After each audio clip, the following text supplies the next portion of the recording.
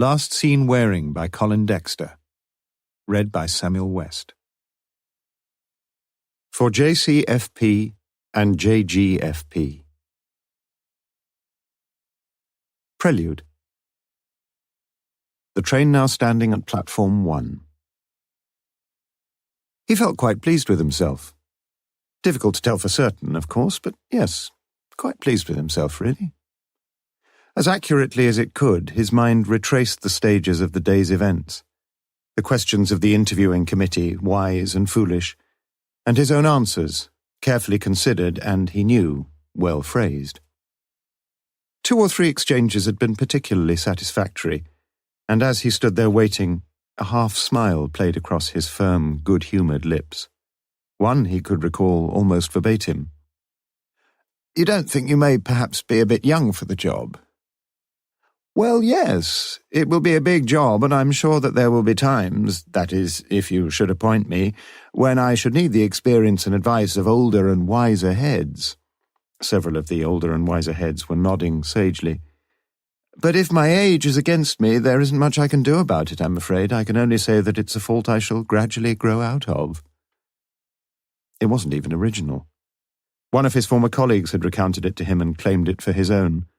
But it was a good story, and judging from the quietly controlled mirth and the muted murmurs of appreciation, apparently none of the 13 members of the selection committee had heard it before. Again the quiet smile played about his mouth. He looked at his watch. 7:30 p.m. Almost certainly he would be able to catch the 8:35 from Oxford, reaching London at 9:42, then over to Waterloo and home by midnight, perhaps. He'd be a bit lucky if he managed it, but who cared?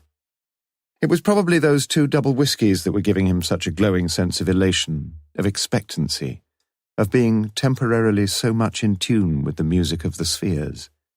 He would be offered the job, he felt. That was the long and the short of it. February now.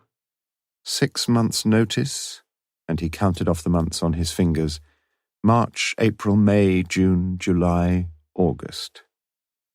That would be all right. Plenty of time.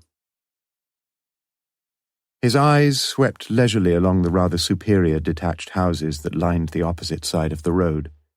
4 bedrooms, biggish gardens. He would buy one of those prefabricated greenhouses and grow tomatoes or cucumbers like Diocletian.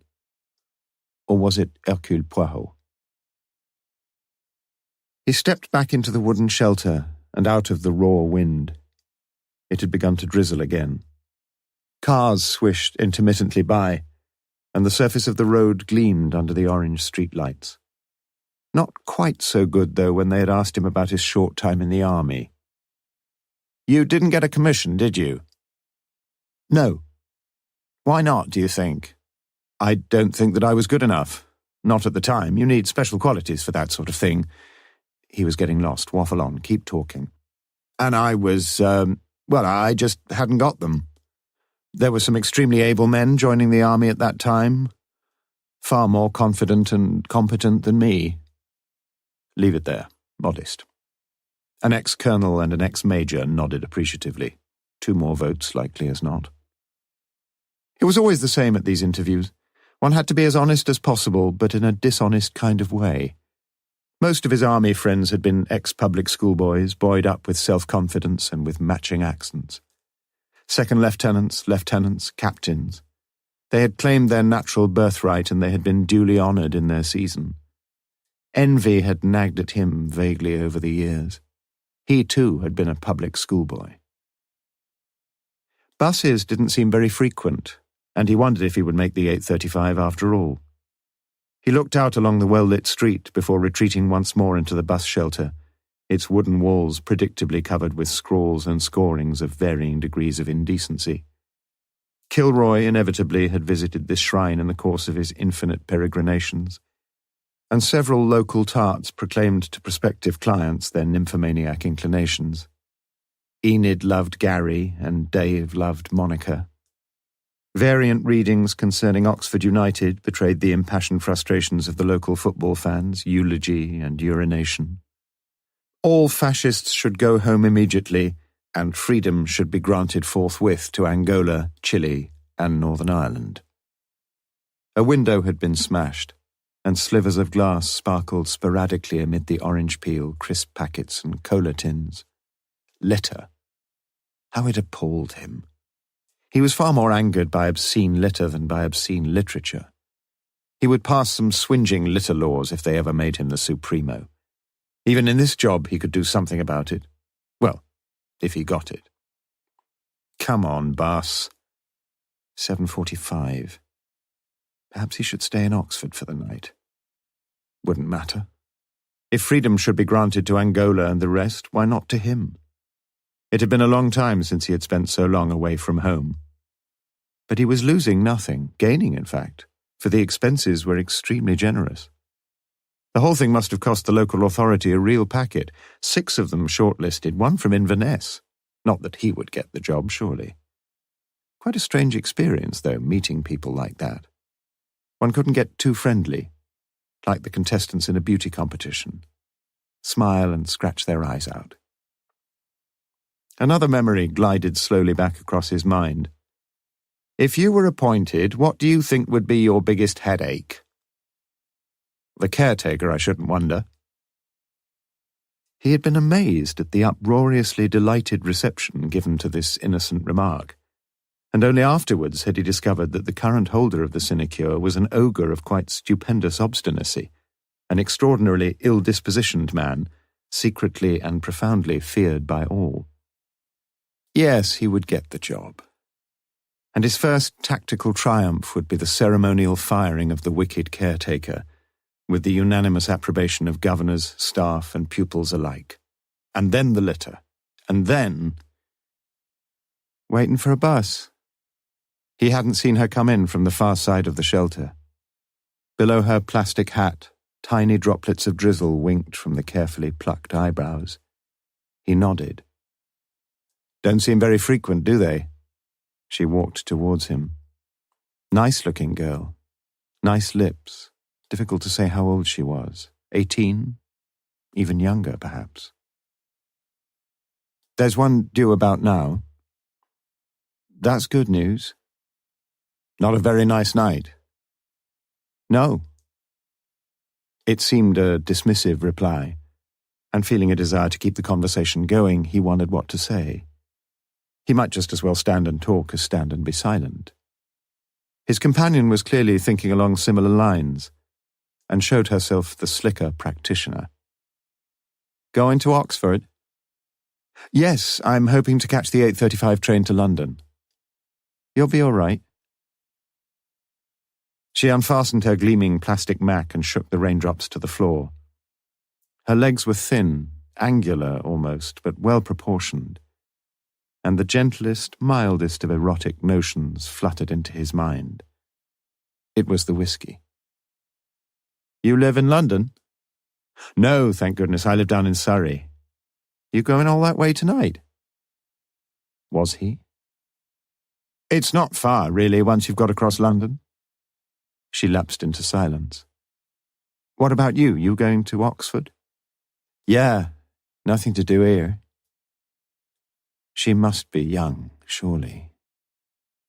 Their eyes met and held momentarily. She had a lovely mouth.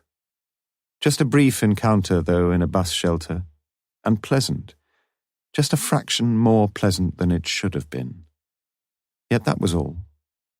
He smiled at her, openly and guilelessly. I suppose there's plenty to do in the big, wicked city of Oxford. She looked at him slyly. Depends what you want, don't it? Before he could ascertain exactly what she wanted, or what extramural delights the old university city could still provide, a red double-decker curved into the lay-by, its near front wheel splattering specks of dirty brown water across his carefully polished black shoes. The automatic doors rattled noisily open, and he stepped aside for the girl to climb in first. She turned at the handrail that led to the upper deck. Coming upstairs? The bus was empty, and when she sat down on the back seat and blinked at him invitingly, he had little option or inclination to do otherwise than to sit beside her. Got any cigarettes?" "No, I'm sorry, I don't smoke." Was she just a common slut? She almost acted like one. He must look a real city gent to her. Immaculate dark suit, new white shirt, a Cambridge tie, well-cut heavy overcoat, and a leather briefcase. She would probably expect a few expensive drinks and a plush 4-star lounge. Well, if she did, she was in for a big disappointment. Just a few miles on the top of a number 2 bus. And yet he felt a subdued, magnetic attraction towards her. She took off her transparent plastic hat and shook out her long, dark brown hair, soft and newly washed. A weary-footed conductor slowly mounted the circular staircase and stood before them. "2 to Oxford, please." "Whereabouts?" The man sounded surly. I'm going to the station." She said it for him. "2 to the station, please." The conductor wound the tickets mechanically and disappeared dejectedly below. It was completely unexpected, and he was taken by surprise. She put her arm through his and squeezed his elbow gently against her soft body. "I expect he thinks we're just off to the pictures," she giggled happily. "Anyway, thanks for buying the ticket." She turned towards him and gently kissed his cheek with her soft, dry lips. "You didn't tell me you were going to the station." "I'm not really." "Where are you going then?" She moved a little closer. "Dunno." For a frightening moment the thought flashed across his mind that she might be simple-minded. But no. He felt quite sure that for the present time at least she had an infinitely saner appreciation of what was going on than he. Yet he was almost glad when they reached the railway station. 8:17, just over a quarter of an hour before the train was due. They alighted and momentarily stood together in silence beneath the tickets buffet sign. The drizzle persisted. "Like a drink?" He said it lightly. "I wouldn't mind a Coke." He felt surprised. If she was on the lookout for a man, it seemed an odd request. Most women of her type would surely go for gin or vodka, or something with a bigger kick than Coke. Who was she? What did she want? "You sure?" "Yes, thanks. I don't go drinking much." They walked into the buffet, where he ordered a double whiskey for himself and for her a Coke and a packet of 20 Benson and Hedges. "Here we are." She seemed genuinely grateful. She quickly lit herself a cigarette and quietly sipped her drink. The time ticked on, the minute hand of the railway clock dropping inexorably to the half hour. "Well, I'd better get onto the platform." He hesitated a moment and then reached beneath the seat for his briefcase. He turned towards her, and once again their eyes met. "I enjoyed meeting you. Perhaps we'll meet again one day." He stood up and looked down at her. She seemed more attractive to him each time he looked at her. She said, "I wish we could be naughty together. Don't you?" God, yes. Of course he did. He was breathing quickly, and suddenly the back of his mouth was very dry. The loudspeaker announced that the 8:35 shortly arriving at Platform 1 was for Reading and Paddington only, passengers for... But he wasn't listening. All he had to do was admit how nice it would have been, smile a sweet smile and walk through the buffet door, only some 3 or 4 yards away, and out onto Platform 1. That was all. And again in later months and years, he was bitterly to reproach himself for not having done precisely that. "But where could we go?" He said it almost involuntarily. The pass at Thermopylae was abandoned, and the Persian army was already streaming through. Chapter 1. Beauty's ensign yet is crimson in thy lips and in thy cheeks, and death's pale flag is not advanced there. Shakespeare, Romeo and Juliet, Act 5. 3.5 years later, two men were seated together in an office. "You've got the files. Quite a lot of stuff to go on there." But he didn't get very far, did he? Morse sounded cynical about the whole proposition. Perhaps there wasn't very far to go. "You mean she just hopped it and that was that?" "Perhaps. What do you want me to do? Ainley couldn't find her, could he?" Chief Superintendent Strange made no immediate answer. He looked past Morse to the neatly docketed rows of red and green box files packed tightly along the shelves. "No," he said finally. "No, he didn't find her. And he was on the case right from the start." "Right from the start," repeated Strange. "And he got nowhere." Strange said nothing. "He wasn't a fool, was he?" persisted Morse. "What the hell did it matter anyway? A girl leaves home and she's never seen again, so what? Hundreds of girls leave home. Most of them right back to their parents before long, at least as soon as the glamour rubs off and the money has trickled away. Some of them don't come home, agreed. Some of them never do. And for the lonely waiters, the nagging heartache returns with the coming of each new day. No, a few of them never come home. Never." Strange interrupted his gloomy thoughts. "You'll take it on? Look, if Ainley—" "No, you look!" snapped Strange. "Ainley was a bloody sight better policeman than you'll ever be. In fact, I'm asking you to take on this case precisely because you're not a very good policeman. You're too airy-fairy. You're too— I don't know." But Morse knew what he meant. In a way, he ought to have been pleased. Perhaps he was pleased. But 2 years ago, 2 whole years— "The case is cold now, sir. You must know that. People forget. Some people need to forget. 2 years is a long time." 2 years, 3 months, and 2 days, corrected Strange. Morse rested his chin on his left hand and rubbed the index finger slowly along the side of his nose. His grey eyes stared through the open window and onto the concrete surface of the enclosed yard. Small tufts of grass were spouting here and there. Amazing. Grass growing through concrete. How on earth? Good place to hide a body, under concrete. All you need to do. "She's dead," said Morse abruptly. Strange looked up at him. "What on earth makes you say that?" "I don't know. But if you don't find a girl after all that time, well, I should guess she's dead. It's hard enough hiding a dead body, but it's a hell of a sight harder hiding a living one. I mean, a living one gets up and walks around and meets other people, doesn't it? No, my guess is she's dead." "That's what Ainley thought." "And you agreed with him?" Strange hesitated a moment, then nodded. "Yes, I agreed with him." "He was really treating this as a murder inquiry, then?" "Not officially, no. He was treating it for what it was, a missing person inquiry." "And unofficially?" Again, Strange hesitated. "Ainley came to see me about this case several times. He was, let's say, uneasy about it. There were certain aspects of it that made him very, very worried."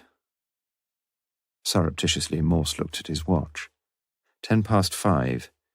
He had a ticket for the visiting English National Opera performance of Die Walküre starting at 6:30 at the new theatre. "It's 5:10, said Strange, and Morse felt like a young schoolboy caught yawning as the teacher was talking to him. School? Yes, Valerie Taylor had been a schoolgirl. He'd read about the case. 17 and a bit. Good looker by all accounts. Eyes on the big city, like as not. Excitement, sex, drugs, prostitution, crime, and then the gutter. And finally, remorse. We all felt remorse in the end. And then, for the first time since he'd been sitting in Strange's office, Morse felt his brain becoming engaged.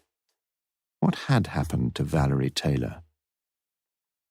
He heard Strange speaking again, as if in answer to his thoughts. At the end, Ainley was beginning to get the feeling that she'd never left Kidlington at all. Morse looked up sharply. Now I wonder why he should think that. He spoke the words slowly, and he felt his nerve endings tingling. It was the old familiar sensation. For a while he even forgot Die Walküre. As I told you, Ainley was worried about the case. You know why? You've got the files. Murder. That was more up Morse's alley. When Strange had first introduced the matter, he thought he was being invited to undertake one of those thankless, inconclusive, interminable needle-in-a-haystack searches. Pandas, pimps and prostitutes, shady rackets and shady racketeers, grimy streets and one-night cheap hotels in London, Liverpool, Birmingham. There. Procedure, check, recheck, blank, start again, ad infinitum. But now he began to brighten visibly. And anyway, Strange would have his way in the end, whatever happened. Just a minute, though. Why now? Why Friday the 12th of September, 2 years, 3 months and 2 days, wasn't it, after Valerie Taylor had left home to return to afternoon school? He frowned. Something's turned up, I suppose. Strange nodded. Yes. That was better news. Watch out, you miserable sinner, whoever you are, who did pour Valerie in. He'd ask for Sergeant Lewis again. He liked Lewis. And I'm sure, continued Strange, that you're the right man for the job. Nice of you to say so. Strange stood up. You didn't seem all that pleased a few minutes ago. To tell you the truth, sir, I thought you were going to give me one of those miserable missing person cases. And that's exactly what I am going to do. Strange's voice had acquired a sudden hard authority. And I'm not asking you to do it. I'm telling you. But you said, I didn't. Ainley was wrong. He was wrong because Valerie Taylor is very much alive. He walked over to a filing cabinet, unlocked it, took out a small rectangular sheet of cheap writing paper clipped to an equally cheap brown envelope, and handed both to Morse. You can touch it all right, no fingerprints. She's written home at last. Morse looked down miserably at the 3 short lines of drab, uncultured scrawl. Dear Mum and Dad, just to let you know I'm all right, so don't worry. Sorry I've not written before, but I'm all right. Love, Valerie. There was no address on the letter. Morse slipped the envelope from the clip. It was postmarked Tuesday the 2nd of September, London, EC4. Chapter 2. We'll get excited with ring seat. 10. Clue from a Ximenez crossword puzzle. On the left-hand side sat a man of vast proportions who had come in with only a couple of minutes to spare. He had wheezed his way slowly along row J like a very heavy vehicle negotiating a very narrow bridge, mumbling a series of breathless thank yous as each of the seated patrons blocking his progress arose and pressed hard back against the tilted seats. When he had finally deposited his bulk in the seat next to Morse, the sweat stood out on his massive brow, and he panted a while like a stranded whale. On the other side sat a demure, bespectacled young lady in a long purple dress, holding a bulky opera score upon her knee. Morse had nodded a polite good evening when he took his seat, but only momentarily had the lips creased before reassuming their wonted thin frigidity.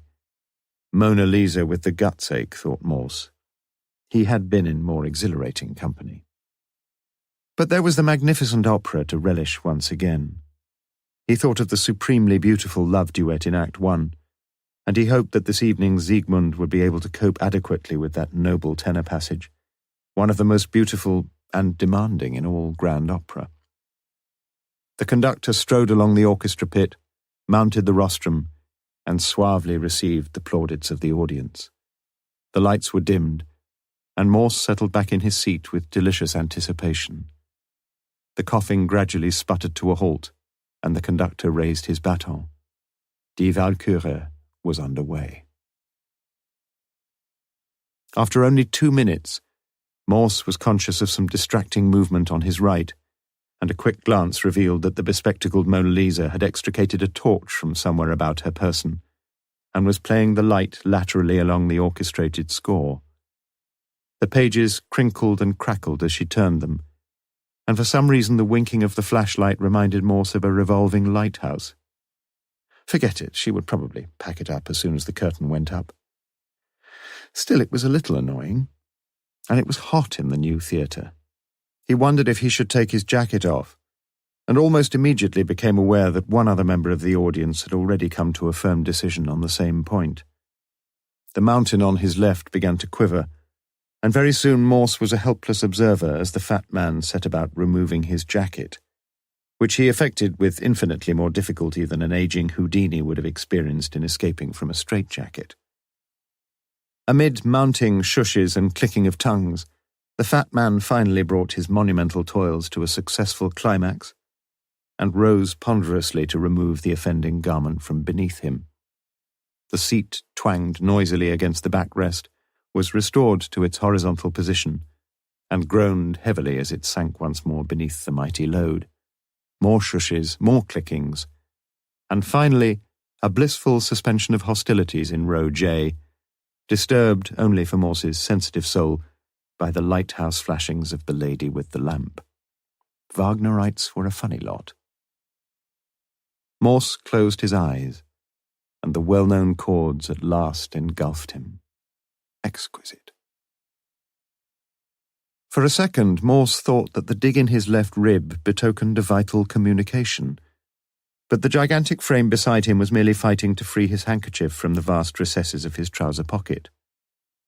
In the ensuing struggle, the flap of Morse's own jacket managed to get itself entrapped, and his feeble efforts to free himself from the entanglement were greeted by a bleak and barren glare from Florence Nightingale.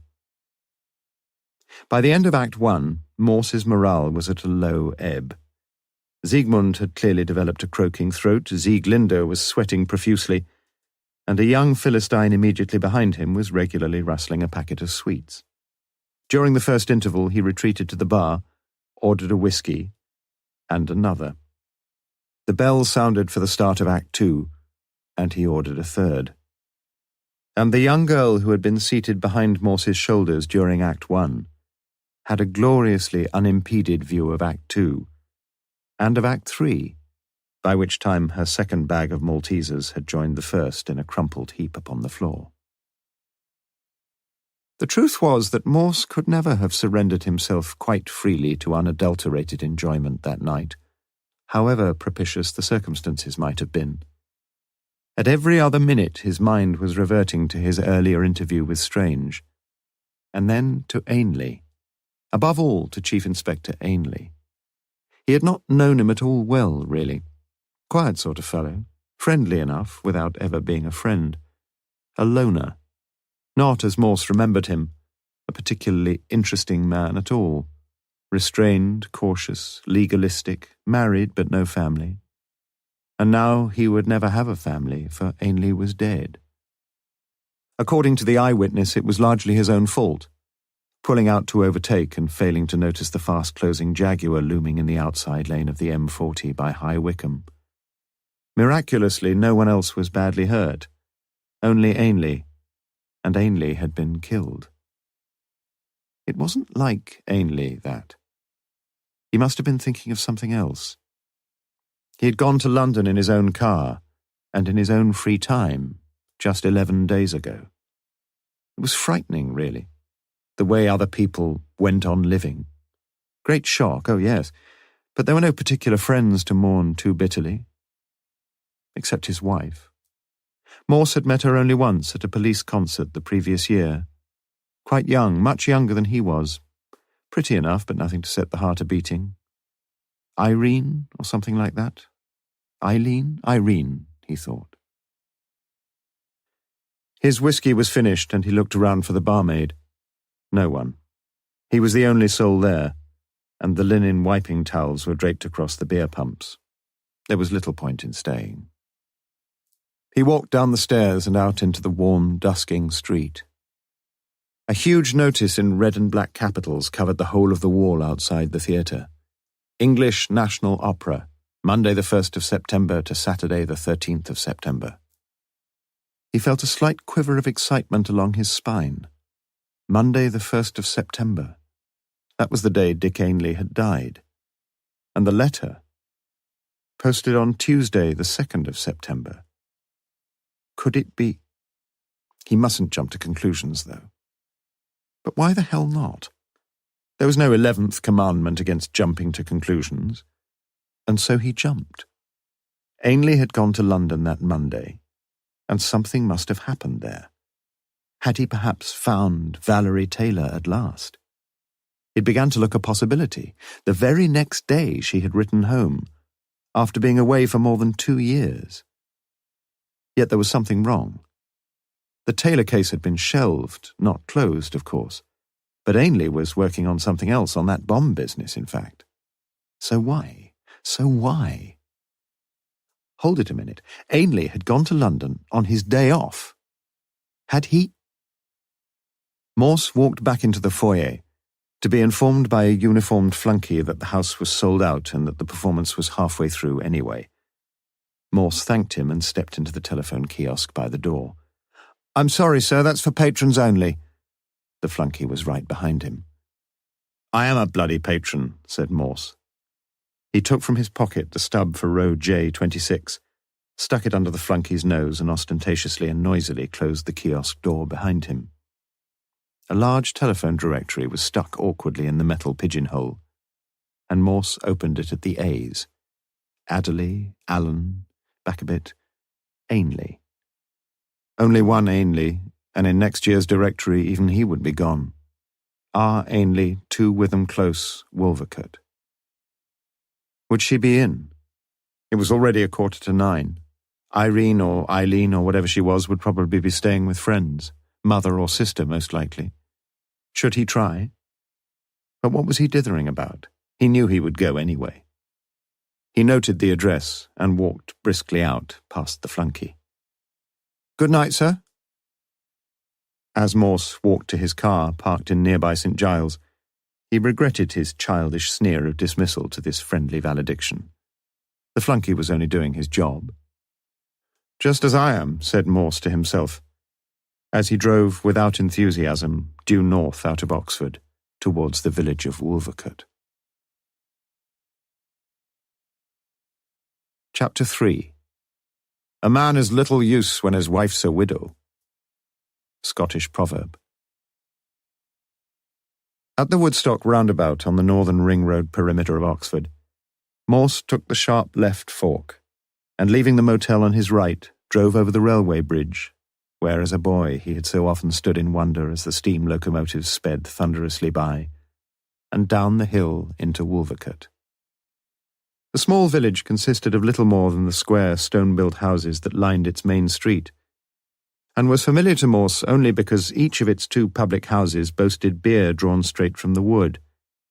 Without being too doctrinaire about what he was prepared to drink, Morse preferred a flat pint to the fizzy keg most breweries, misguidedly in his view, were now producing, and he seldom passed through the village without enjoying a jug of ale at the King Charles.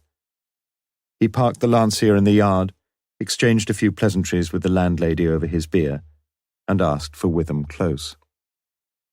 He soon found it, a crescented cul-de-sac no more than 100 yards back along the road on the right-hand side, containing 10 3-story terraced residences, pompously styled townhouses, set back from the adopted road, with steep concreted drives leading up to the built-in garages.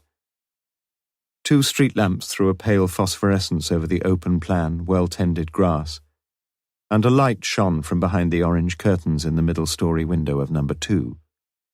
The bell sounded harsh in the quiet of the darkened close. A lower light was switched on in the entrance hall, and a vaguely lineated shadow loomed through the frosted glass of the front door. "Yes?" "I hope I'm not disturbing you," began Morse. "Oh, hello, Inspector. I thought, won't you come in?" Morse's decision to refuse the offer of a drink was made with such obvious reluctance that he was speedily prevailed upon to reverse it, and sitting behind a glass of gin and tonic he did his best to say all the right things. On the whole, he thought, he was succeeding. Mrs. Ainley was small, almost petite, with light brown hair and delicate features. She looked well enough, although the darkness beneath her eyes bore witness to the recent tragedy. "Will you stay on here?" "Oh, I think so. I like it here." Indeed, Morse knew full well how attractive the situation was. He had almost bought a similar house here a year ago, and he remembered the view from the rear windows over the green expanse of Port Meadow across to the cluster of stately spires and the dignified dome of the Radcliffe camera. Like an Ackerman print, only alive and real, just 2 or 3 miles away. "Another drink?" "I'd better not," said Morse, looking appealingly towards his hostess. "Sure. Well, perhaps a small one." He took the plunge. "Irene, isn't it?" "Eileen." It was a bad moment. "You're getting over it, Eileen." He spoke the words in a kindly way. "I think so." She looked down sadly and picked some non-existent object from the olive-green carpet. "He was hardly marked, you know. You wouldn't really have thought—" Tears were brimming, and Morse let them brim. She was quickly over it. "I don't even know why Richard went to London. Monday was his day off, you know." She blew her nose noisily, and Morse felt more at ease. "Did he often go away like that?" "Quite often, yes. He always seemed to be busy." She began to look vulnerable again, and Morse trod his way carefully. It had to be done. "Do you think when he went to London he was, I don't know what he went for. He never told me much about his work. He always said he had enough of it at the office without talking about it again at home." "But he was worried about his work, wasn't he?" said Morse quietly. "Yes, he always was a worrier, especially—" "Especially?" "I don't know." "You mean he was more worried recently?" She nodded. "I think I know what was worrying him. It was that Taylor girl." "Why do you say that?" "I heard him talking on the phone to the headmaster." She made the admission guiltily, as if she really had no business to know of it. "When was that?" "About a fortnight, 3 weeks ago." "But the school's on holiday, isn't it?" "He went to the headmaster's house." Morse began to wonder what else she knew. "Was that on one of his days off?" She nodded slowly and then looked up at Morse. "You seem very interested." Morse sighed. "I ought to have told you straight away. I'm taking over the Taylor case." "So, Richard found something after all?" She sounded almost frightened. "I don't know," said Morse. And that's why you came, I suppose." Morse said nothing. Eileen Ainley got up from her chair and walked briskly over to a bureau beside the window. "Most of his things have gone, but you might as well take this. He had it in the car with him." She handed to Morse a Let's desk diary, black, about 6 inches by 4. "And there's a letter for the accountant at the station. Perhaps you could take it for me." Of course. Morse felt very hurt, but he often felt hurt. It was nothing new.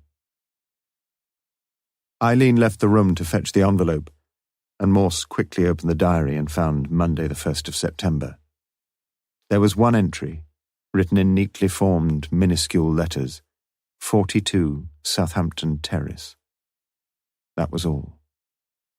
The blood tingled, and with a flash of utter certitude, Morse knew that he hardly needed to look up the postal district of 42 Southampton Terrace. He would check it, naturally. He would look it up immediately he got home. But without the slightest shadow of doubt, he knew it already. It would be EC4. He was back in his North Oxford bachelor home by 11:15, and finally discovered the street map of London tucked neatly away behind the collected works of Swinburne and extracts from Victorian pornography. He must put that book somewhere less conspicuous. Impatiently, he consulted the alphabetical index and frowned as he found Southampton Terrace. His frown deepened as he traced the given coordinates and studied the grid square. Southampton Terrace was one of the many side streets off the Upper Richmond Road, south of the river, beyond Putney Bridge. The postal district was SW12. He suddenly decided he had done enough for one day. He left the map and the diary on top of the bookshelf, made himself a cup of instant coffee, and selected from his precious Wagner shelf the Schulte recording of Die Walküre. No fat man, no thin-lipped woman, no raucous tenor, no sweaty soprano distracted his mind as Siegmund and Sieglinde poured forth their souls in an ecstasy of recognition. The coffee remained untouched and gradually grew cold. But even before the first side was played through, a fanciful notion was forming in his restless brain. There was surely a very simple reason for Ainley's visit to London. He should have thought of it before. Day off, busy, preoccupied, uncommunicative. He'd bet that was it. 42 Southampton Terrace. Well, well. Old Ainley had been seeing another woman, perhaps. Chapter 4. As far as I could see, there was no connection between them beyond the tenuous nexus of succession. Peter Champkin. In different parts of the country on the Monday following Morse's interview with Strange, 4 fairly normal people were going about their disparate business. What each was doing was, in its own way, ordinary enough, in some cases ordinary to the point of tediousness. Each of them, with varied degrees of intimacy, knew the others, although 1 or 2 of them were hardly worthy of any intimate acquaintanceship. They shared one common bond, however, which in the ensuing weeks would inexorably draw each of them towards the centre of a criminal investigation. For each of them had known, again with varied degrees of intimacy, the girl called Valerie Taylor. Mr. Baines had been second master in Kidlington's Roger Bacon Comprehensive School since its opening 3 years previously. Before that time he had also been second master in the very same buildings, although then they had housed a secondary modern school, now incorporated into the upper part of a 3-tier comprehensive system, a system which in their wisdom or unwisdom, Baines wasn't sure, the Oxfordshire Education Committee had adopted as its answer to the problems besetting the educational world in general, and the children of Kidlington in particular. The pupils would be returning the following day, Tuesday the 16th of September, after a break of 6.5 weeks, for much of which time, whilst some of his colleagues had motored off to continental resorts, Baines had been wrestling with the overwhelmingly complex problems of the timetable. Such a task traditionally falls upon the second master, and in the past Baines had welcomed it. There was a certain intellectual challenge in dovetailing the myriad options and combinations of the curriculum to match the inclinations and capacities of the staff available, and, at the same time, for Baines, a vicarious sense of power. Sadly, Baines had begun to think of himself as a good loser, a best man but never the groom. He was now 55, unmarried, a mathematician. He had applied for many headships over the years, and on 2 occasions had been the runner-up. His last application had been made 3.5 years ago for the headship of his present school, and he thought he'd had a fairly good chance. But even then, deep down, he knew that he was getting past it. Not that he'd been much impressed by the man they appointed, Philipson. Not at the time, anyway. Only 34, full of new ideas, keen on changing everything, as if change inevitably meant a change for the better. But over the last year or so he had learned to respect Philipson a good deal more, especially after that glorious showdown with the odious caretaker. Baines was sitting in the small office which served as a joint HQ for himself and for Mrs. Webb, the headmaster's secretary, a decent old soul who, like himself, had served in the old secondary modern school. It was mid-morning, and he had just put the finishing touches to the staff dinner duty roster. Everyone was neatly fitted in, except the headmaster, of course. And himself. He had to pick up his perks from somewhere. He walked across the cluttered office, clutching the handwritten sheet. 3 copies, me old sugar. Immediately, I suppose, said Mrs. Webb good-naturedly. picking up another sealed envelope and looking at the addressee before deftly slitting it along the top with a paper knife. "What about a cup of coffee?" suggested Baines. "What about your roster?" "Okay, I'll make the coffee." "No, you won't." She got up from her seat, picked up the kettle, and walked out to the adjacent cloakroom. Baines looked ruefully at the pile of letters. The usual sort of thing, no doubt.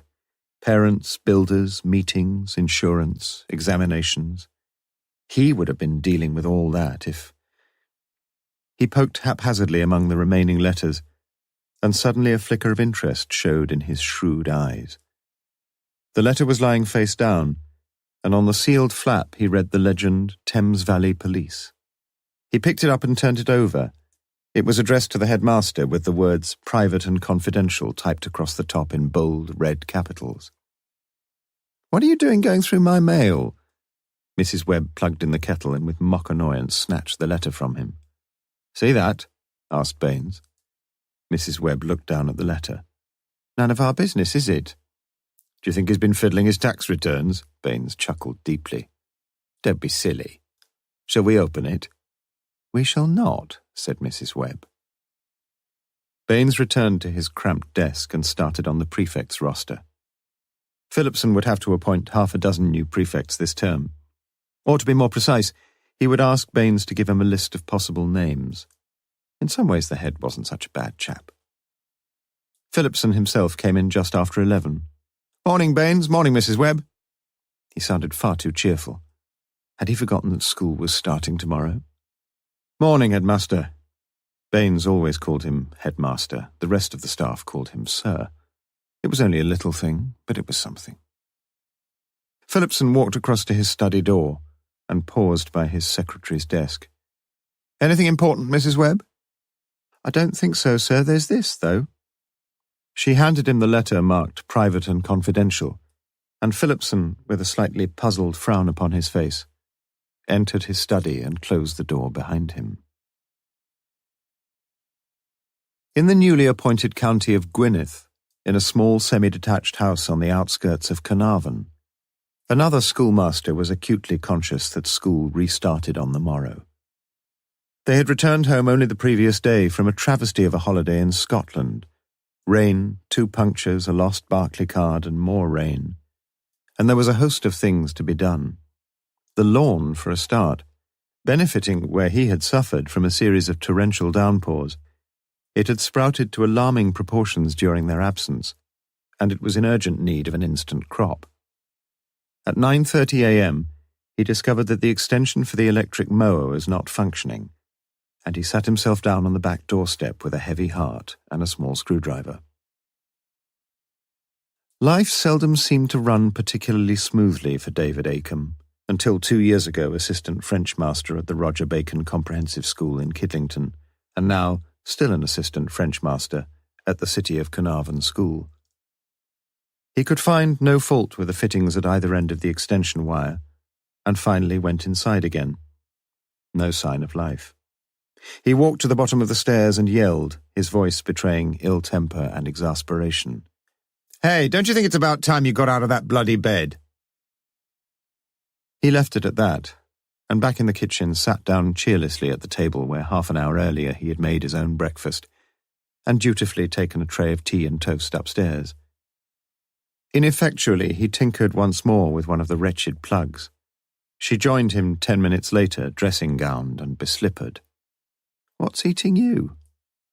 "Christ, can't you see? I suppose you buggered this up the last time you hoovered. Not that I can remember when that was." She ignored the insult and took the extension from him. He watched her as she tossed her long blonde hair from her face and deftly unscrewed and examined the troublous plugs. Younger than he was, a good deal younger it seemed, he found her enormously attractive still. He wondered, as he often wondered, whether he had made the right decision, and once more he told himself he had. The fault was discovered and corrected, and David felt better. "Cup of coffee, darling?" All sweetness and light. "Not just yet. I've got to get cracking." He looked out at the overgrown lawn and swore softly as faintly dotted lines of slanting drizzle formed upon the window pane. A middle-aged woman, blousy, unkempt, her hair in cylindrical curlers, materialized from a side door on the ground floor. Her quarry was bounding clumsily down the stairs. "I want to speak to you." "Not now, sweetheart, not now, I'm late." "If you can't wait now, you needn't come back. Your things will be in the street." "Now, just a minute, sweetheart."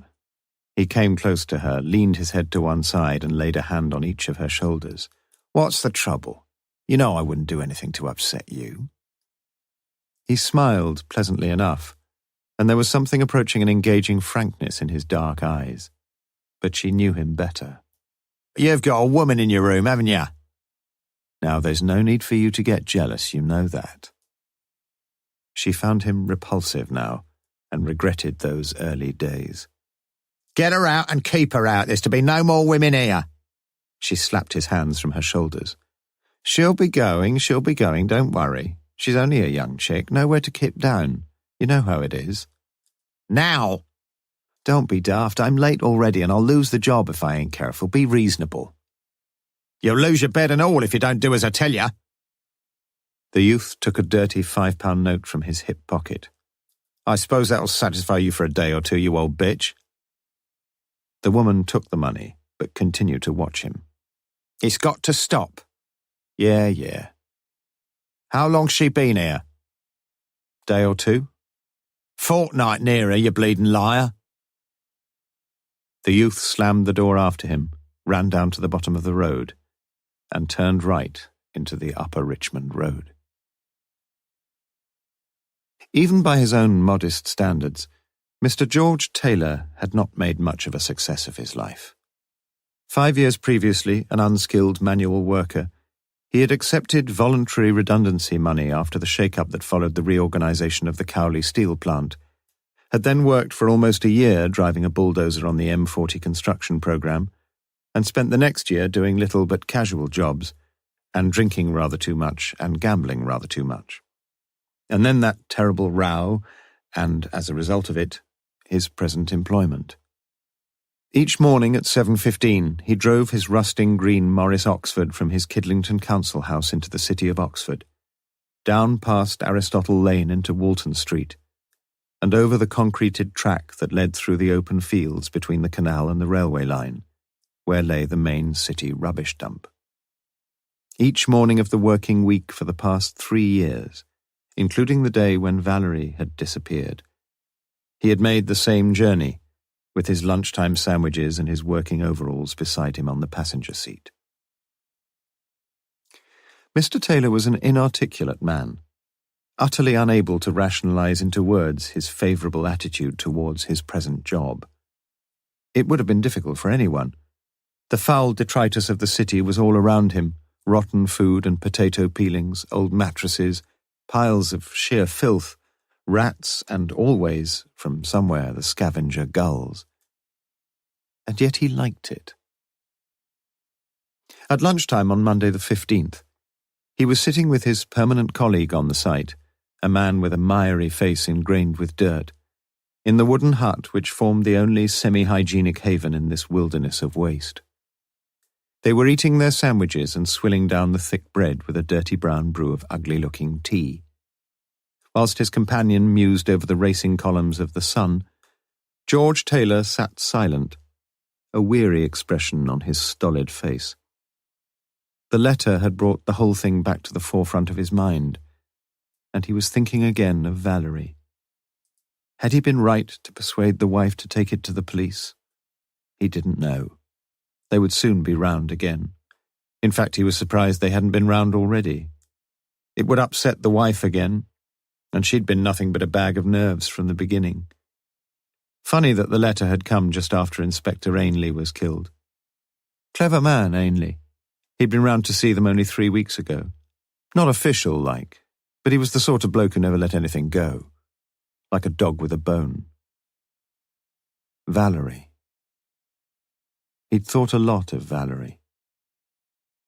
A corporation vehicle lumbered to a halt outside the hut, and George Taylor poked his head through the door. "On the top side, Jack." Shan't be a minute."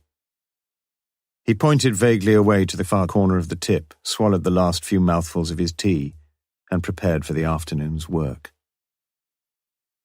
At the far edge of the tip, the hydraulic piston whirred into life, and the back of the lorry tilted slowly down, and its contents were deposited upon the sea of stinking refuse. For Morse, this same Monday was the first day of a frustrating week. Another series of incendiary devices had been set off over the weekend in clubs and cinemas, and the whole of the top brass, including himself, had been summoned into urgent conclave. It was imperative that all available police personnel should be mobilized. All known suspects, from Irish Republicans to international anarchists, were to be visited and questioned. The chief constable wanted quick results. On Friday morning, a series of arrests was made in a dawn swoop, and later that day, 8 persons were charged with conspiracy to cause explosions in public places. Morse's own contribution to the successful outcome of the week's inquiries had been virtually nil. Chapter 5. She turned away, but with the autumn weather compelled my imagination many days and many hours. T.S. Eliot, La figlia che piange. As he lay abed on Sunday the 21st of September, Morse was beset by the nagging feeling that there was so much to be done if only he could summon up the mental resolve to begin. It was like deferring a long-promised letter. The intention lay on the mind so heavily that the simple task seemed progressively to assume almost gigantic proportions. True, he had written to the headmaster of the Roger Bacon Comprehensive School and had received an immediate and helpful reply. But that was all, and he felt reluctant to follow it up. Most of his fanciful notions about the tailor girl had evaporated during the past week of sober, tedious routine, and he'd begun to suspect that further investigation into Valerie's disappearance would involve little more than an unwelcome continuation of similar sober and tedious routine. But he was in charge now. It was up to him. 9:30 already. His head ached, and he resolved on a day of total abstinence. He turned over, buried his head in the pillow, and tried to think of nothing. But for Morse, such a blessed state of nihilism was utterly impossible. He finally arose at 10, washed and shaved, and set off briskly down the road for a Sunday morning newspaper. It was no more than 20 minutes' walk, and Morse enjoyed the stroll. His head felt clearer already, and he swung along almost merrily, mentally debating whether to buy the News of the World or the Sunday Times. It was the regular hebdomadal debate which paralleled the struggle in Morse's character between the coarse and the cultured. Sometimes he bought one, sometimes he bought the other. Today he bought both. At 11:30 he switched on his portable to listen to Record Review on Radio 3, and sank back in his favourite armchair, a cup of hot, strong coffee at his elbow. Life was good sometimes. He picked up the News of the World, and for 10 minutes wallowed in the shocking revelations and startling exposures which the researchers of that newspaper had somehow managed to rake together during the past 7 days. There were several juicy articles, and Morse started on the secret sex life of a glamorous Hollywood pussycat. But it began to pall after the first few paragraphs. Ill-written and, more to the point, not even mildly titillating. It was always the same. Morse firmly believed that there was nothing so unsatisfactory as this kind of halfway house pornography. He liked it hot, or not at all. He wouldn't buy the wretched paper again. Yet he had made the same decision so many times before, and knew that next week again he would fall the same silly sucker for the same salacious front-page promises. But for this morning he'd had enough.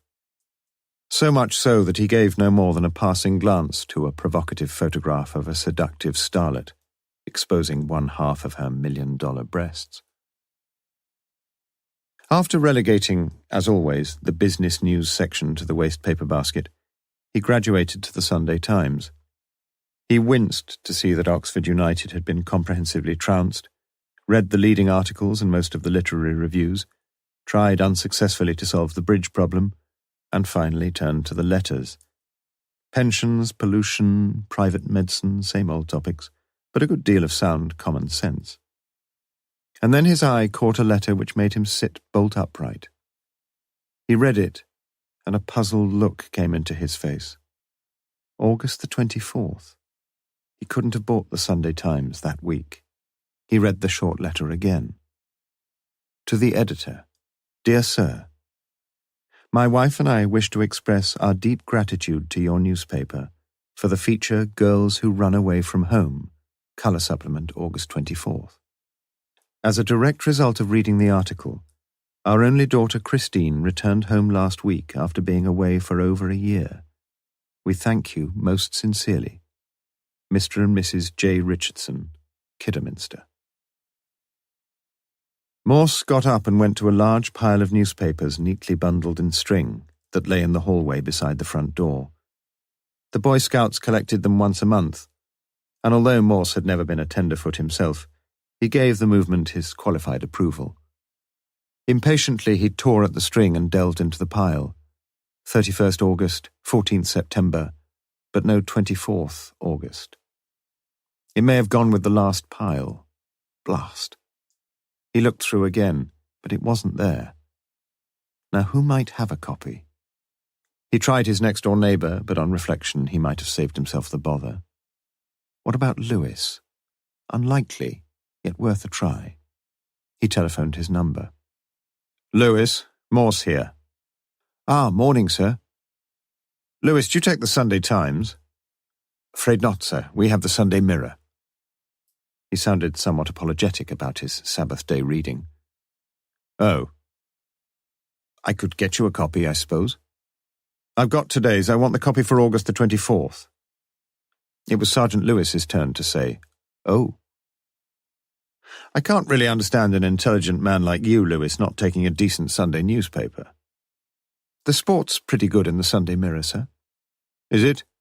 You'd better bring it along with you in the morning, then. Lewis brightened. I won't forget. Morse thanked him and rang off. He had almost said he would swap it for his own copy of the News of the World, but considered it not improper to conceal from his subordinates certain aspects of his own depravity. He could always get a back copy from the reference library. It could wait, he told himself. And yet it couldn't wait. Again he read the letter from the parents of the prodigal daughter. They would be extra pleased now with a letter in the newspaper to boot. Dad would probably cut it out and keep it in his wallet, now that the family unit was functioning once more. We were all so vain. Cuttings, clippings, and that sort of thing. Morse still kept his batting averages somewhere. And suddenly it hit him. It all fitted. 4 or 5 weeks ago, Ainley had resurrected the Taylor case of his own accord and pursued it in his own spare time. Some reporter had been along to Thames Valley Police and got Ainley to spill the beans on the Taylor girl. Ainley had given him the facts, no fancies with Ainley. And somehow, as a result of seeing the facts again, he had spotted something that he had missed before. It was just like doing a crossword puzzle. Get stuck, leave it for 10 minutes, try again, and eureka. It happened to everyone like that.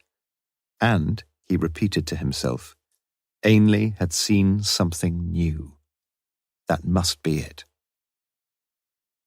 As a corollary to this, it occurred to Morse that if Ainley had taken a hand in the article, not only would Valerie Taylor have been one of the missing girls featured, but Ainley himself would almost certainly have kept the printed article, just as surely as Mr. J. Richardson would be sticking his own printed letter into his Kidderminster wallet. He rang Mrs. Ainley. Eileen? Right this time. Morse here. Look, do you happen to have kept that bit of the Sunday Times, that bit about missing girls? You mean the one they saw Richard about? He had been right. That's the one. Yes, I kept it, of course. It mentioned Richard several times. Can I come round and have a look at it? You can have it with pleasure. I don't want it any more. Some half an hour later, forgetful of his earlier pledge, Morse was seated with a pint of flat beer and a soggy steak and mushroom pie. He read the article through with a feeling of anticlimax. 6 girls were featured, after the preliminary sociological blurb about the problems of adolescence, with a couple of columns on each of them. But the central slant was on the parents the girls had left behind them. "The light in the hall has been left on every night since she went," as one of the anguished mothers was reported. It was pathetic, and it was distressing. There were pictures, too. First, pictures of the girls, although of necessity none of the photographs was of a very recent vintage, and 2 or 3, including that of Valerie herself, were of less than definitive clarity. And thus it was, for the first time, that Chief Inspector Morse looked down upon the face of Valerie Taylor. Of the 6, she would certainly be in the running for the beauty crown, though run close by a honey of a girl from Brighton. Attractive face, full mouth, come-hither eyes, nice eyebrows, plucked, thought Morse, and long dark brown hair. Just the face, no figure to admire. And then, over the page, the pictures of the parents. Mr. and Mrs. Taylor seemed an unremarkable pair, seated unnaturally forward on the shabby sofa, Mr. wearing a cheap Woolworth tie with his rolled-up sleeves revealing a large purple tattoo on his broad right forearm. Mrs. wearing a plain cotton dress with a cameo brooch somewhat ostentatiously pinned to the collar. And on a low table beside them, carefully brought into the focus of the photograph, a cohort of congratulatory cards for their 18th wedding anniversary. It was predictable and posed, and Morse felt that a few tears might well have been nearer the truth. He ordered another pint and sat down to read the commentary on Valerie's disappearance. 2 years ago, the month of June enjoyed a long, unbroken spell of sunny weather, and Tuesday the 10th of June was a particularly sweltering day at the village of Kidlington in the county of Oxfordshire. At 12:30 p.m, Valerie Taylor left the Roger Bacon Comprehensive School to walk to her home in Hatfield Way on the council estate nearby, no more than 600 or 700 yards from the school. Like many of her friends, Valerie disliked school dinners, and for the previous year had returned home each lunchtime. On the day of her daughter's disappearance, Valerie's mother, Mrs. Grace Taylor, had prepared a ham salad with blackcurrant tart and custard for sweet, and together mother and daughter ate the meal at the kitchen table. Afternoon lessons began again at 1:45, and Valerie usually left the house at about 1:25.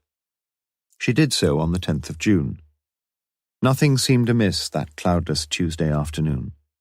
Valerie walked down the short front path, turned in the direction of the school, and waved a cheery farewell to her mother. She has never been seen again. Mr. George Taylor, an employee of the Oxford City Corporation, returned from work at 6:10 p.m. to find his wife in a state of considerable anxiety. It was quite unlike Valerie not to tell her mother if she was likely to be late. Yet at that point there seemed little cause for immediate concern. The minutes ticked by, the quarters chimed on the Taylors' grandfather clock, and then the hours. At 8 p.m. Mr. Taylor got into his car and drove to the school. Only the caretaker was still on the premises, and he could be of no help. Mr. Taylor then called at the homes of several of Valerie's friends, but they likewise could tell him nothing. None of them could remember seeing Valerie that afternoon, but it had been games, and it was nothing unusual for pupils to slip away quietly from the sports field. When Mr. Taylor returned home, it was 9 p.m. There must be some simple explanation, he told his wife, but if there was, it was not forthcoming. And the time pressed slowly on. 10 p.m. 11 p.m. Still nothing. George Taylor suggested they should notify the police, but his wife was terrified of taking such a step. When I interviewed them this week, both Mr. and Mrs. Taylor were reluctant, and understandably so, to talk about the agonies they suffered that night. Throughout the long vigil, it was Grace Taylor who feared the worst and suffered the most, for her husband felt sure that Valerie had gone off with some boyfriend and would be back the next morning. At 4 a.m. he managed to persuade his wife to take 2 sleeping tablets, and he took her upstairs to bed. She was sleeping when he left the house at 7:30 a.m., leaving a note saying that he would be back at lunchtime, and that if Valerie still had not returned, they would have to call the police. In fact, the police were notified earlier than that.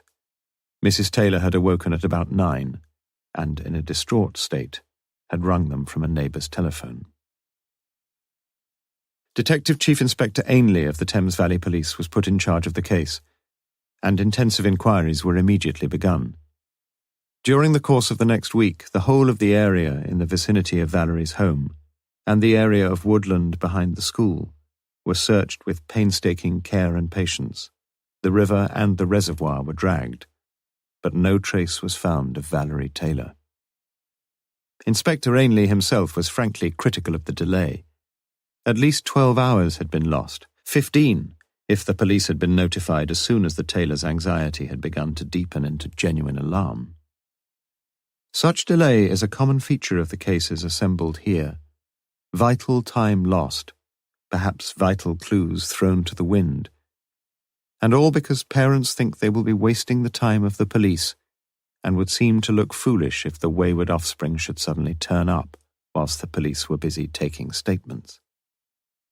It is a common human weakness, and it is only too easy to blame parents like the Taylors.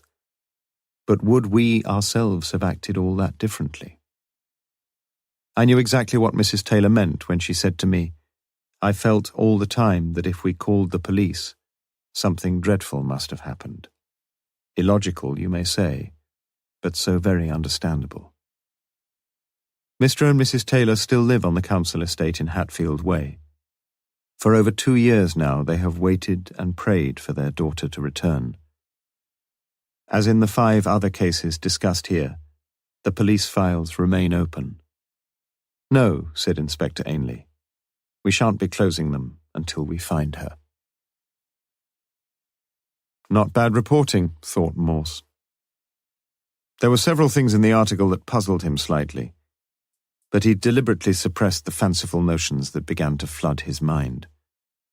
He had been right earlier. When Ainley had got the hard facts down on paper, he had spotted something that for over 2 years had lurked in the darkness and eluded his grasp. Some clue or other which had monopolized his attention and filled his spare time, and eventually, if indirectly, led to his death. Just stick to the facts, Morse, stick to the facts. It would be difficult, but he would try. And tomorrow he and Lewis would start on the files wherein lay the facts as Ainley had gleaned them. Anyway, Christine was back in Kidderminster, and like as not, Valerie would be back in Kidlington before the end of the month. The naughty girls were all coming home, and would soon be having the same sort of rows they'd had with Mum and Dad before they left. Life, alas, was like that. Over his 3rd pint of beer, Morse could stem the flood of fancy no longer. He read the article through quickly once again. Yes, there was something wrong here. Only a small thing. But he wondered if it was the same small thing that had set Ainley on a new track.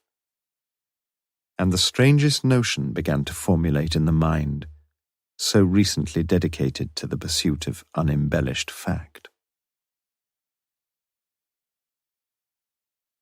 Chapter 6.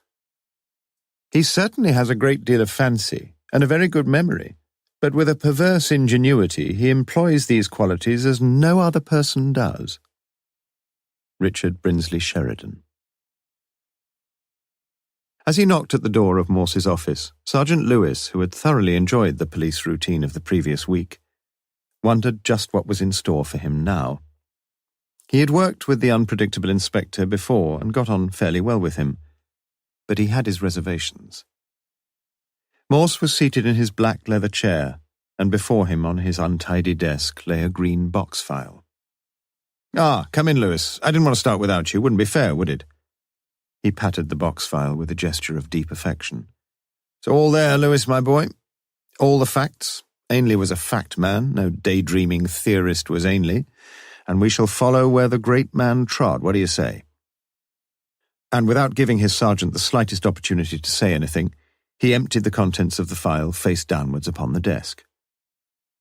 "Shall we start at the top or at the bottom?" Might be a good idea to start at the beginning, don't you think, sir? I think we could make out a good case for starting at either end, but we shall do as you say. With some difficulty, Morse turned the bulky sheaf of papers the right way up. What exactly are we going to do? Asked Lewis blankly. Morse proceeded to recount his interview with Strange, and then passed across to Lewis the letter received from Valerie Taylor. And we're taking over, Lewis. You happy about that?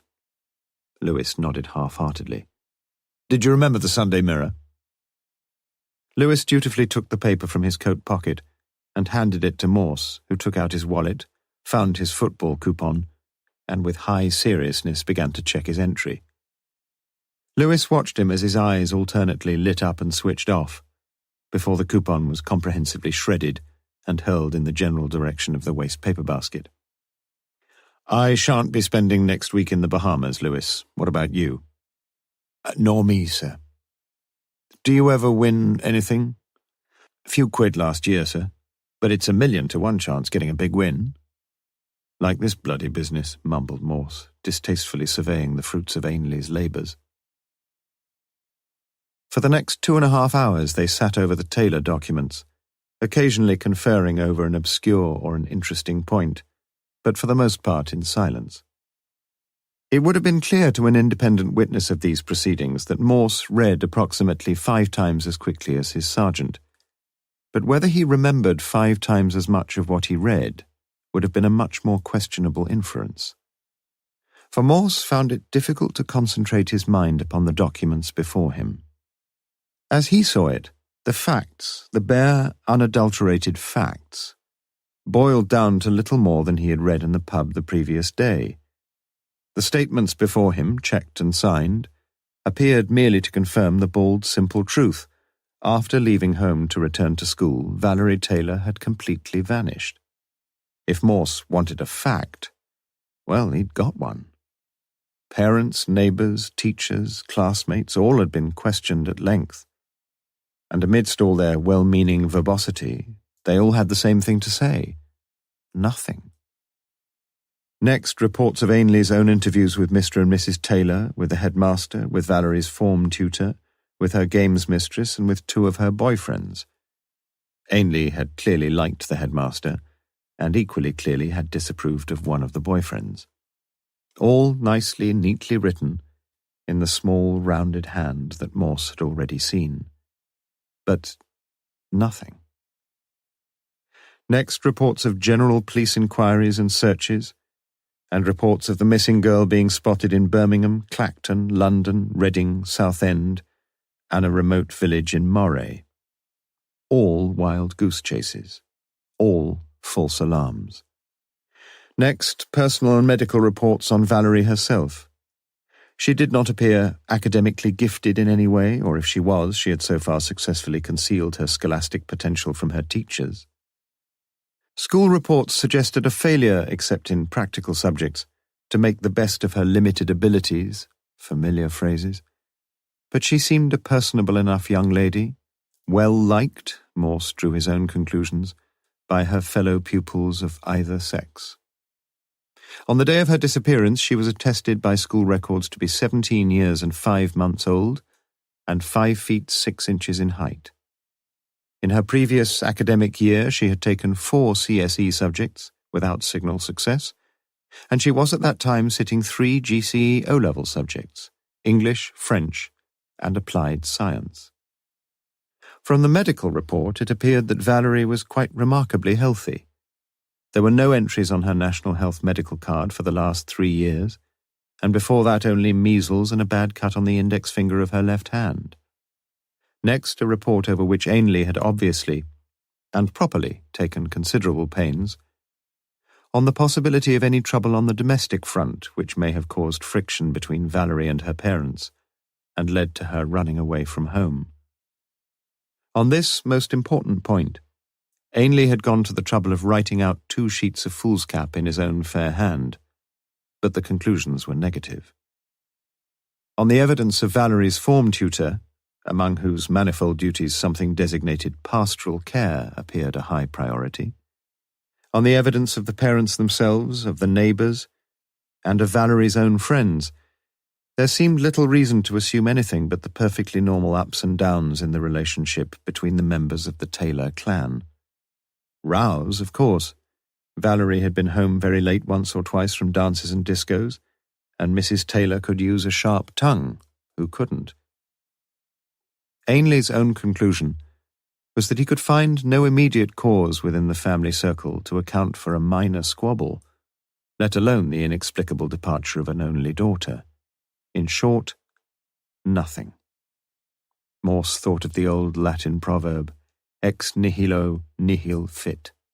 Out of nothing, you'll get nothing. Not that it helped in any way. Apart from the typed and handwritten documents, there were 3 maps.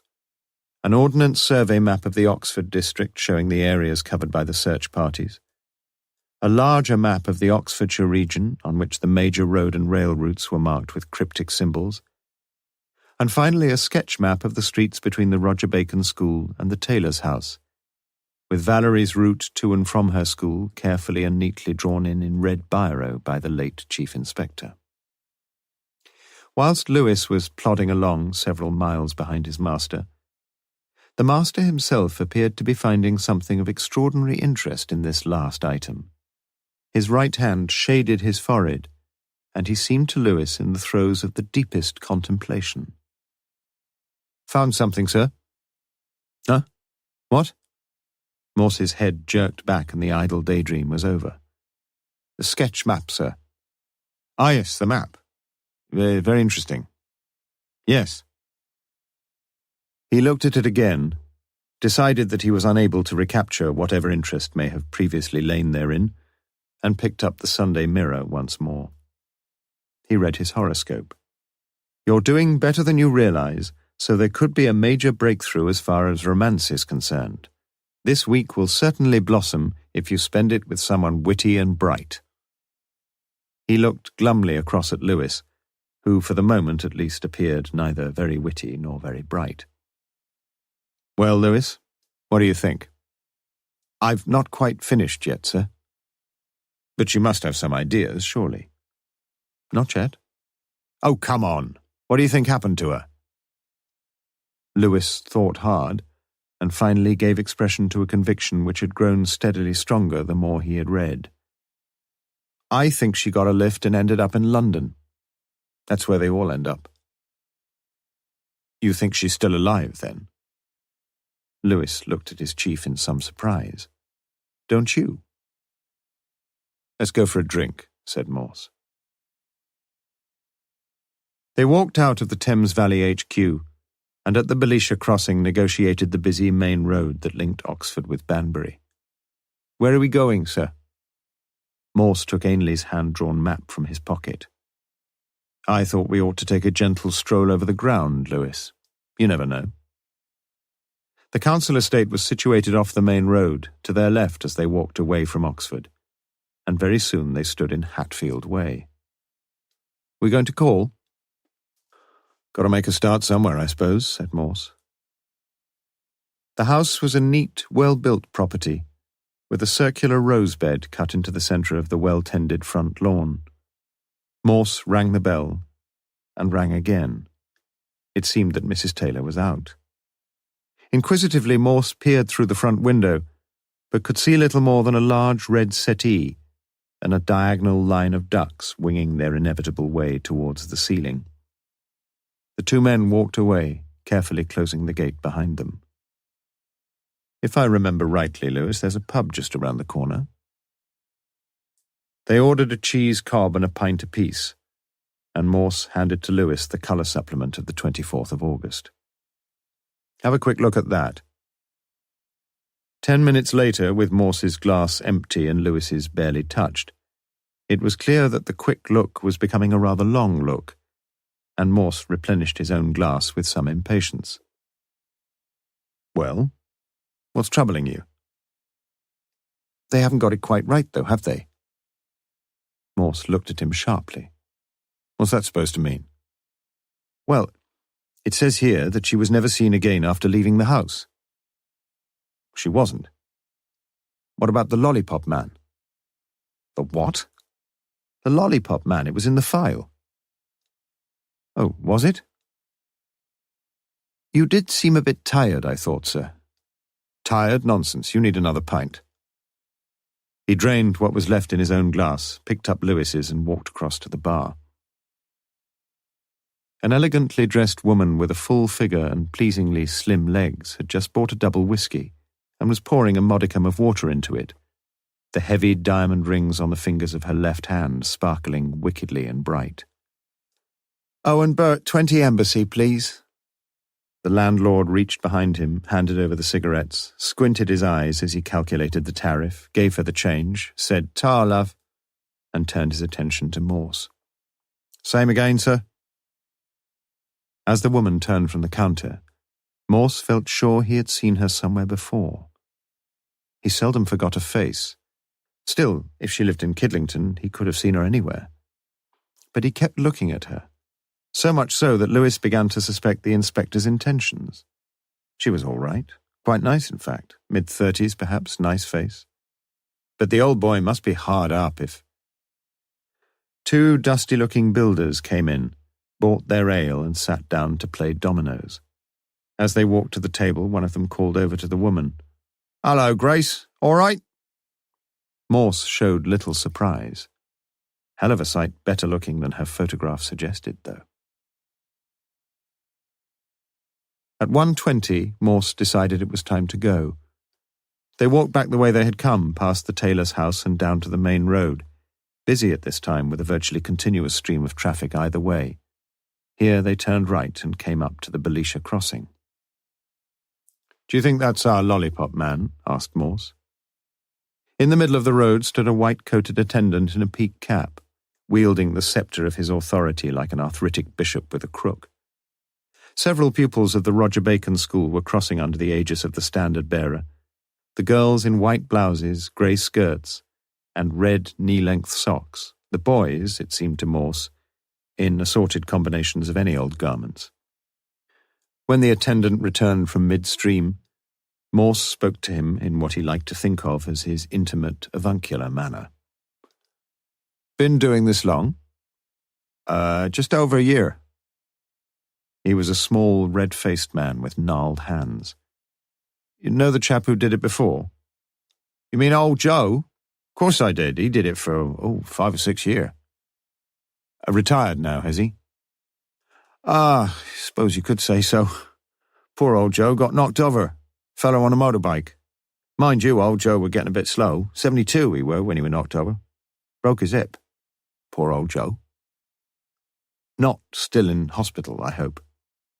Morse fervently prayed that poor old Joe was still limping along somewhere in the land of the living. "No, not him. Down at the old folks' place at Cowley." "Well, you be careful," said Morse, as he and Lewis crossed over with another group of schoolchildren and stood and watched them as they dawdled past the line of shops and the public lavatories and reluctantly turned into the main drive leading to the school.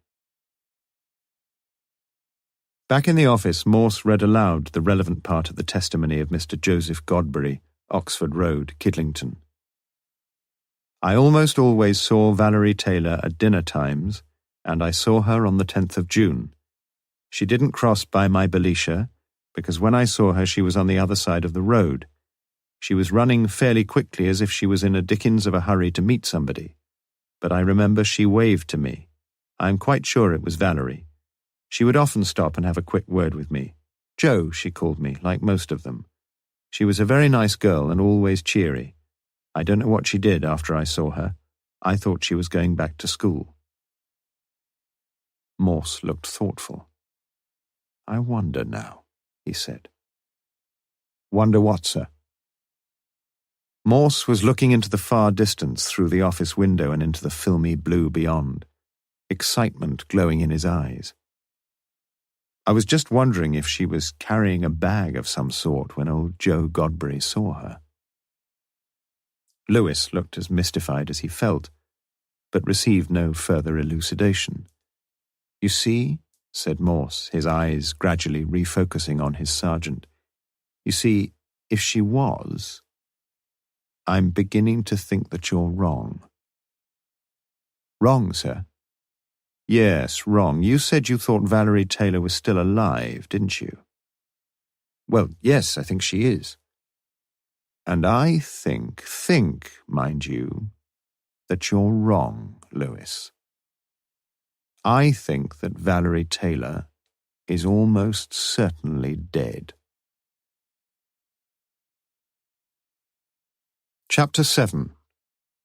And French she spak full fair and fetisly, after the school of Stratford at the Bow, for French of Paris was to hear unknow. Geoffrey Chaucer, Canterbury Tales.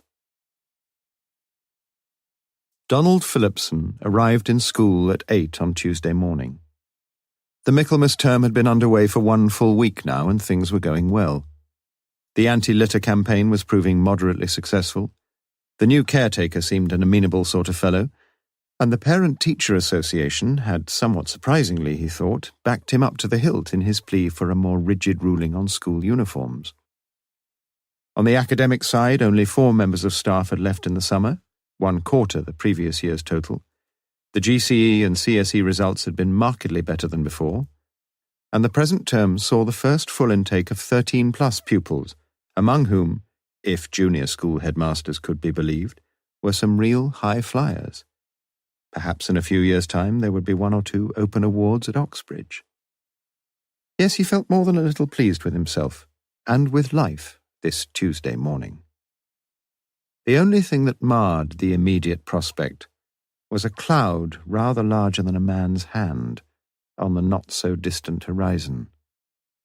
But he felt confident that he would be able to weather whatever storm might break from that quarter, although he must think things through rather more carefully than he had done hitherto. At 8:20 the head boy and the head girl would be coming to his study, as they did each morning, and there were several matters requiring his prompt attention. He heard Mrs. Webb come in at 8:15 and Baines at 8:30. Punctuality was sharper, too.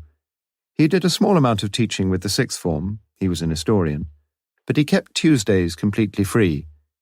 It had been his practice since he was appointed to take off Tuesday afternoons completely, and he looked forward to a fairly gentle day. The morning's activities went off well enough. Even the singing of the hymns in assembly was improving, until 11:15, when Mrs. Webb received the telephone call. "Is the headmaster there?" "Who shall I say is calling, please?" "Morse, Inspector Morse." "Oh, just a minute, sir. I'll see if the headmaster's free." She dialed the head's extension. "Inspector Morse would like a word with you, sir. Shall I put him through?" "Oh, yes, of course." Mrs. Webb switched the outside call to the headmaster's study, hesitated a moment, and then quickly lifted the receiver to her ear again. "Hear from you. Can I help?" "I hope you can, sir. It's about the Taylor girl. There are 1 or 2 things I'd like to ask you about." "Look, Inspector, it's not really very convenient to talk at the minute. I'm interviewing some of the new pupils this morning. Don't you think it would be—" Mrs. Webb put the phone down quickly and quietly, and when Phillipson came out, her typewriter was chattering along merrily. "Mrs. Webb, Inspector Morse will be coming in this afternoon at 3 o'clock, so I shall have to be here. Can you arrange some tea and biscuits for us?" "Of course." She made a note in her shorthand book. "Just the 2 of you?" "No, 3. He's bringing a sergeant along. I forget his name." The anonymous sergeant himself was spending the same morning at the old people's home in Cowley, and finding Mr. Joseph Godbury, in small doses, an interesting sort of fellow. He had fought at Mons in the 1418 war, had slept, by his own account, with all the tarts within a 10-mile radius of Rouen, and had been invalided out of the army in 1917, probably from sexual fatigue, thought Lewis. He reminisced at considerable length as he sat by his bed in D Ward, accepting his present confinement with a certain dignity and good humour. He explained that he could hardly walk now, and recounted to Lewis in great detail the circumstances and consequences of his memorable accident. In fact, the accident, together with Mons and Rouen, had become one of the major incidents of his life and times, and it was with some difficulty that Lewis managed to steer Joe's thoughts to the disappearance of Valerie Taylor. Oh, he remembered her, of course. Very nice girl, Valerie. In London, bet your bottom dollar. Very nice girl, Valerie. But could Joe remember the day she disappeared? Lewis listened carefully as he rambled on, repeating with surprising coherence and accuracy most of what he had said in his statement to the police. In Lewis's opinion, he was a good witness, but he was becoming tired, and Lewis felt the moment had come to put the one question which Morse had been so eager for him to ask. Do you remember by any chance if Valerie was carrying anything when you saw her that day? The day she disappeared? Joe moved uneasily in his chair and slowly turned his roomy old eyes on Lewis. Something seemed to be stirring there, and Lewis pressed home the point.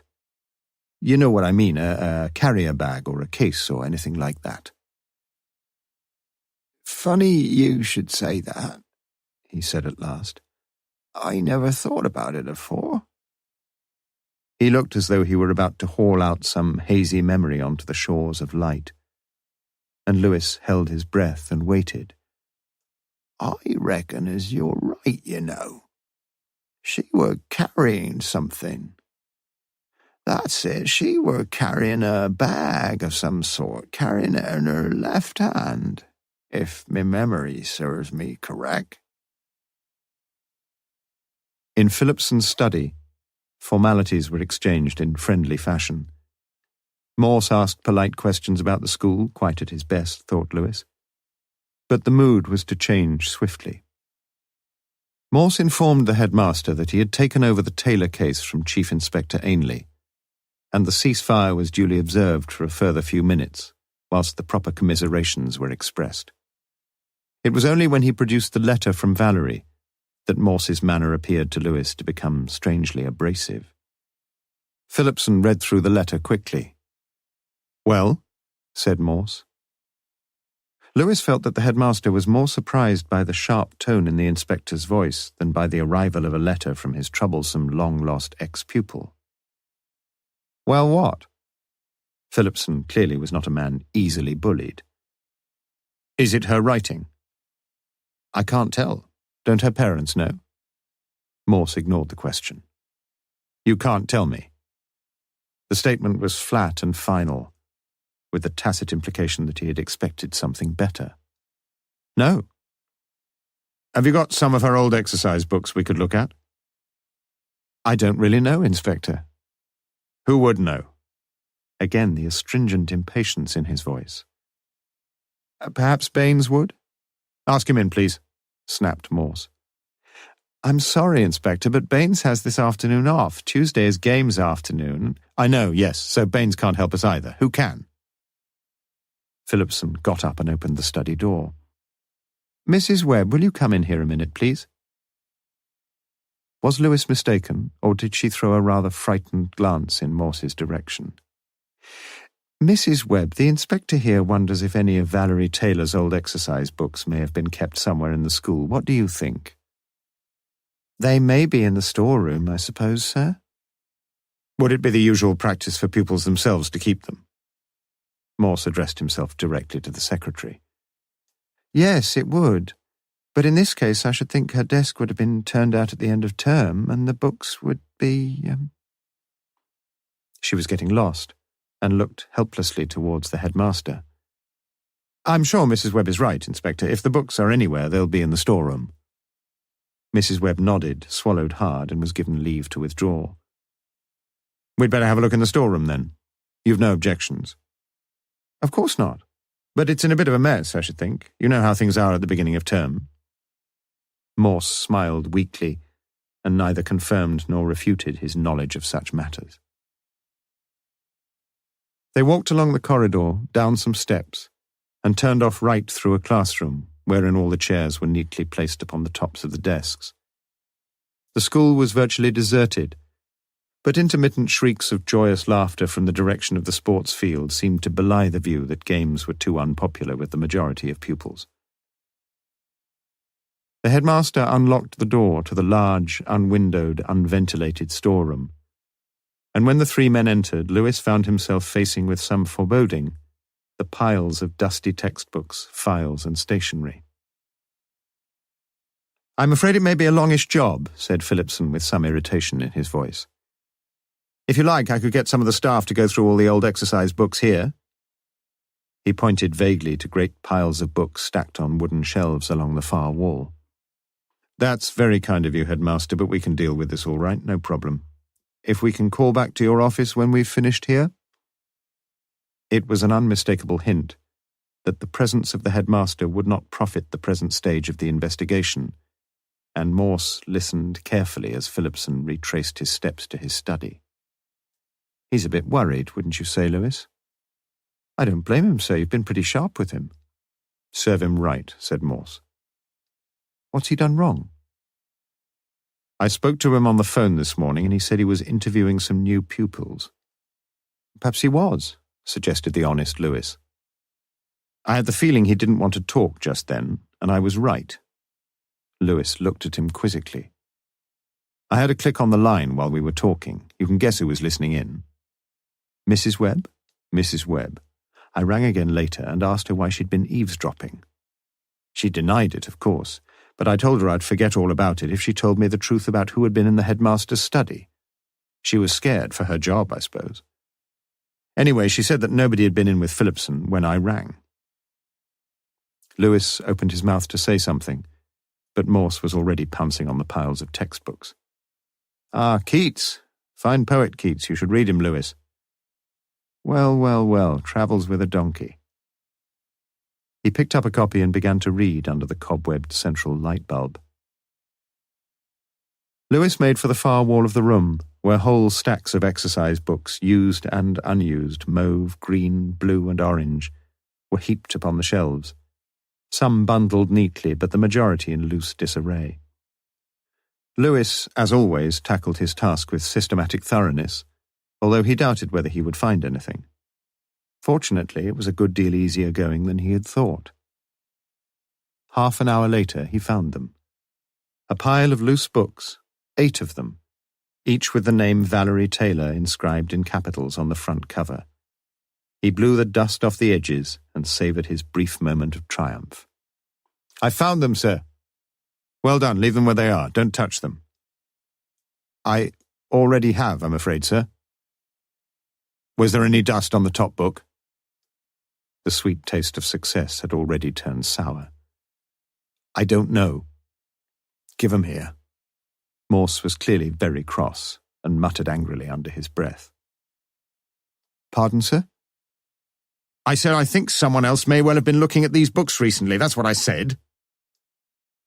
"I don't think the top book was dusty, sir. Just the edges." "And where's the dust on the edges?" "I blew it off." "You blew it off? Christ, man, we've got a murder on our hands here and we're supposed to be investigating and not blowing all the bloody clues away." He gradually calmed down, and with a silent Lewis returned to Phillipson's study. It was now 4:30, and apart from the headmaster and Mrs. Webb, the school was empty. "I see you found the books." Morse nodded curtly, and the 3 men sat down once more. "Bit of luck, really," continued Phillipson. "It's a wonder they weren't thrown away." "Where do you throw old books away?" It seemed an odd question. "Funnily enough, they get buried, down on the rubbish dump. It's a difficult job, burning a whole lot of books, you know." "Unless you've got a fiery furnace," said Morse slowly. "Well, yes, but even—" "You've got a furnace here." "Yes, we have, but—" "And that would burn just about anything, would it?" "Yes, but as I was going—" Again Morse cut him short. "Would it burn a body all right?" His words hung in the air, and Lewis shivered involuntarily. Phillipson's eyes were steady as he looked directly at Morse. "Yes, it would burn a body. And it wouldn't leave much trace either." Morse appeared to accept the remark without the slightest surprise or interest. "Let's get back to these books a minute, sir, if we may. Are there any missing?" Phillipson hadn't the remotest idea, and breathed an inner sigh of relief as Baines, answering an earlier urgent summons, knocked on the study door, was ushered in and introduced. It was immediately clear that the second master was a mine of information on all curricular queries, and within 10 minutes Morse had copies of the information he required. Valerie's timetable for the summer term in which she disappeared, her homework schedule for the same period, and a list of her subject teachers. No books, it seemed, were missing. He made some complimentary remarks on Baines's efficiency, and the second master's shrewd eyes blinked with gratification. After they had all gone, Phillipson sat behind his desk and groaned inwardly. In the space of one short afternoon, the cloud on the horizon had grown to menacing proportions. What a bloody fool he had been. As a husband and a father, Sergeant Lewis experienced the delights and despondencies, the difficulties and the duties of family life, and with Morse's blessing returned home at 5:45 p.m.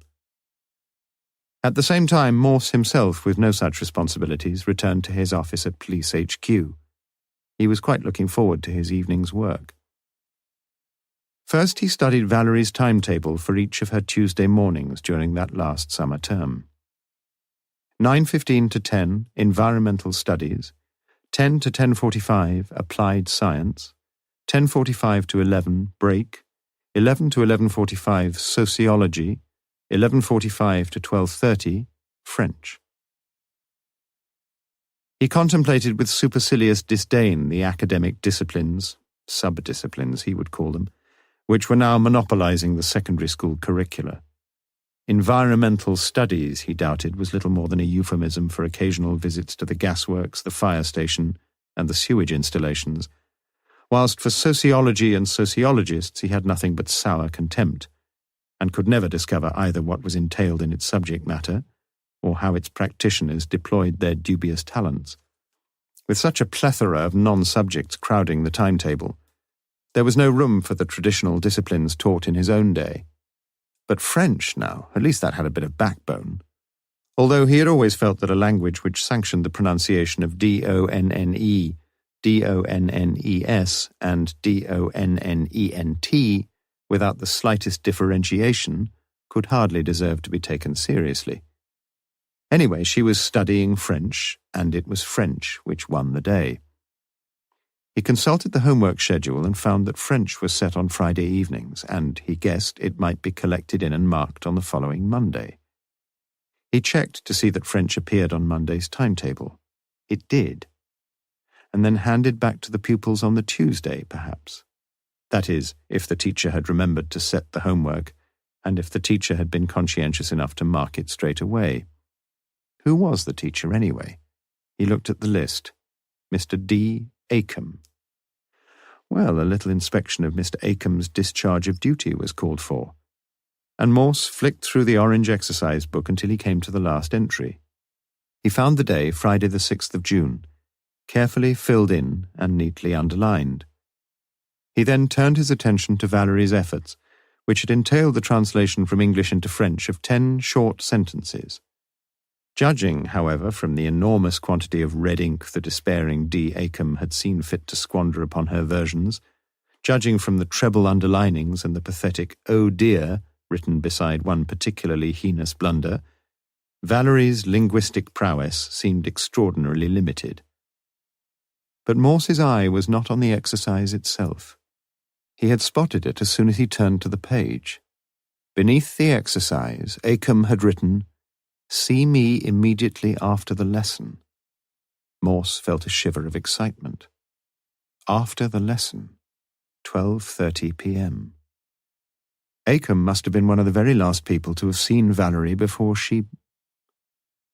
Before she what? He looked through his office window at the pale blue sky gradually edging into dusk, and he wondered.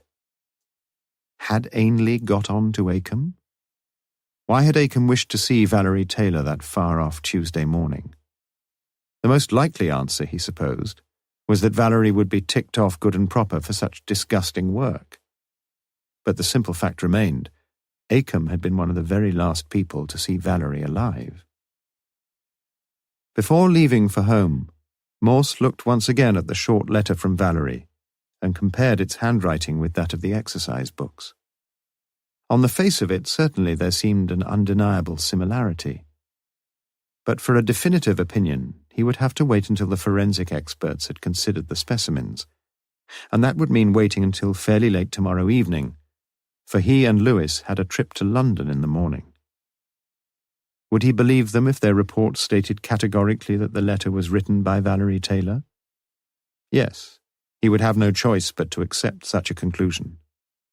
But he thought he need have little worry on that score, for it was now his firm conviction that the letter had not been written by Valerie at all, but by someone who had carefully copied her writing, copied it rather too well, in fact. Further, Morse felt he knew who had copied it, although the reasons for the deception he could, at this stage, only dimly descry. Quite indubitably now, in his own mind, the case was one of willful murder. Chapter 8. Gypsy Rose Lee, the striptease artist, has arrived in Hollywood with 12 empty trunks. Harry P. Wade, American columnist. Doubtless in its heyday a fine example of neo-Georgian elegance, the sturdily and attractively built house was now fallen on seedier times, the stuccoed front dirty and chipped. Stuck to one of the stout pillars which flanked the peeling front door was an outdated poster announcing the arrival of Maharajji, and on the other, in black figures, the number 42. The door was opened by a blousy, middle-aged woman, a cigarette drooping from her lips and a headscarf half hiding the hair curlers, like a caricature of the screen charlady. She seemed to eye them shrewdly, but it may have been nothing more than the effect of avoiding the smoke from her cigarette. "Police, it's Mrs. Gibbs. What can I do for you?" "Can we come in?" She hesitated, then moved aside. The door was closed and the two men stood awkwardly in the entrance hall, where they saw neither seats nor chairs of any description, only a grandfather clock showing the correct time, 10:30, an overloaded coat rack, and an umbrella stand incongruously housing a set of ancient golf clubs. It became clear that they were not to be invited into the coziness of any inner sanctum. "About 3 weeks ago you had a call, I think, from one of my colleagues, Inspector Ainley." She considered the statement guardedly, nodded, and said nothing. "You may have read in the papers that after he left here he was killed in a road accident." Mrs. Gibbs hadn't, and the lady's latent humanity stirred to the extent of a mumbled phrase of commiseration, if not to the removal of the cigarette from her lips, and Morse knew that he would have to chance his arm a bit. "He wrote, of course, a full report of his visit here, and I think you will have a good idea of why we called again today." "Nothing to do with me, is it?" Morse seized his opportunity. "Oh, no, Mrs. Gibbs, nothing at all. That was quite clear from the report. But naturally we need your help, if you'll be kind enough." "He's not here, he's at work, if you can call it work. Not that he'll be here much longer anyway, caused me quite enough trouble, he has." "Can we see his room?" She hesitated. "You got the authority?" It was Morse's turn to hesitate, before suddenly producing an official-looking document from his breast pocket. Mrs. Gibbs fiddled in her apron pocket for her spectacles. "That other policeman, he told me all about the legal position. Said as how I shouldn't let anyone here as hadn't got the proper authority." Trust Ainley, thought Morse. He was quite right, of course. Morse directed the now bespectacled lady's attention to an impressive-looking signature and beneath it in printed capitals, Chief Constable Oxon. It was enough, and Morse quickly repocketed the cyclo-styled letter about the retirement pensions of police officers at and above the rank of Chief Inspector.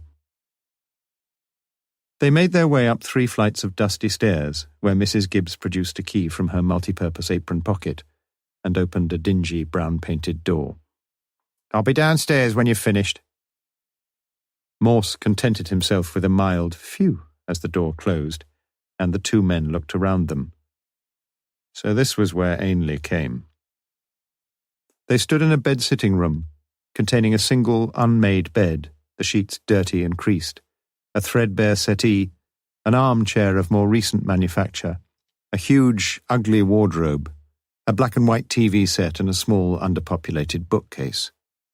They passed through a door in the far wall and found themselves in a small, squalid kitchen with a greasy-looking gas cooker, a formica-topped table and 2 kitchen stools. Hardly an opulent occupant, suggested Morse. Lewis sniffed and sniffed again. Smell something? Pot, I reckon, sir. Really? Morse beamed at his sergeant with delight, and Lewis felt pleased with himself. Think it's important, sir? Doubted, said Morse. But let's have a closer look round. You stay here and sniff around. I'll take the other room. Morse walked straight to the bookcase. A copy of the Goon Show scripts appeared to be the high water mark of any civilized taste in the occupant's reading habits. For the rest, there was little more than a stack of Dracula comics and 6 supremely pornographic magazines imported from Denmark. The latter Morse decided to investigate forthwith, and seated in the armchair he was contentedly sampling their contents when Lewis called from the kitchen. I found something, sir. Shan't be a minute. He thought guiltily of sticking one of the magazines in his pocket, but for once his police training got the better of him. And with the air of an Abraham prepared to sacrifice an Isaac upon the altar, he replaced the magazines in the bookcase and went through to his overzealous sergeant. What about that, sir? Morse nodded unenthusiastically at the unmistakable paraphernalia of the pot smoker's paradise. Shall we pack this little lot up, sir? Morse thought for a while. No, we'll leave it, I think. Lewis's eagerness wilted, but he knew better than to argue. All we need to find out now is who he is, Lewis. I've got that too, sir. He handed the inspector an unopened letter from Granada TV rental service addressed to Mr. J. Maguire. Morse's eyes lit up. Well, well, we might have known it. One of the boyfriends, if I remember rightly. Well done, Lewis. You've done a good job. You find anything, sir? Me? Oh, no. Nothing, really. Mrs. Gibbs, who was waiting for them as they reached the bottom of the stairs, expressed the hope that the visit was now satisfactorily terminated, and Morse said he hoped so too. As I told you, he won't be here much longer, the trouble he's caused me. Sensing that she was becoming fractionally more communicative, Morse kept the exchanges going. He had to, anyway. Great pity, you know, that Inspector Ainley was killed. You'd have finished with this business by now. It must be a bit of a nuisance. Yes, he said as how he hoped he needn't come bothering me again. Was, Mr. Maguire here when he called? No, he called about the same time as you gentlemen. Him, pointing aloft, he were off to work. Well, some people would call it work, I suppose. Where does he work now? Morse asked the question lightly enough, but the guarded look came back to her eyes. Same place. I see.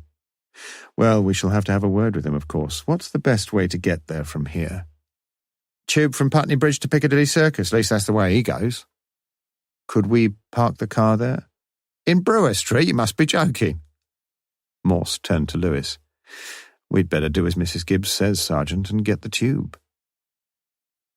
On the steps outside, Morse thanked the good lady profusely, and, almost as an afterthought it seemed, turned to speak to her once more. Just one more thing, Mrs. Gibbs. It may be lunchtime before we get up there. Have you any idea where Mr. Maguire will be if he's not at work? Like as not the Angel. I know he often has a drink in there.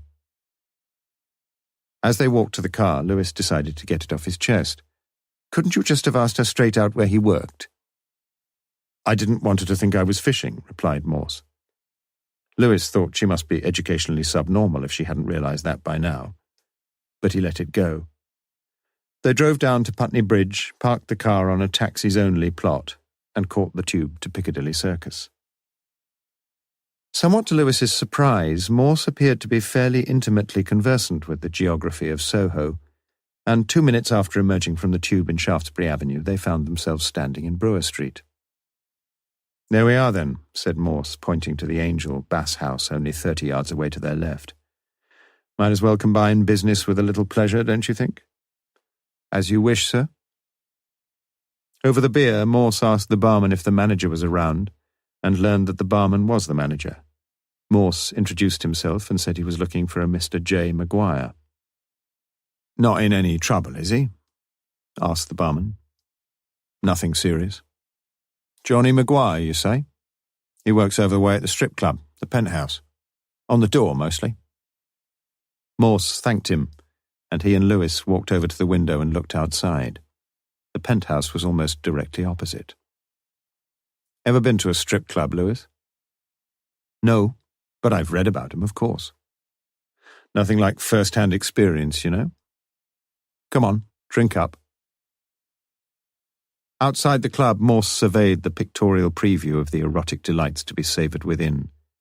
18 gorgeous girls, the sexiest show in London, 95p only, no other admission charge. The real thing this is, gentlemen, continuous performance, no G-strings. The speaker was a ginger-haired youth dressed in a dark green blazer and grey slacks, who sat in a small booth at the entrance lobby. Bit expensive, isn't it? Asked Morse. When you've seen the show, sir, you'll think it's cheap at the price. Morse looked at him carefully and thought there was something approaching honesty in the dark eyes. Maguire, almost certainly, but he wouldn't run away. Morse handed over £2 notes and took the tickets.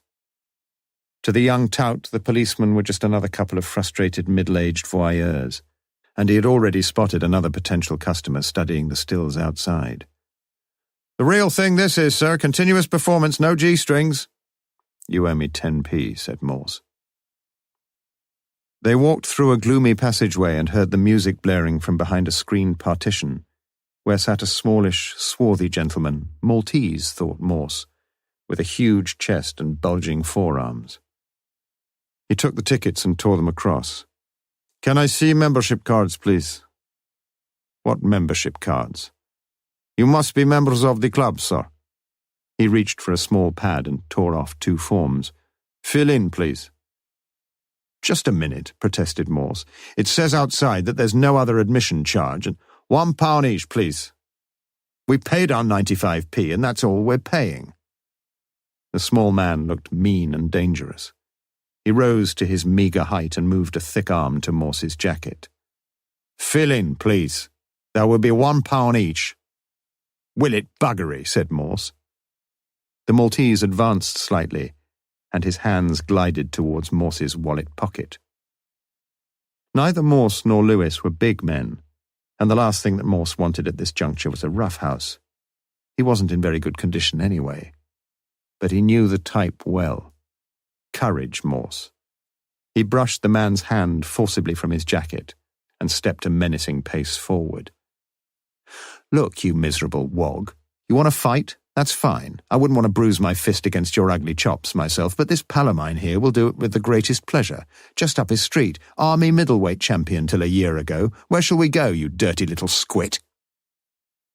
The little man sat back and sagged in his chair like a wilting balloon, and his voice was a punctured whine. You got to be members of the club.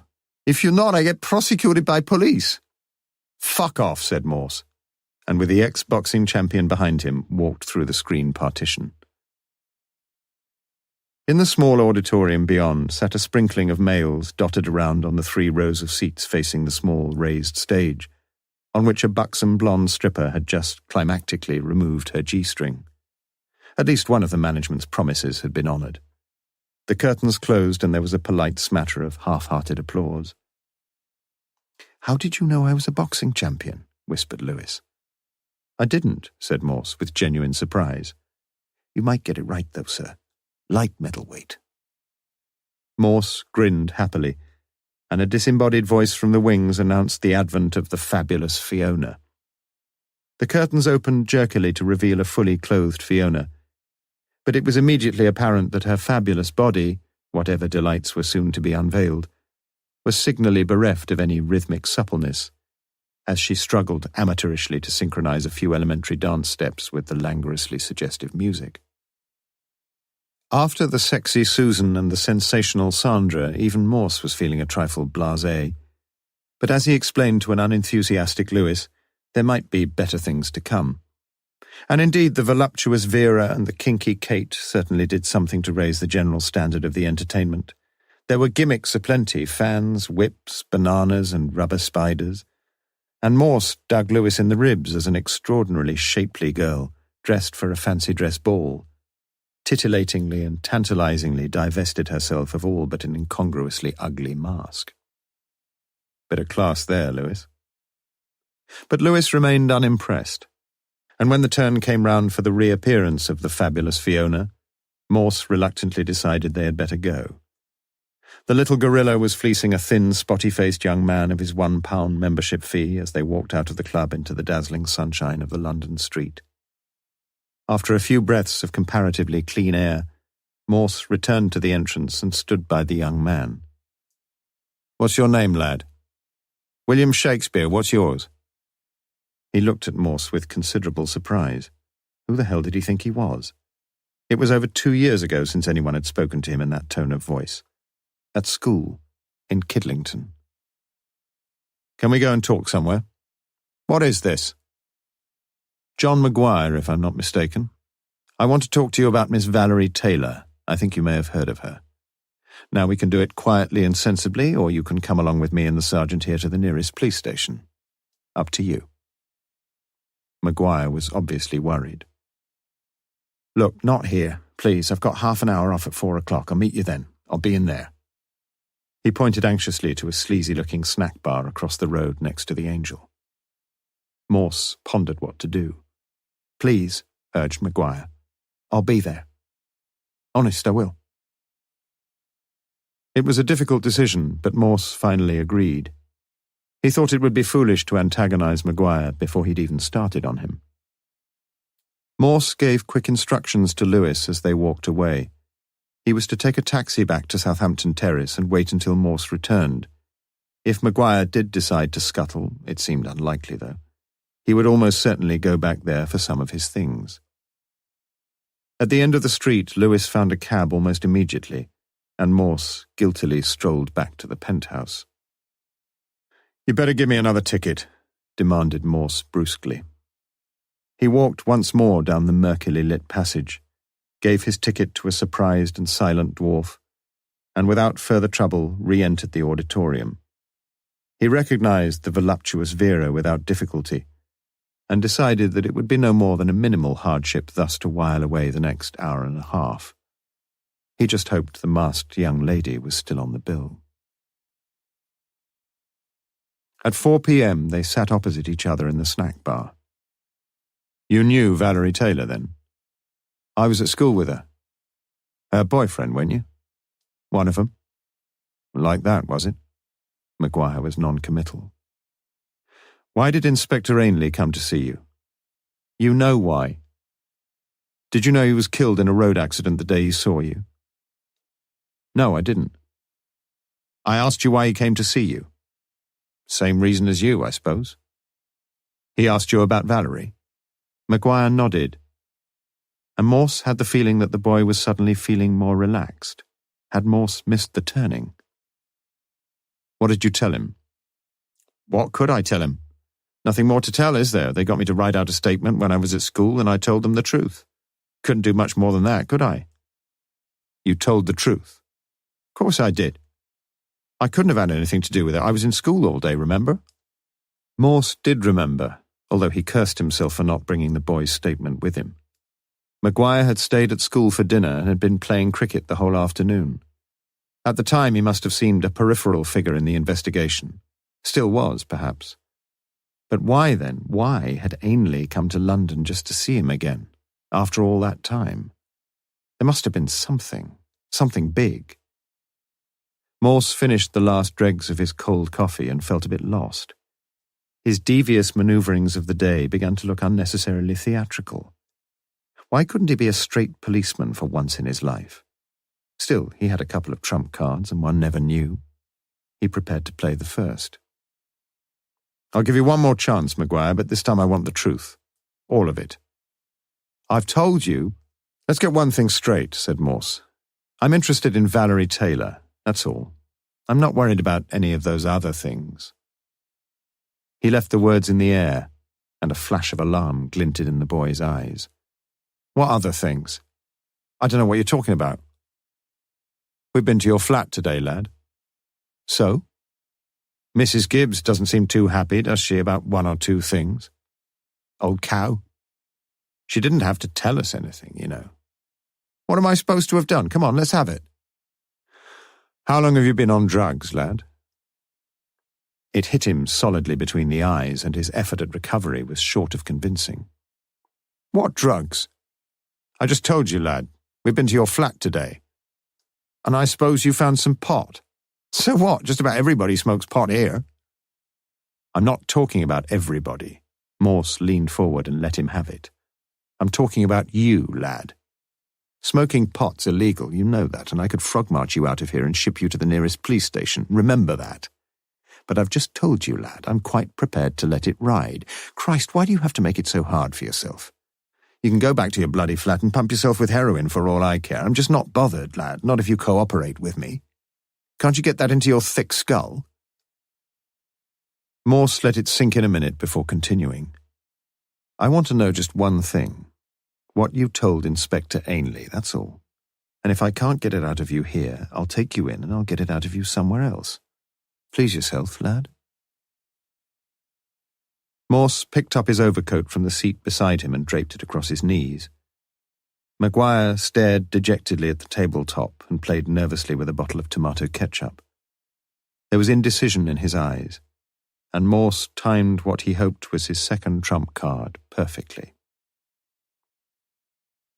"How long had you known that Valerie was pregnant?" he asked quietly. Bullseye. Morse replaced his coat on the seat beside him, and Maguire spoke more freely. "About 3 weeks before." "Did she tell anyone else?" Maguire shrugged his shoulders. "She was a real sexy kid. Everyone was after her." "How often did you go to bed with her?" 10 dozen times, I suppose." "The truth, please, lad." "Well, 3 or 4 times, maybe, I don't know." "Where was this?" "My place." "Your parents know?" "No, they were out working." "And she said you were the father?" "No, she wasn't like that. Said I could have been, of course." "Did you feel jealous?" Morse had a suspicion that he did, but Maguire made no answer. "Was she very upset?" "Just scared." "What of? Scandal?" "More scared of her mum, I think. Not her dad." "She didn't say so." "Did she talk about running away?" "Not to me." "Who else might she have spoken to?" Maguire hesitated.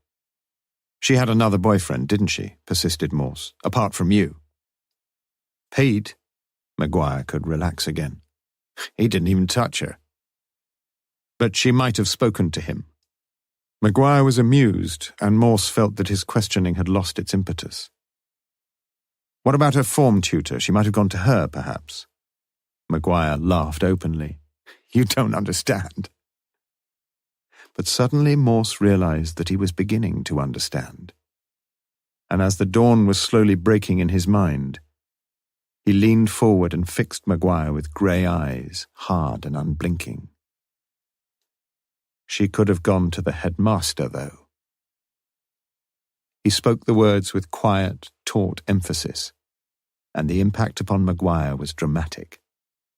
Morse saw the sudden flash of burning jealousy, and knew that gradually, inch by inch, he was moving nearer to the truth about Valerie Taylor.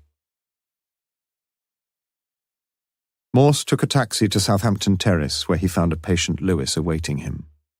The car was ready, and they were soon heading out along the M40 towards Oxford. Morse's mind was simultaneously veering in every direction, and he lapsed into uncommunicative introversion. It wasn't until they left the 3-lane motorway that he broke the long silence. "Sorry you had such a long wait, Lewis." "That's all right, sir. You had a long wait too." "Yes," said Morse. He made no mention of his return to the penthouse. He must have gone down a good deal already in his sergeant's estimation. He had certainly sunk quite low enough in his own. It was 5 miles outside Oxford that Lewis exploded the minor bombshell. I was having a talk with Mrs. Gibbs, sir, while you were with Mr. Maguire. Well, I asked her why he'd been such a nuisance. What did she say? She told me that until recently he'd had a girl in the flat. She what? Yes, sir. Almost a month, she said. But why the hell didn't you tell me before, man? You surely realize... He glared at Lewis, incredulous and exasperated, and sank back in despair behind his safety belt. His stubborn conviction that Valerie was no longer alive would, one had thought, have been sorely tested when he looked back into his office at 8 p.m. Awaiting him was a report from the forensic laboratory, short and to the point. Sufficient similarities to warrant positive identification suggest that investigation proceed on firm assumption that letter was written by signatory Miss Valerie Taylor. Please contact if detailed verification required. But Morse seemed far from impressed. In fact, he looked up from the report and smiled serenely. Reaching for the telephone directory, he looked up Phillipson D. There was only one Phillipson. The Firs, Banbury Road, Oxford. Chapter 9. We hear, for instance, of a comprehensive school in Connecticut, where teachers have 3 pads of coloured paper, pink, blue and green, which are handed out to pupils as authority to visit respectively the headmaster, the office, or the lavatory. Robin Davis, The Grammar School. Sheila Phillipson was absolutely delighted with her Oxford home, a 4-bedroomed detached house just below the Banbury Road roundabout. 3 fully grown fir trees screened the spacious front garden from the busy main road, and the back garden, with its 2 old apple trees and its goldfish pond, its beautifully conditioned lawn and its neatly tended borders, was an unfailing joy. With unimaginative predictability, she had christened it the Firs. Donald would be late home from school. He had a staff meeting, but it was only a cold salad and the children had already eaten. She could relax. At 5:45, she was sitting in a deck chair in the back garden, her eyes closed contentedly. The evening air was warm and still. She felt so proud of Donald, and of the children, Andrew and Alison, now contentedly watching the television. They were both doing so well at their primary school. And of course, if they didn't really get the chances they deserved, they could always go to private schools. And Donald would probably send them there, in spite of what he'd told the parents at the last speech day. The Dragon, New College School, Oxford High, Headington, one heard such good reports. But that was all in the future. For the moment, everything in the garden was lovely. She lifted her face to catch the last rays of the sloping sun and breathed in the scent of thyme and honeysuckle. Lovely. Almost too lovely, perhaps. At 6:30, she heard the crunch of Donald's Rover on the drive. Later in the evening, Sheila did not recognize the man at the door, a slimly built man with a clean, sensitive mouth and wide, light grey eyes. He had a nice voice, she thought, for a police inspector. In spite of Morse's protests that Tom and Jerry ranked as his very favourite TV programme, the children were immediately sent upstairs to bed. She was cross with herself for not having packed them off half an hour ago. Toys littered the floor, and she fussily and apologetically gathered together the offending objects and took them out.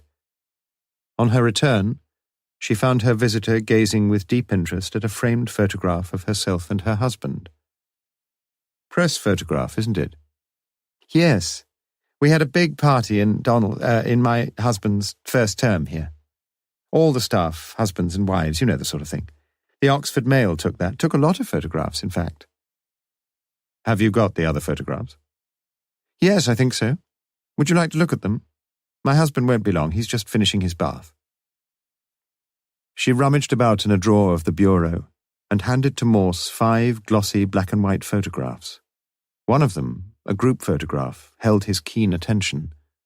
The men in dinner jackets and black bow ties, the ladies in long dresses. Most of them looked happy enough. Do you know some of the staff? She asked. Some of them. He looked again at the group.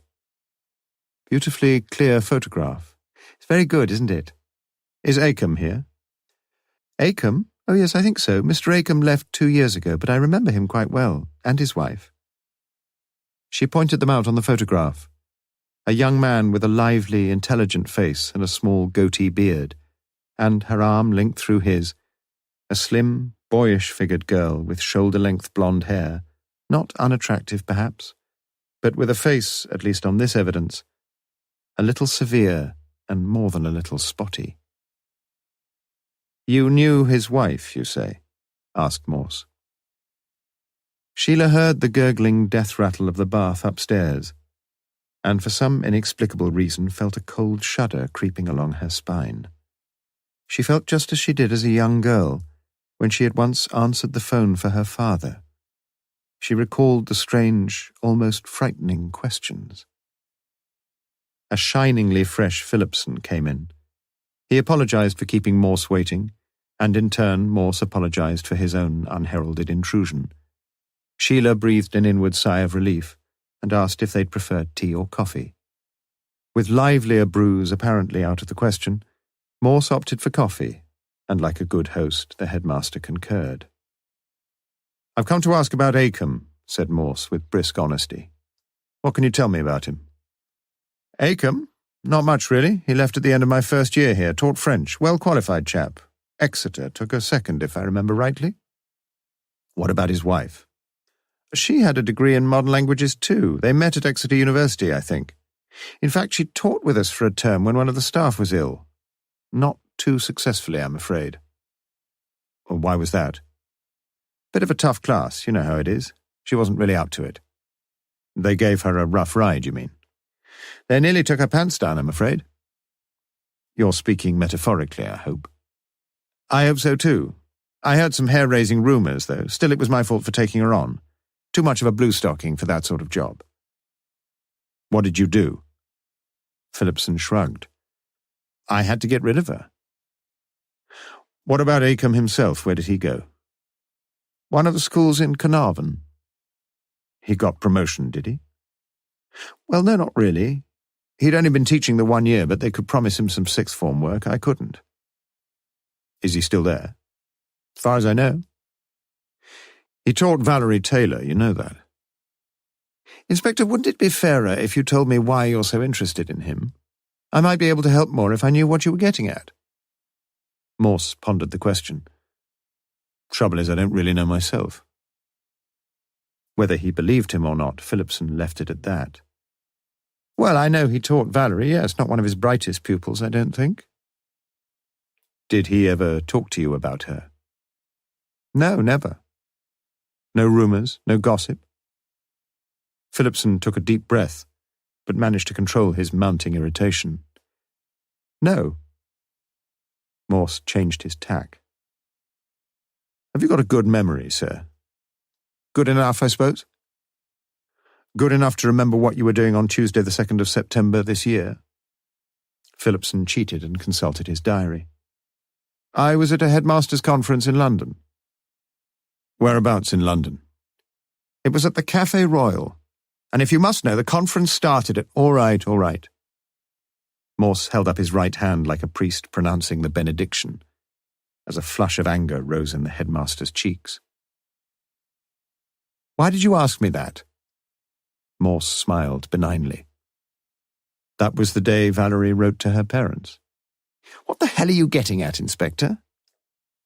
"I shall be asking a lot of people the same question before I've finished, sir. And some of them will get terribly cross, I know that. But I'd rather hope that you would understand." Philipson calmed down. "Yes, I see.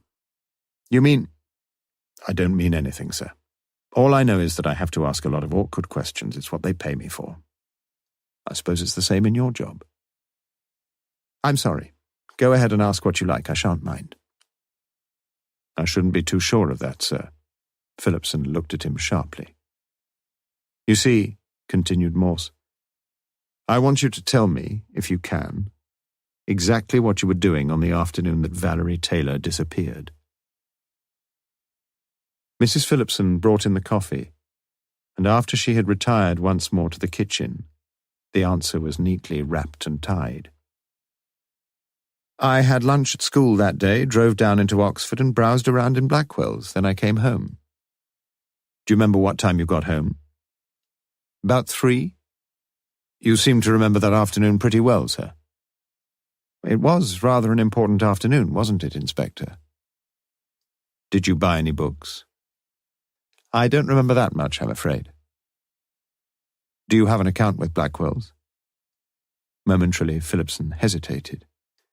Yes, but if I'd just bought a paperback or something, I would have paid in cash. But you might have bought something more expensive. Morse looked along the impressive rows of historical works that covered 2 walls of the lounge from floor to ceiling, and thought of Johnny Maguire's pathetic little collection. You could check up, I suppose, said Phillipson curtly. Yes, I suppose we shall. Morse felt suddenly very tired. At midnight, Sheila Phillipson tiptoed quietly down the stairs and found the codeine bottle. It kept coming back to her mind, and she couldn't seem to push it away from her. That terrible night when Donald had been making love to her and called her Valerie. She'd never mentioned it, of course. She just couldn't. Suddenly she jumped, a look of blind terror in her eyes, before subsiding with relief upon a kitchen stool. "Oh, it's only you, Donald. You frightened me." "Couldn't you sleep either, darling?" Chapter 10. Not a line of her writing have I, not a thread of her hair. Thomas Hardy, Thoughts of Fina. Morse seemed reluctant to begin any work when he arrived late in his office on Thursday morning. He handed Lewis the report on Valerie's letter and started on the Times crossword puzzle. He looked at his watch, marked the time exactly in the margin of the newspaper, and was soon scribbling in letters at full speed. 10 minutes later he stopped. He allowed himself only 10 minutes and almost always completed it. But this morning one clue remained unsolved. "What's this, Lewis? 6 letters, blank A, blank S, blank N. Eyes had I, and saw not." Lewis jotted down the letters and pretended to think. He just hadn't a crossword mind. "Could it be parson, sir?" "Why on earth should it be parson?" "Well, it fits. So do 101 other words." "Such as?" Morse struggled hard before producing damson. "I'd rather have my parson, sir." Morse put the paper aside. "Well, what do you think?" "Seems to be her writing, doesn't it?" There was a knock on the door, and a pretty young office girl deposited the Morning Post into the in-tray. Cursorily and distastefully, Morse looked through the correspondence. "Nothing urgent here, Lewis. Let's go along to the lab. I think old Peters must be getting senile." Now in his early 60s, Peters had previously worked for 20 years as a Home Office pathologist, and somewhere along the line the juices of human fallibility had been squeezed from his cerebral processes. His manner was clinical and dry, and his words seemed to be dictated by a mini-computer installed somewhere inside his brain. His answers were slow, mechanical, definitive. He had never been known to argue with anyone. He just read the information tapes. "You think this is Valerie Taylor's writing, then?" He paused and answered, "Yes." "Can you ever be certain about things like handwriting, though?" He paused and answered, "No." "How certain are you?" He paused and answered, 90%. "You'd be surprised then if it turned out that she didn't write it." He paused, and the computer considered its reaction to the improbability. "Yes." "Surprised." "What makes you think she wrote it?" He paused and lectured briefly and quietly on the evidence of loops and quirks and whorls. Morse battled on against the odds. "You can forge a letter, though, can't you?" He paused and answered, "Of course." "But you don't think this was forged?" He paused and answered, "I think it was written by the girl." But a person's handwriting changes over the years, doesn't it? I mean, the letter's written in almost exactly the same way as the exercise books. He paused and answered, "There's a basic built-in style about all our handwriting. Slopes change, certainly, and other minor things, but whatever changes, there is still the distinctive style carrying with it the essential features of our personal characteristics." He paused again, and Lewis had the impression he was reading it all out of a book. "In Greek, the word character means handwriting, they tell me." Lewis smiled. He was enjoying himself. Morse put a penultimate problem to the computer. "You wouldn't go into the witness box and say it definitely was her writing, would you?" He paused and answered, "I would tell a jury what I've told you, that the order of probability is somewhere in the region of 90%.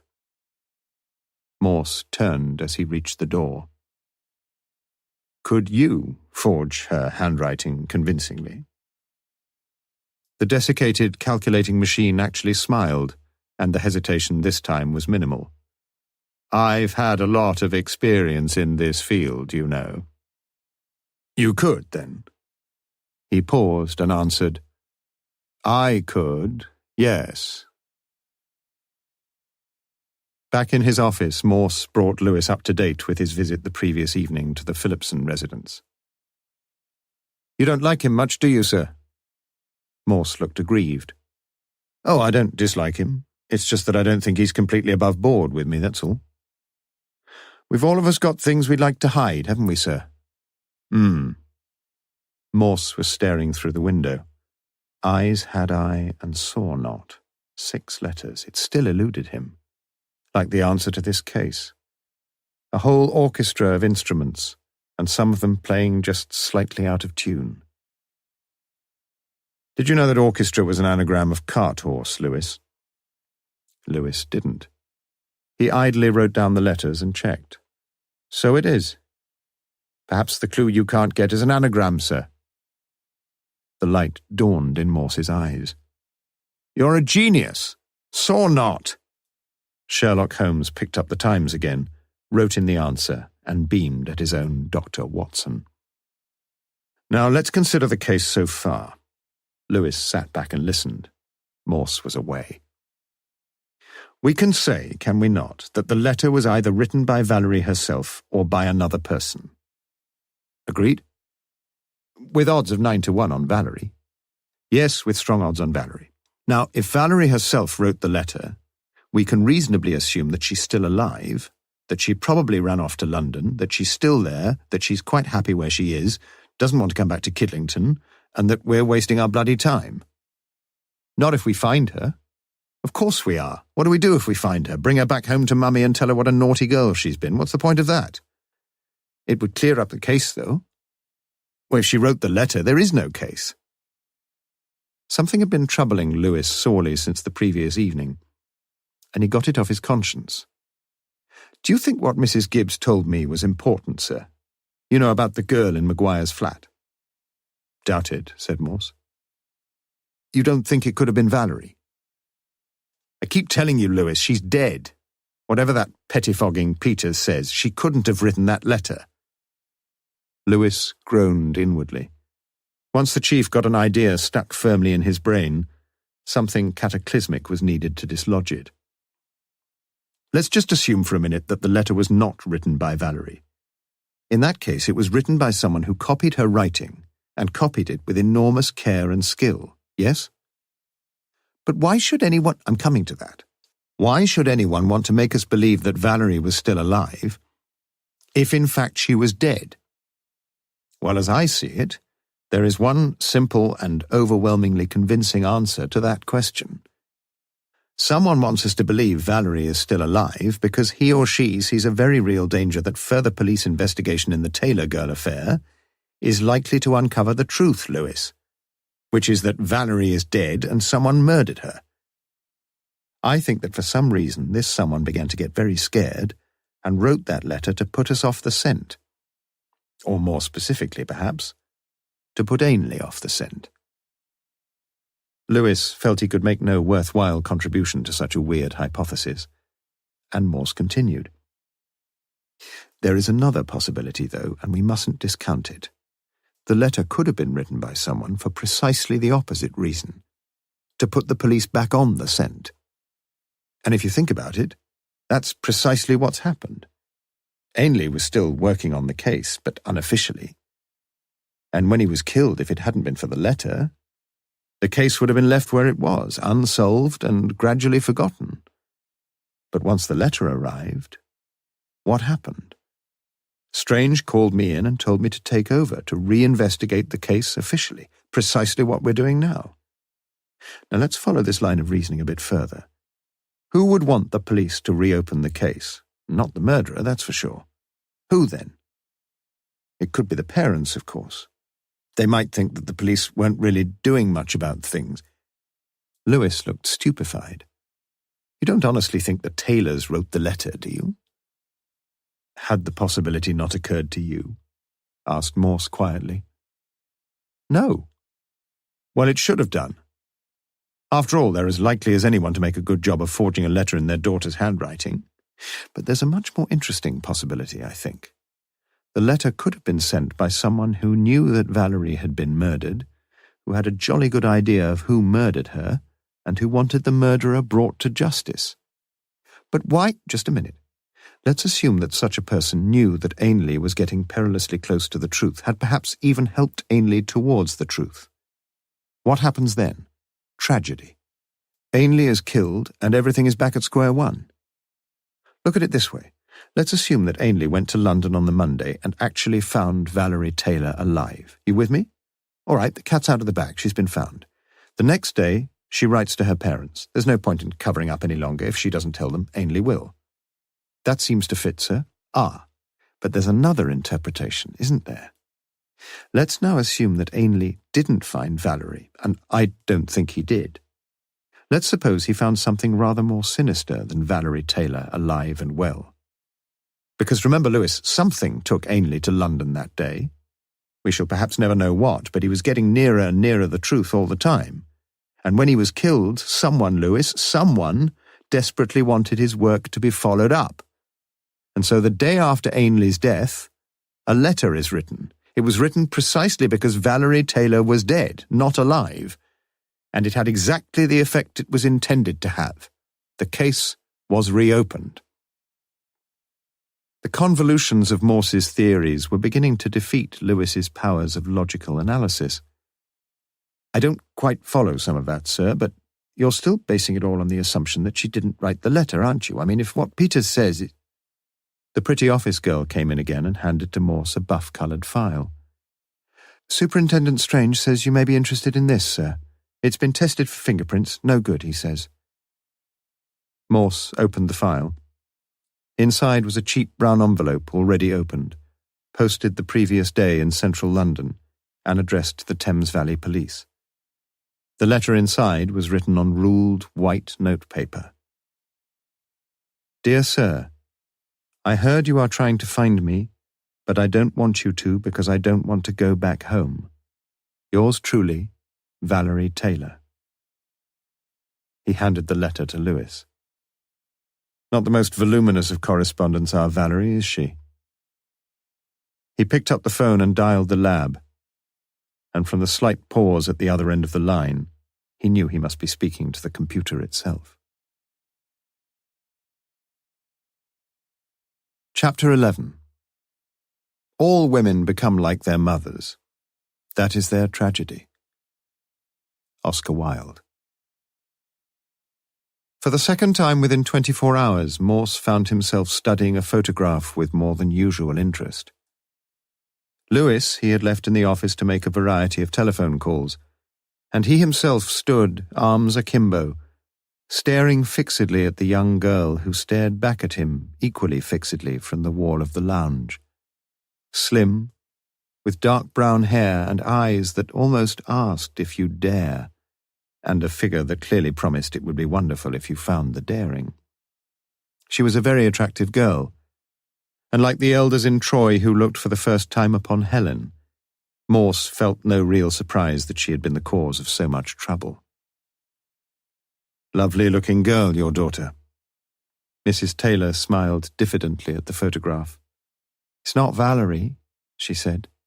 "It's me." Morse turned with undisguised astonishment in his eyes. "Really? I didn't realize you were so much alike. I didn't mean to... I used to be nice-looking, I suppose, in those days. I was 17 when that was taken, over 20 years ago. Seems a long time." Morse watched her as she spoke. Her figure was a good deal thicker round the hips now, and her legs, though still slim, were faintly lined with varicose veins. But it was her face that had changed the most. A few wisps of greying hair trailed over the worn features, the teeth yellowing, the flesh around the throat no longer quite so firm. But she was still... Men were luckier, he thought. They seemed to age much less perceptibly than women. On a low cupboard against the right-hand wall behind her stood an elegant, delicately proportioned porcelain vase. Somehow it seemed to Morse so incongruously tasteful and expensive in this drably furnished room, and he found himself staring at it with a slightly puzzled frown. They talked for half an hour or so, mostly about Valerie, but there was nothing she could add to what she had told so many people so many times before. She recalled the events of that far-off day like a nervous, well-rehearsed pupil in a history examination. But that was no surprise to Morse. After all, as Philipson had reminded him the previous evening, it was rather an important day. He asked her about herself and learned she had recently taken a job, just mornings, at the cash-and-carry stores, stocking up the shelves mostly, tiring, on her feet most of the time, but it was better than staying at home all day, and nice to have some money of her own. Morse refrained from asking how much she spent on drink and cigarettes, but there was something that he had to ask. "You won't be upset, Mrs. Taylor, if I ask you one or two rather personal questions, will you?" "I shouldn't think so." She leaned back on the crimson settee and lit another cigarette, her hand shaking slightly. Morse felt he ought to have realized it before. He could see it in the way she sat, legs slightly parted, the eyes still throwing a distant, muted invitation. There was an overt, if faded, sensuality about the woman. It was almost tangible. He took a deep breath. "Did you know that Valerie was pregnant when she disappeared?" Her eyes grew almost dangerous. "She wasn't pregnant. I'm her mother, remember? Whoever told you that was a bloody liar." The voice was harsher now, and cheaper. The facade was beginning to crack, and Morse found himself wondering about her. Husband away, long, lonely days, and daughter home only at lunchtimes, and that only during Valerie's last year at school. He hadn't meant to ask his next question. It was one of those things that wasn't really anyone else's business. It had struck him, of course, the first time he had glanced at the colour supplement, the cards for the 18th wedding anniversary, and Valerie at the time almost 20, or would have been had she still been alive. He took another deep breath. "Was Valerie your husband's child, Mrs. Taylor?" The question struck home, and she looked away. "No. I had it before I knew George." "I see," said Morse gently. At the door, she turned towards him. "Are you going to see him?" Morse nodded. "I don't mind what you ask him, but please don't mention anything about what you just asked me. He was like a father to her, always, but he used to get teased a lot about Valerie when we were first married, especially since we didn't have any kids ourselves. You know what I mean. It hurt him, I know it did, and I don't want him hurt, Inspector. He's been a good man to me.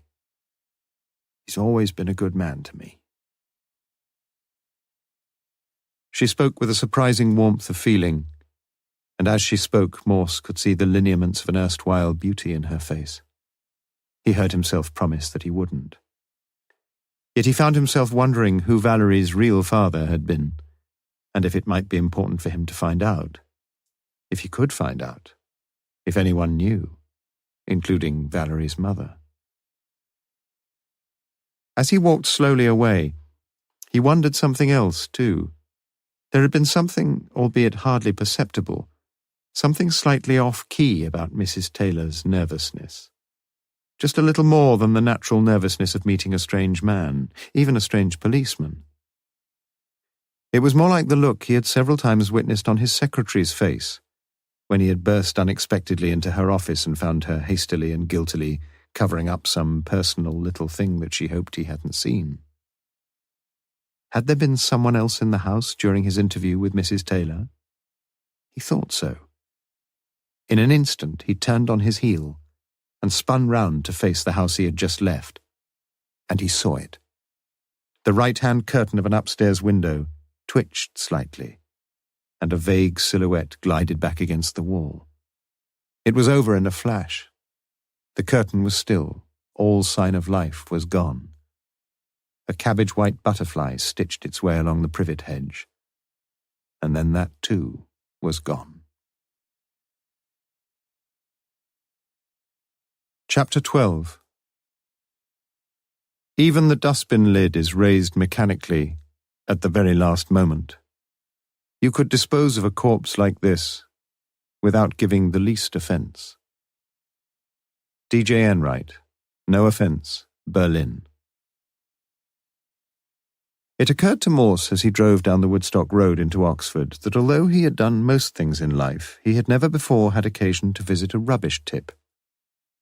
In fact, as he turned into Walton Street and slowed to negotiate the narrowing streets that led down to Jericho, he could not quite account for the fact that he knew exactly where to go.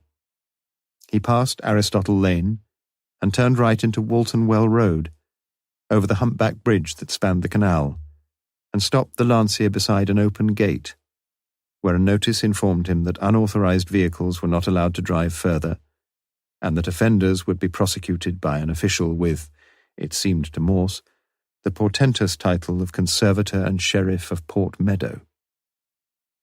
He slipped the car into first gear and drove on, deciding that he would probably qualify in the authorized category, and rather hoping that someone would stop him.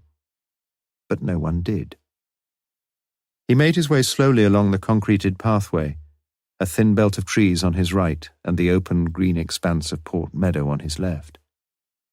Twice when corporation lorries came towards him, he was forced off the track onto the grass, before coming finally to the edge of the site, where a high wooden gate over a deep cattle grid effectively barred all further progress. He left the car and proceeded on foot, noting as he passed another sign that members of the public would be ill-advised to touch any materials deposited on the tip, treated as they were with harmful insecticides.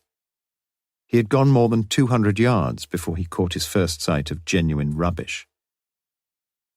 The compacted surface over which he walked was flat and clear, scored by the caterpillar tracks of bulldozers and levellers, with only the occasional partially submerged piece of sacking to betray the burial of the thousands of tons of rubbish beneath. Doubtless grass and shrubs would soon be burgeoning there, and the animals would return to their old territories and scurry once more in the hedgerows amid the bracken and the wildflowers. And people would come and scatter their picnic litter around, and the whole process would begin again. Sometimes Homo sapiens was a thoroughly disgusting species. He made his way towards the only observable sign of life, a corrugated iron shack, once painted green but ramshackle now and rusty, where an indescribably grimy labourer directed him deeper into the network of filth. 2 magpies and an ominous-looking crow reluctantly took to flight as he walked by, and flapped their slow way across the blighted wilderness. At last Morse came to the main area of the tip. Pepsi and Coca-Cola tins, perished household gloves, lengths of rusting wire, empty cartons of washing-up liquid, and a disintegrating dartboard, biscuit tins, worn-out shoes, a hot water bottle, ancient car seats, and a comprehensive collection of cardboard boxes. Morse swatted away the ugly flies that circled his head, and was glad to find he had one last cigarette left. He threw the empty packet away. It didn't seem to matter much here. George Taylor was standing beside a yellow bulldozer, shouting to its driver above the deep-throated growl of the engine, and pointing towards a great mound of earth and stones piled like a rampart along the side of the shallow tip.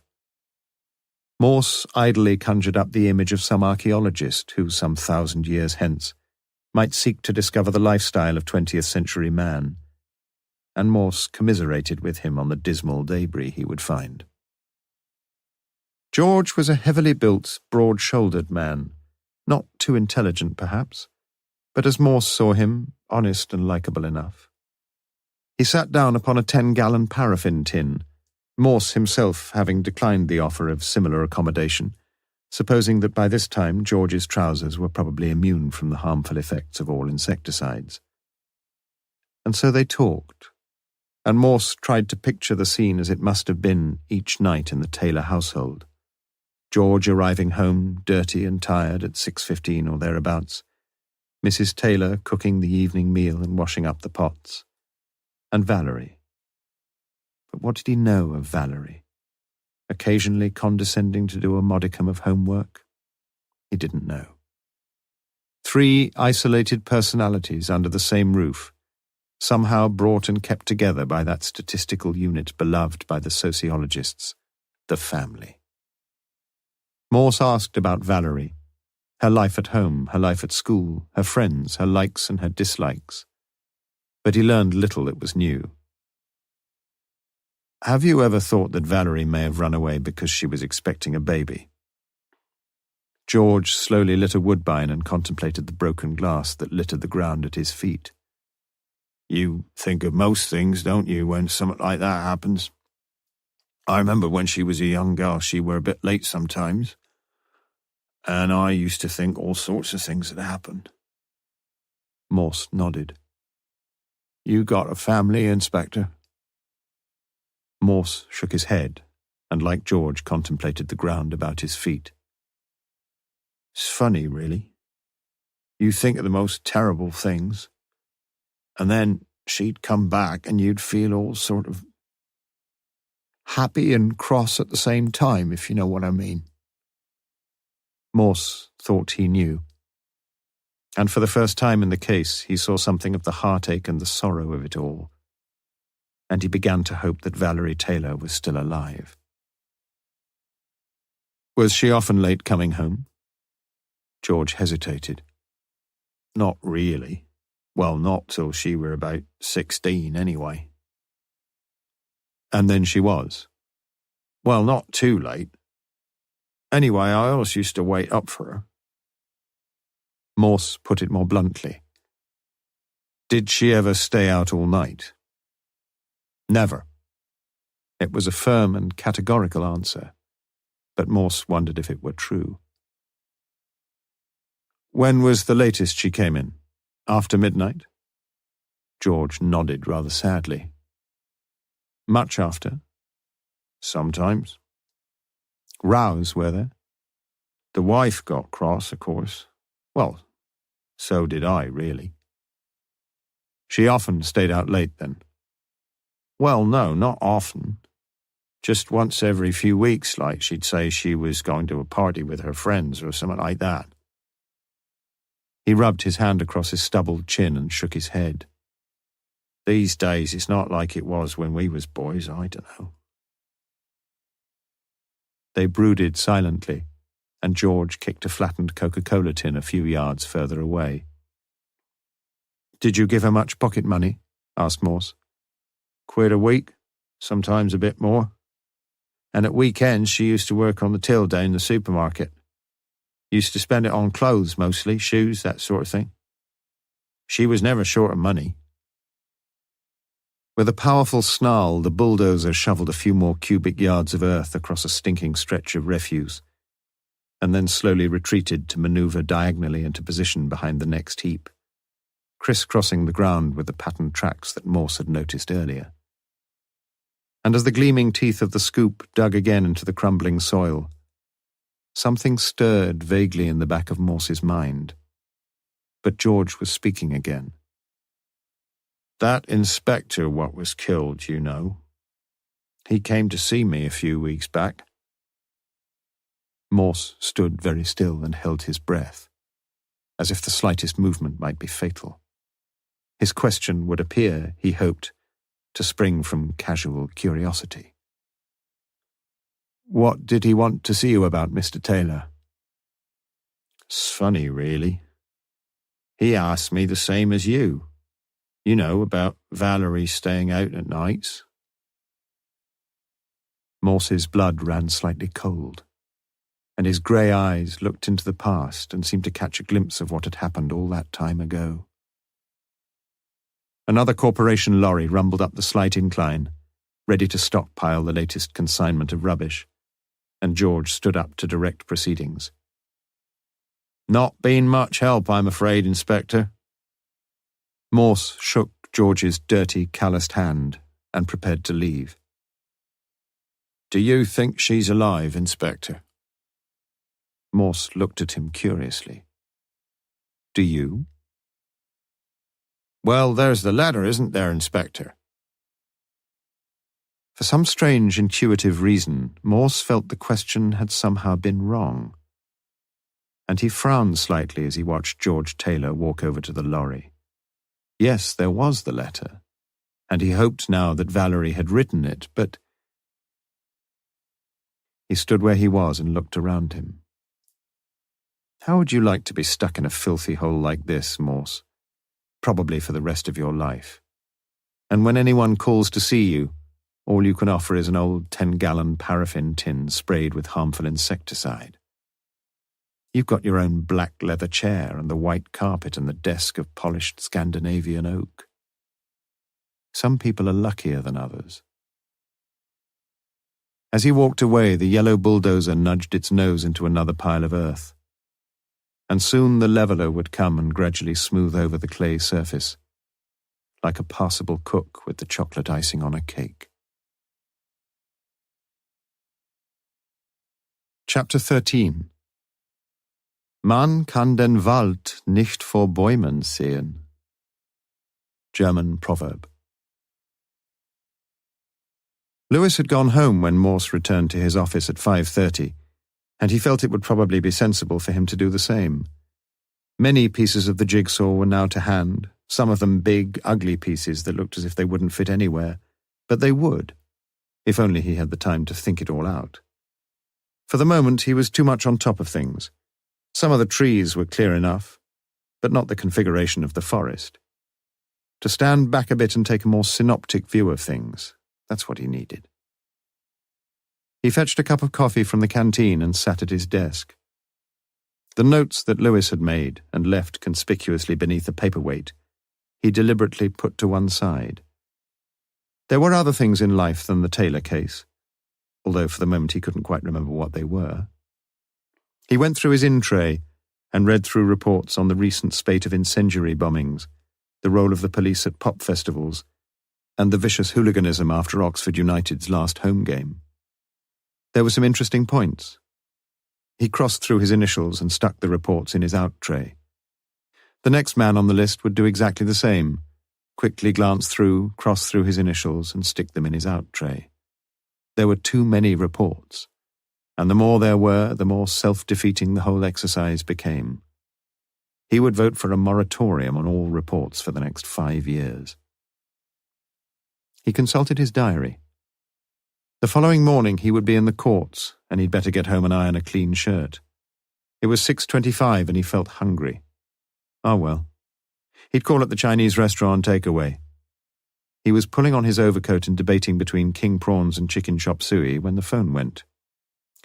"Personal call from a Mr. Phillipson. Shall I put him through, sir?" The girl on the switchboard sounded weary too. "You're working late tonight, Inspector?" I was just off, said Morse with a yawn in his voice. "You're lucky," said Phillipson. "We've got a parents' evening. Shan't be home till 10 myself." Morse was unimpressed, and the headmaster got to the point. "I thought I'd just ring up to say that I checked up at Blackwell's, you remember, about buying a book." Morse looked at Lewis's notes and completed the sentence for him. "And you bought Momigliano's Studies in Historiography, published by Weidenfeld and Nicholson, at £2.50. You checked, then? Yup. Oh, well, I thought I'd just let you know. Thoughtful of you, sir. I appreciate it. Are you speaking from school? From my study, yes. I wonder if you've got a phone number for Mr. Acomb there. Just a minute, Inspector. Morse kept the receiver to his ear and read through the rest of Lewis's notes. Nothing from Peters yet about that second letter. Nothing much from anybody. To anyone with less than extremely acute hearing, it would have been quite imperceptible. But Morse heard it, and knew once again that someone had been eavesdropping on the headmaster's telephone conversations. Someone in the office outside the head's study, and Morse's brain slid easily along the shining grooves. Are you there, Inspector? We've got 2 numbers for Acomb, one at school, one at home. I'll take 'em both, said Morse. After cradling the receiver, he sat and thought for a moment. If Phillipson wanted to use the phone in his study, he would first dial 9, get an outside line automatically, and then ring the code and the number he wanted. Morse had noticed the setup when he had visited the school. But if he, Morse, wanted to ring Phillipson, he wouldn't be able to get him unless someone was sitting by the switchboard in the outer office.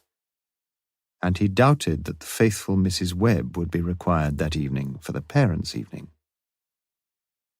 He waited a couple of minutes and rang. Brr, brr. It was answered almost immediately. Roger Bacon's school? That the headmaster? Inquired Morse innocently. No, Baines here, second master. Can I help you? Ah, Mr. Baines, good evening, sir. As a matter of fact, it was you I was hoping to get hold of. I wonder if we might be able to meet again fairly soon. It's this Taylor girl business again. There are 1 or 2 points I think you could help me with.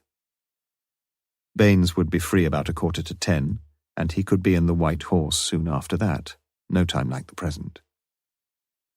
Morse felt pleased with himself. He would have been even more pleased had he been able to see the deeply worried look on Baines's face as he shrugged into his gown and walked down into the great hall to meet the parents. There was little point in going home now, and he walked over to the canteen and found a copy of the Telegraph. He ordered sausages and mash, wrote the precise time in the right-hand margin of the back page, and turned to one across. Has been known to split under a grilling, 7. He smiled to himself. It was too many letters for Baines, so he wrote sausage. Back in the office, he felt he was in good form. Crossword finished in only 7.5 minutes. Still, it was a bit easier than the Times. Perhaps this case would be easy, if only he could look at it in the right way. And as Baines had said, there was no time like the present. A long, quiet, cool, detached look at the case. But it never worked quite like that. He sat back and closed his eyes, and for more than an hour his brain seethed in ceaseless turmoil. Ideas galore, but still the firm outline of the pattern eluded him. 1 or 2 of the pieces fitted firmly into place, but so many wouldn't fit at all. It was like doing the light blue sky at the top of a jigsaw with no clouds, not even a solitary seagull, to break the boundless monochrome. By 9 o'clock he had a headache. Leave it. Give it a rest and go back later. Like crosswords, it would come. It would come.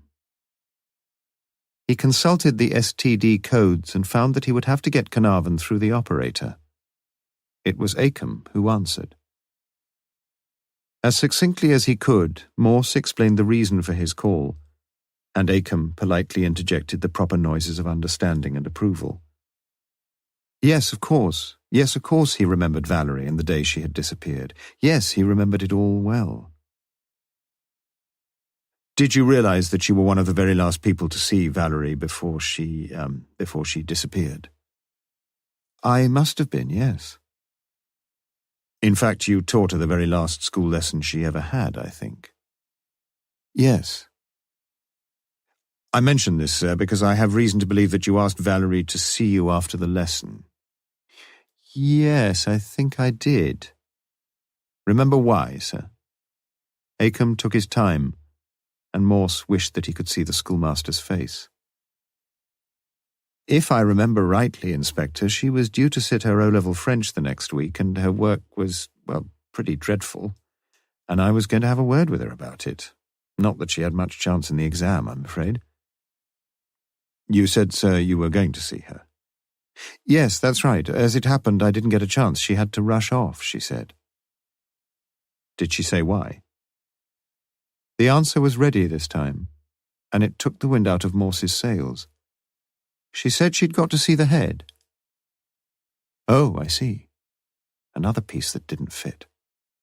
Well, thank you, Mr. Acombe. You've been most helpful. I hope I've not interrupted anything important. No, just marking a few books, that's all.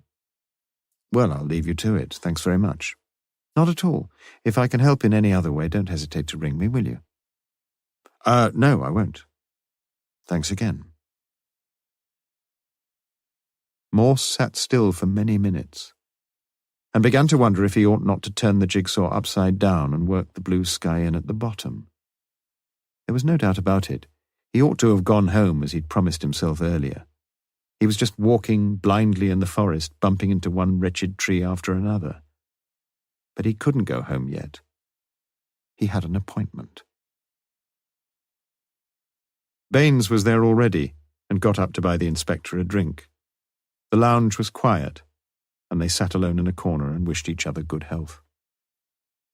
Morse tried to size him up. Tweed jacket, grey slacks, balding on top and rather flabby in the middle, but obviously nobody's fool. His eyes were keen, and Morse imagined the pupils would never take too many liberties with Baines. He spoke with a slight North Country accent, and as he listened to Morse, he picked away at his lower nostrils with his index finger. Irritating. What was the routine on Tuesday afternoons? Why was there no register taken? Was there any likelihood that Valerie had, in fact, returned to school that afternoon and only later disappeared? How did the pupils work the skiving that was obviously so widespread? Was there any sort of skiver's den where the reluctant athletes could safely hide themselves away? Have a smoke, perhaps? Baines seemed rather amused. He could give the boys and girls a few tips about getting off games. By Jove, he could. But it was the staff's fault. The PE teachers were a bloody idle lot, worse than the kids. Hardly bothered to get changed, some of them. And anyway, there were so many activities: fencing, judo, table tennis, athletics, rounders, netball, all this self-expression nonsense. No one really knew who was expected when and where. Bloody stupid. Things had tightened up a bit with the new head, but, well... Baines gave the impression that for all his possible virtues, Phillipson had a long way still to go. Where they went to? Plenty of places. He'd found half a dozen smoking in the boiler room one day, and the school itself was virtually empty.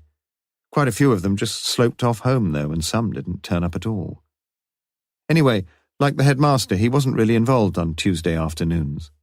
It wasn't a bad idea, though, to get away from school occasionally, have a free afternoon. The headmaster had tried to do it for all the staff, put all their free periods together and let them have a morning or an afternoon off. Trouble was that it meant a hell of a lot of work for the chap who did the timetabling. Him. As he talked on, Morse wondered whether he still felt bitter towards Phillipson, whether he would be all that eager to throw out a lifeline to the drowning helmsman. He casually mentioned that he knew of Baines's ill luck in being pipped for the job, and bought more beer. Yes, Baines admitted. He'd been a bit unlucky, perhaps, and more than once. He thought he could have run a school as well as most, and Morse felt he was probably right. Greedy and selfish, like most men, but shrewdly competent. Above all, thought Morse, he would have enjoyed power. And now that there no longer seemed much chance of power, perhaps a certain element of dark satisfaction in observing the inadequacies of others and quietly gloating over their misfortunes. There wasn't a word for it in English. The Germans called it Schadenfreude. Would Baines get the job if Phillipson left, or if for some reason he had to leave? Morse thought he would be sure to. But how far would he go in actively promoting such a situation? Perhaps, though, as usual, Morse was attributing too much cynical self-seeking to his fellow men. And he brought his attention back to the fairly ordinary man who sat opposite him, talking openly and amusingly about life in a comprehensive school. "Did you ever teach Valerie yourself?" asked Morse. Baines chuckled. "In the first form, just for a year. She didn't know a trapezium from a trampoline." Morse grinned too. "Did you like her?" It was a sobering question, and the shrewdness gleamed again in Baines's eyes. "She was all right." But it was an oddly unsatisfactory answer, and Baines sensed it. He went on glibly about her academic prowess, or lack of it, and veered off into an anecdote about the time he'd found 42 different spellings of isosceles in a first-year examination. "Do you know Mrs. Taylor?" "Oh, yes." He stood up and suggested there was just time for another pint. Morse knew that the momentum had been broken, quite deliberately, and he felt very tempted to refuse. But he didn't. Anyway, he was going to ask Baines a rather delicate favour. Morse slept fitfully that night. Broken images littered his mind like the broken glass strewn about the rubbish tip. He tossed and turned, but the merry-go-round was out of control, and at 3 a.m. he got up to make himself a cup of tea. Back in bed with the light left on, he tried to concentrate his closed, swift-darting eyes onto a point about 3 inches in front of his nose, and gradually the spinning mechanism began to slow down, slower and slower, and then it stopped. He dreamed of a beautiful girl slowly unbuttoning her low-cut blouse and swaying her hips sensuously above him as she slid down the zip at the side of her skirt. And then she put her long, slim fingers up to her face and moved the mask aside. And he saw the face of Valerie Taylor. Chapter 14. I am a man under authority. Matthew 8:9. It wasn't too bad working with Morse. Odd sort of chap sometimes, and should have got himself married long ago, everybody said that. But it wasn't too bad. He'd worked with him before and enjoyed it most of the time. Sometimes he seemed a very ordinary sort of fellow. The real trouble was that he always had to find a complex solution to everything. And Lewis had enough experience of police work to know that most criminal activity owed its origins to simple, cheap, and sordid motives, and that few of the criminals themselves had sufficiently intelligent or tortuous minds to devise the cunning stratagems that Morse was wont to attribute to them. In Morse's mind, the simple facts of any case seemed somewhere along the line to get fitted out with hooks and eyes, which rendered the possibility of infinite associations and combinations. What the great man couldn't do, for all his gifts, was put a couple of simple facts together and come up with something obvious. The letters from Valerie were a case in point. The first one, Peters had said, was pretty certainly written by Valerie herself. Why then not work on the assumption that it was, and go on from there? But no. Morse had to believe the letter was forged, just because it would fit better with some fantastical notion that itself owed its abortive birth to some equally improbable hypothesis. And then there was the second letter. Morse hadn't said much about that, probably learned his lesson. But even if he had to accept that Valerie Taylor had written the letters, he would never be prepared to believe anything so simple as the fact that she'd got fed up with home and with school and had just gone off, as hundreds of other girls did every year. Then why not Valerie? The truth was that Morse would find it all too easy, no fit challenge for that thoroughbred mind of his. Yes, that was it. Lewis began to wish he could have a few days on his own in London. Use his own initiative. He might find something. After all, Ainley probably had. Well, according to Morse, he had.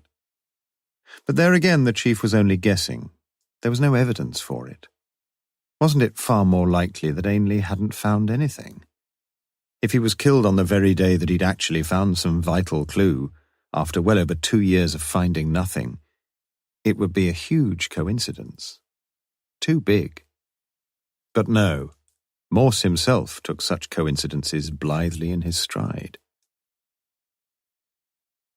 He went to the canteen for a cup of tea and sat down by Constable Dixon. "Solved the murder yet, Sarge?" "What murder?" Dixon grinned. Now don't tell me they put old Morse on a missing persons case, because I shan't believe you. Come on, Sarge, spill the beans. No beans to spill, said Lewis. Come off it, I was on the Taylor business too, you know, searched everywhere we did, even dragged the reservoir. Well, you didn't find the body, and if you don't have the body, Dixon boy, you don't have a murder, do you? Ainley thought she was bumped off, though, didn't he? Well, there's always the possibility, but look here, Dixon. He swiveled round in his chair and faced the constable. You killed somebody, right? And you've got a body on your hands, right? How do you get rid of it? Come on, tell me. Well, there's 101 ways. Such as? Well, for a start, there's the reservoir. But that was dragged, you say? Dixon looked mildly contemptuous.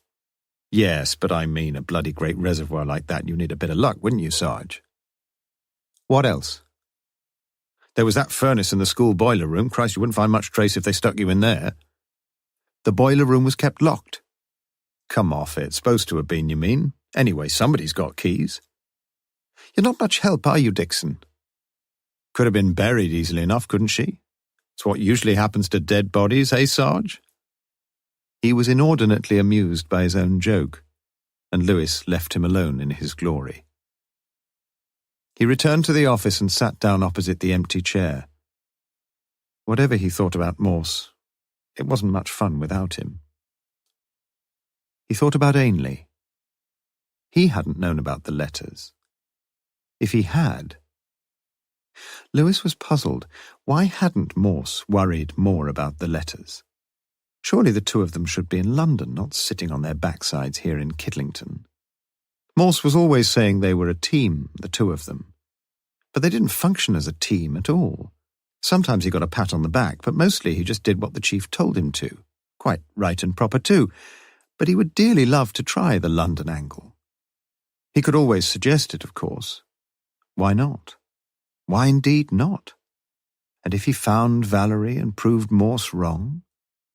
Not that he wanted to prove him wrong, really, but Morse was such an obstinate blighter. In Lewis's garden, ambition was not a weed that sprouted freely. He noted that Morse had obviously read the notes he had made and felt mildly gratified. Morse must have come back to the office after seeing the Taylors, and Lewis wondered what wonderful edifice his superior officer had managed to erect on the basis of those two interviews. The phone rang, and he answered it. It was Peter's. Tell Inspector Morse it's the same as before. Different pen, different paper, different envelope, different postmark, but the verdict's the same as before. Valerie Taylor wrote it, you mean?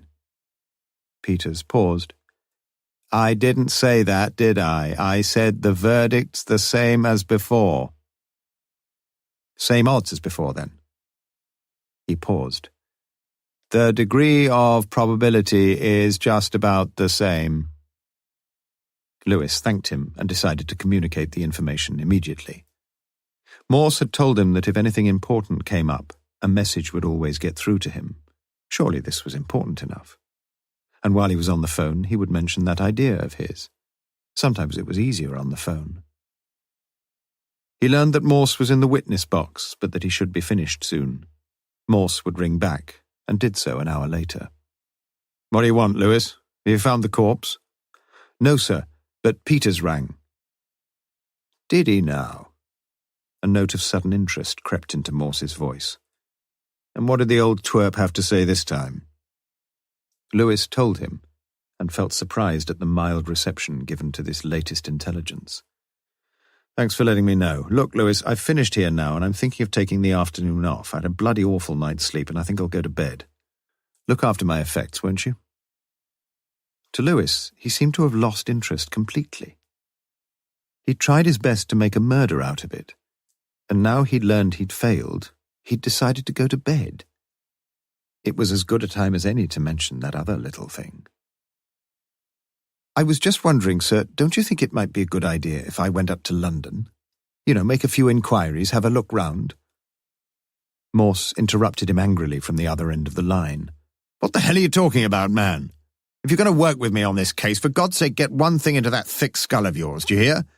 Valerie Taylor isn't living in London or anywhere else. You got that? She's dead." The line was dead, too. Lewis walked out of the office and slammed the door behind him. Dixon was in the canteen. Dixon was always in the canteen. "Solved the murder yet, Sarge?" "No, I have not," snarled Lewis. "And nor is Inspector bloody Morse." He sat alone in the farthest corner and stirred his coffee with controlled fury. Chapter 15. "'Tis a strange thing, Sam, that among us people can't agree the whole week because they go different ways upon Sundays." George Farquhar. The brief Indian summer, radiant and beneficent, was almost at an end. On Friday evening, the forecast for the weekend was unsettled, changeable weather, with the possibility of high winds and rain, and Saturday was already appreciably cooler, with dark clouds from the west looming over North Oxfordshire. Gloomily, the late-night weatherman revealed to the nation a map of the British Isles almost obliterated by a series of close, concentric millibars with their epicentrum somewhere over Birmingham, and prophesied in minatory tones of weak fronts and associated depressions. Sunday broke gusty and raw, and although the threatened rainstorm held its hand, there was, at 9 a.m., a curiously deadened, almost dreamlike quality about the early morning streets, and the few people there were seemed to move as in a silent film. From Carfax, at the centre of Oxford, Queen Street leads westwards, very soon changing its name to Park End Street, and off Park End Street on the left-hand side and just opposite the railway station is Kempis Street, where stands a row of quietly senescent terraced houses. At 9:05, the door of one of these houses is opened, and a man walks to the end of the street, opens the faded green doors of his garage, and backs out his car. It is a dull black car, irresponsive even in high summer to any glancing sunbeams, and the chrome on the front and rear bumpers is rusted to a dirty brown. It is time he bought a new car, and indeed he has more than enough money to do so. He drives to St. Giles and up the Woodstock Road. It would be slightly quicker and certainly more direct to head straight up the Banbury Road, but he wishes to avoid the Banbury Road. At the top of the Woodstock Road, he turns right along the ring road for some 300 or 400 yards, and turns left at the Banbury Road roundabout. Here he increases his speed to a modest 45 mph, and passes out of Oxford and down the long, gentle hill that leads to Kidlington. Here, inconspicuously, he hopes, he leaves his car in a side street, which is only a few minutes' walk from the Roger Bacon Comprehensive School. It is a strange decision. It is more than that. It is an incomprehensible decision. He walks fairly quickly, pulling his Trilby hat further over his eyes and hunching deeper into his thick, dark overcoat. He walks up the slight incline, passing the prefabricated hut in which the clerk of works directs and will direct the perpetual and perennial alterations and extensions to the school. And as deviously as he can, he penetrates the sprawling amalgam of outbuildings, permanent and temporary, wherein the pupils of secondary school age are initiated into the mysteries of the sciences and the humanities. Guardedly his eyes glance hither and thither, but there is no one to be seen. Thence over the black tarmac of the central play area, and towards the 2-storied flat-roofed central administrative block, newly built in yellow brick. The main door is locked, but he has a key. He enters quietly and unlocks the door. Within, there is a deathly silence about the familiar surroundings. His footsteps echo on the parquet flooring, and the smell of the floor polish takes him back to times of long ago. Again he looks around him and quickly mounts the stairs. The door to the secretary's office is locked, but he has a key, and enters and locks the door behind him. He walks over to the headmaster's study. The door is locked, but he has a key, and enters and feels a sudden fear. But there is no reason for the fear. He walks over to a large filing cabinet. It is locked, but he has a key, and opens it and takes out a file marked Staff Appointments. He flicks through the thick file and replaces it, tries another, and another. At last he finds it. It is a sheet of paper he has never seen before, but it contains no surprises, for he has known its contents all along. In the office outside, he turns on the electric switch of the copying machine. It takes only 30 seconds to make 2 copies, although he has been asked for only 1. Carefully he replaces the original document in the filing cabinet, relocks the study door, unlocks and relocks the outer door, and makes his way down the stairs. Stealthily he looks outside. It is 5 minutes to 10. There is no one in sight as he lets himself out, relocks the main door, and leaves the school premises. He is lucky. No one has seen him, and he retraces his steps. A man is standing on the pavement by the car, but moves on, guiltily tugging a small white dog along the pavement, and momentarily deferring the imminent defecation. This same Sunday morning, Sheila Phillipson is picking up the windfalls under the apple trees. The grass needs cutting again, for in spite of the recent weeks of sunshine, a few dark ridges of longish grass are sprouting in dark green patches, and with rain apparently imminent, she will mention it to Donald. Or will she? He has been touchy and withdrawn this last week, almost certainly because of that girl. It is unlike him, though. Here, too, he has assumed the duties and responsibilities of the headship with a verve and a confidence that have slightly surprised her. No, it isn't like him to worry. There must be something more to it. Something wrong somewhere. She stands with the basket of apples on her arm and looks around. The tall fencing that keeps them so private, the bushes and shrubs and ground cover that blend so wonderfully with their variegated greens. It is almost terrifyingly beautiful. And the more she treasures it all, the more frightened she is that she may lose it all. How she wants to keep everything just as it is. And as she stands beneath the apple-heavy boughs, her face grows hard and determined. She will keep it all, for Donald, for the children, for herself. She will let nothing and no one take it from her. Donald comes out to join her and says, praise be, that it's high time he cut the grass again, and greets the promise of apple pie for dinner with a playfully loving kiss upon her cheek. Perhaps after all she is worrying herself over nothing. At midday the beef and the pie are in the oven, and as she prepares the vegetables she watches him cutting the lawn. But the shaded patterns of the parallel swathes seem not so neat as usual, and suddenly she bangs her hands upon the window and shouts hysterically, "Donald, for God's—" So nearly, so very nearly has he chewed up the electric flecks of the lead with the blades of the mower. She has read of a young boy doing just that only a week ago, instantly and tragically fatal. The senior tutor's secretary has had to come into Lonsdale College this Sunday morning.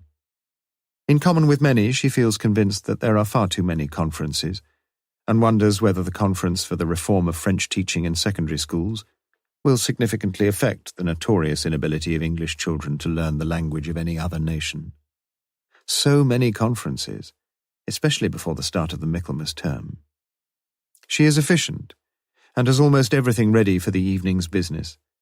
Lists of those attending, details of their schools, programs for the following 2 days' activities, certifications of attendance, and the menus for the evening's banquet. There remain only the name tags, and using the red ribbon and the upper case, she begins typing the name and provenance of each of the delegates. It is a fairly simple and quick operation. She then cuts up the names into neat rectangles and begins to fit them into the small celluloid holders. Mr. J. Abbott, the Royal Grammar School, Chelmsford, Miss P. Ackroyd, High Wycombe Technical College, Mr. D. Acombe, City of Carnarvon School, and so on to the end of the list. She is finished by midday and takes all her bits and pieces to the conference room, where at 6:30 p.m. she will sit behind the reception desk and greet the delegates as they arrive. To be truthful, she rather enjoys this sort of thing. Her hair will be most cunningly coiffured, and on her name tag she has proudly printed Lonsdale College as her own academic provenance. With the new stretch of the M40 blasted through the heart of the Chilterns, the journey to and from London is now quicker than ever, and Morse feels reasonably satisfied with his day's work when he arrives back in Oxford just after 4 p.m. Lewis was quite right. There were one or two things that could only be checked in London, and Morse thinks that he has dealt with them. On his return, he calls in at Police HQ and finds an envelope heavily sealed with sellotape and boldly marked for the attention of Chief Inspector Morse. The pieces are beginning to fall into place. He dials Akeham's home number and waits. "Hello?" It is a woman's voice. "Mrs. Akeham?" "Yes, speaking." "Could I have a word with your husband, please?" "I'm afraid he's not here." "Will he be in later?" "Well, no, he won't. He's away on a teachers' conference." "Oh, I see. When are you expecting him back, Mrs. Akeham?" "He said he hoped to be back Tuesday evening. Fairly late, though, I think." "I see. Can I give him a message?" No. Don't worry, it's not important. I'll try to ring him later in the week." "You sure?" "Yes, that'll be fine. Thanks very much anyway. Sorry to trouble you." "That's all right." Morse sits back and considers. As he's just said, it isn't really important. Baines is not a man of regular habits, nor indeed of settled tastes. Sometimes he drinks beer, and sometimes he drinks Guinness. Occasionally, when a heavy burden weighs upon his mind, he drinks whiskey. Sometimes he drinks in the lounge, and sometimes he drinks in the public bar, sometimes in the Station Hotel, and sometimes in the Royal Oxford, for both are near. Sometimes he doesn't drink at all. Tonight he orders a whiskey and soda in the lounge bar of the Station Hotel.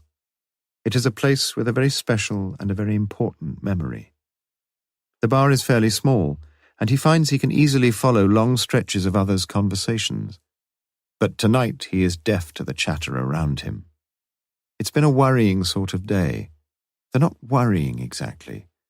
More a nervy, fluttery sort of day. Clever man, Morse. Several of the customers are waiting for the London train, smartly dressed, apparently affluent. Later there will be a handful who have missed the train and who will book in for the night if there are vacancies. Relaxed, worldly men with generous expense allowances and jaunty anecdotes. And just once in a while there is a man who deliberately misses his train, who rings his wife and tells his devious tale. It had been a chance in 1,000, really, seeing Philipson like that. Philipson, one of the 6 on the shortlist, a list that had included himself. A stroke of luck, too, that she had not seen him, when just after 8:30 they had entered arm in arm. And then they had actually appointed Philipson. Well, well, well. And the little secret glittered and gleamed like a bright nugget of gold in a miser's hoard. Philipson, Baines, Akeham.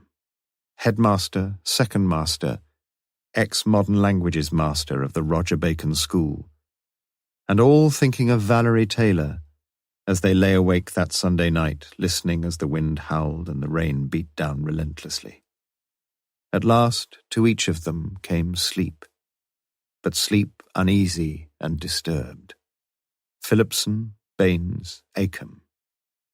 And tomorrow night, one of the 3 will be sleeping a sleep that is long and undisturbed. For tomorrow night at this same time, one of the 3 will be dead. Chapter 16. They wish to know the family secrets and to be feared accordingly. Juvenal, Satire 3, 113.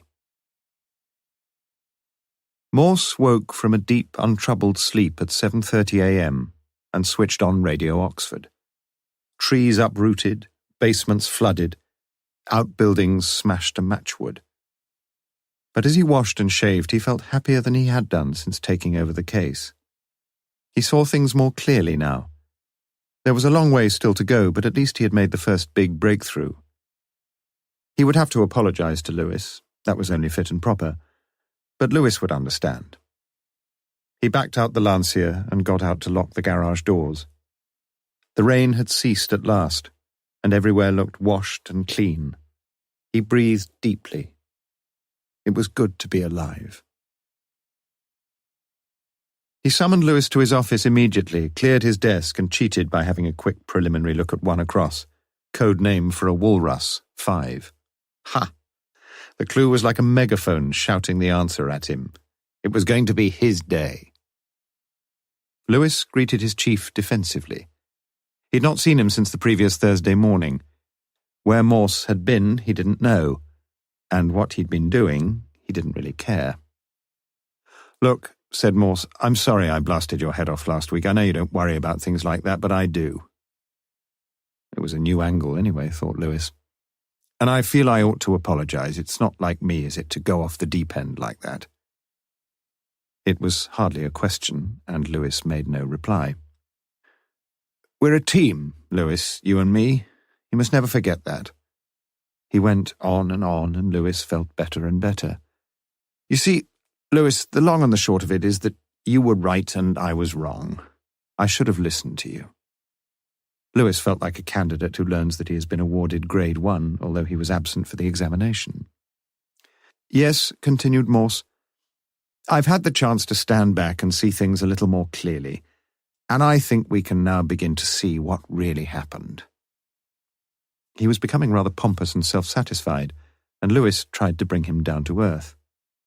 As far as he knew, Morse had been nowhere near the office since Thursday morning. "There's that report from Peters on Valerie's second letter, sir. You remember I rang you about it?"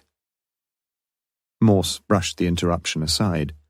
"That's not important, Lewis, but I'm going to tell you something that is important."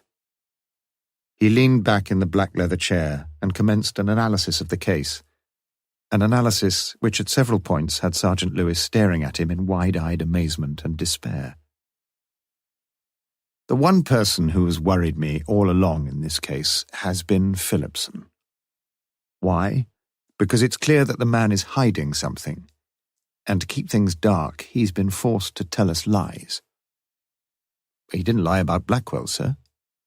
"No, but I'm not worried so much about what happened on the day when Valerie disappeared. That's where we've been making our mistake. We should have been concentrating much more on what happened before she disappeared. We should have been looking into the past for some incident, some relationship, something that gives a coherent pattern to all the rest. Because, make no mistake, there is something buried away back there in the past, and if we can find it, everything will suddenly click into place. It's the key, Lewis. A key that slips easily into the lock, and when it turns, it's smooth and silky and... Hey presto, so let's forget for a while who saw Valerie last and what colour knickers she was wearing. Let's go back long before that, for if I'm right... You think you've found the key?" Morse grew rather more serious. "I think so, yes. I think that what we've got to reckon with in this case is power. The power that someone, by some means or other, can exercise over someone else." "Blackmail, you mean, sir?" Morse paused before answering. "It may have been. I'm not sure yet." "You think someone's blackmailing Phillipson, is that it?" "Let's not rush, Lewis. Just suppose for a minute. Suppose you yourself did something shady, and no one found out. No one, that is, except for one other person. Let's say you bribed a witness or planted false evidence or something like that, all right? If you got found out, you'd be kicked out of the force on your ear and find yourself in jug as likely as not. Your career would be ruined, and your family too. You'd give a lot to keep things dark. And just let's suppose that I was the one who knew about all this, eh?"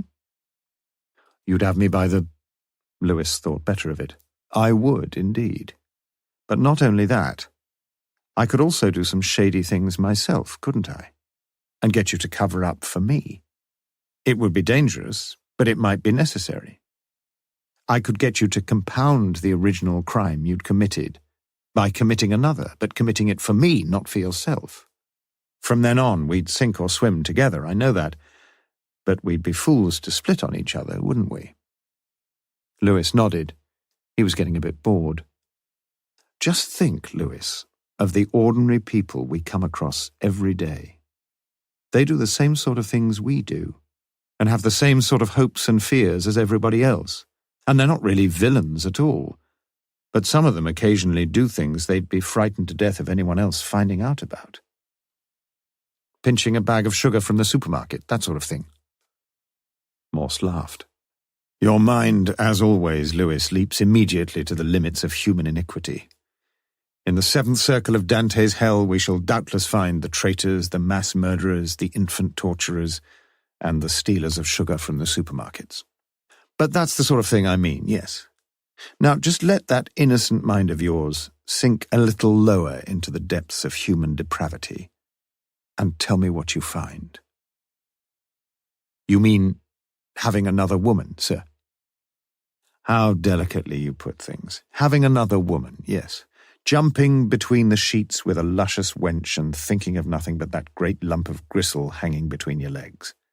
And the little woman at home cooking a meal for you and probably pressing your pants or something. You make it all sound like having another pint of beer, Lewis. But perhaps you're right. It's not all that important in the long run. A quick blow-through, a bit of remorse and anxiety for a few days, and then it's all over. And you tell yourself you're a damned fool and you're not going to do it again. But what, Lewis, what if someone finds out? Bit of hard luck. He said it in such a way that Morse looked at him curiously. Have you ever had another woman? Lewis smiled. An old memory stirred and swam to the surface of his mind like a bubble in still water. I daren't tell you, sir. After all, I wouldn't want you to kick me out of the force, would I? The phone rang and Morse answered it. Good. Good, that's good. Excellent. Morse's half of the conversation seemed singularly unenlightening, and Lewis asked him who it was. I'll come to that in a minute, Lewis. Now, where were we? Oh, yes. I suspect, and if I may say so, you tend to confirm my suspicion, that adultery is more widespread than even the League of Light would have us believe, and a few unlucky ones still get caught with their pants down, and a hell of a lot of others get away with it. What are you getting at, sir? Simply this. He took a deep breath and hoped it wouldn't sound too melodramatic. I think that Phillipson had an affair with Valerie Taylor. That's all. Lewis whistled softly and slowly took it in. What makes you think that? No one reason, just lots of little reasons. And above all, the fact that it's the only thing that makes sense of the whole wretched business. I think you're wrong, sir. There's an old saying, isn't there, if you'll excuse the language, about not shitting on your own doorstep. Surely it would be far too risky. Her at the school and him headmaster? I don't believe it, sir. He's not such a fool as that, surely. No, I don't think he is. But as I told you, I'm trying to look back further than that, to the time, let's say, before he became headmaster. But he didn't know her then. He lived in Surrey. Yes, but he came to Oxford at least once, didn't he? Said Morse slowly. He came up here when he was interviewed for the job. And in that sense, to use your own picturesque terminology, he wouldn't exactly be shitting on his own doorstep, would he? But you can't just say things like that, sir. You've got to have some evidence. Yes, we shall need some evidence, you're quite right. But just forgetting the evidence for a minute, what worries me is whether it's a fact or not. And I think we've just got to assume that it is a fact. We could get the evidence, I'm sure of that. We could get it from Phillipson himself, and I think, Lewis, that there are one or two other persons who could tell us a good deal if they had a mind to. You mean, sir, that you've not really got any evidence yet? Oh, I wouldn't say that. One or two pointers, aren't there? Such as? Well, first of all, there's Phillipson himself. You know he's hiding something as well as I do. As was his wont, Morse blustered boldly through the weakest points in his argument. He doesn't talk about the girl in a natural way at all, not about the girl herself. It's almost as if he's frightened to remember her, as if he feels guilty about her in some way. Lewis seemed stolidly unimpressed, and Morse left it. And then there's Maguire. By the way, I saw him again yesterday. Lewis raised his eyebrows. Did you? Where was that? I thought I ought to follow your advice after all. You were quite right, about the London end. 1 or 2 loose ends to tie up, weren't there? Lewis opened his mouth, but got no further. When I first saw him, continued Morse, it was obvious that he was jealous. Plain, miserably jealous. I think Valerie must have dropped the odd hint, nothing too specific, perhaps. And I tackled Maguire about it again yesterday, and, well, I'm sure there was a bit of gossip, at least among some of the pupils. Lewis continued to sit in glum silence. And then there was George Taylor. According to him, it was just about that time, when Phillipson first came for the job, that is, that Valerie began staying out late. Again, I agree, nothing definite, but another suggestive indication, wouldn't you say? To be truthful, sir, I wouldn't. I think you're making it all up as you're going along. All right, I'll not argue. Just have a look at this. He handed to Lewis the document that Baines had so carefully packaged for him. It was a photocopy of the expenses form that Phillipson had submitted to the governors after the headship interviews. From the form, it was immediately apparent that he had not reached home that evening. He had claimed for B&B at the Royal Oxford, and had arrived home at lunchtime on the following day. He probably missed his train, protested Lewis. Don't think so, said Morse. I've checked.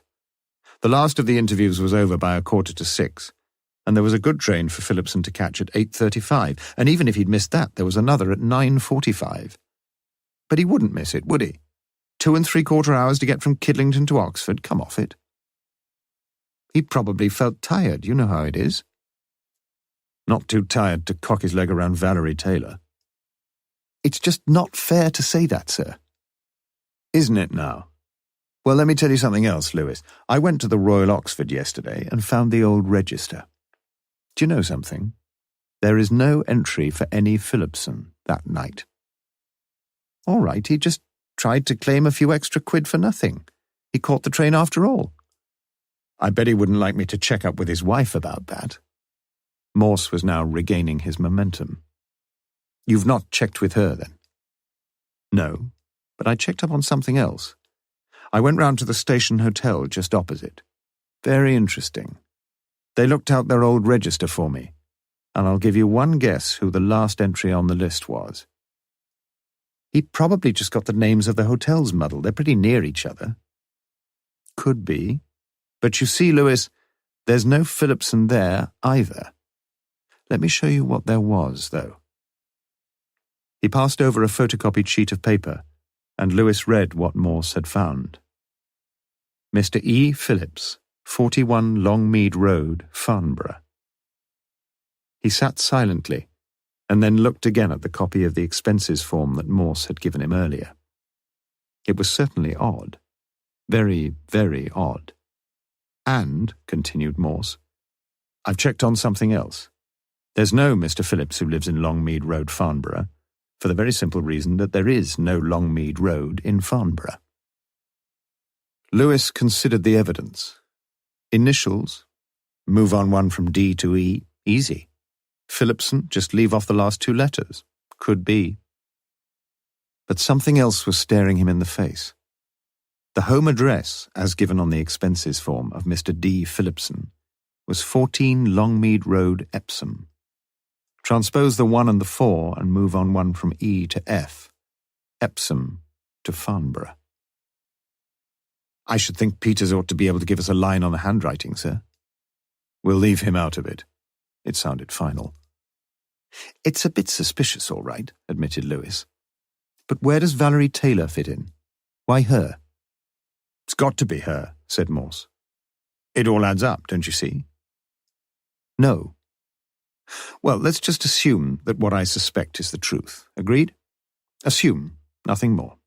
Now, where are we? For some reason, Phillipson meets Valerie, probably in Oxford, probably at the station buffet. He chats her up, and Bob's your uncle. Off they go to the station hotel, a bit of a roll round the bed, and she goes off home with a few quid in her pocket. I don't think she'd stay all night, probably a couple of hours or so, no more. It wouldn't be easy for her to leave the hotel after midnight, would it? Not without causing a bit of comment. I still don't see why it should be Valerie, though. And even if you're right, sir, what's it all got to do with Valerie disappearing? Morse nodded. Tell me, Lewis, if anyone got to know about this little bit of philandering, who do you think it would be? Phillipson could have told his wife, I suppose. He would have felt guilty about it. It was Morse's turn to display a lack of enthusiasm, and Lewis tried again. I suppose Valerie could have told someone. Who? Her mum? She was a bit scared of her mum, wasn't she? Her dad, then? Could be. I suppose someone could have seen them, said Lewis slowly. I'm pretty sure someone did, said Morse.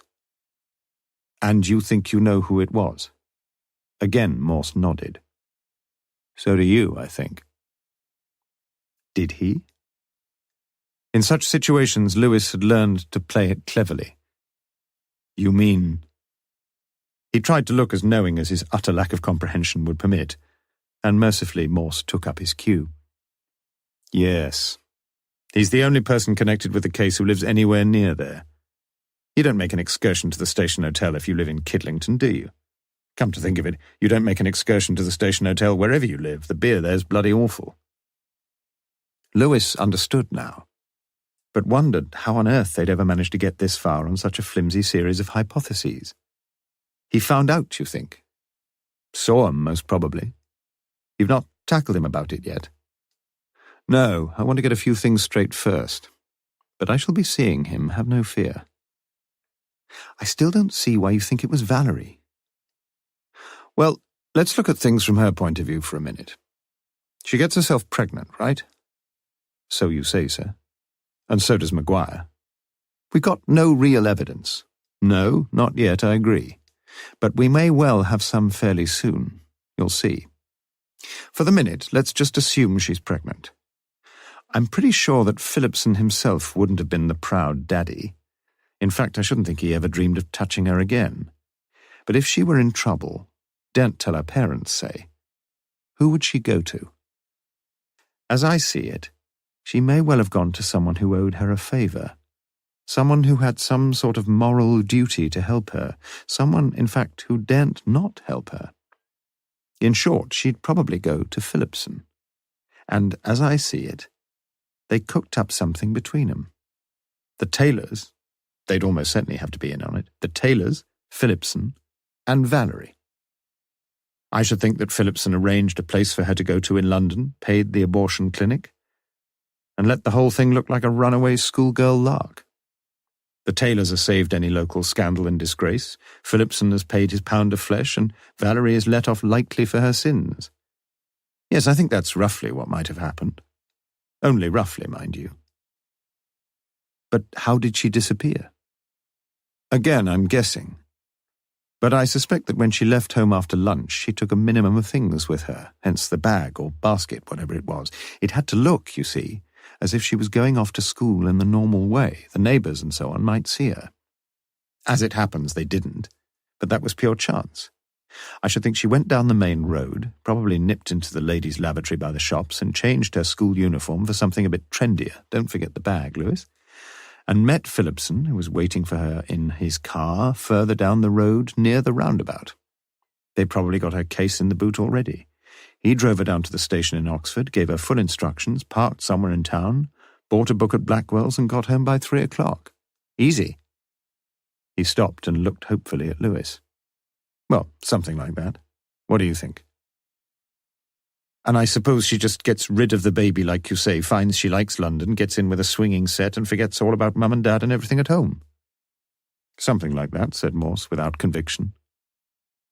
They put the police to a dickens of a lot of trouble for nothing, then, didn't they? Probably never thought we'd make so much fuss. They'd have a good idea. Morse was looking increasingly uneasy. As I told you, Lewis, it's only a rough outline. Just remember that if Valerie had wanted to, she could have ruined Phillipson's career in a flash. Just think of the headlines. It'd be dynamite. And think of Valerie, too. She certainly wouldn't want to be carting a kid around at her age. And her parents. A lot of parents don't seem to mind too much these days, sir. Morse was feeling cross and showed it. Well, they did. They minded enough to go through with the whole bloody business, still are going through with it. Somewhere along the line, the euphoria had turned to a saddened exasperation. He knew far better than Lewis could have told him that he hadn't really thought things through. You know, Lewis, something must have turned sour somewhere, mustn't it? Perhaps something went wrong. He suddenly brightened.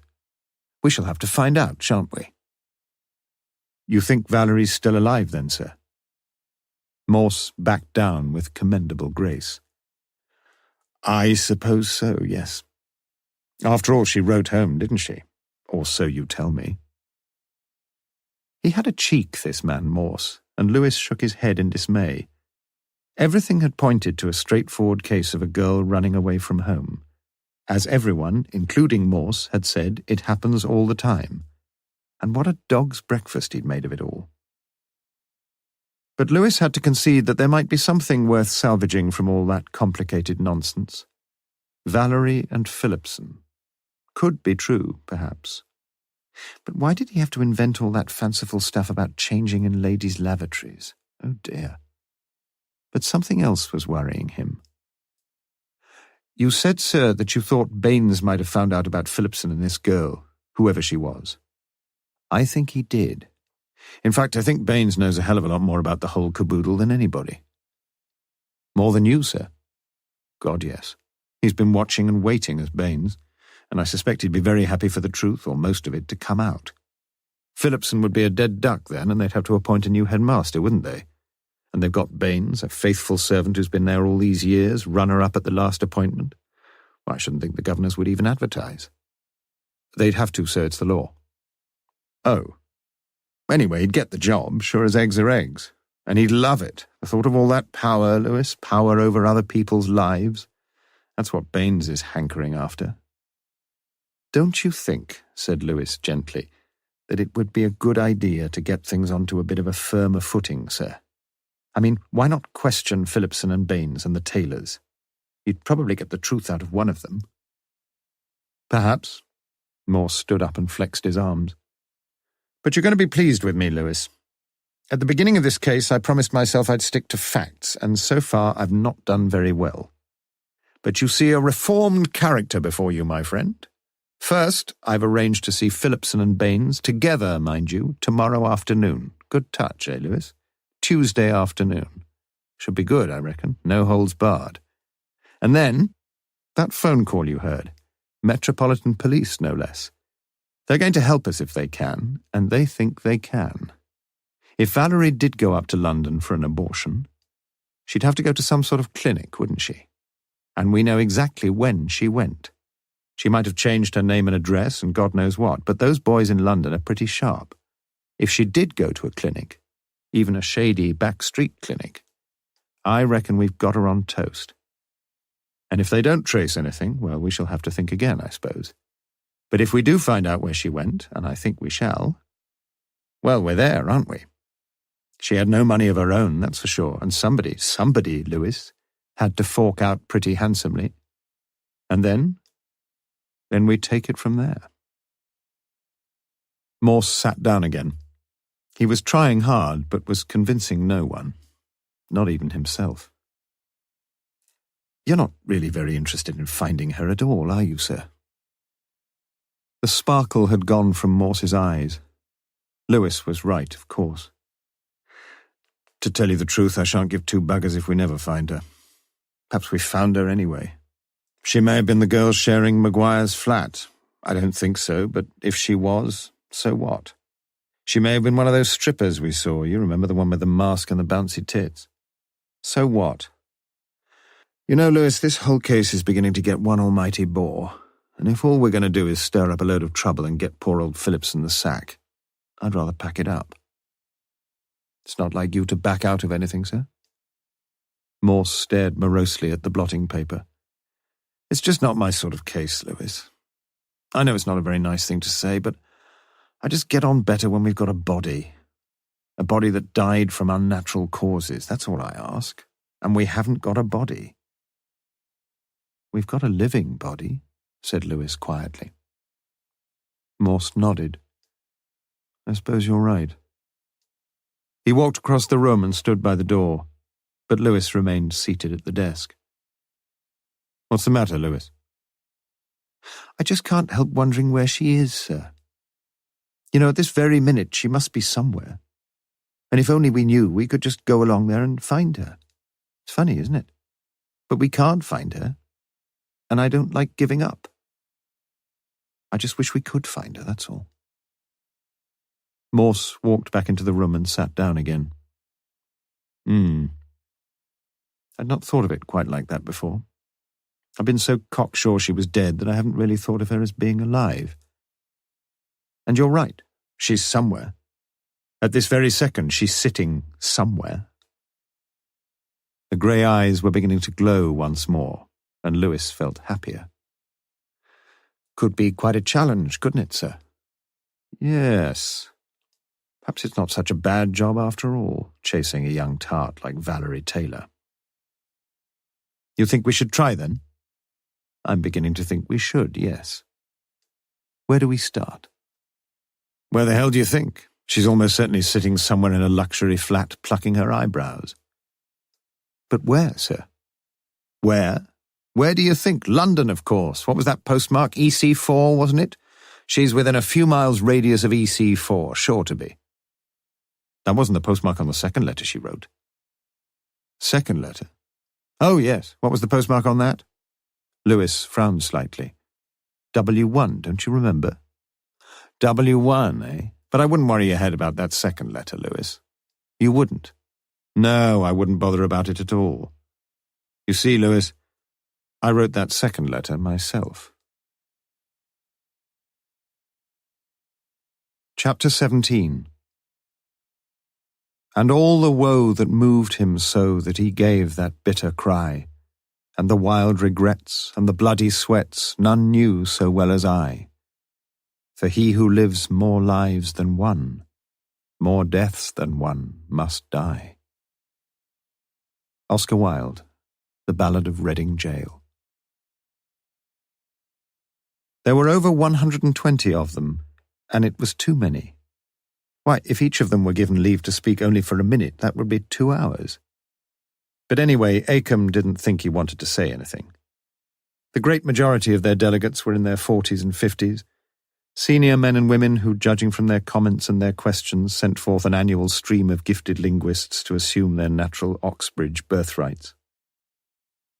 He had felt tired after his 5.5 hours drive the previous day, and this morning's programme, conducted in a genteel atmosphere of rarefied intellectuality, had hardly succeeded in fostering any real esprit de corps. Speaking on set texts in the sixth form, the senior tutor had given voice softly and seriously to the delicate rhythms of Racine, and Acomb began to wonder if the premier universities were not growing further and further out of touch with his own particular brand of comprehensive school. His main problem in the sixth was to recruit a handful of pupils who had just about reached the minimum requirement of a grade C in O-level French, and who, in the wake of their qualified triumphs, had promptly mislaid the substance of their erstwhile knowledge during 2 long months of carefree summer freedom. He wondered if other schools were different, if he, himself, in some way, were to blame. Fortunately, the post-lunch discussion on the merits of the Nuffield French experiment was infinitely lighter and brighter, and Acomb felt slightly more at home with his co-delegates. The senior tutor, the rhythms of Racine still rippling along through his mind, testified evangelically to the paramount need for a formal grammatical discipline in the teaching of all languages, including modern languages, and if Racine and Molière were not worth reading, reading with accuracy, and reading without the remotest possibility of misunderstanding arising from mistranslation, then we all might just as well forget literature and life. It sounded magnificent. And then that burly, cheerful fellow from Bradford had brought the academic argument down to earth with a magnificent thud. Give him a lad or a lass with gumption to order a pound of carrots at French greengrocer's shop any day. The conference exploded in glorious uproar.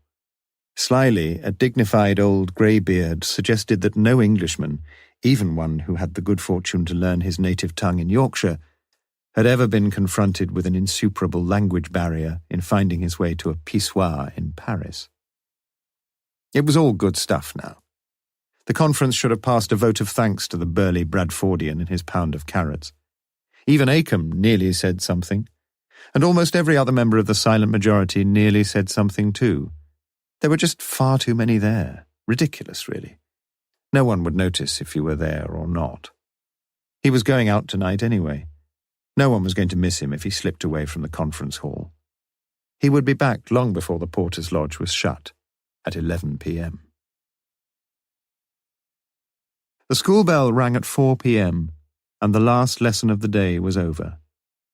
Streams of children emerged from classrooms, and like a nest of ants uncovered, bewilderingly crossed and recrossed to cloakrooms, to bicycle sheds, to societies, to games practices, and to sundry other pursuits.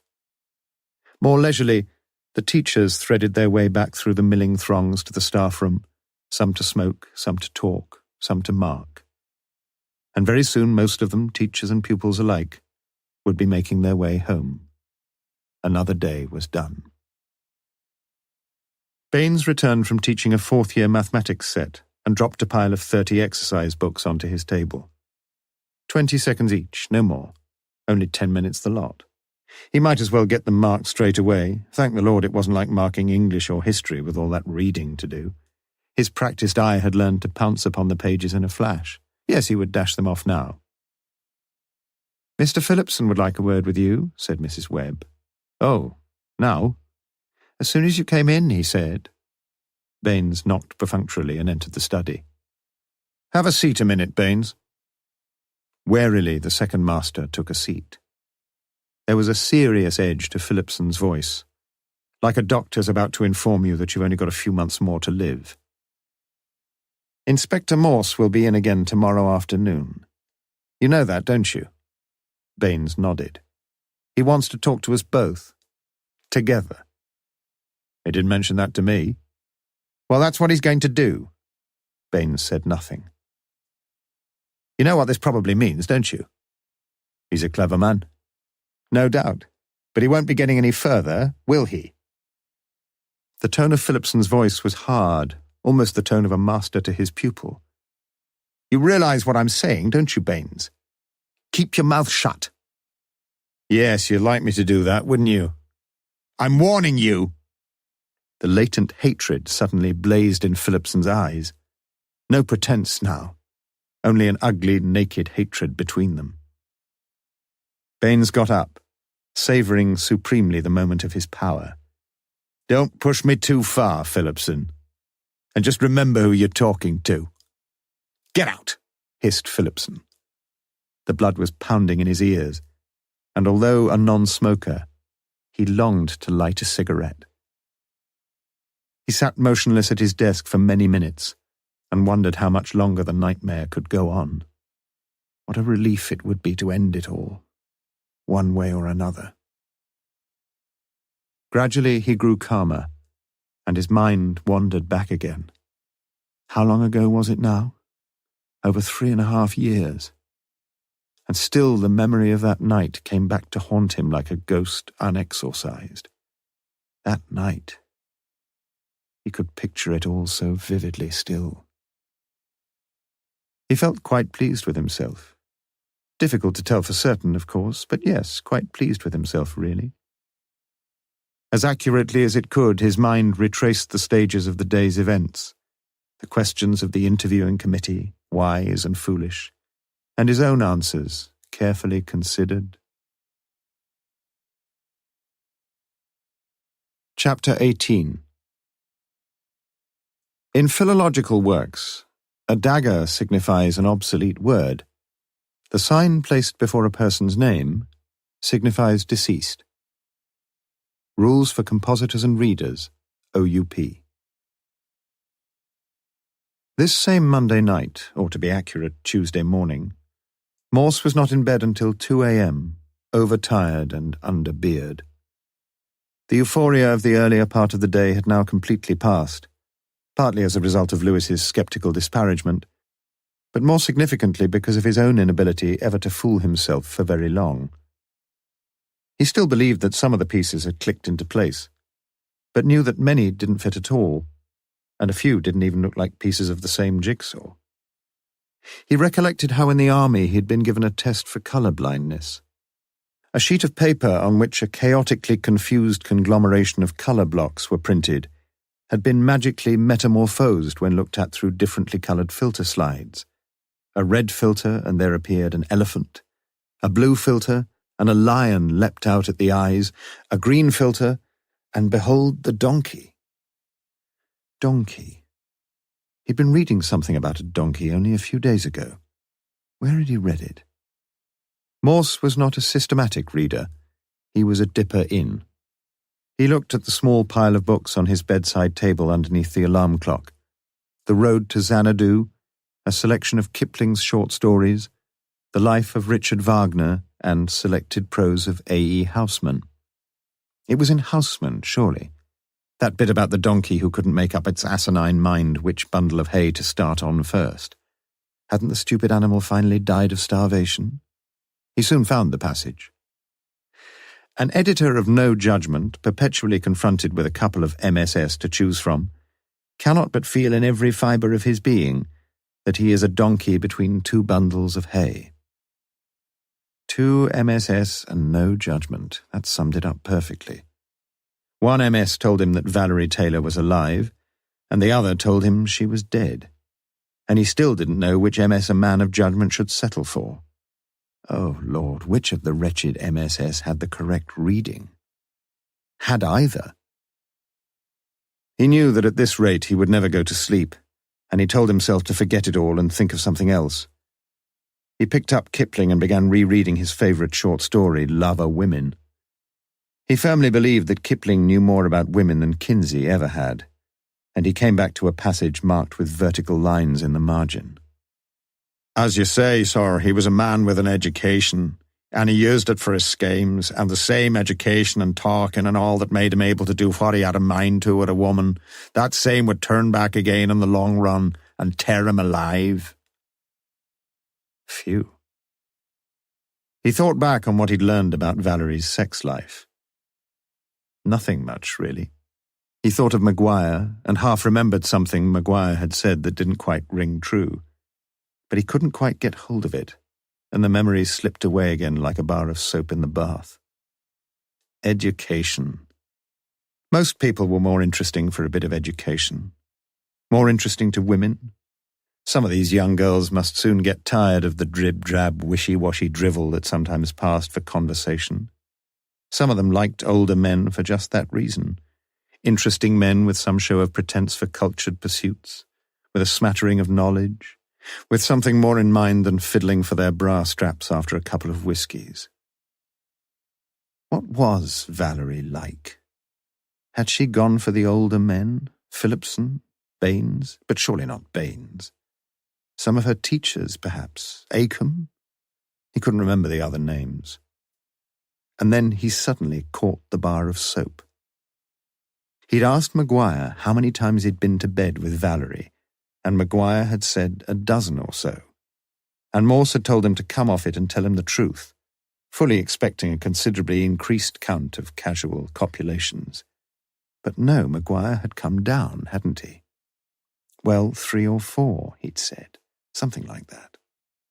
Probably hadn't slept with her at all. Morse sat up and considered. Why hadn't he pressed this point with Maguire when he had seen him yesterday? Was she really pregnant after all? He had assumed so, and Maguire had seemingly confirmed his suspicions. But was she? It made sense if she was, but made sense of what?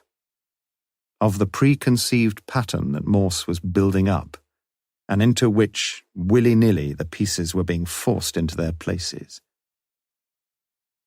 If only he knew what the problem was. Then he wouldn't be quite so restless, even if it proved beyond his powers. Problem. He remembered his old Latin master. Whenever he was confronted with an insoluble difficulty, a crux in the text, an absurdly complex chunk of syntax, he would turn to his class with a serious mien. Gentlemen, having looked this problem boldly in the face, we must now, I think, pass on. Morse smiled at the recollection. It was getting very late. A crux in the Oxford classical text marked by daggers. The daggered text. He was falling asleep. Texts, manuscripts, and a donkey in the middle braying and belly-aching, not knowing which way to turn. Like Morse, like himself. His head fell to the right, and his ear strained no more for the incomprehensible nocturnal clues. He fell asleep, the light still burning, and Kipling's stories still held loosely in his hand. Earlier the same evening, Baines had opened his front door to find an unexpected visitor. "Well, well, this is a surprise. Come in, won't you? Shall I take your coat?" "No, I'll keep it on." "Well, at least you'll have a drop of something to cheer you up, eh? Can I offer you a glass of something? Nothing much in, though, I'm afraid." "If you like." His visitor following behind, Baines walked through to the small kitchen, opened the fridge and looked inside. "Beer? Lager?" Baines squatted on his haunches and reached inside. His left hand lay on top of the fridge, the fingernails slightly dirty. His right hand reached far in as he bent forward. There were 2 bald patches on the top of his head, with a greying tuft of hair between them, temporarily thwarting the impending merger. He wore no tie, and the collar of his light blue shirt was grubbily lined. He would have changed it the next day. Chapter 19. One morn I missed him on the customed hill. Thomas Gray, elegy written in a country churchyard. Full morning assembly at the Roger Bacon Comprehensive School began at 8:50. The staff stood at the back of the main hall wearing, at least those authorized to do so, the insignia of their respective universities. It was something the head insisted on. Punctual to the second, and flanked at some short distance in the rear by the second master and the senior mistress, Philipson, begowned and behooded, walked from the back of the hall, and the pupils rose to their feet as the procession made its way down the central gangway, climbed the short flight of steps at the side, and mounted onto the stage itself. The routine seldom varied, a hymn sung, a prayer intoned, a passage read from Holy Writ, and paid for one more day with the proper respects to the Almighty. The last unsynchronized Amen marked the end of morning devotions, and gave the cue to the second master to recall the attention of the assembled host to more terrestrial things. Each morning he announced in clear, unhurried tones any changes in the day's procedure necessitated by staff absences, house activities, the times and places of society meetings, and the results of the sports teams. And always, reserved until the end, he read with doomsday gravity a list of names, the names of pupils who would report outside the staff room immediately after the assembly was finished, the recalcitrants, the anarchists, the obstructionists, the truants, the skivers, and the defectors in general from the rules that governed the corporate life of the establishment. As the procession walked up the central aisle on Tuesday morning, and as the school rose en bloc from their seats, several heads turned towards each other and many whispered voices asked where Baines could be. Not even the oldest pupils could remember him being away for a single day before. The senior mistress looked lopsided and lost. It was like the dissolution of the Trinity. Philipson himself read the notices, referring in no way to the absence of his adjutant. The girls' hockey team had achieved a rare and decisive victory, and the school greeted the news with unwonted enthusiasm. The chess club would meet in the physics lab, and 4C, for unspecified criminality, would be staying in after school. The following pupils, etc., etc. Philipson turned away from the rostrum and walked out through the wings. The school chattered noisily and prepared to go to their classrooms. At lunchtime, Philipson spoke to his secretary. "No word from Mr. Baines yet?" "Nothing. Do you think we should give him a ring?" Philipson considered for a moment. "Perhaps we should. What do you think?" "Not like him to be away, is it?" "No, it isn't. Give him a ring now." Mrs. Webb rang Baines's Oxford number, and the distant burring seemed to echo in a vaulted, ominous silence. "There's no answer," she said. At 2:15 p.m., A middle-aged woman took from her handbag the key to Baines's house. She cleaned for him 3 afternoons a week.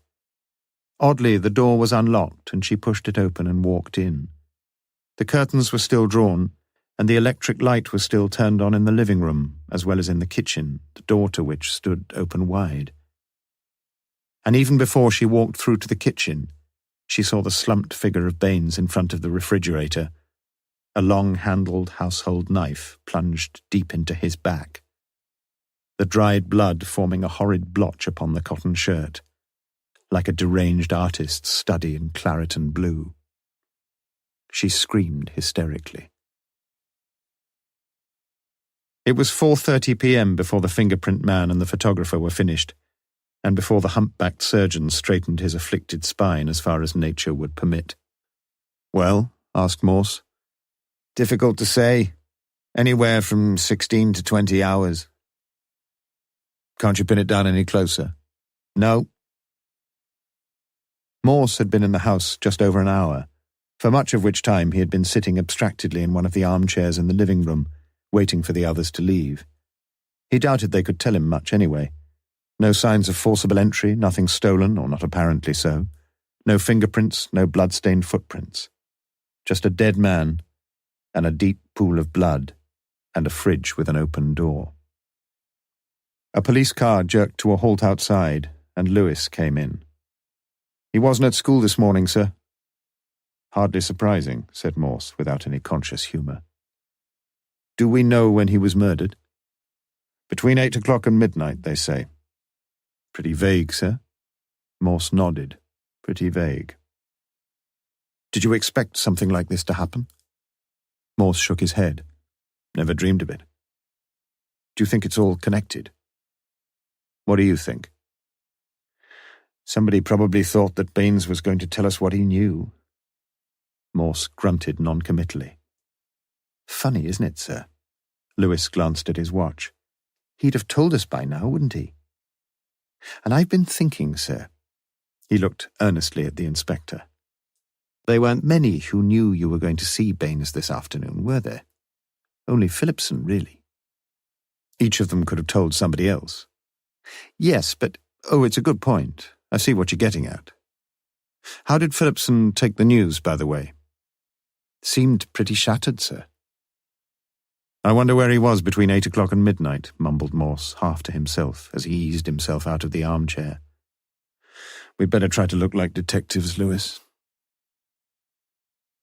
The ambulance men asked if they could have the body, and Morse walked with them into the kitchen. Baines had been eased gently onto his right side, and Morse bent down and eased the knife slowly from the second master's back. What an ugly business murder was. It was a wooden-handled carving knife, prestige made in England, some 35-36 centimetres long, the cutting blade honed along its entire edge to a razor-sharp ferocity. Globules of fresh pink blood oozed from the wicked-looking wound, and gradually seeped over the stiff, clotted mess that had once been a blue shirt. They took Baines away in a white sheet. "You know, Lewis, I think whoever killed him was bloody lucky. It's not too easy to stab a man in the back, you know. You've got to miss the spinal column, and the ribs, and the shoulder blades, and even then you've got to be lucky to kill someone straight off. Baines must have been leaning forward, slightly over to his right, and exposing about the one place that makes it comparatively easy. Just like going through a joint of beef." Lewis loathed the sight of death, and he felt his stomach turning over. He walked to the sink for a glass of water. The cutlery and the crockery from Baines's last meal were washed up and neatly stacked on the draining board, the dishcloth squeezed out and draped over the bowl. "Perhaps the post-mortem will tell us what time he had his supper," suggested Lewis hopefully. Morse was unenthusiastic. He followed Lewis to the sink and looked around half-heartedly. He opened the drawer at the right of the sink unit. The usual collection: teaspoons, tablespoons, wooden spoons, a fish slice, 2 corkscrews, kitchen scissors, a potato peeler, various meat skewers, a steel, and a kitchen knife. Morse picked up the knife and looked at it carefully. The handle was bone, and the blade was worn away with constant sharpening into a narrowed strip. "He's had this a good while," said Morse. He ran his finger along the blade. It had almost the same cruel sharpness as the blade that had lodged its head in Baines's heart. "How many carving knives do you keep at home, Lewis?" "Just the one." "You wouldn't think of buying another one?" "No point, really, is there?" "No," said Morse. He placed the murder weapon on the kitchen table and looked around. There seemed singularly little point in any inspection, however intelligently directed, of the tins of processed peas and preserved plums that lined the shelves of the narrow larder. "Let's move next door, Lewis. You take the desk, I'll have a look at the books." Most of the bookshelves were taken up with works on mathematics, and Morse looked with some interest at a comprehensive set of textbooks on the school mathematics project, lined up in correct order from Book 1 to Book 10, and beside them the corresponding teacher's guide for each volume. Morse delved diffidently into Book 1. "Know anything about modern maths, Lewis?" "Modern maths? Ha! I'm an acknowledged expert. I do all the kids' maths homework." "Oh." Morse decided to puzzle his brain no more on how 23 in base 10 could be expressed in base 5, replaced the volume, and inspected the rest of Baines's library. He'd been numerate all right, but literate? Doubtful.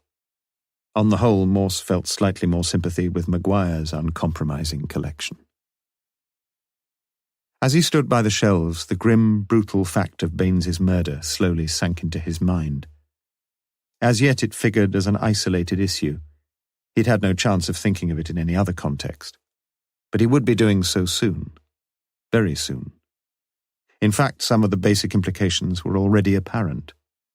Or was he fooling himself again? No. It meant, for a start, that the donkey knew for certain which bundle of hay to go for, and that at least was one step forward. Baines must have known something. Correction, Baines must have known virtually everything. Was that the reason for his death, though? It seemed the likeliest explanation. But who had killed him? Who? From the look of things, the murderer must have been known to Baines. Known pretty well. Must have walked into the kitchen and stood there as Baines reached inside the fridge for something. And the murderer had carried a knife. Surely that was a reasonable inference. Had brought the knife into the house. But how the hell did anyone carry a knife as big as that around? Stuff it down your socks, perhaps. Unless... From across the room, a low-pitched whistle of staggering disbelief postponed any answers that might have been forthcoming to these and similar questions. Lewis's facial expression was one of thrilled excitement, mingled with pained incredulity. "You'd better come over here straight away, sir." Morse himself looked down into the bottom right-hand drawer of the desk, and he felt the hairs at the nape of his neck grow stiff. A book lay in the drawer, an exercise book. An exercise book from the Roger Bacon Comprehensive School, and on the front of the exercise book a name, a most familiar name, was inscribed in capital letters. Valerie Taylor, Applied Science. The two men looked at each other and said nothing. Finally, Morse picked up the book gently, placing the top of each index finger along the spine, and as he did so, 2 loose sheets of paper fell out and fluttered to the floor. Morse picked them up and placed them on the desk. The sheets contained drafts of a short letter, a letter which began, "Dear Mum and Dad," and ended, "Love, Valerie." Several individual words were crossed out and the identical words, but with minor alterations to the lettering, written above them. And between the drafts were whole lines of individual letters, practiced and slowly perfected, W's, R's, and T's. It was Lewis who broke the long silence. "Looks as if you're not the only forger in the case, sir." Morse made no reply. Somewhere at the back of his mind, something clicked smoothly into place.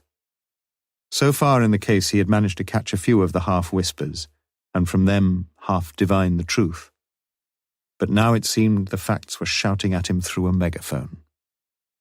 Baines, it was clear, had written the letter to Valerie's parents, and the evidence for Valerie being still alive, was down to 0 on the scale of probabilities. In one way, Morse was glad, and in another he felt a deep and poignant sadness. For life was sweet, and we each of us had our own little hopes, and few of us exhibited overmuch anxiety to quit this vale of misery and tears. Valerie had a right to live, like himself, like Lewis, like Baines too, he supposed. But someone had decided that Baines had forfeited his right to live any longer and stuck a knife through him. And Morse stood silently at Baines's desk and knew that everyone expected him to discover who that someone was. And perhaps he would, too. At the rate he was going, he would be able to know the truth before the day was out.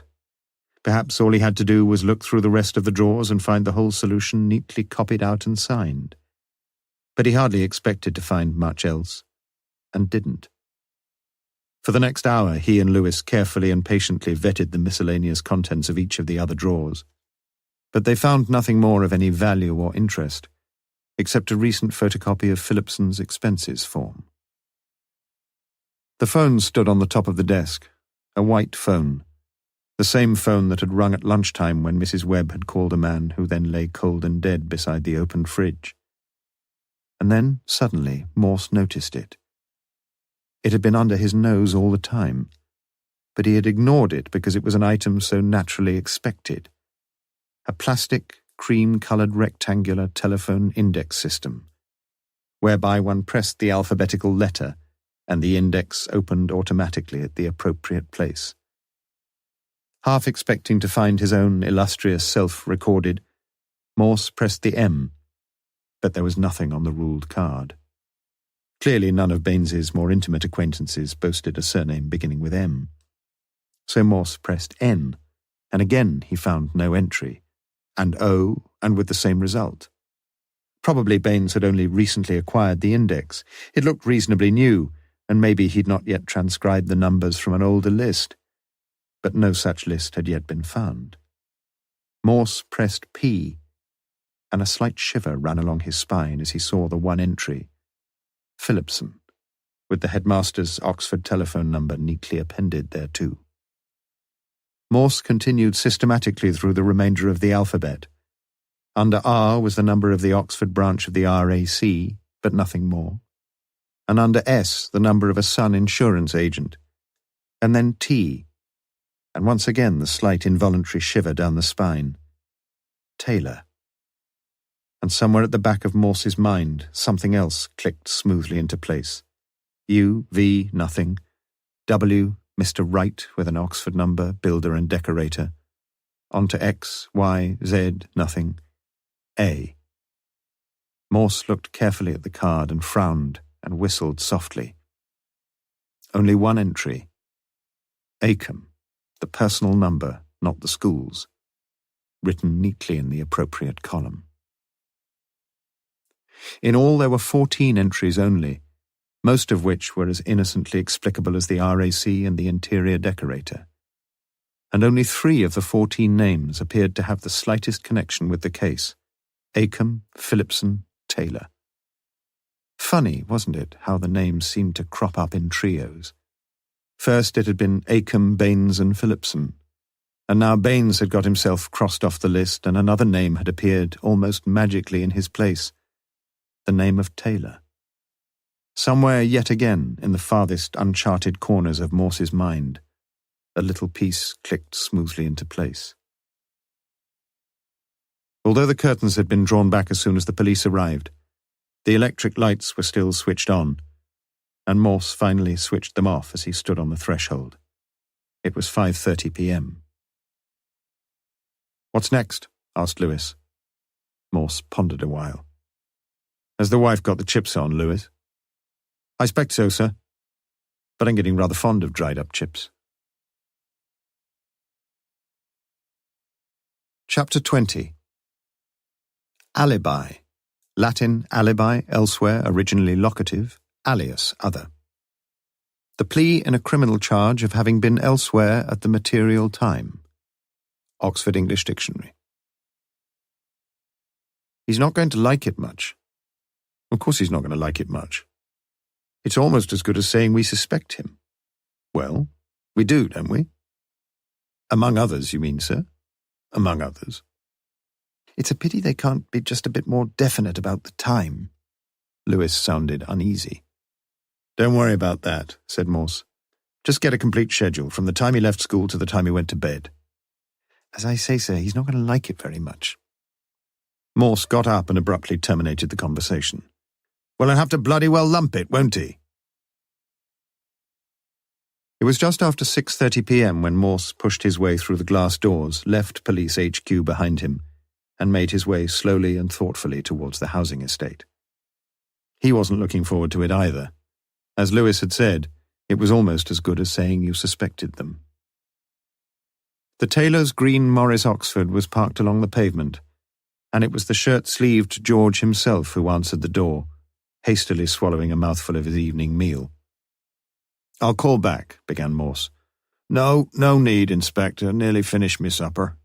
Come on in. George had been sitting by himself in the kitchen finishing off a plate of stew and potatoes. Cup of tea? Morse declined and sat opposite George at the rickety kitchen table. What can I do for you, Inspector Morse? He filled an outsized cup with deep brown tea and lit a woodbine. Morse told him of Baines's murder. The news had broken just too late for the final edition of the Oxford Mail, a copy of which lay spread out on the table. George's reaction was flat and unconcerned. He'd known Baines, of course, seen him at parents' evenings, but that was all. It seemed to Morse curious that George Taylor had so little to say, or apparently to feel, on learning of the death of a fellow human being he had known. Yet neither was there a hint of machination or of malice in his eyes, and Morse felt now, as on the previous occasion they had met, that he rather liked the man. But sooner or later he had to ask him, in the hallowed phrases, to account for all his movements on the previous evening. For the moment he stood on the brink and postponed the evil moment, and mercifully George himself did a good deal of the work for him. The missus knew him better than me. I'll tell her when she gets in. Mondays and Tuesdays she's always off at bingo down in Oxford. Does she ever win? The question seemed oddly irrelevant. Few quid now and then. In fact, she won a bit last night, I reckon. But you know how it is. She spends about a quid a night anyway. Hooked on it, that's what she is. How does she go? On the bus? Usually. Last night, though, I was playing for the darts team down at the Jericho Arms, so I took her down with me and she called in at the pub after she was finished and then came home with me. It's on the bus, though, usually. Morse took a deep breath and jumped in. Look, Mr. Taylor, it's just a formality and I know you'll understand, but I've got to ask you exactly where you were last night. George seemed not in the least put out or perturbed. In fact, or was it nothing, an imperceptibility, a fleeting flash of Morse's imagination? There might have been the merest hint of relief in the friendly eyes. Lewis was already waiting when Morse arrived back in his office at 7:30 p.m., and the two men exchanged notes. Neither of them, it appeared, had been in too much danger of flushing any desperado from his lair. The alibis were not perfect, far from it, but they were good enough. Phillipson, according to Phillipson, had arrived home from school about 5:15 p.m., had eaten and had left home alone at 6:35 p.m. to see the Playhouse production of St. Joan. He had left his car in the Gloucester Green car park and reached the theatre at 6:50 p.m. The play had lasted from 7:15 to 10:30 p.m., and apart from walking to the bar for a Guinness in the first interval, he had not left his seat until just after 10:30, when he collected his car and drove back home. He remembered seeing the BBC Two news bulletin at 11 p.m. How far's Gloucester Green from Baines's house? Asked Morse. Lewis considered. 200-300 yards? Morse picked up the phone and rang the Path Lab. No, the humpbacked surgeon had not yet completed the scrutiny of various lengths of Baines's innards. No, he couldn't be more precise about the time of death. 8 to midnight. Well, if Morse were to twist his arm, it might be 8:30 to 11:30, even 11, perhaps. Morse cradled the phone, stared up at the ceiling for a while, and then nodded slowly to himself. You know, Lewis, the trouble with alibis is not that some people have them and some people don't. The real trouble is that virtually no one's likely to have a really watertight alibi, unless you've been sitting all night handcuffed to a couple of High Court judges or something. You think Phillipson could have murdered Baines, then? Of course he could. Lewis put his notebook away. How did you get on with the Taylors, sir? Morse recounted his own interview with George Taylor, and Lewis listened carefully. So he could have murdered Baines too? Morse shrugged non-committally. How far's the Jericho Arms from Baines's place? Quarter of a mile? No more? Suspects are beginning to queue up, aren't they, Lewis? Is Mrs. Taylor a suspect? Why not? As far as I can see, she'd have had no trouble at all, left bingo at 9 p.m. and called in at the Jericho Arms at 9:30 p.m. or so. On the way, she walks within a couple of 100 yards of Baines's place, eh? And where does it all leave us? If Baines was murdered at about 9:30 last night, what have we got? 3 of them, all with their telephone numbers on Baines's little list. And there's Acomb too, sir, don't forget him. Morse looked at his watch. It was 8 p.m. You know, Lewis, it would be a real turn-up for the books if Acomb was playing darts in the Jericho Arms last night, eh? Or sitting at a bingo board in the town hall. He'd have a job, wouldn't he, sir? He's in Carnarvon. I'll tell you one thing for sure, Lewis. Wherever Acomb was last night, he wasn't in Carnarvon. He picked up the phone and dialed the number. The call was answered almost immediately. Hello? The line crackled fitfully, but Morse recognized the voice. Mrs. Acomb? Yes, who is it? Morse, Inspector Morse. You remember I rang you up? Yes, of course I remember. Is your husband in yet? No, I think I mentioned to you, didn't I, that he wouldn't be back until late tonight. How late will he be? Not too late, I hope. Before 10? I hope so. Has he got far to travel? Quite a long way, yes. Look, Mrs. Acomb, can you please tell me where your husband has been? I told you he's been on a teachers' conference, sixth form French. Yes, but where exactly was that? Where? I'm not quite sure where he was staying. Morse was becoming impatient. Mrs. Acomb, you know what I mean. Where was the conference? In Birmingham? Oh, I'm sorry, I see what you mean. It was in Oxford, actually. Morse turned to Lewis and his eyebrows jumped an inch. In Oxford, you say? Yes, Lonsdale College. I see. Well, I'll ring up again about 10. Will that be all right? Is it urgent, Inspector? Well, let's say it's important, Mrs. Acomb. All right, I'll tell him. And if he gets back before 10, I'll ask him to ring you. Morse gave her his number, rang off, and whistled softly. It gets curiouser and curiouser, does it not, Lewis? How far is Lonsdale College from Kempis Street? Half a mile? One more for the list, then. Though I suppose Acomb's got just as good or just as bad an alibi as the rest of them. Haven't you forgotten one possible suspect, sir? Have I? Morse looked at his sergeant in some surprise. Mrs. Phillipson, sir. 2 young children, soon in bed, soon asleep. Husband safely out of the way for 3 hours or so. She's got as good a motive as anybody, hasn't she? Morse nodded. Perhaps she's got a better motive than most. He nodded again and looked somberly at the carpet. With a startling suddenness, a large spider darted across the floor with a brief electric scurry, and as suddenly stopped, frozen into a static, frightening immobility. A fat-bodied, long-legged spider, the angular joints of the hairy limbs rising high above the dark, squat body. Another scurry, and again the frozen immobility, more frightening in its stillness than in its motion. It reminded Morse of a game he used to play at children's parties called Statues. The music suddenly stopped, and still, freeze! Don't move a muscle. Like the spider. It was almost at the skirting board now, and Morse seemed mesmerized. He was terrified of spiders. Did you see that whopper in Baines's bath? asked Lewis. "Shut up, Lewis, and put your foot on the bloody thing, quick." "Mustn't do that, sir. He's got a wife and kids waiting for him somewhere." He bent down and slowly moved his hand towards the spider, and Morse shut his eyes. Chapter 21. John and Mary are each given 20p. John gives 1p to Mary. How much more does Mary have than John? Problem set in the 11+ examination. The urge to gamble is so universal, so deeply embedded in unregenerate human nature, that from the earliest days the philosophers and moralists have assumed it to be evil. Cupiditas, the Romans called it, the longing for the things of this world, the naked, shameless greed for gain. It is the cause, perhaps, of all our troubles.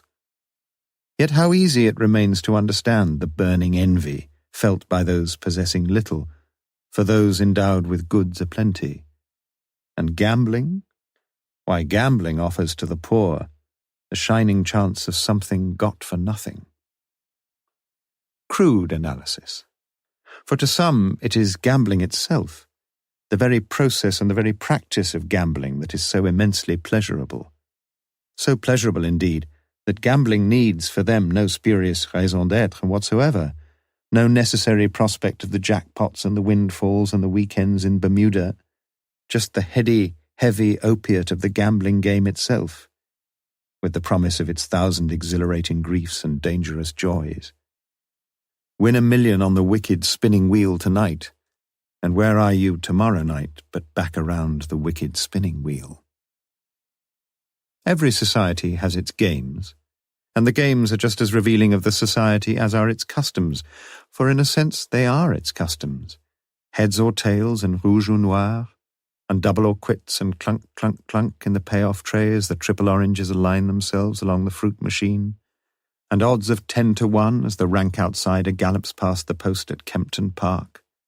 And then came the first, saying, "Lord, thy pound hath gained 10 pounds.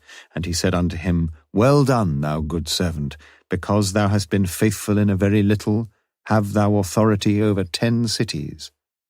And once a week, a hope a light year distant, of £500,000 for half a penny stake, where happiness is a line of X's and a kiss from a buxom beauty queen. For some are lucky at the gambling game, and some are not, and lose more than they can properly afford, and try to recoup their losses, and succeed only in losing the little that is left, and finally, alas, all hope abandoned, sit them down alone in darkened garages and by the gas rings in the kitchens, or simply slit their throats and die. And some smoke 50 cigarettes a day, and some drink gin or whiskey, and some walk in and out of betting shops, and the wealthier reach for the phone. But what wife can endure a gambling husband unless he be a steady winner? And what husband will ever believe his wife has turned compulsive gambler unless she be a poorer liar than Mrs. Taylor is? And Mrs. Taylor dreams she dwells in bingo halls. It had started some years back in the church hall at Kidlington, a dozen of them, no more, seated in rickety chairs with a clickety sub-fusk vicar calling the numbers with a dignified Anglican clarity. And then she had graduated to the Ritz in Oxford, where the acolytes sit comfortably in the curving tiers of the cinema seats and listen to the harsh metallic tones relayed by microphones across the giant auditorium. There is no show here of human compassion, little even of human intercourse. Only eyes down in a mean-minded race to the first row, the first column, the first diagonal completed. Many of the players can cope with several cards simultaneously, a cold, pitiless purpose in their play, their mental antennae attuned only to the vagaries of the numerical combinations. The game itself demands only an elementary level of numeracy, and not only does not require but cannot possibly tolerate the slightest degree of initiative or originality. Almost all the players almost win, the line is almost complete, and the card is almost full. Ye gods, look down and smile once more. Come on, my little number, come. I'm there, if only. And there the women sit and hope and pray and bemoan the narrow miss and curse their desperate luck and talk and think, if only. Tonight, Mrs. Taylor caught the number 2 bus outside the Ritz and reached Kidlington at 9:35 p.m. She decided she would call in at the pub. It was 9:35 p.m. too when Acomb rang, a little earlier than expected. He had been fortunate with the traffic, he said, onto the A5 at Towcester and a good clear run for a further 5 uncomplicated hours. He had left Oxford at 3:15, just before the conference had officially broken up. Jolly good conference, yes. The Monday night? Just a minute, let's think. In hall for dinner, and then there had been a fairly informal question-and-answer session afterwards. Very interesting. Bed about 10:30, a bit tired. No, as far as he remembered. No, he did remember. He hadn't gone out at all. Baines dead. What? Could Morse repeat that? Oh dear, very sorry to hear it. Yes, of course he'd known Baines, known him well. When did he die? Oh, Monday. Monday evening.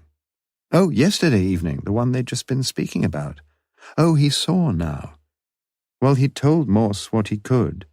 Sorry it was so little. Not been much help at all, had he? Morse rang off. He decided that trying to interview by telephone was about as satisfactory as trying to sprint in diver's boots. There was no option. He would have to go up to Carnarvon himself if what?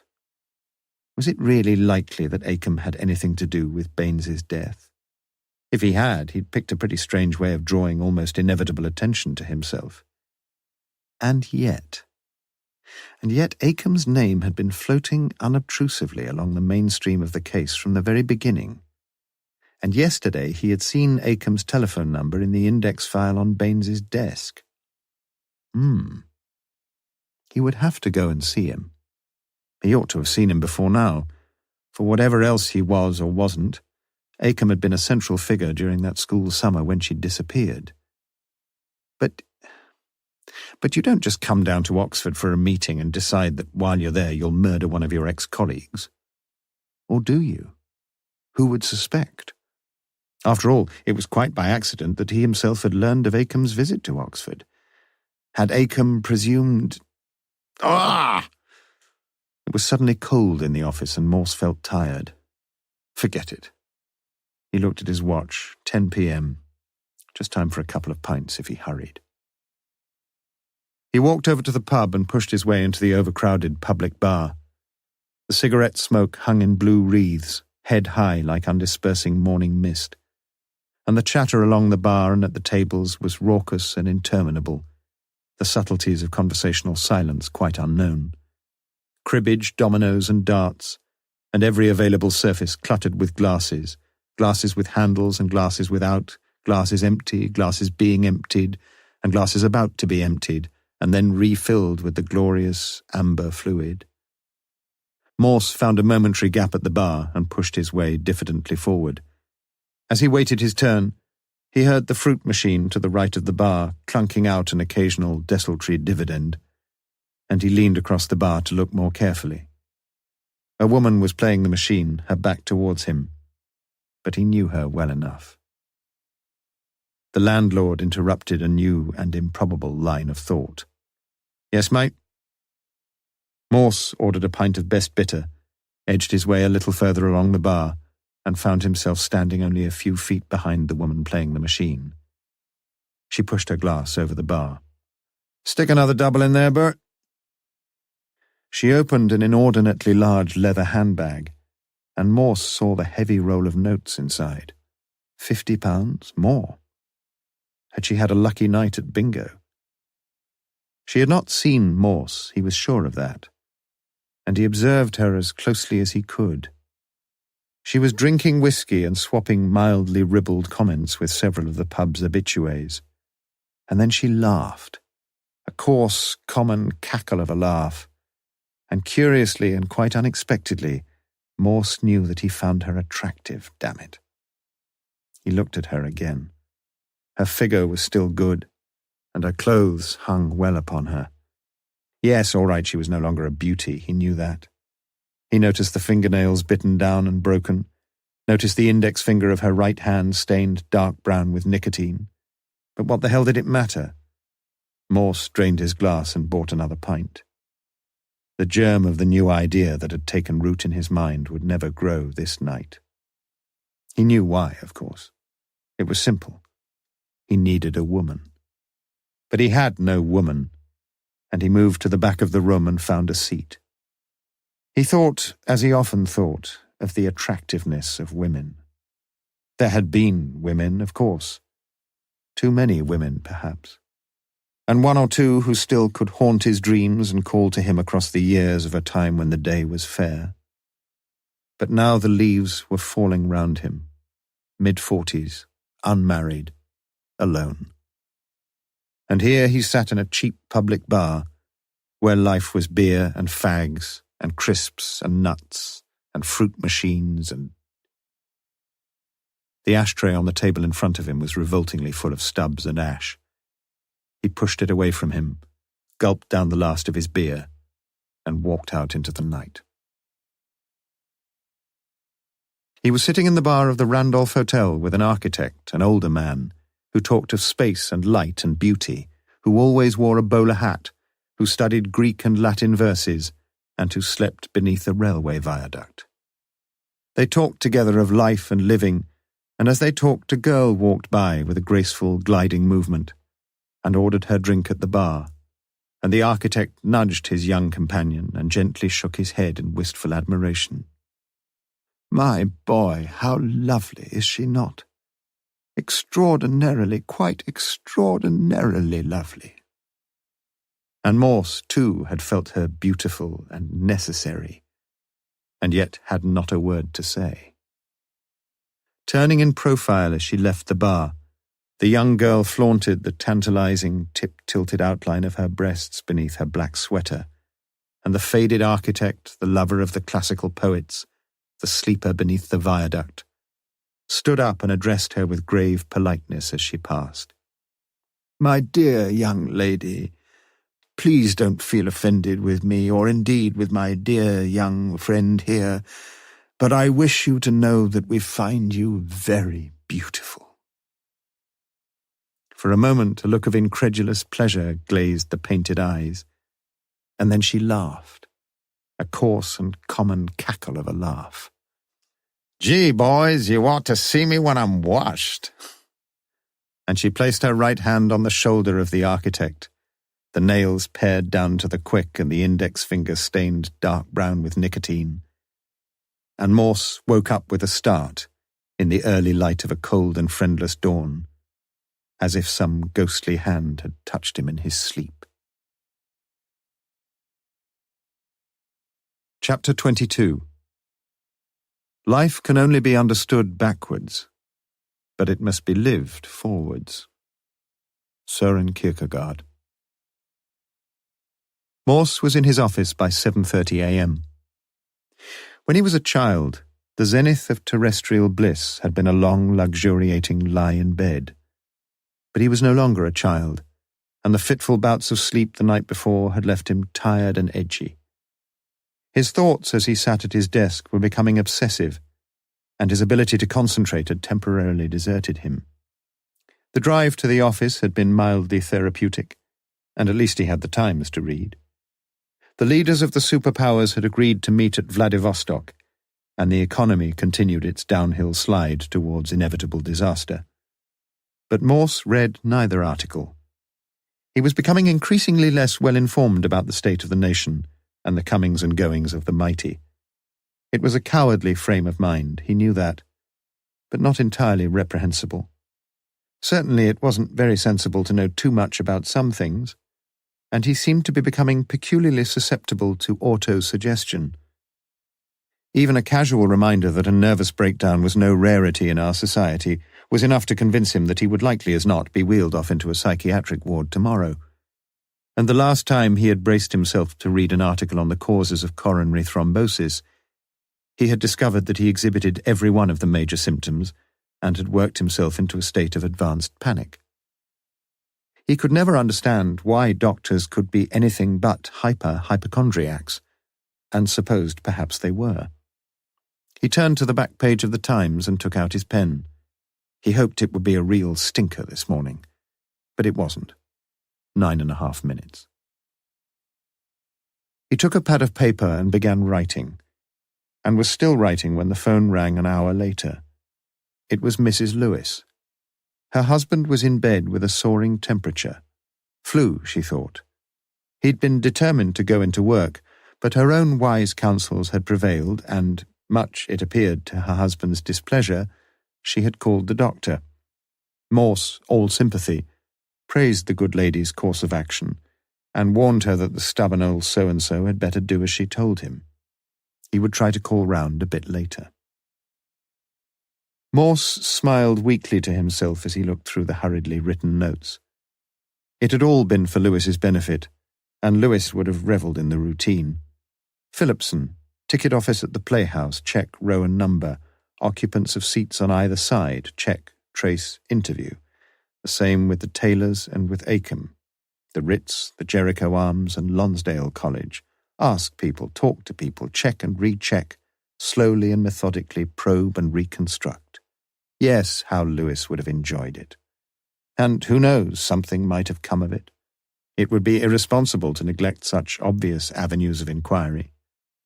Morse tore the sheets across the middle and consigned them to the waste paper basket.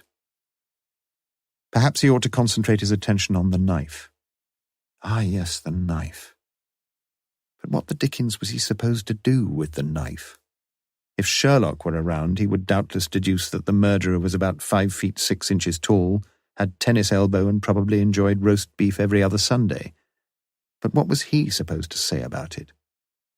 He walked to the cabinet and took it out, and summoning all his powers of logical analysis, he stared at it with concentrated intensity, and discovered that into his open and receptive mind came nothing whatsoever. He saw a knife, no more. A household knife, and somewhere in the country, most probably somewhere in the Oxford area, there was a kitchen drawer without its carving knife. That didn't move forward the case 1 millimetre, did it? And could anyone really be sure whether a knife had been sharpened by a left or a right-handed carver? Was it worth trying to find out? How fatuous the whole thing was becoming. But how the knife had been carried? Now that was a much more interesting problem. Yes. Morse put the knife away. He sat back in the black leather chair, and once again he pondered many things. The phone rang again at 10:30, and Morse started abruptly and guiltily in his chair, and looked at the time in disbelief. It was Mrs. Lewis again. The doctor had called. Pharyngitis. At least 3 or 4 days in bed. But could Morse come round? The invalid was anxious to see him. He certainly looked ill. The unshaven face was pale and the voice little more than a batrachian croak. "I'm letting you down, Chief." "Nonsense, you get better, that's all. And be a good boy and do as the quack tells you." "Not much option with a missus like mine." He smiled wanly and, supporting himself on one arm, reached for his glass of weakly pale orange juice. "But I'm glad you've come, sir. You see, last night I had this terrible headache and my eyes went all funny, sort of wiggly lines all the time. I couldn't recognize things very well." "You've got to expect something to go wrong with you if you're ill," said Morse. "But I got to thinking about things. You remember the old boy on the Belisha crossing? Well, I didn't mention it at the time, but it came back to me last night." "Go on," said Morse quietly. "It's just that I don't think he could see very well, sir. I reckon that's why he got knocked over, and I just wondered if—" Lewis looked at the inspector and knew instinctively that he had been right to ask him to come. Morse was nodding slowly and staring abstractedly through the bedroom window and onto the neatly kept strip of garden below, the beds trimmed and weeded, where a few late roses lingered languidly on. Joe was still in the old people's home at Cowley, and lay in the same bed, half propped up on his pillows, his head lolling to the side, his thin mouth toothless and gaping. The sister who had accompanied Morse along the ward touched him gently. "I brought you a visitor." Joe blinked himself slowly awake and stared vaguely at them with unseeing eyes. "It's a policeman, Mr. Godbury. I think they must have caught up with you at last." The sister turned to Morse and smiled attractively. Joe grinned, and his mouth moved in a senile chuckle. His hand groped feebly along the locker for his spectacle case, and finally he managed to hook an ancient pair of National Health spectacles behind his ears. "Ah, I remember you, Sergeant. Nice to see you again. What can I do for you this time?" Morse stayed with him for 15 minutes and realized how very sad it was to grow so old. "You've been very helpful, Joe, and I'm very grateful to you." "Don't forget, Sergeant, to put the clock back. It's this month, you know. There's lots of people forgets to put the clocks back. I remember once." Morse heard him out and finally got away. At the end of the ward, he spoke again briefly to the sister. "He's losing his memory a bit." "Most of them do, I'm afraid." "Nice old boy, though. Did he tell you to put the clock back?" Morse nodded. "Does he tell everybody?" "A lot of them seem to get a fixation about some little thing like that. Mind you, he's right, isn't he?" She laughed sweetly, and Morse noticed she wore no wedding ring. "I hope you won't be offended, sister, if I tell you that I find you very attractive." But the words wouldn't come, for he wasn't an architect who slept beneath the railway viaduct, and he could never say such things, just as she couldn't. Morse wondered what she was thinking, and realized he would never know. He took out his wallet and gave her a £1 note. "Put it in the Christmas fund, sister." Her eyes held his for a brief moment, and he thought they were gentle and loving, and she thanked him nicely and walked briskly away. Fortunately, the Cape of Good Hope was conveniently near. Clocks. It reminded him there was a good tale told in Oxford about the putting back of clocks. The Church of St. Benedict had a clock which ran by electricity, and for many years the complexities of putting back this clock had exercised the wit and wisdom of clergy and laity alike.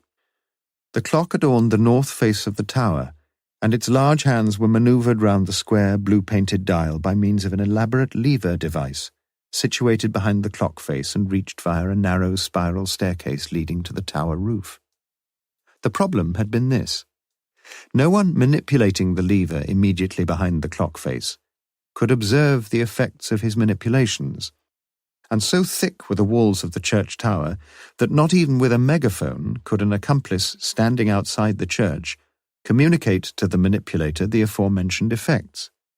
Each year, therefore, one of the church wardens had taken upon himself to mount the spiral staircase, to manipulate the lever in roughly the right direction, to descend the staircase, to walk out of the church, to look upwards at the clock, to ascend the staircase once more, to give the lever a few more turns before descending again and repeating the process, until at last the clock was cajoled into a reluctant synchronization.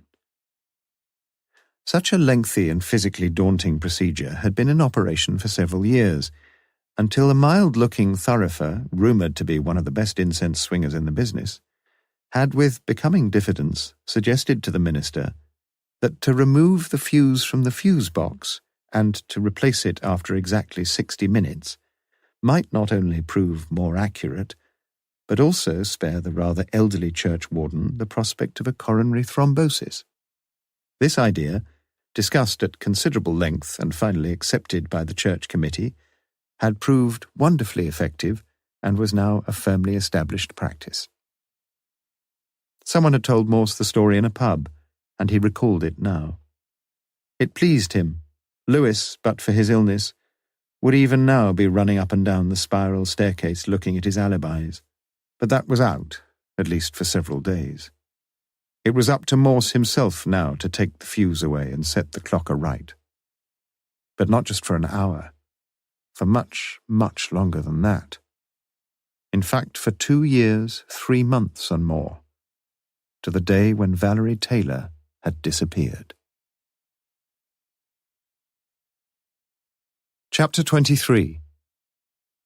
For having considered God and himself, he will consider his neighbour. Christopher Smart, My Cat Geoffrey. Detective Constable Dixon soon realised he was on to something, and he felt as secretly excited as the poor woman was visibly nervous. It was the 6th house he had visited, a house on the opposite side of the street from Baines's and nearer the main road. "You know, madam, that Mr. Baines across the way was murdered on Monday night?" Mrs. Thomas nodded quickly. Did you know Mr. Baines?" "Yes, I did. He's lived in the street nearly as long as I have." We're obviously anxious to find any witness who might have seen someone going into Baines's house that night, or coming out, of course." Dixon left it at that and looked at her hopefully. In her late 60s now, scraggy-necked and flat-chested, Mrs. Thomas was a widow who measured her own life's joy by the health and happiness of her white cat, which playfully and lovingly gyrated in undulating spirals around her lower leg as she stood on the threshold of her home. And as she stood there, she was almost glad that this young police officer had called, for she had seen something, and several times the previous evening, and again this Wednesday morning, she had decided she ought to report it to someone. It would have been so easy in the first exciting hours when policemen had been everywhere. Later, too, when they had come and placed their no parking signs like witches' hats around the front of the house. Yet it was all so hazy in her mind. More than once she wondered if she could have imagined it, and she would die of shame if she were to put the police to any trouble for no cause. It had always been like that for Mrs. Thomas.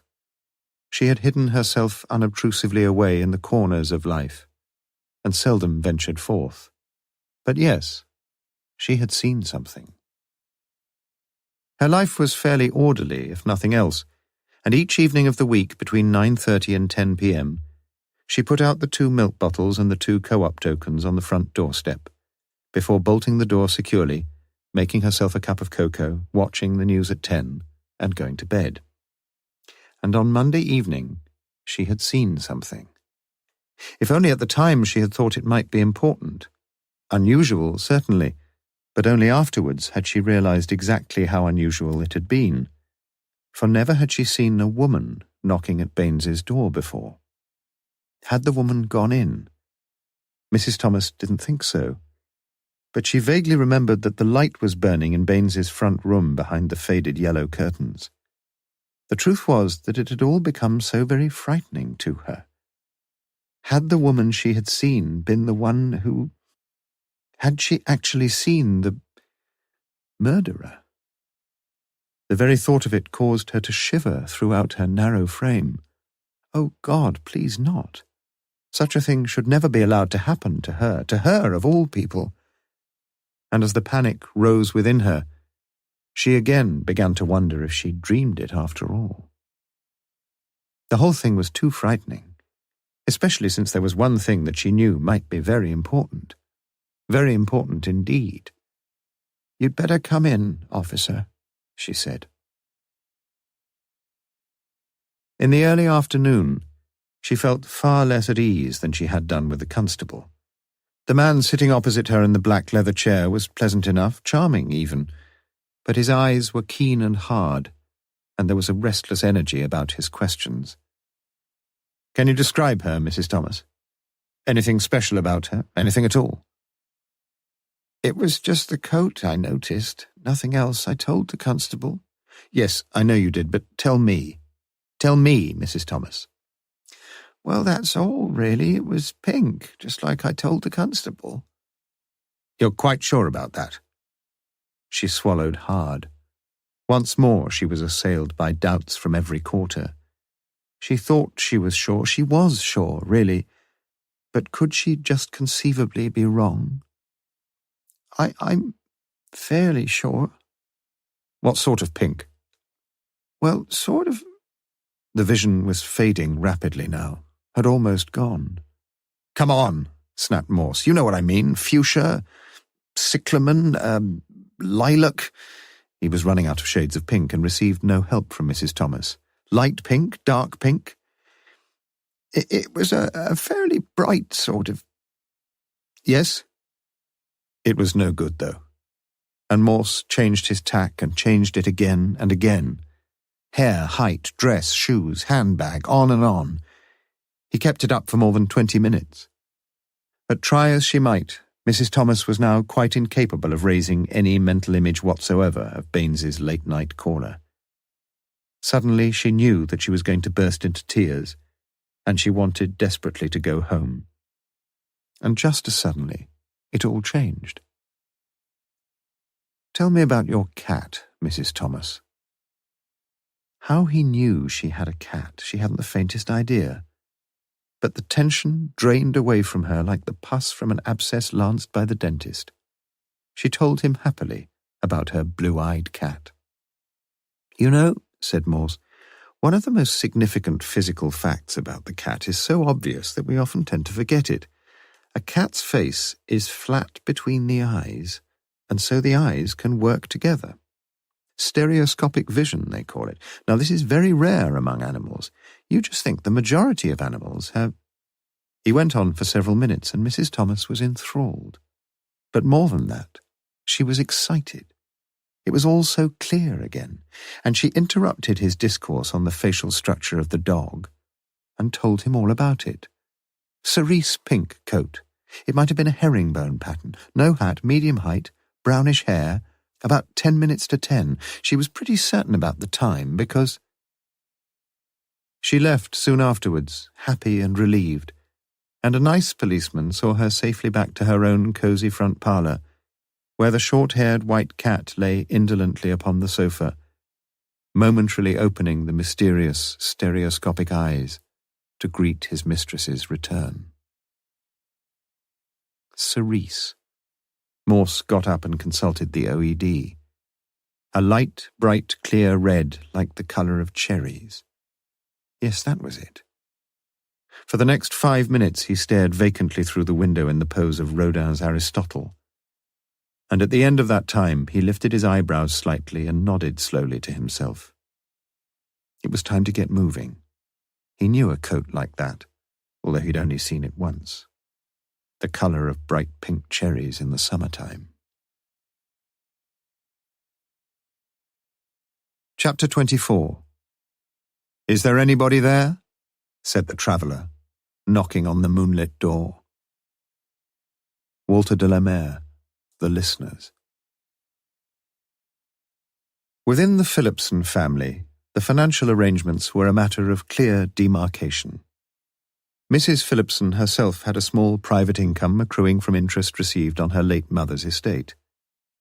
This account she kept strictly separate from all other moneys, and although her husband had known the value of the original capital inheritance, he had no more idea of his wife's annual income than she did of her husband's private means.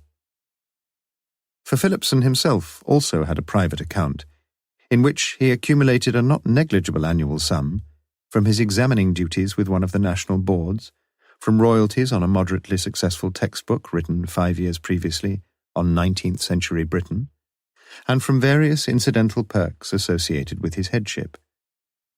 In addition to these incomes, there was, of course, Philipson's monthly salary as a headmaster, and this was administered in a joint account on which both drew cash and wrote cheques for the normal items of household expenditure. The system worked admirably, and since by any standards the family was well-to-do, financial bickering had never blighted the Philipsons' marriage. In fact, financial matters had never caused the slightest concern to either party, or had not done so until recently. Philipson kept his checkbook, his bank statements, and all his financial correspondence in the top drawer of the bureau in the lounge, and he kept it locked. And in normal circumstances, Mrs. Philipson would no more have dreamed of looking through this drawer than of opening the private and confidential letters which came through the letterbox week after week from the examination board. It was none of her business, and she was perfectly happy to keep it that way, in normal circumstances. But circumstances had been far from normal these last 2 weeks, and she had not lived with Donald for over 12 years without coming to know his moods and his anxieties. for she slept beside him every night, and he was her husband, and she knew him. She knew with virtual certainty that whatever had lain so heavily upon his mind these last few days was neither the school, nor the inspector whose visit had been so strangely upsetting, nor even the ghost of Valerie Taylor that flitted perpetually across the twilit zone of his subconscious fears. It was a man she had come to think of as wholly evil and wholly malignant. It was Baines. No specific incident had led her to open her husband's drawer and to examine the papers within. It was more an aggregation of many minor incidents which had driven her lively imagination to the terminus, a terminus which the facts themselves may never have reached, but towards which, as she fearfully foresaw their implications, they seemed inevitably to be heading. Did he know that she had her own key to the drawer? Surely not. For otherwise, if there was something he was anxious to hide, he would have kept the guilty evidence at school and not at home. And she had looked, only last week, and many things were now so frighteningly clear. Assuredly she had heard the warning voices, and yet had looked, and now could guess the truth. Her husband was being blackmailed. And strangely enough, she found that she could face the truth. It mattered less to her than she had dared to hope. But one thing was utterly certain. Never would she tell a living soul. Never, never, never. She was his wife, and she loved him, and would go on loving him. And if possible, she would protect him, to the last ounce of her energy, to the last drop of her blood. She might even be able to do something. Yes, she might even be able to do something. She seemed neither surprised nor dismayed to see him, for she had learned a great deal about herself the past few days. Not only was it better to face up to life's problems than to run away from them or desperately to pretend they didn't exist, it seemed far easier, too. "Can we talk?" asked Morse. She took his coat and hung it on the hall stand behind the front door, beside an expensive-looking winter coat, the colour of ripening cherries. They sat in the lounge, and Morse again noticed the photograph above the heavy mahogany bureau. "Well, Inspector, how can I help you?" "Don't you know?" replied Morse quietly. "I'm afraid not." She gave a little laugh, and the hint of a smile played at the corners of her mouth. She spoke carefully, almost like a self-conscious teacher of elocution, the D and the T articulated separately and distinctly. "I think you do, Mrs. Phillipson, and it's going to be easier for both of us if you're honest with me from the start, because, believe me, my love, you're going to be honest with me before we've finished." The niceties were gone already, the words direct and challenging, the easy familiarity almost frightening. As if she were looking in on herself from the outside, she wondered what her chances were against him. It depended, of course, on what he knew, but surely there was nothing he could know. "What am I supposed to be honest about?" "Can't we keep this between ourselves, Mrs. Phillipson? That's why I've called now, you see, while your husband's still at school." He noted the first glint of anxiety in the light brown eyes, but she remained silent, and he continued. "If you're in the clear, Mrs. Phillipson." He had repeated her name with almost every question, and she felt uncomfortable. It was like the repeated blows of a battering ram against a beleaguered city. "In the clear? What are you talking about?" "I think you called at Mr. Baines's house on Monday night, Mrs. Phillipson."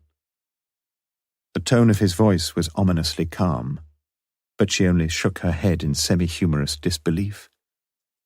"You can't really be serious, can you, Inspector?" "I'm always serious when I'm investigating murder." You can't think that I had anything to do with that? On Monday night? Why, I hardly knew the man." "I'm not interested in how well you knew him." It seemed an odd remark, and her eyebrows contracted to a frown. What are you interested in?" "I've told you, Mrs. Phillipson. Look, Inspector, I think it's about time you told me exactly why you're here.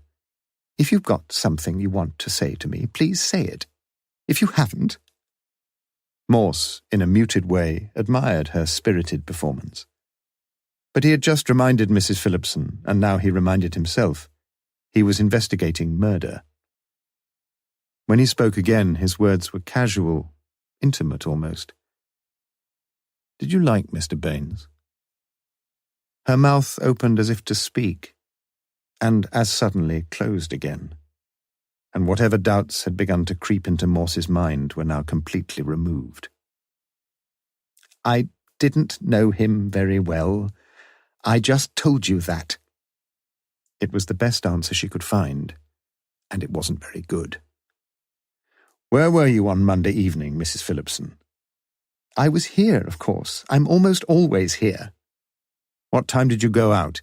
"Inspector, I just told—" "Did you leave the children on their own?" "Of course I didn't. I wouldn't. I could never." "What time did you get back?" "Back? Back from where?" "Before your husband?" "My husband was out. That's what I'm telling you. He went to the theatre, the playhouse. He sat in row M, seat 14. If you say so, all right, but he wasn't home until about 11. 10 to, according to him. All right, 10 to 11. What does—" "You haven't answered my question, Mrs. Phillipson." "What question?" "I asked you what time you got home, not your husband." His questions were flung at her now with breakneck rapidity. "You don't think I would go out and leave—" "Go out? Where to, Mrs. Phillipson? Did you go on the bus?" "I didn't go anywhere. Can't you understand that? How could I possibly go out and leave—" Morse interrupted her again. She was beginning to crack. He knew that. Her voice was high-pitched now amidst the elocutionary wreckage. "All right, you didn't leave your children alone. I believe you. You love your children. Of course you do. It would be illegal to leave them on their own. How old are they?" Again she opened her mouth to speak, but he pushed relentlessly, remorselessly on. "Have you heard of a babysitter, Mrs. Phillipson? Somebody who comes in and looks after your children while you go out? Do you hear me? While you go out. Do you want me to find out who it was? Or do you want to tell me? I could soon find out, of course. Friends, neighbours. Do you want me to find out, Mrs. Phillipson? Do you want me to go and knock next door, and the door next to that? Of course you don't, do you? You know you're not being very sensible about this, are you, Mrs. Phillipson?" He was speaking more slowly and calmly now. "You see, I know what happened on Monday night. Someone saw you, Mrs. Phillipson. Someone saw you in Kempis Street. And if you'd like to tell me why you were there and what you did, it would save a lot of time and trouble. But if you won't tell me, then I shall have to—" Of a sudden, she almost shrieked as the incessant flow of words began to overwhelm her. "I told you I don't know what you're talking about. You don't seem to understand that, do you? I just don't know what you're talking about." Morse sat back in the armchair, relaxed and unconcerned. He looked about him and once more fastened his gaze on the photograph of the headmaster and his wife above the large bureau. And then he looked at his wristwatch. "What time do the children get home?" His tone was suddenly friendly and quiet, and Mrs. Phillipson felt the panic welling up within her. She looked at her own wristwatch, and her voice was shaking as she answered him. "They'll be home at 4 o'clock. "That gives us an hour, doesn't it, Mrs. Phillipson? I think that's long enough. My car's outside. You'd better put your coat on, the pink one, if you will." He rose from the armchair and fastened the front buttons of his jacket. "I'll see that your husband knows if—" He took a few steps towards the door, but she laid her hand upon him as he moved past her. "Sit down, please, Inspector," she said quietly. She had gone, she said. That was all, really. It was like suddenly deciding to write a letter, or to ring the dentist, or to buy some restorer for the paintbrushes encrusted stiff with last year's gloss. She asked Mrs. Cooper next door to babysit, said she'd be no longer than an hour at the very latest, and caught the 9:20 p.m. bus from the stop immediately outside the house. She got off at Cornmarket, walked quickly through Gloucester Green, and reached Kempis Street by about 9:45. The light was shining in Baines's front window. She had never been there before, and she summoned up all her courage and knocked on the front door. There was no reply. Again she knocked, and again there was no reply. She then walked along to the lighted window and tapped upon it hesitantly and quietly with the back of her hand. But she could hear no sound, and could make out no movement behind the cheap yellow curtains. She hurried back to the front door, feeling as guilty as a young schoolgirl caught out of her place in the classroom by the headmistress. But still nothing happened. She had so nearly called the whole thing off there and then, but her resolution had been wrought up to such a pitch that she made one last move. She tried the door and found it unlocked. She opened it slightly, no more than a foot or so, and called his name. "Mr. Baines?" And then slightly louder, "Mr. Baines?" But she received no reply. The house seemed strangely still, and the sound of her own voice echoed eerily in the high entrance hall. A cold shiver of fear ran down her spine, and for a few seconds she felt sure that he was there, very near to her, watching and waiting. And suddenly a panic-stricken terror had seized her, and she had rushed back to the lighted, friendly road, crossed over by the railway station, and with her heart pounding in her ribs, tried to get a grip on herself. In St. Giles she caught a taxi, and arrived home just after 10. That was her story, anyway. She told it in a flat, dejected voice, and she told it well and clearly. To Morse it sounded in no way like the tangled, mazy machinations of a murderer. Indeed, a good deal of it he could check fairly easily, the babysitter, the bus conductor, the taxi driver. And Morse felt sure that all would verify the outline of her story and confirm the approximate times she'd given. But there was no chance of checking those fateful moments when she stood outside the door of Baines's house. Had she gone in? And if she had, what terrible things had then occurred? The pros and cons were counterpoised in Morse's mind, with the balance tilting slightly in Mrs. Phillipson's favour. "Why did you want to see him?" "I wanted to talk to him, that's all." "Yes. Go on." "It's difficult to explain. I don't think I knew myself what I was going to say. He was... I don't know, he was everything that's bad in life. He was mean, he was vindictive, he was sort of calculating. He just delighted in seeing other people squirm. I'm not thinking of anything in particular, and I don't really know all that much about him. But since Donald has been headmaster, he's...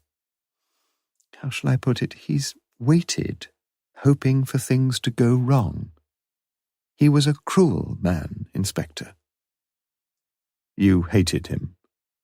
She nodded hopelessly. "Yes, I suppose I did." "It's as good a motive as any," said Morse somberly. "It might seem so, yes." But she sounded unperturbed. "Did your husband hate Baines too?" He watched her carefully and saw the light flash dangerously in her eyes. "Don't be silly, Inspector. You can't possibly think that Donald had anything to do with all this. I know I've been a fool, but you can't. It's impossible. He was at the theatre all night, you know that." "Your husband would have thought it was impossible for you to be knocking at Baines's door that night, wouldn't he? You were here, at home, with the children, surely." He leaned forward and spoke more curtly again now. "Make no mistake, Mrs. Phillipson. It would have been a hell of a sight easier for him to leave the theatre than it was for you to leave here, and don't try to tell me otherwise." He sat back impassively in the chair. He sensed an evasion somewhere in her story, a half-truth, a curtain not yet fully drawn back, and at the same time he knew that he was almost there, and all he had to do was sit and wait. And so he sat and waited. and the world of the woman seated opposite him was slowly beginning to fall apart. And suddenly, dramatically, she buried her head in her hands and wept uncontrollably. Morse fished around in his pockets and finally found a crumpled apology for a paper handkerchief and pushed it gently into her right hand. "Don't cry," he said softly.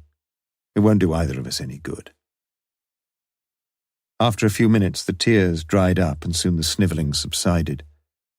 "What can do us any good, Inspector?" "It's very easy, really," said Morse in a brisk tone. "You tell me the truth, Mrs. Phillipson. You'll find I probably know it anyway." But Morse was wrong. He was terribly wrong. Mrs. Phillipson could do little more than reiterate her strange little story. This time, however, with a startling addition, an addition which caught Morse as he sat there nodding skeptically, like an uppercut to the jaw.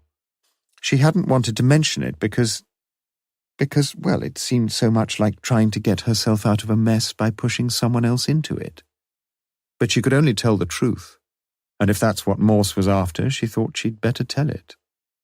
As she had said, she ran along to the main street after leaving Baines's house and crossed over towards the Royal Oxford Hotel, and just before she reached the hotel, she saw someone she knew very well, come out of the lounge door and walk across the road to Kempis Street. She hesitated, and her tearful eyes looked pleadingly and pathetically at Morse. "Do you know who it was, Inspector? It was David Acomb." Chapter 25. For oily or spotty skin, first cleanse face and throat, then pat with a hot towel. Smooth on an even layer of luxurious lady pack, avoiding the area immediately around the eyes. Directions for applying a beauty mask. At 6:20 the following morning, Morse was on the road. It would take about 5 hours. He would have enjoyed the drive more with someone to talk to, especially Lewis, and he switched on the Lancier's radio for the 7 a.m. news. The world seemed strangely blighted. Abroad there were rumours of war and famine, and at home more bankruptcies and unemployment, and a missing lord who'd been dredged up from a lake in East Essex. But the morning was fresh and bright, the sky serene and cloudless, and Morse drove fast. He had left Evesham behind him and was well on the way to Kidderminster before he met any appreciable volume of traffic.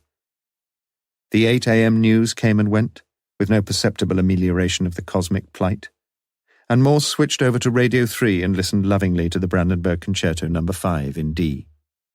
The journey was going well, and he was through Bridge North and driving rather too quickly round the Shrewsbury Ring Road by 9 a.m, when he decided that a Schoenberg string quartet might be a little above his head, and switched off.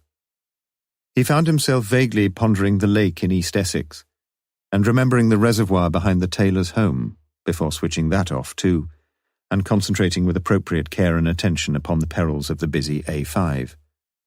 At Nesscliffe, some 12 miles north of Shrewsbury, he turned off left along the B4396 towards Bala. Wales now, and the pale green hills rose ever more steeply. He was making excellent time, and he praised the gods that his journey was not being made on a dry Welsh Sunday. He was feeling thirsty already.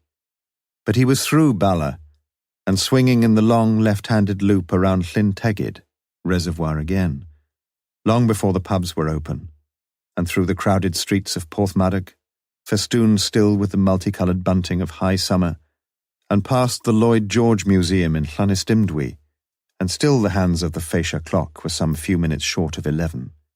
He might just as well drive on.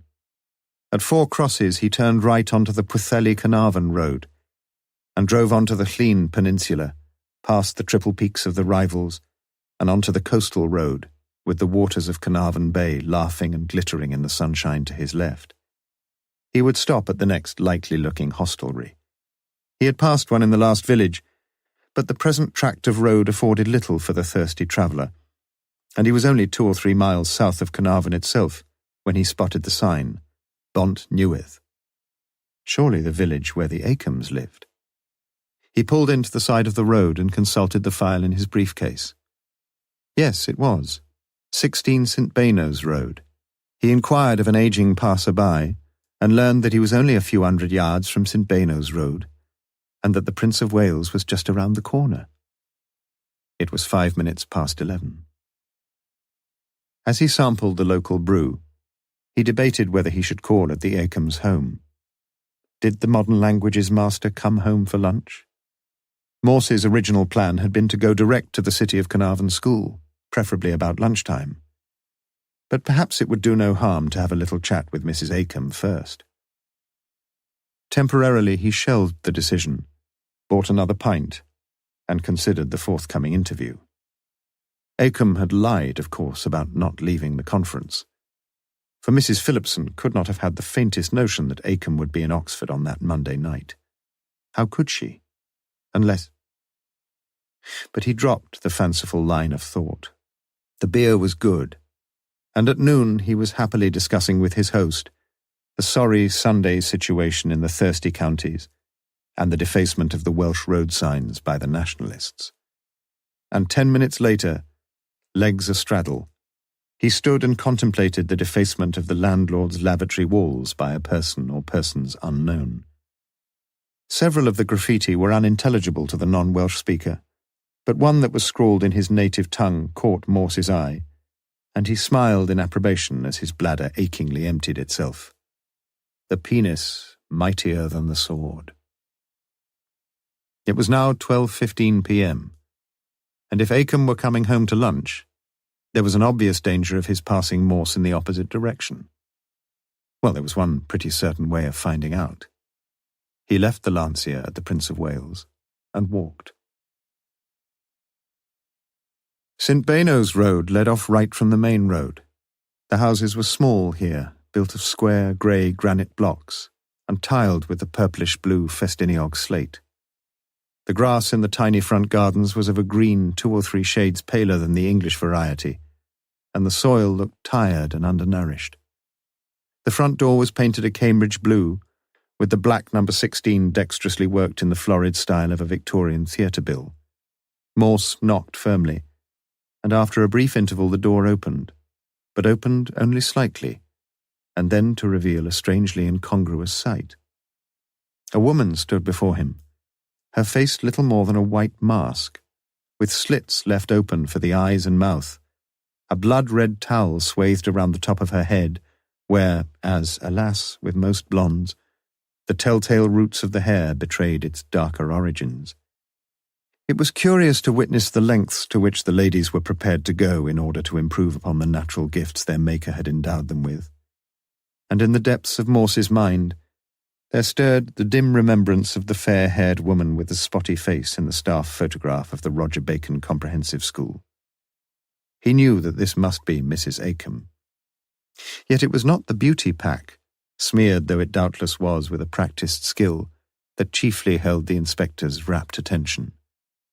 She was holding a meagre white towel to the top of her shoulders, and as she stood half hidden by the door, it was immediately apparent that behind the towel the woman was completely naked. Morse felt as lecherous as a billy goat. A Welsh billy goat, perhaps. It must have been the beer. "I've called to see your husband. It is Mrs. Acomb, isn't it?" The head nodded, and a hairline fracture of the carefully assembled mask appeared at the corners of the white mouth. Was she laughing at him? "Will he be back home for lunch?" The head shook, and the top of the towel drooped tantalizingly to reveal the beautifully moulded outline of her breasts. "He's at school, I suppose?" The head nodded, and the eyes stared blandly through the slits. "Well, I'm sorry to have bothered you, Mrs. Acomb, especially at, such, We've spoken to each other before, you know, over the phone, if you remember. I'm Morse, Chief Inspector Morse, from Oxford." The red towel bobbed on her head, the mask almost breaking through into a smile. They shook hands through the door, and Morse was conscious of the heady perfume on her skin. He held her hand for longer than he need have done, and the white towel dropped from her right shoulder. and for a brief and beautiful moment he stared with shameless fascination at her nakedness. The nipple was fully erect, and he felt an almost irresistible urge to hold it there, and then between his fingers. Was she inviting him in? He looked again at the passive mask. The towel was now in place again, and she stood back a little from the door. It was 50-50. But he had hesitated too long, and the chance, if chance it was gone already. He lacked, as always, the bogus courage of his own depravity, and he turned away from her and walked back slowly towards the Prince of Wales. At the end of the road he stopped and looked back, but the light blue door was closed upon him, and he cursed the conscience that invariably thus doth make such spineless cowards of us all. It was perhaps something to do with status.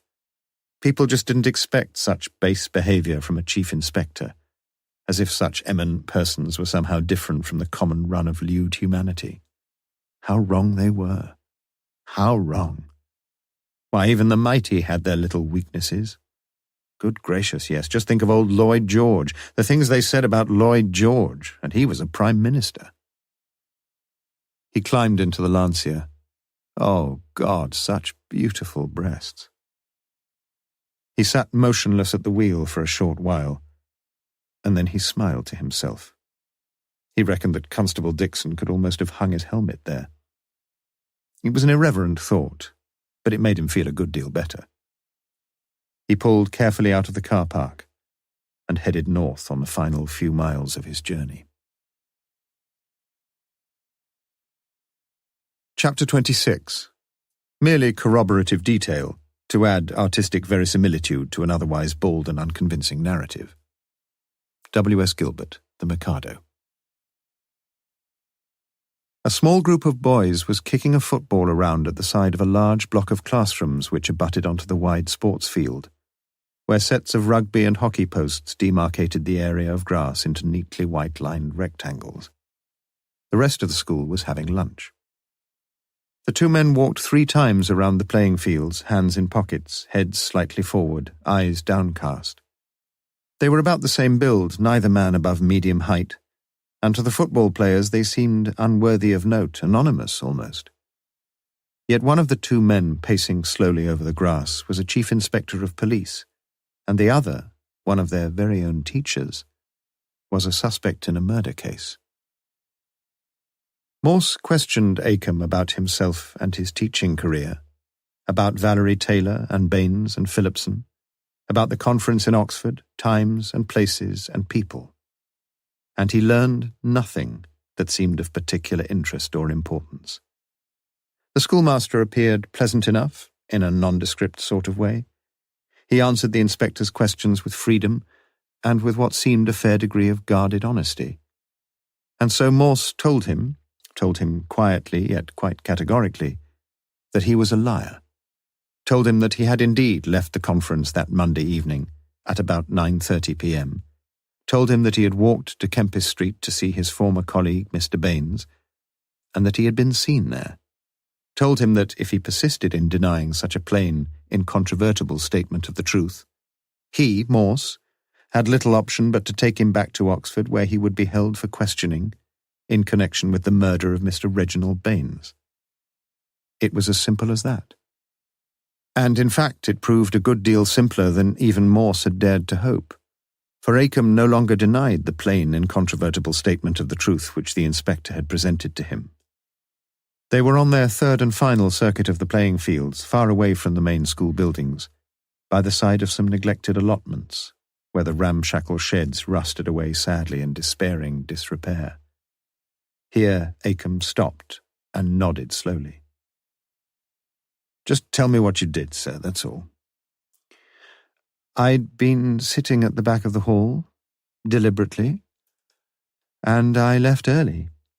As you say, it was about 9:30, or probably a bit earlier." "You went to see Baines?" Acomb nodded. "Why did you go to see him?"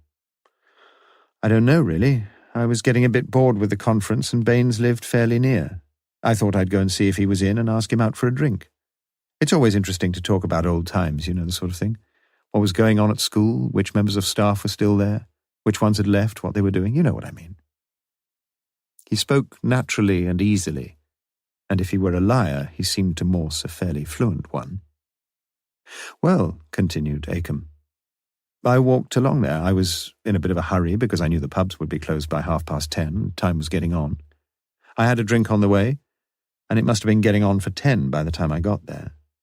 I'd been there before and thought he must be in because the light was on in the front room." "Were the curtains drawn?"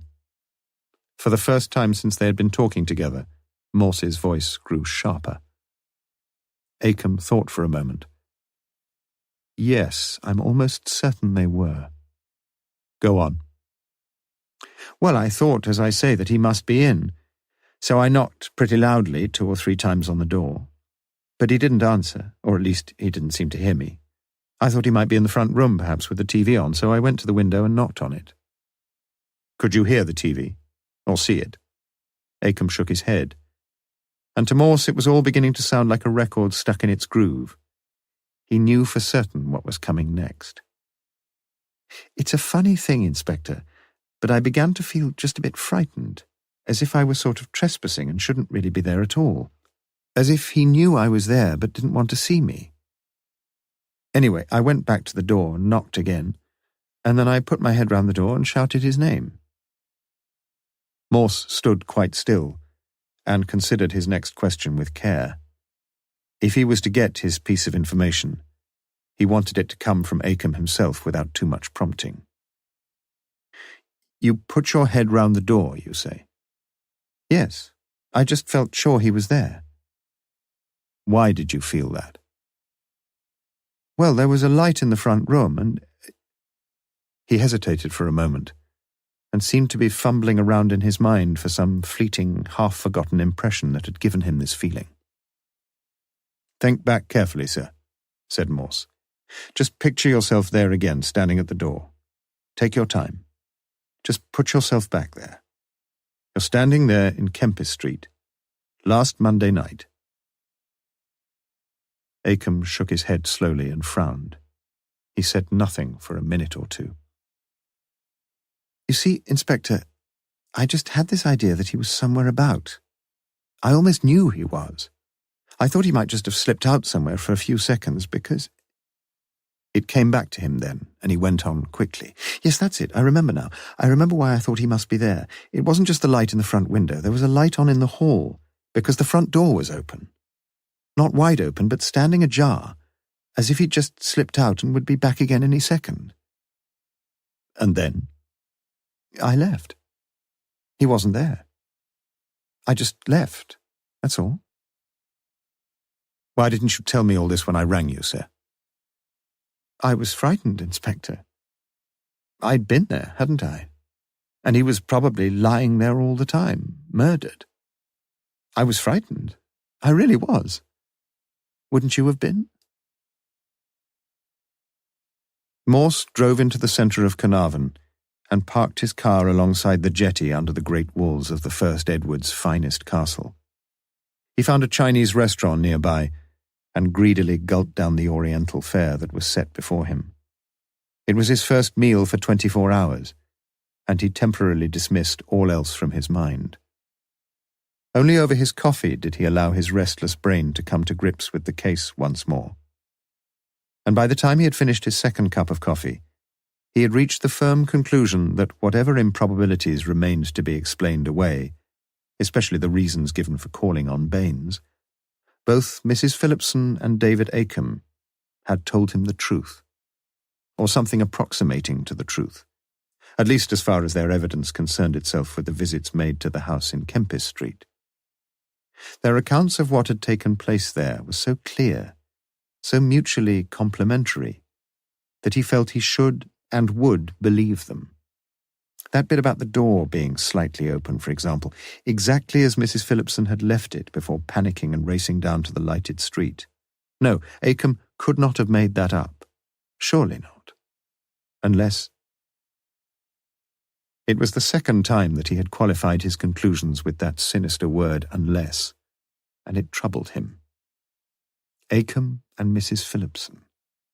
Was there any link at all between that improbable pair? If link there was, it had to have been forged at some point in the past, at some point more than 2 years ago, at the Roger Bacon Comprehensive School. Could there have been something? It was an idea, anyway. Yet as he drove out of the castle car park, he decided on balance that it was a lousy idea.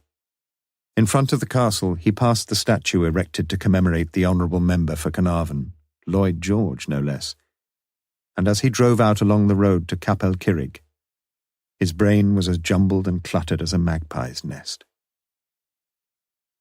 He stopped briefly in the pass of Llanberis and watched the tiny figures of the climbers, conspicuous only by their bright orange anoraks, perched at dizzying heights on the sheer mountain faces that towered massively above the road on either side. He felt profoundly thankful that whatever the difficulties of his own job, he was spared the risk at every second and every precarious hand and foothold of a vertical plunge to a certain death upon the rocks far, far below. Yet in his own way, Morse knew that he too was scaling a peak, and knew full well the blithe exhilaration of reaching the summit. So often there was only one way forward, only one, and when one route seemed utterly impossible, one had to look for the nearly impossible alternative, to edge along the face of the cliff, to avoid the impasse, and to lever oneself painstakingly up to the next ledge, and look up again, and follow the only route. On the death of Baines, Morse had considered only a small group of likely suspects. The murderer could, of course, have been someone completely unconnected with the Valerie Taylor affair, but he doubted it. There had been 5 of them, and he now felt that the odds against Mrs. Phillipson and David Acomb had lengthened considerably. That left the Taylors, the pair of them, and Phillipson himself. It was time he tried to put together the facts, many of them very odd facts, that he had gleaned about these 3. It must be one of them, surely, for he felt convinced now that Baines had been murdered before the visits of Mrs. Phillipson and David Acomb. Yes, that was the only way it could have been. He grasped the firm fact with both hands and swung himself onto a higher ledge, and discovered that from this vantage point, the view seemed altogether different. He drove to Capel Cirrig, and there turned right onto the A5 towards Llangollen. And even as he drove, he began to see the pattern. He ought to have seen it before, but with the testimony of Mrs. Phillipson and Acomb behind him, it became almost childishly easy now to fit the pieces into quite a different pattern. One by one, they clicked into place with a simple inevitability. As on and on he drove at high speed, passing Shrewsbury, and keeping to the A5, rattling along the old Watling Street, and almost missing the turning off for Daventry and Banbury. It was now nearly 8 p.m, and Morse was feeling the effects of his long day. He found his mind wandering off to that news item he had heard about the unfortunate lord in the Essex Reservoir. And as he was leaving the outskirts of Banbury, an oncoming car flashed its lights at him. He realized that he'd been drifting dangerously over the centre of the road, and jerked himself into a startled wakefulness. He resolved not to allow his concentration to waver 1 centimetre, opened the side window, and breathing deeply upon the cool night air, sang in a mournful baritone over and over again the first and only verse he could remember of Lead, Kindly Light. He drove straight home and locked up the garage. It had been a long day. He hoped he would sleep well. Chapter 27. All happy families are alike, but each unhappy family is unhappy in its own way. Leo Tolstoy. Lewis was getting better. He got up for a couple of hours just after Morse had arrived back in Oxford, with the aid of the banister made his careful way downstairs, and joined his surprised wife on the sofa in front of the television set. His temperature was normal now, and though he felt weak on his legs and sapped of his usual energy, he knew he would soon be back in harness. Many of the hours in bed he had spent in thinking about the Taylor case, And that morning he had been suddenly struck by an idea so novel and so exciting that he had persuaded his wife to ring the station immediately. But Morse was out, off to Wales, they said. It puzzled Lewis. The principality in no way figured in his own new-minted version of events, and he guessed that Morse had followed one of his wayward fancies about Acomb, wasted a good many gallons of police petrol, and advanced the investigation not one whit. But that wasn't quite fair. In the hands of the chief inspector, things seldom stood still. They might go sideways or even backwards, and often, Lewis agreed, they went forwards, but they seldom stood still. Yes, Lewis had been deeply disappointed not to catch him. Everything, well, almost everything, fitted so perfectly. It had been that item on his bedside radio at 8 o'clock that had started the chain reaction. That item about some big noise being washed up in a reservoir. He knew they had dredged the reservoir behind the tailor's home, but you could never be sure in such a wide stretch of water as that. And anyway, it didn't really matter much whether it was in the reservoir or somewhere else. That was just the starting point. And then there was that old boy at the Belisha crossing and the basket and, lots of other things. How he wished he'd caught the chief at the station. The really surprising thing was that Morse hadn't thought of it himself. He usually thought of everything, and more. But later, as the day wore on, he began to think that Morse probably had thought of it. After all, it was Morse himself who had suggested, right out of the blue, that she was carrying a basket. Laboriously, during the afternoon, Lewis wrote it all down. And when he had finished, the initial thrill was already waning, and he was left only with the quiet certainty that it had indeed been for him a remarkable brainwave, and that there was a very strong possibility that he might be right. At 9:15 p.m. he rang the station himself, but Morse had still not shown up. "Probably gone straight home, or to a pub," said the desk sergeant. Lewis left a message, and prayed that for the morrow the chief had planned no trip to the Western Isles. Donald Phillipson and his wife sat silently watching the 9 o'clock news on BBC television. They had said little all evening, and now that the children were snugly tucked up in bed, the little had dried up to nothing. Once or twice each of them had almost asked a question of the other, and it would have been the same question. "Is there anything you want to tell me?" or words to that effect. But neither of them had braved it, and at 10:15, Mrs. Phillipson brought in the coffee and announced that she was off to bed. "You've had your fill tonight, haven't you?" He mumbled something inaudible and lumbered along unsteadily, trying with limited success to avoid bumping into her as they walked side by side along the narrow pavement. It was 10:45 p.m., and their home was only 2 short streets away from the pub. "Have you ever tried to work out how much you spend a week on beer and fags?" It hurt him, and it wasn't fair. Christ, it wasn't fair. "If you want to talk about money, my girl, what about your bingo? Every bloody night, nearly." "You just leave my bingo out of it. It's about the one pleasure I've got in life, and don't you forget it. And some people win at bingo, you know that, don't you? Don't tell me you're so ignorant you don't know that." "Have you won recently?" His tone was softer, and he hoped very much that she had. "I told you, you keep your nose out of it. I spent my own money, thank you, not yours, and if I win, that's my business, isn't it?" "You were lashing out a bit with your money tonight, weren't you? Bit free with your favours all round, if you ask me." "What's that supposed to mean?" Her voice was very nasty. "Well, Look, if I want to treat some of my friends to a drink, that's my lookout, isn't it? It's my money too." "I only meant—" They were at the front gate now, and she turned on him, her eyes flashing. "And don't you ever dare to say anything again about my favours. Christ, you're a one to talk, aren't you, you bastard?" Their holiday together, the first for 7 years, was due to begin at the weekend. The omens seemed hardly favourable. It was 11:30 when Morse finally laid his head upon the pillows. He shouldn't have had so much beer, really, but he felt he deserved it. It would mean shuffling along for a pee or two before the night was out, but what the hell? He felt at peace with himself and with the world in general. Beer was probably the cheapest drug on the market, and he only wished that his GP would prescribe it for him on the National Health.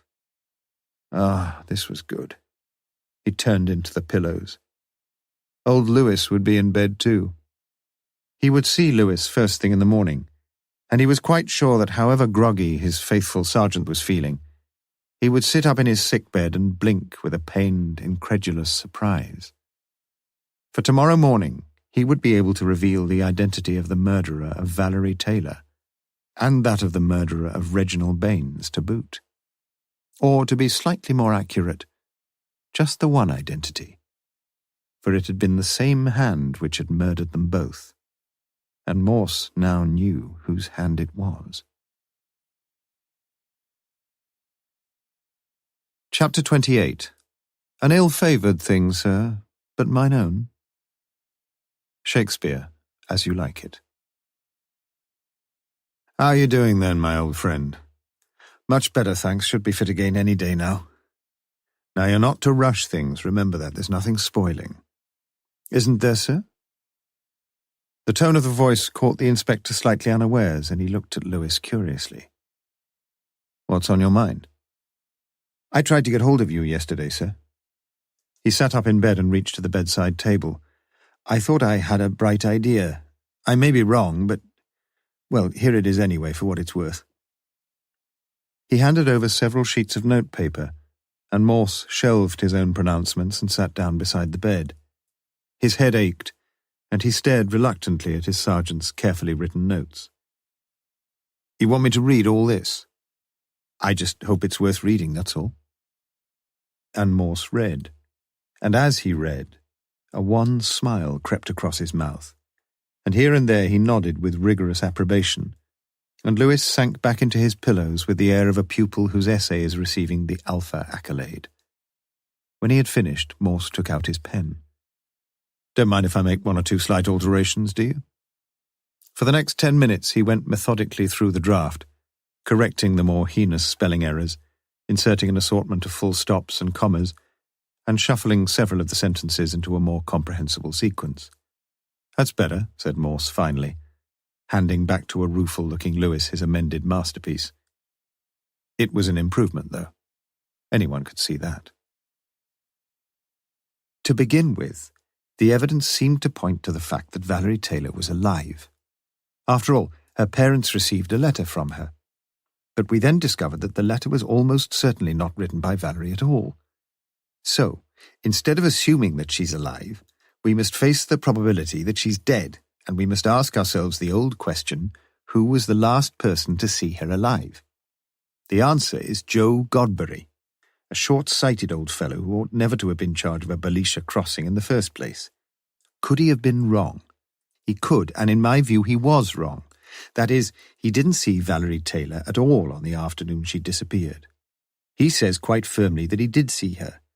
But might he not have been mistaken? Might he just have seen someone who looked like Valerie? Well, who looked like Valerie? Chief Inspector Morse himself thought that a photograph of Mrs. Taylor was one of her daughter Valerie, and this raises an interesting possibility. Could the person seen by Godbury have been not Valerie, but Valerie's mother? Lewis had underlined the words thickly, and it was at this point on his first reading that Morse had nodded his approval. If it was Valerie's mother, there are two important implications. First, that the last person to see Valerie alive was none other than her own mother at lunchtime that same day. Second, that this person, Valerie's mother, had gone to a great deal of trouble to establish the fact that her daughter had left the house and returned to afternoon school. On this second point, we know that mother and daughter were very similar in build and figure generally, and Mrs. Taylor is still fairly slim and attractive. It was at this point that Morse nodded again. What was the best way of convincing anyone who might notice, that the neighbours say, or the Belisha man, or the shop assistants, that Valerie had left home after lunch that day? The answer is fairly obvious. The uniform of the school which Valerie attended was quite distinctive, especially the red socks and the white blouse. Mrs. Taylor could dress up in the uniform herself, run quickly down the road, keep on the far side of the crossing, and with a bit of luck there would be no trouble in persuading anyone, even the police, that her daughter had left home. We learned that on the particular Tuesday afternoon in question, Valerie would be most unlikely to be missed anyway, games afternoon and a real shambles. So, let us assume that Mrs. Taylor dresses up as her daughter and makes her way towards school. Chief Inspector Morse suggested early on that the person seen by Godbury was perhaps carrying a basket or some such receptacle. Lewis had made a sorry mess of the spelling. Now, if she had been carrying clothes, heavily scored by Lewis, the situation is becoming very interesting. Once Mrs. Taylor has created the impression that Valerie has left for school, it is equally important that she should not create the further impression that Valerie has returned home some 5 or 10 minutes later. Because if someone sees Valerie, or someone who looks like Valerie, returning to the Taylor's house, the careful plan is ruined. When Valerie is reported missing, the inquiries will naturally centre on the house, not on the area around the school. But she can deal with this without too much trouble. In the basket, Mrs. Taylor has put her own clothes. She goes into the ladies' just past the shopping area, changes back into them, and then walks back as unobtrusively as she can, probably by a roundabout route, to her own house. The real question now is this: why all this palaver? Why should Mrs. Taylor have to go to all this trouble and risk? There can be only one answer: to create the firm impression that Valerie is alive when in fact she is dead. If Valerie had arrived home for lunch and if Valerie did not leave the house again, we must assume that she was killed at some time during the lunch hour in her own home. And there was, it seems, only one other person in the Taylor household during that time, Valerie's own mother. It is difficult to believe, but the facts seem to point to the appalling probability that Valerie was murdered by her own mother. Why? We can only guess. There is some evidence that Valerie was pregnant. Perhaps her mother flew at her in a wild rage and struck her much harder than she intended to. We may learn the truth from Mrs. Taylor herself. The next thing is, what to do? And here we have the recorded evidence of the police files. The fact is that the police were not called in until the next morning. Why so much delay? Again, an answer readily presents itself. Morse had admired his sergeant's style at this point, and the nod had signified a recognition of a literary nicety rather than any necessary concurrence with the argument. Mrs. Taylor had to get rid of the body. She waited, I think obviously in great distress, until her husband arrived home about 6, and then she told him what had happened. He has little option. He can't leave his poor wife to face the consequences of the terrible mess she's got herself into, and the two of them plan what to do. Somehow they get rid of the body, and I suspect the reservoir behind the house is the first place that occurs to them. I know that this was dragged at the time, but it's terribly easy to miss anything in so large a stretch of water. I can only suggest that it is thoroughly dragged again. Lewis put the document back on the bedside table, and Morse tapped him in congratulatory fashion upon the shoulder. "I think it's time they made you up to Inspector, my old friend." "You think I may be right then, sir?" "Yes," said Morse slowly. "I do." Chapter 29. Incest is only relatively boring. Inscription on the lavatory wall of an Oxford pub. Lewis leaned back into his pillows and felt content. He would never make an inspector, he knew that, didn't even want to try. But to beat old Morse at his own game, my goodness, that was something. "Got a drop of booze in the house?" asked Morse. 10 minutes later he was sipping a liberal helping of whiskey, as Lewis dunked a chunk of bread into his Bovril. "There are one or two things you could add to your admirable statement, you know, Lewis." A slightly pained expression appeared on Lewis's face, but Morse quickly reassured him. "Oh, that's pretty certainly how it happened, I'm sure of that.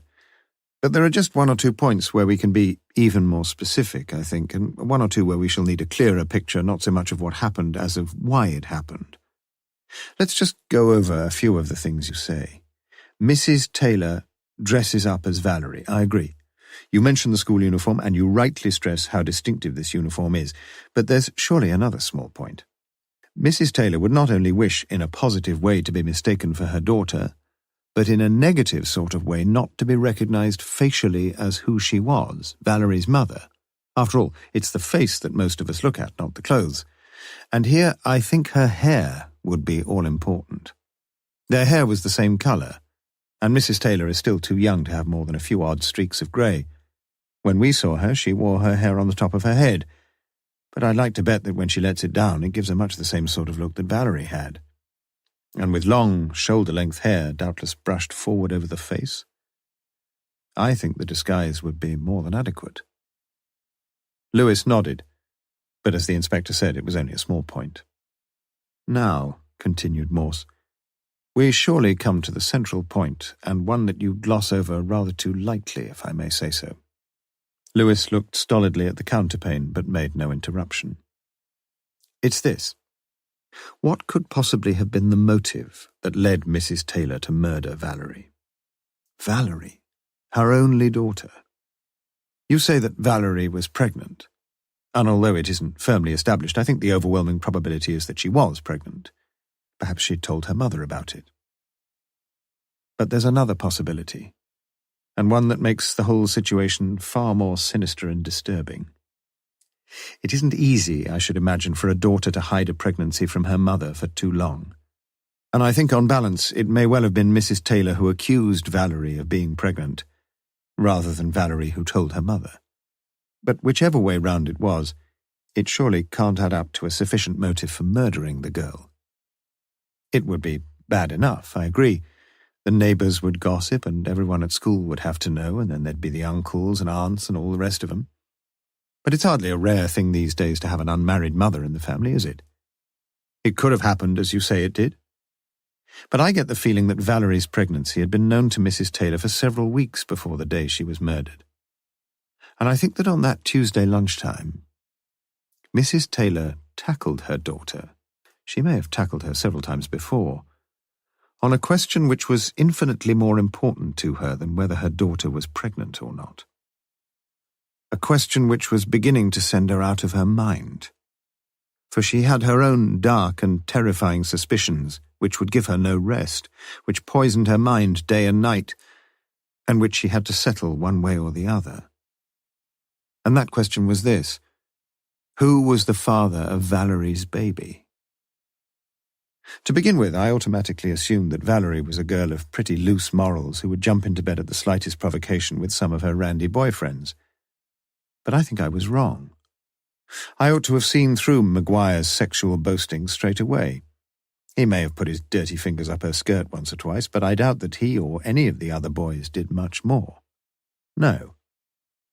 I should think that Valerie got an itch in her knickers as often, more often perhaps, than most young girls. But the indications all along the line were that her own particular weakness was for older men. Men about your age, Lewis. And yours, said Lewis. But the mood in the quiet bedroom was sombre, and neither man seemed much amused. Morse drained his whiskey and smacked his lips. Well, Lewis, what do you think? You mean Phillipson, I suppose, sir. Could have been, but I doubt it. I think he'd learned his lesson. Lewis thought for a moment and frowned deeply. Was it possible? Would it tie in with the other business? Surely you don't mean Baines, do you, sir? She must have been willing to go to bed with anyone if she let Baines... He broke off.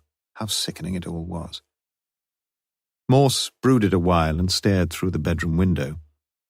I thought of it, of course, but I think you're right. At least I don't think she would have gone to bed willingly with Baines. And yet, you know, Lewis, it would explain a great many things if it was Baines. I thought you had the idea that he was seeing Mrs. Taylor, not Valerie. I think he was, said Morse. But as I say, I don't think it was Baines. He was speaking more slowly now, almost as if he were working through some new equation which had suddenly flashed across his mind, some new problem that challenged to some extent the validity of the case he was presenting.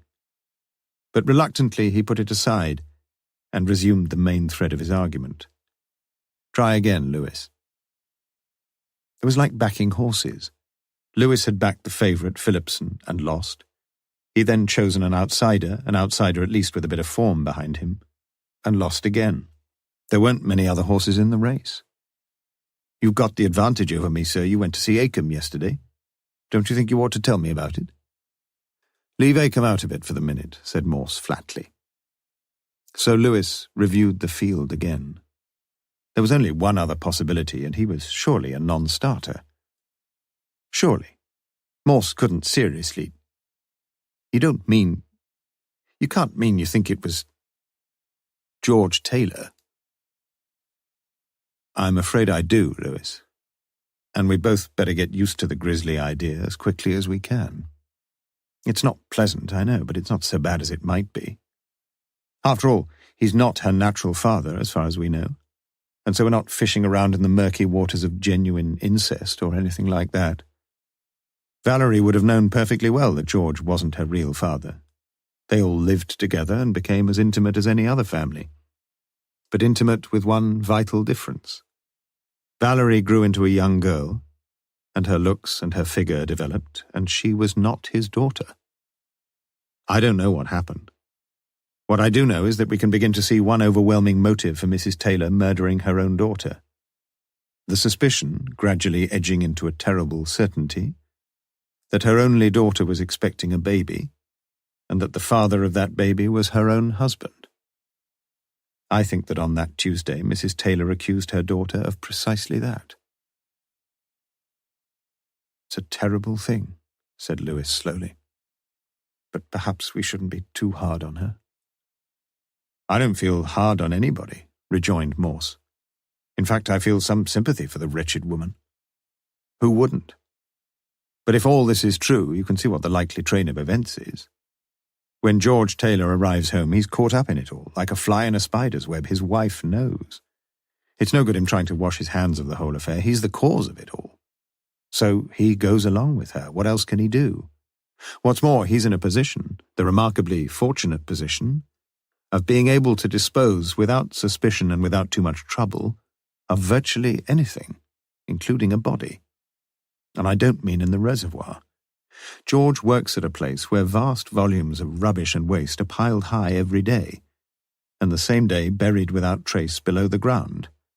And don't forget that Taylor was a man who had worked on road construction, driving a bulldozer. If he arrives at work half an hour early, what's to stop him using the bulldozer that's standing all ready with the keys invitingly hung up for him on a nail in the shack? Nothing. Who would know? Who would care? No, Lewis, I don't think they put her into the reservoir. I think she lies buried out there on the rubbish dump. Morse stopped for a second or two and visualized the course of events anew. I think that Valerie must have been put into a sack or some sort of rubbish bag and consigned for the long night to the boot of Taylor's old Morris. And in the morning he drove off early and dumped her there amid all the other mouldering rubbish. And he started up the bulldozer and buried her under the mounds of soil that stood ready at the sides of the tip. That's about it, Lewis. I'm very much afraid that's just about what happened. I should have been suspicious before, especially about the police not being called in until the next morning. Do you think they'll find her body after all this time? I should think so.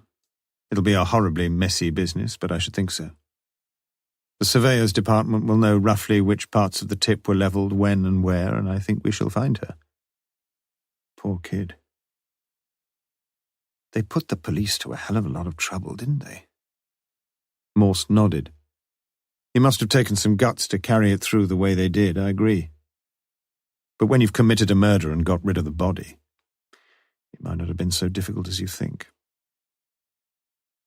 A stray thought had been worrying Lewis as Morse had expounded his views of the way things must have happened. Do you think Ainley was getting near the truth? I don't know, said Morse. He might have had all sorts of strange ideas before he'd finished. But whether he got a scent of the truth or not doesn't really matter. What matters is that other people thought he was getting near the truth. Where do you think the letter fits in, sir? Morse looked away. Yes, the letter. Remember, the letter was probably posted before whoever sent it knew that Ainley was dead. I thought at the time that the whole point of it was to concentrate police attention away from the scene of the crime and onto London, and it seemed a possibility that the Taylors had cooked it up themselves because they thought Ainley was coming a bit too close for comfort. But you don't think so now? No. Like you, I think we've got to accept the evidence that it was almost certainly written by Baines. Any idea why he wrote it? I think I have, although the front doorbell rang in mid-sentence, and almost immediately Mrs. Lewis appeared with the doctor. Morse shook hands with him and got up to go. There's no need for you to go, shan't be with him long.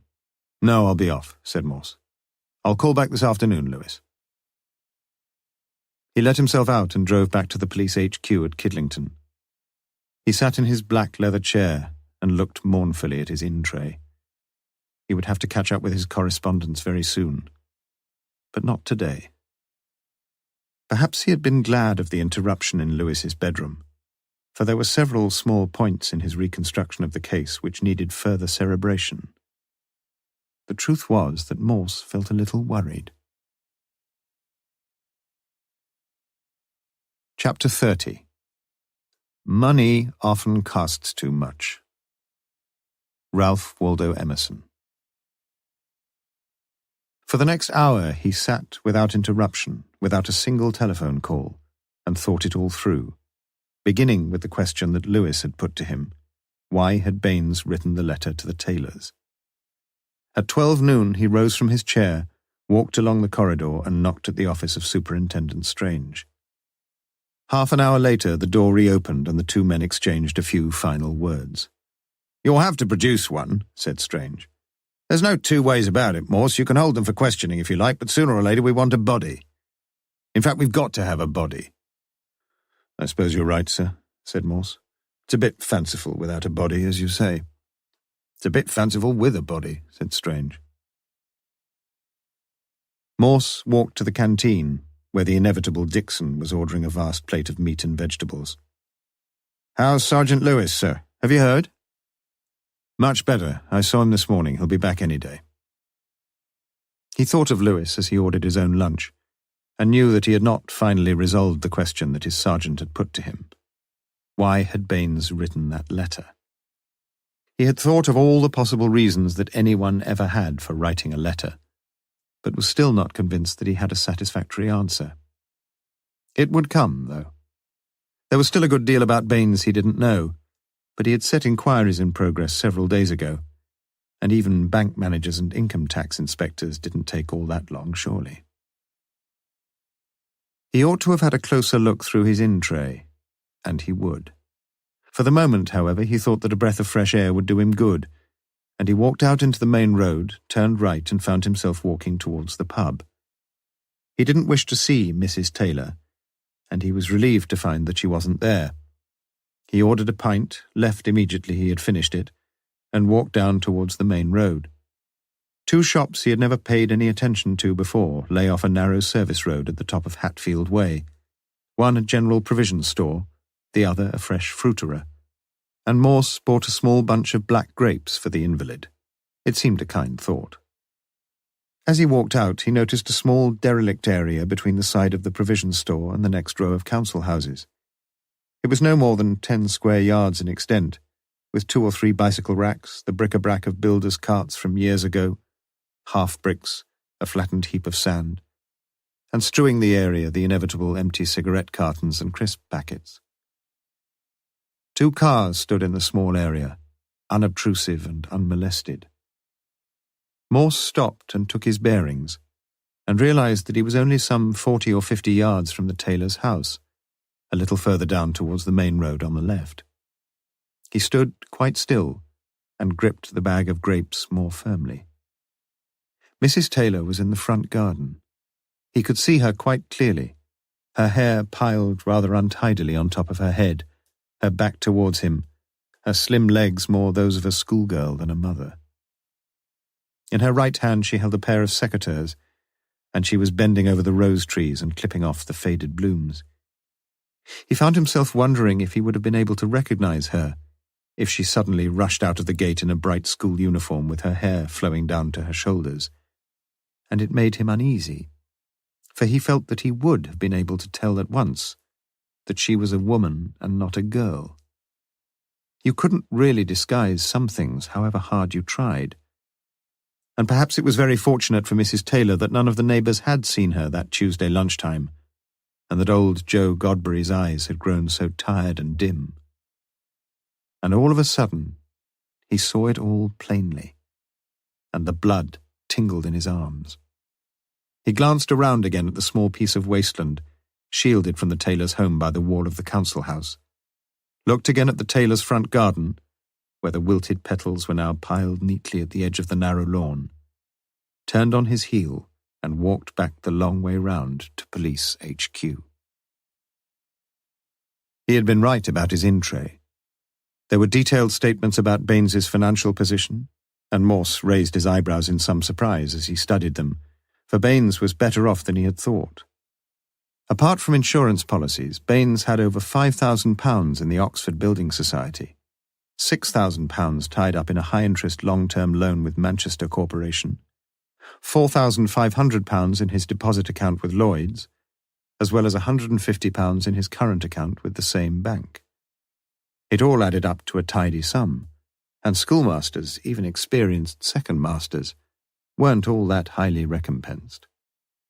The paychecks for the previous year had all been paid directly into the deposit account, and Morse noticed with some surprise that the withdrawals on the current account had seldom amounted to more than £30 per month over that period. It seemed clear from the previous year's tax returns that Baines had no supplementary moneys accruing to him from examination fees or private tuition, and although he may have risked not declaring any such further income, Morse thought that on the whole it was unlikely. The house, too, belonged to Baines. The final payment had been made some 6 years previously. Of course, he may well have been left a good deal of money by his parents and other relatives, but the fact remained that Baines somehow had managed to live on about £7 or £8 a week for the last 12 months. Either he was a miser, or what seemed more likely, he was receiving a supply of ready cash fairly regularly from some quarter or quarters. And it hardly needed a mind as imaginative as Morse's to make one or two intelligent deductions on that score. There must have been several people who had shed no tears when Baines had died. Indeed, there had been one person who had been unable to stand it any longer, and who had stuck him through with a carving knife. Chapter 31. To you, Lord Governor, remains the censure of this hellish villain, the time, the place, the torture. Oh, enforce it. Shakespeare, Othello, Act 5. Lewis was sitting up in his dressing gown in the front room when Morse returned at 2:45. "Start next Monday, sir. Sunday if you want me, and I can't tell you how glad I am." "It'll all be over then with a bit of luck," said Morse. "Still, we may have another homicidal lunatic roaming the streets before then, eh?" "You really think this is nearly finished, sir?" "I saw Strange this morning. We're going ahead tomorrow, bring in both the Taylors and then start digging up all the rubbish dump, if we have to. Though I think George will cooperate even if his wife doesn't." "And you think it all links up with Baines's murder?" Morse nodded. "You were asking this morning about Baines writing that letter, and the truth is, I don't quite know yet.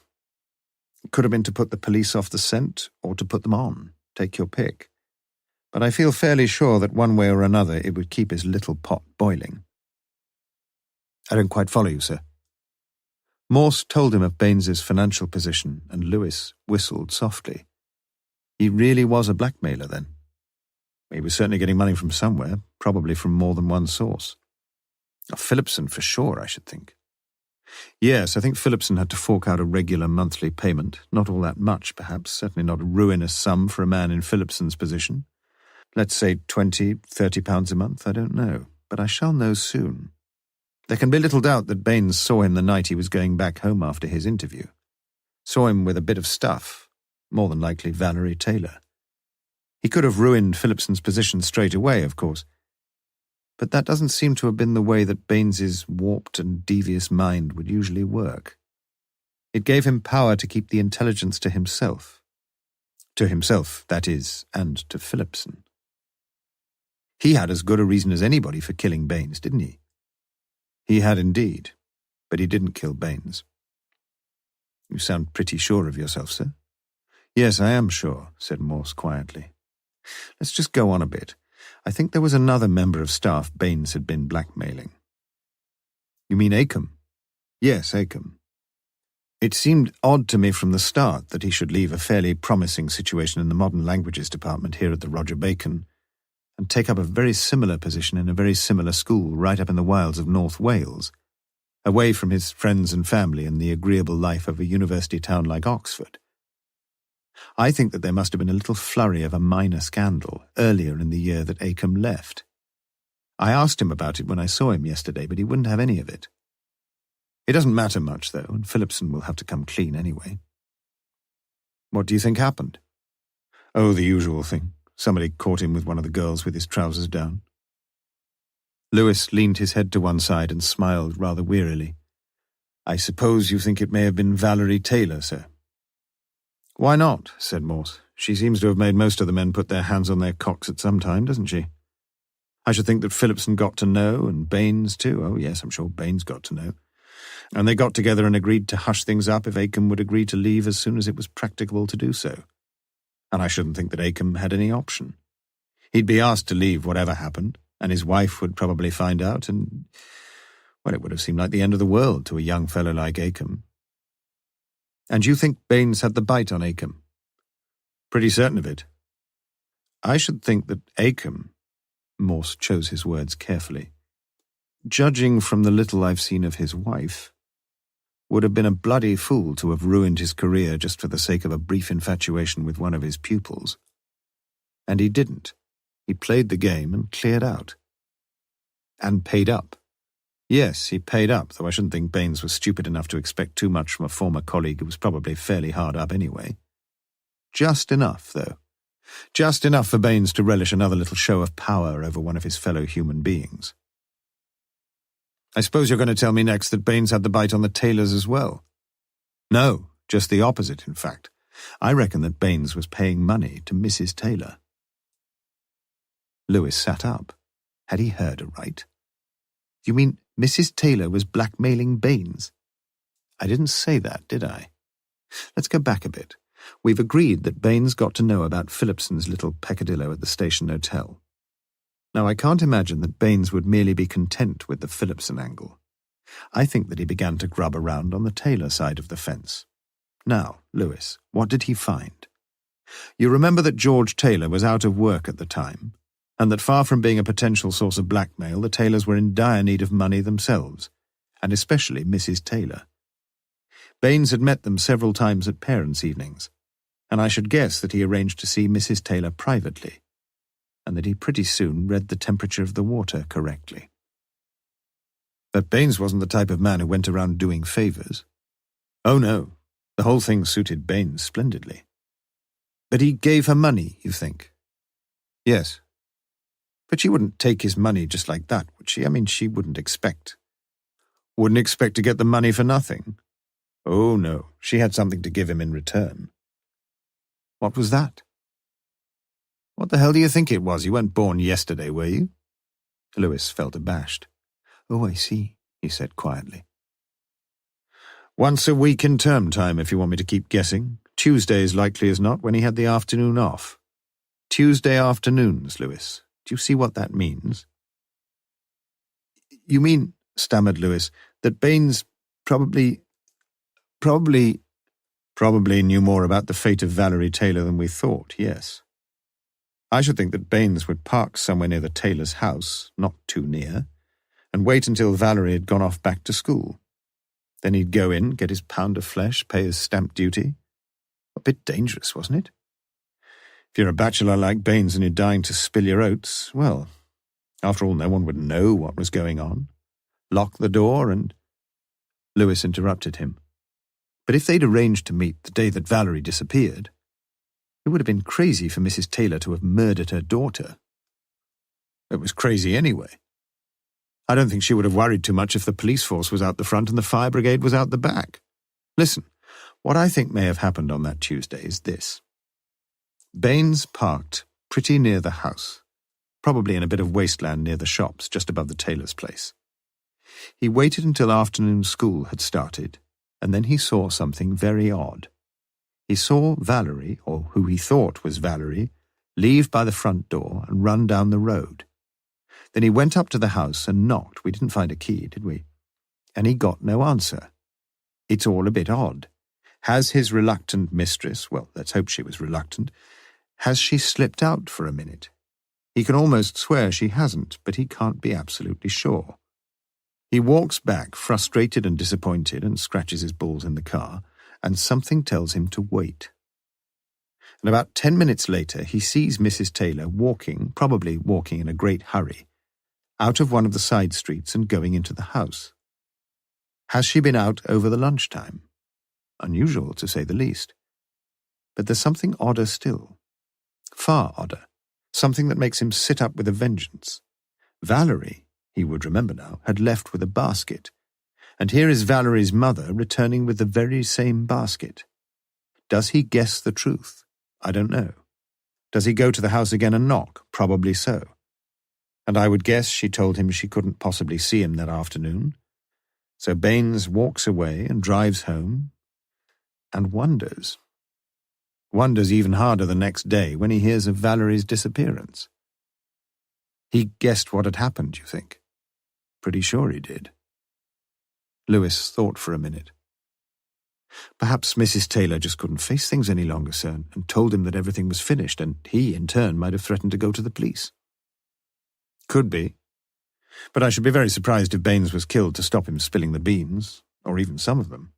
No, Lewis, I just think that he was killed because he was detested so viciously that killing him was an act of superb and joyous revenge. You think that Mrs. Taylor murdered him, then? Morse nodded. You remember the first time we saw Mrs. Taylor in the pub? Remember that large American-style handbag she had? It was a bit of a puzzle at first to know how anyone could ever cart such a big knife around. But the obvious way to do it is precisely the way Mrs. Taylor chose. Stick it in a handbag. She got to Kempis Street at about 9:15, I should think, knocked on the door, told a surprised Baines some cock-and-bull story, followed him into the kitchen, agreed to his offer of a glass of something, and as he bends down to get the beer out of the fridge, she takes her knife out and, well, we know the rest. Lewis sat back and considered what Morse had said. It all hung loosely together, perhaps, but he was feeling hot and tired. Go and have a lie down, said Morse, as if reading his thoughts. You've had about enough for one day. I think I will, sir. I shall be much better tomorrow.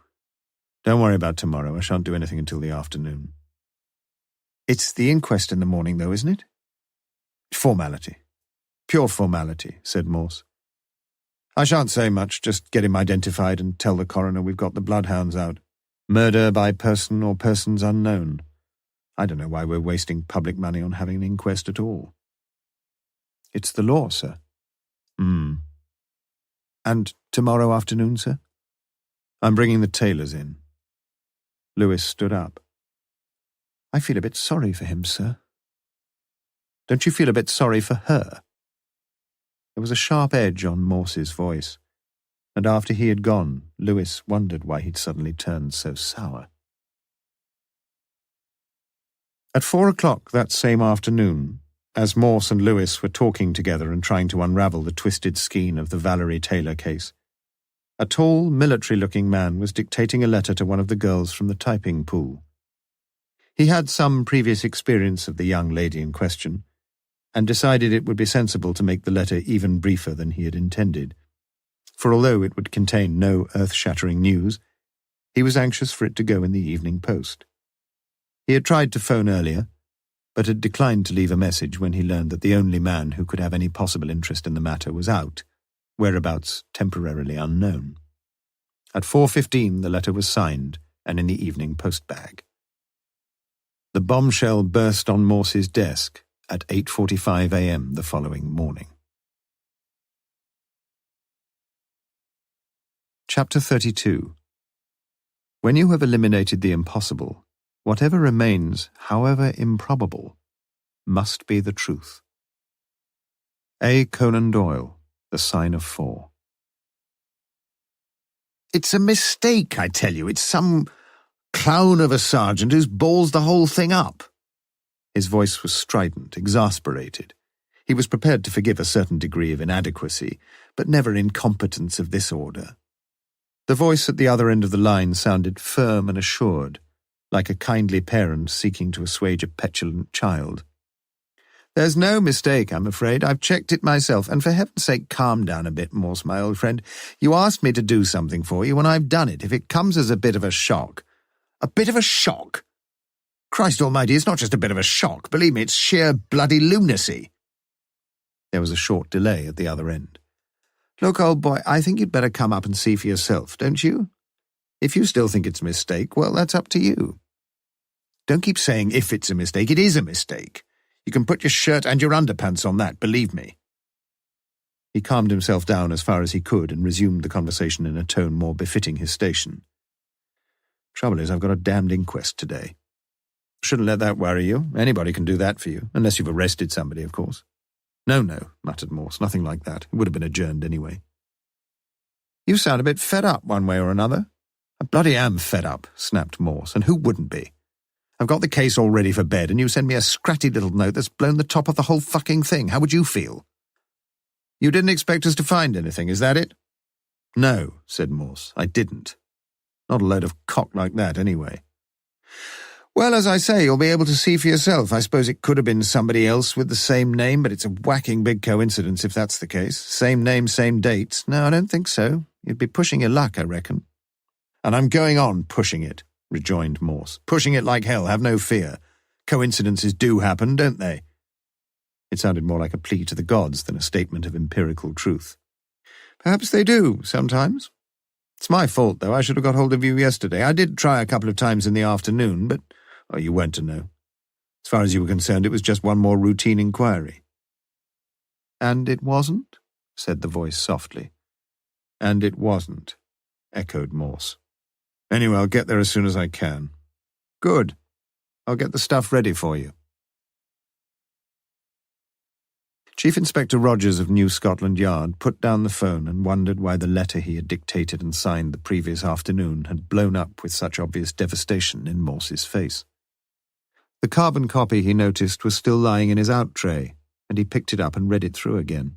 It still seemed pretty harmless. Confidential. For the attention of Detective Chief Inspector Morse, Thames Valley Police HQ, Kidlington, Oxon. Dear Morse, you asked for a check on the abortion clinics for the missing person Valerie Taylor. Sorry to have taken so long about it, but it proved difficult. The trouble is, all these semi-registered places where abortions still get done unofficially, no doubt for a whacking private fee. Anyway, we've traced her. She was at the East Chelsea nursing home on the dates you gave us, arrived 4:15 p.m. Tuesday under her own name, and left sometime Friday a.m. by taxi. About 3 months pregnant, no complications. Description fits all along the line, but we could check further. She had a roommate who might not be too difficult to trace. We await your further instructions. Yours sincerely. P.S. Don't forget to call when you're this way again. The beer at the Westminster is drinkable. Just. Chief Inspector Rogers shrugged his shoulders and put the carbon back in the out tray. Morse. He always had been a funny old bird. Morse himself sat back in his black leather chair and felt like a man who'd just been authoritatively informed that the moon really was made of green cheese after all. Scotland Yard? They must have buggered it all up. Must have done. But whatever they'd done, it was little use pretending he could go ahead with his intended schedule. What was the good of bringing 2 people in for questioning about the murder of a young girl if on the very day she was supposed to be lying dead in the boot of a car she had walked as large as life into some shabby nursing home in East Chelsea, of all places? For a few seconds, Morse almost considered the possibility of taking the new information seriously. But he couldn't quite manage it. It just couldn't be right. And there was a fairly easy way of proving that it wasn't right. Central London lay no more than 60 miles away. He went in to see Strange, and the superintendent reluctantly agreed to stand in for him at the inquest. He rang Lewis and told him he had to go off to London, he mentioned nothing more, and learned that Lewis would be reporting for duty again the next morning, that is, if he was needed. And Morse said in a rather weak voice, that he thought he probably would be. Chapter 33. She'll be wearing silk pyjamas when she comes. Popular song. By any reckoning, Yvonne Baker was a honey. She lived alone, or to be accurate, she rented a single flat, in a high-rise tenement block in Bethune Road, Stoke Newington. She would have preferred a slightly more central spot and a slightly more luxurious apartment, but from Manor House Tube Station in Seven Sisters Road, just 10 minutes' walk away, she could be in central London in a further 20 minutes, and anyone looking around the tasteful and expensive decor of her flat would have guessed, correctly, that whether from money honourably earned in the cosmetic department of an exclusive store in Oxford Street, or from other unspecified sources of income, Miss Baker was a young woman of not unsubstantial means. At 6:30 she lay languorously relaxed upon her costly counterpane, idly painting her long, beautifully manicured nails with a particularly revolting shade of sickly green varnish.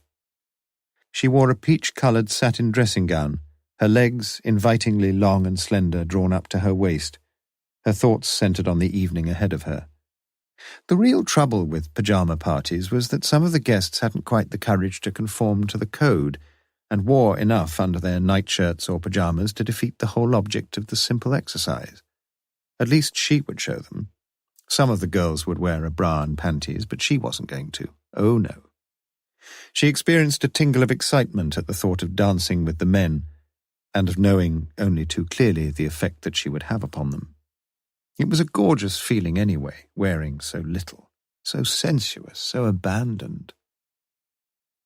She finished her left hand, held it up before her like a policeman stopping the traffic, and flexed her fingers. She then poured some removing fluid onto a wad of cotton wool and proceeded to rub off all the varnish.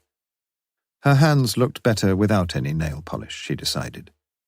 She stood up, unfastened and took off her dressing gown, and carefully lifted out of one of the wardrobe drawers a pair of palish green pyjamas.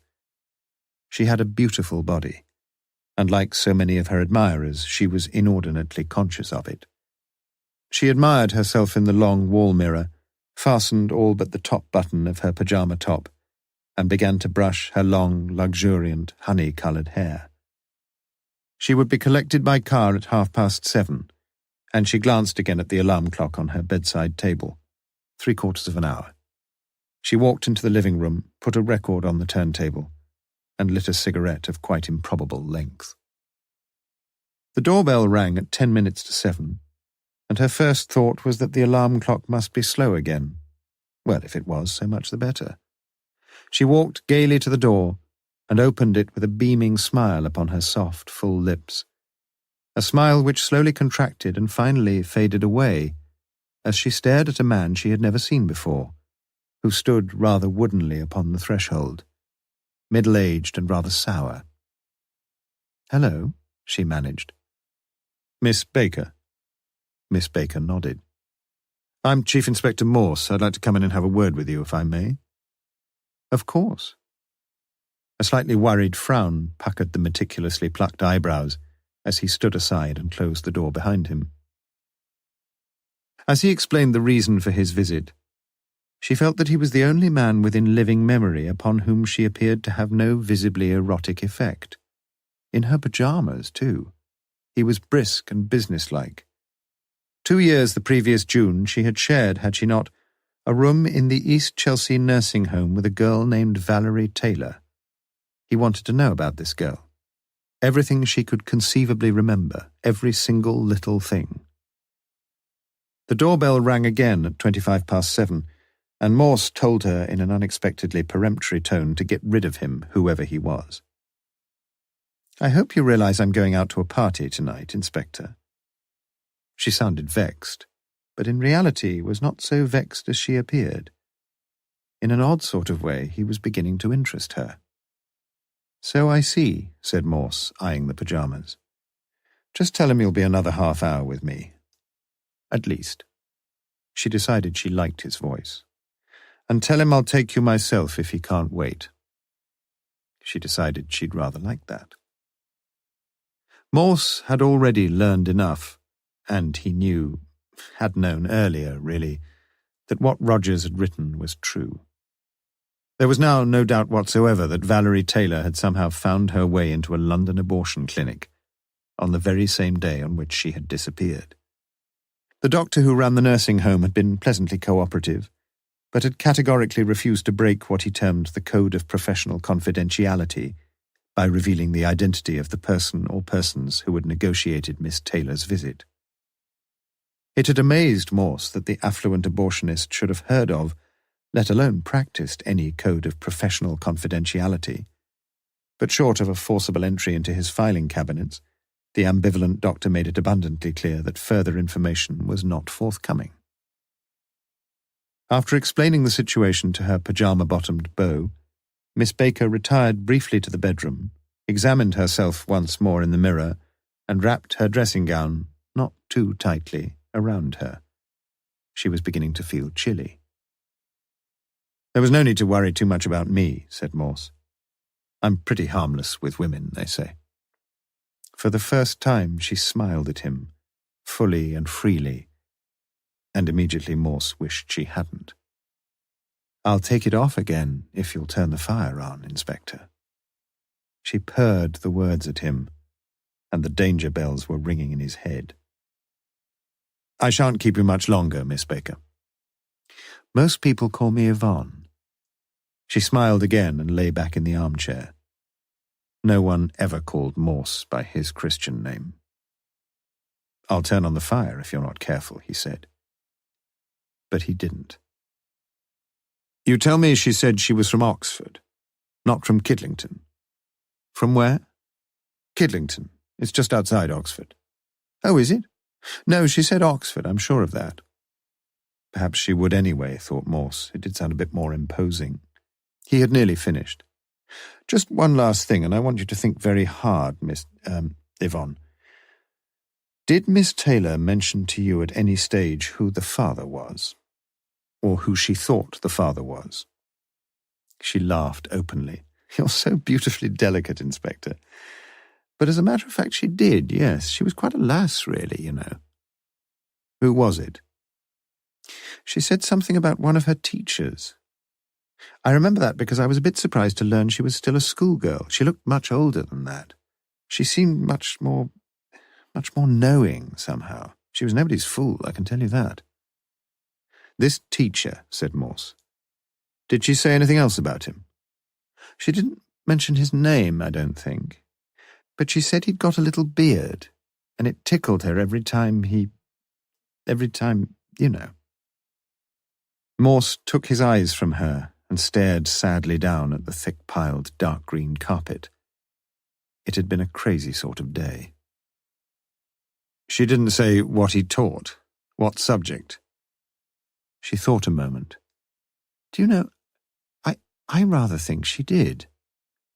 I think she said he was a French teacher or something."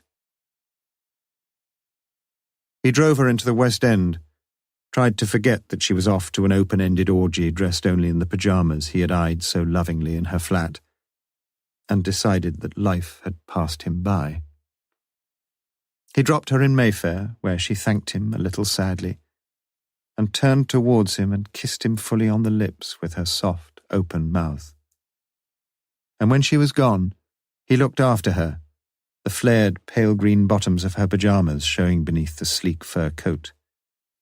There had been many bad moments that day, but as he sat there in the Lancia, slowly wiping the gooey, deep orange lipstick from his mouth, he decided that this was just about the worst. Morse drove back to Soho and parked his car on the double yellow lines immediately in front of the Penthouse Club. It was 9 p.m. At a glance he could see that the man seated at the receipt of custom was not Maguire, as he hoped it would be, but he was almost past caring as he walked into the foyer. "Afraid you can't leave your car there, mate." "Perhaps you don't know who I am," said Morse, with the arrogant authority of a Julius Caesar or an Alexander walking among the troops. "I don't care who you are, mate," said the young man, rising to his feet. "You just can't—" "I'll tell you who I am, sonny. My name's Morse, M-O-R-S-E. Got that? And if anyone comes along and asks you whose car it is, tell 'em it's mine, and if they don't believe you, just refer 'em to me, sonny boy. Sharpish." He walked past the desk and through the latticed doorway. "But—" Morse heard no more. The Maltese dwarf sat dutifully at his post, and in a perverse sort of way Morse was glad to see him. "You remember me?" It was clear that the little man did. "No need for ticket, sir. You go in. Ticket on me." He smiled weakly, but Morse ignored the offer. "I want to talk to you. My car's outside." There was no argument, and they sat side by side in the front. "Where's Maguire?" "He gone. He just gone. I don't know where." "When did he leave?" 2 day, 3 day.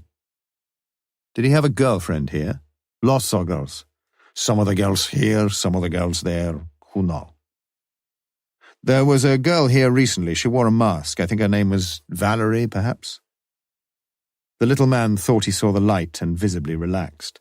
"Valerie? No, you mean Vera. Oh, yeah, boys are boys." He was beginning to feel more confident now, and his dirty hands expressively traced the undulating contours of her beautiful body.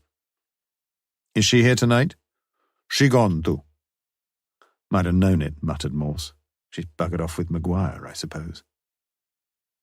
The little man smiled, revealed a mouth of large, brilliantly white teeth, and shrugged his oversized shoulders. Morse repressed his strong desire to smash his fist into the leering face, and asked one further question. "Did you ever take her out, you filthy little bastard?" "Sometimes. Who know?" He shrugged his shoulders again and spread out his hands, palms uppermost, in a typically Mediterranean gesture. "Get out. You want to come in, Mr. Policeman? See pretty girls, no? Get out!" snarled Morse. For a while, Morse sat on silently in his car and pondered many things. Life was down to its dregs, and he had seldom felt so desolate and defeated.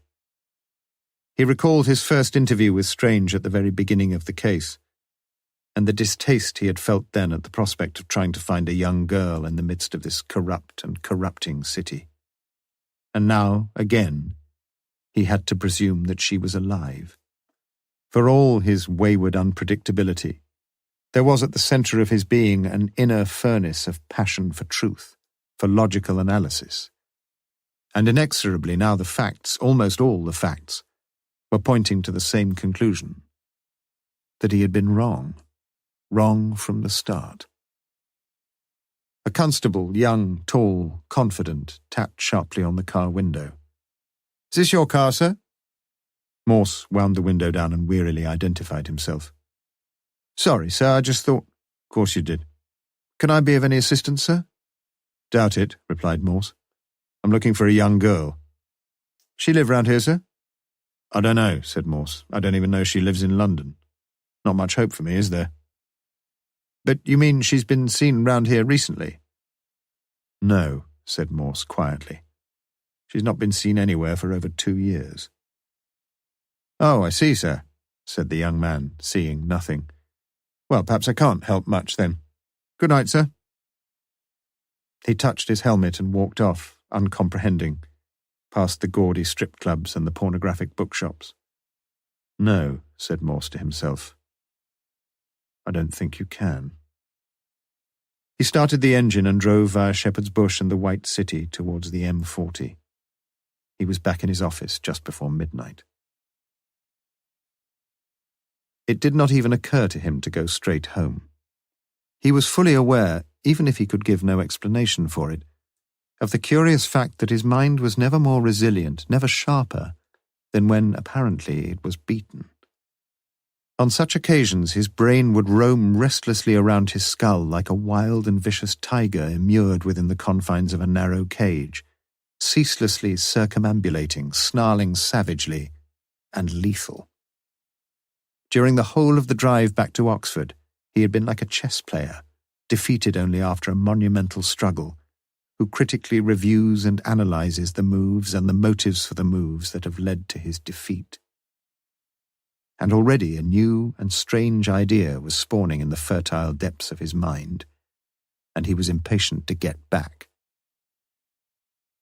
At 3 minutes to midnight, he was poring over the dossiers on the Taylor case, with the frenetic concentration of a hastily summoned understudy who had only a few minutes in which to memorize a lengthy speech. At 2:30 a.m., the night sergeant, carrying a steaming cup of coffee on a tray, tapped lightly and opened the door. He saw Morse, his hands over his ears, his desk strewn with documents, and an expression of such profound intensity upon his face that he quickly and gently put down the tray, reclosed the door, and walked quickly away. He called again at 4:30 a.m. and carefully put down a second cup of coffee beside the first, which stood where he had left it, cold, ugly brown, untouched. Morse was fast asleep now, his head leaning back against the top of the black leather chair, the neck of his white shirt unfastened, and an expression on his face as of a young child for whom the vivid terrors of the night were past. It had been Lewis who had found her. She lay supine upon the bed, fully clothed, her left arm placed across the body, the wrist slashed cruelly deep. The white coverlet was a pool of scarlet, and blood had dripped his way through the mattress. Clutched in her right hand was a knife, a wooden-handled carving knife, prestige, made in England, some 35-36 centimetres long. The cutting blade honed along its entire edge to a razor-sharp ferocity. Chapter 34. Things are not always what they seem. The first appearance deceives many. Phaedrus. Lewis reported back for duty at 8 o'clock and found a freshly shaven Morse seated at his desk. He could scarcely hide his disappointment as Morse began to recount the previous day's events, and found himself quite unable to account for the inspector's sprightly tone. His spirits picked up, however, when Morse mentioned the crucial evidence given by Miss Baker, and after hearing the whole story, he evinced little surprise at the string of instructions that Morse proceeded to give him.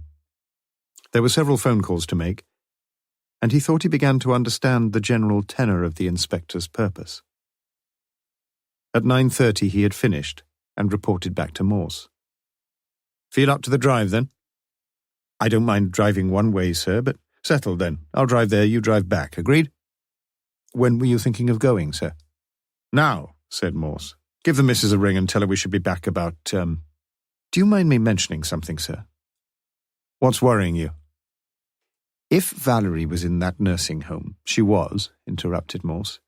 "Well, someone had to take her and fetch her and pay for her and everything. Well, a quack won't tell us, not yet anyway. Isn't it fairly easy to guess, though?" "Is it?" said Morse with apparent interest. "It's only a guess, sir, but if they were all in it together, to cover things up." "All?" "Phillipson, the Taylors, and Acomb. When you come to think of it, it would kill a lot of birds with one stone, wouldn't it?" "How do you mean?" "Well, if you're right about Phillipson and Valerie, he'd have had a bit of a guilt complex about her and feel morally bound to help out, wouldn't he? And then there's the Taylors. It would save them any scandal and stop Valerie mucking up her life completely. And then there's Acomb. It would get him out of a dickens of a mess at the school and save his marriage into the bargain. They've all got a stake in it." Morse nodded, and Lewis felt encouraged to continue. "They could have cooked it all up between them, fixed up the clinic, arranged the transport, paid the bill, and found a job for Valerie to go to afterwards. They probably hadn't the faintest idea that her going off like that would create such a fuss, and once they started on it, well, they just had to go through with it. So they all stuck together and told the same story." "You may well be right." "If I am, sir, don't you think it would be a good idea to fetch Phillipson and the Taylors in? I mean, it would save us a lot of trouble." "Save us going all the way to Carnarvon, you mean?" "Yes, if they spill the beans, we can get Acomb brought down here." "What if they all stick to their story?" "Well, then we'll have to go and get him." "I'm afraid it's not quite so easy as that," said Morse. "Why not?" "I tried to get Phillipson first thing this morning. He went off to Brighton yesterday afternoon to a headmaster's conference." "Oh. And the Taylors left by car for Luton Airport at 6:30 yesterday morning. They're spending a week on a package tour in the Channel Islands, so the neighbours say. Oh. And, continued Morse, we're still trying to find out who killed Baines, remember? That's why you've asked the Carnarvon police to pick him up. Yep. And we better not keep him waiting too long. It's about 4.5 hours non-stop. So we'll allow 5. We might want to give the car a little rest on the way. Outside a pub, thought Lewis, as he pulled on his overcoat. But Lewis thought wrong. The traffic this Sunday morning was light, and the police car made its way quickly up through Brackley and thence to Towcester, where it turned left onto the A5. Neither man seemed particularly anxious to sustain much conversation, and a tacit silence soon prevailed between them, as if they waited tensely for the final wicket to fall in a test match. The traffic decelerated to a paralytic crawl at roadworks in Wellington, and suddenly Morse switched on full headlights and the blue roof flasher, and wailing like a Dalek in distress, the car swept past the stationary column of cars and soon was speeding merrily along once more, out on the open road. Morse turned to Lewis and winked almost happily. Along the Shrewsbury Ring Road, Lewis ventured a conversational gambit. Bit of luck about this Miss Baker, wasn't it? Yes. Lewis looked at the inspector curiously. Nice bit of stuff, sir. She's a prick teaser. Oh. They drove on through Betws-y-Coed, Carnarvon, 25 miles. The real trouble, said Morse suddenly, was that I thought she was dead. And now you think she's still alive? I very much hope so, said Morse, with unwonted earnestness in his voice. I very much hope so.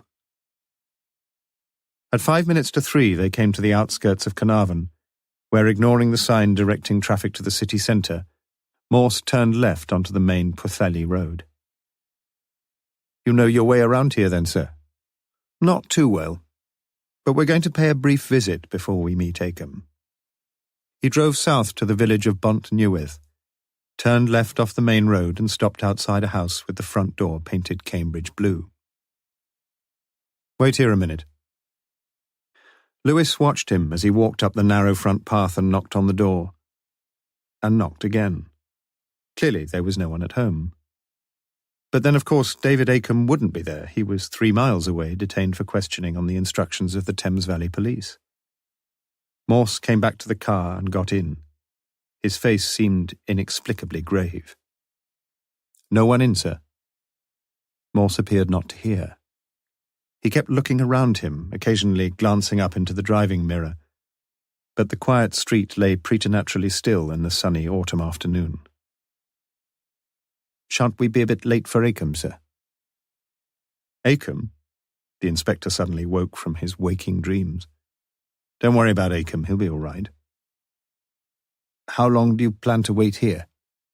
How the hell do I know? Snapped Morse. Well, if we're going to wait, I think I'll just...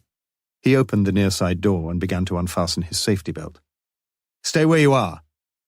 There was a note of harsh authority in the voice, and Lewis shrugged his shoulders and closed the door again. If we're waiting for Mrs. Acomb, don't you think she might have gone with him? Morse shook his head. I don't think so. The time ticked on inexorably, and it was Morse who finally broke the silence. Go and knock again, Lewis. But Lewis was no more successful than Morse had been, and he returned to the car and slammed the door with some impatience. It was already 3:30. We'll give her another quarter of an hour, said Morse. But why are we waiting for her, sir? What's she got to do with it all? We hardly know anything about her, do we? Morse turned his light grey eyes upon his sergeant and spoke with an almost fierce simplicity. That's where you're wrong, Lewis.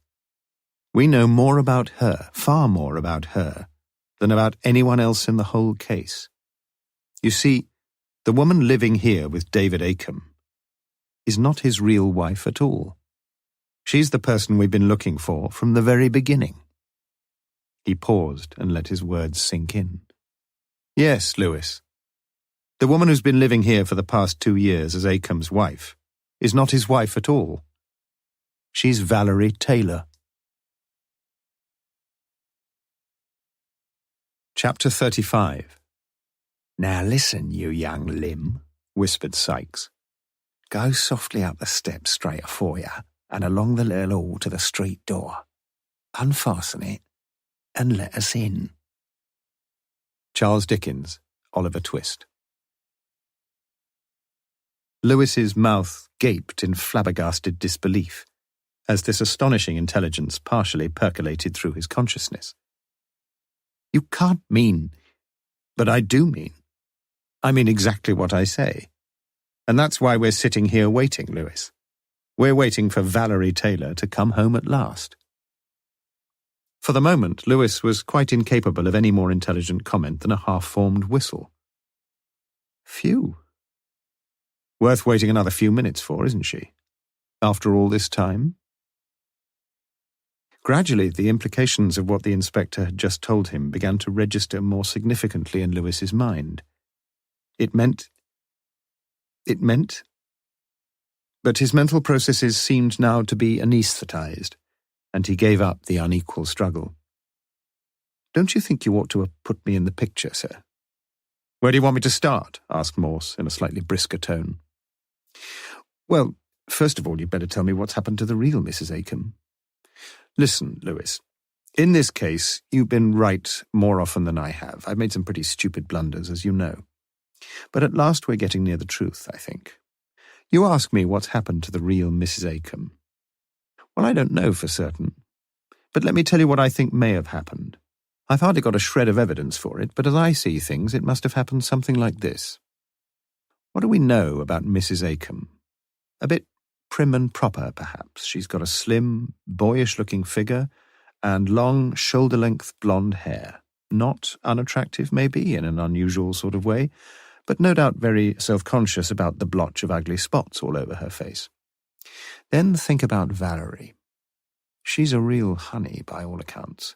A nubile young wench with a sort of animal sexuality about her that proves fatally attractive to the opposite sex, the men and the boys alike. Now just put yourself in Acomb's place. He finds Valerie in his French class, and he begins to fancy her. He thinks she might have a bit of ability, but neither the incentive nor the inclination to make anything of it. Well, from whatever motives, he talks to her privately and suggests some extra tuition. Now let's try to imagine what might have happened. Let's say Mrs. Acomb has joined a Wednesday sewing class at Headington Tech. I know, Lewis, but don't interrupt. It doesn't matter about the details. Where was I? Yes, Acomb's free then on Wednesday evenings, and we'll say that he invites Valerie round to his house. But one night in March, the evening class is cancelled. Let's say the teacher's got flu, and Mrs. Acomb arrives home unexpectedly early, about 7:45, and she finds them both in bed together. It's a dreadful humiliation for her, and she decides that their marriage is finished. Not that she necessarily wants to ruin Acomb's career. She may feel she's to blame in some way. Perhaps she doesn't enjoy sex. Perhaps she can't have any children. I don't know. Anyway, as I say, it's finished between them. They continue to live together, but they sleep in different rooms and hardly speak to each other. And however hard she tries, she just can't bring herself to forgive him.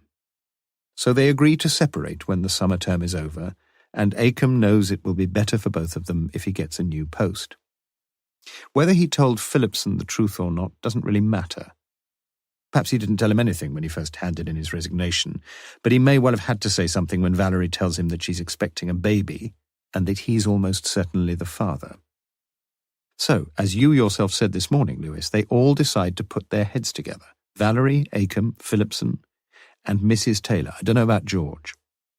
They arrange the clinic in London and fix up the house in North Wales, here, where Valerie comes immediately after the abortion, and where Acomb will join her just as soon as the school term ends.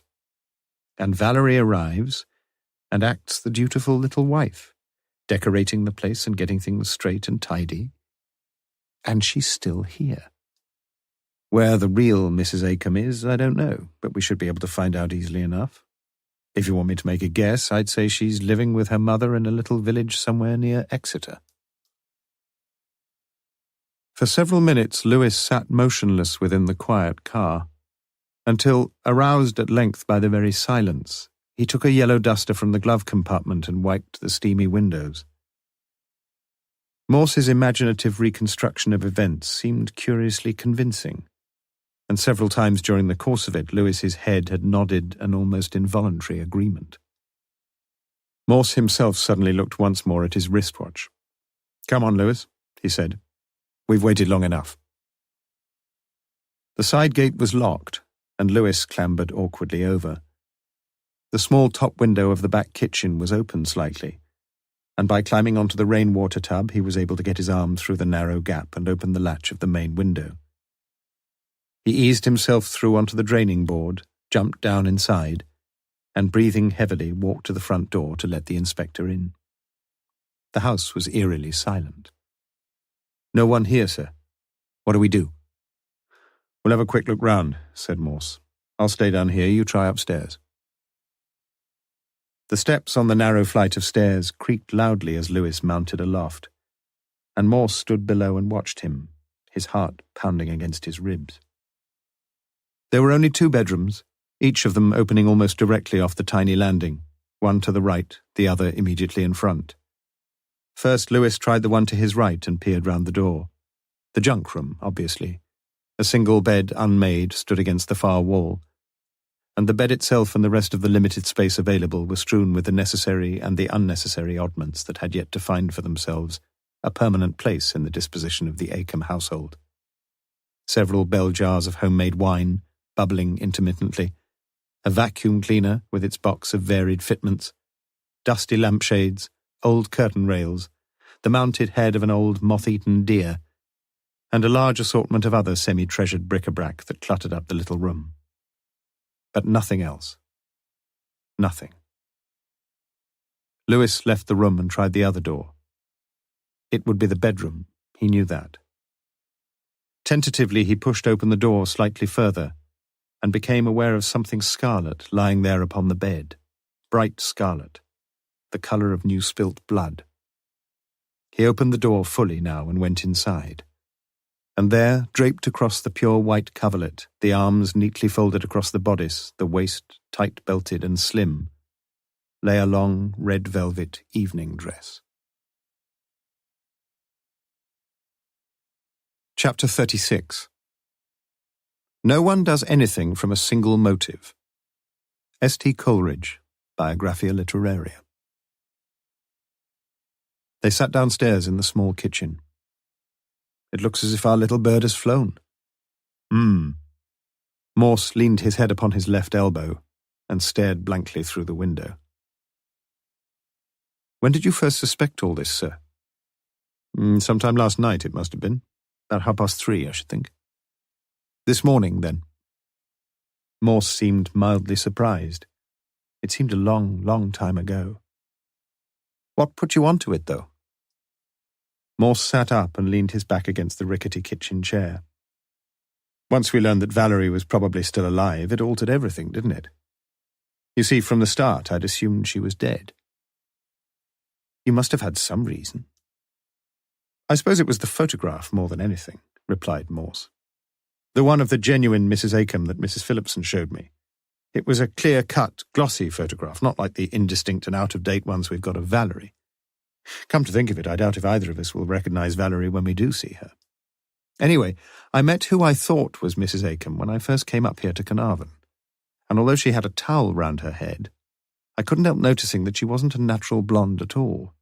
The roots of her hair were dark, and for some reason," he left it at that, "the detail, well, just stuck with me.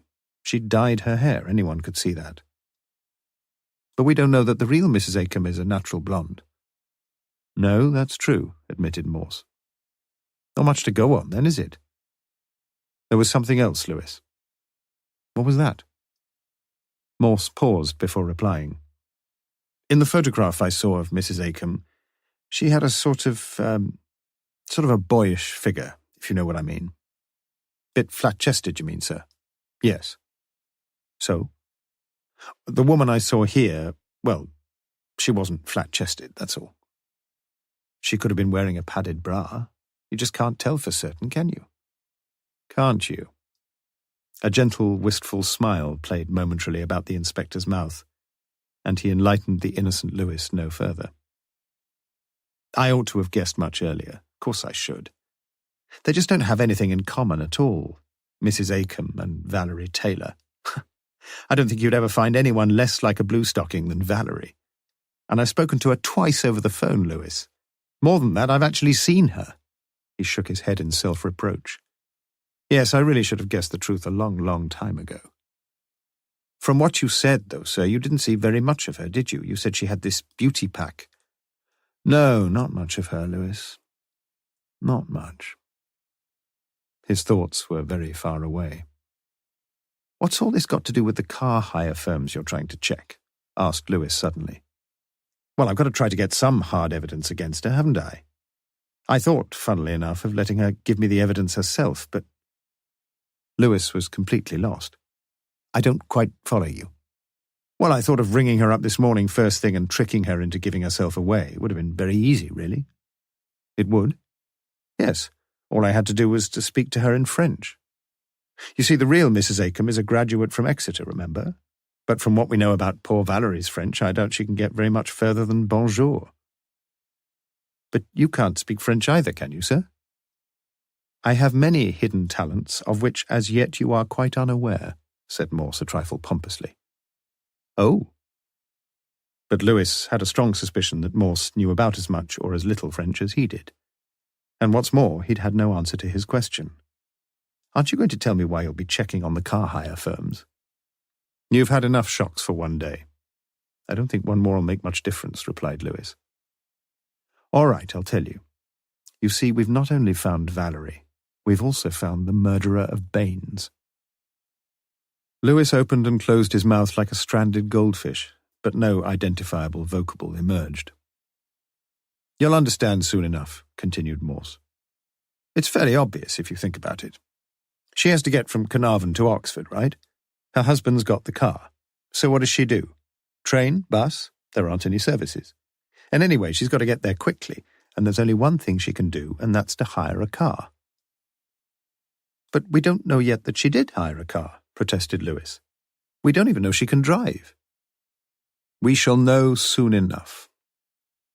The ifs were forgotten now, and Morse spoke like a minor prophet enunciating necessary truths. And with gradually diminishing reluctance, Lewis was beginning to sense the inevitability of the course of events that Morse was sketching out for him, and the inexorable logic working through the inquiry they'd begun together. A young schoolgirl missing, and more than 2 years later a middle-aged schoolmaster murdered, and no satisfactory solution to either mystery, just two insoluble problems. And suddenly, in the twinkling of an eye, there were no longer two problems, no longer even one problem, for somehow each had magically solved the other. You think she drove from here that day? And back, said Morse. And it was Valerie who killed Baines? Yes, she must have got there about 9 o'clock, as near as damn it. Lewis's mind ranged back to the night when Baines was murdered. So she could have been in Baines's house when Mrs. Phillipson and Acombe called, he said slowly. Morse nodded. Could have been, yes. He stood up and walked along the narrow hallway. From the window in the front room he could see 2 small boys standing at a respectful distance from the police car and trying with cautious curiosity to peer inside. But for the rest, nothing. No one left and no one came along the quiet street. Are you worried, sir? Asked Lewis quietly, when Morse sat down again. We'll give her a few more minutes, replied Morse, looking at his watch for the 20th time. I've been thinking, sir. She must be a brave girl. And he was a nasty piece of work, wasn't he? He was a shithouse, said Morse with savage conviction. But I don't think that Valerie would ever have killed Baines just for her own sake. What was her motive, then? It was a simple question, and it deserved a simple answer. But Morse began with the guarded evasiveness of a senior partner in the circumlocution office. I'm a bit sceptical about the word motive, you know, Lewis. It makes it sound as if there's just got to be one big, beautiful motive.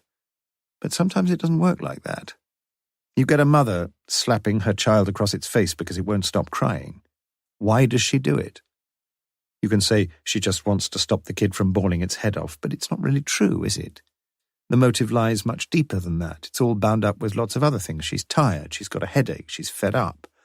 She's just plain disillusioned with the duties of motherhood. Anything you like. When once you ask yourself what lies in the murky depths below what Aristotle called the immediate cause. You know anything about Aristotle, Lewis? I've heard of him, sir. But you still haven't answered my question. Ah, no. Well, let's just consider for a minute the position that Valerie found herself in that day. For the first time for over 2 years, I should think, she finds herself completely on her own. Since Acomb came to join her, he's no doubt been pretty protective towards her, and for the first part of their time together here, he's probably been anxious for Valerie not to be caught up in too much of a social whirl. She stays in. And she'd bleached her hair, probably right at the beginning.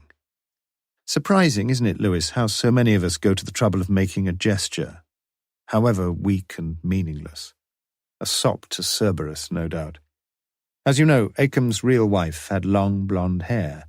That's the first thing anyone would notice about her. It's the first thing I noticed about her when I saw her photograph. Perhaps Acomb asked her to do it. May have helped his conscience. Anyway, he must have been glad she did dye her hair. You remember the photograph of Valerie in the colour supplement? If he saw it, he must have been a very worried man. It wasn't a particularly clear photograph, I know. It had been taken over 3 years previously, and a young girl changes a good deal, especially between leaving school and becoming, to all intents and purposes, a married woman. But it still remained a photograph of Valerie, and as I say, I should think Acomb was jolly glad about her hair. As far as we know, no one did spot the likeness. Perhaps they don't read the Sunday Times in Carnarvon. For all his anti-Welsh prejudices, Morse let it go. She's on her own at last, then. She can do what she likes. She probably feels a wonderful sense of freedom, freedom to do something for herself, something that now, for the first time, can, in fact, be done. I can see all that, sir, but why? That's what I want to know. Lewis, put yourself in the position Valerie and her mother and Acomb and Phillipson and God knows who else must have found themselves. They've all got their individual and their collective secrets, big and little, and somebody else knows all about them. Baines knows. Somehow, well, we've got a jolly good idea how, he got to know things. Sitting all those years in that little office of his with the telephone there and all the correspondence, he's been at the nerve centre of a small community, the Roger Bacon School. He's second master there, and it's perfectly proper that he should know what's going on. All the time his ears are tuned in to the slightest rumours and suspicions. He's like a bug in the Watergate Hotel. He picks it all up and he puts it all together.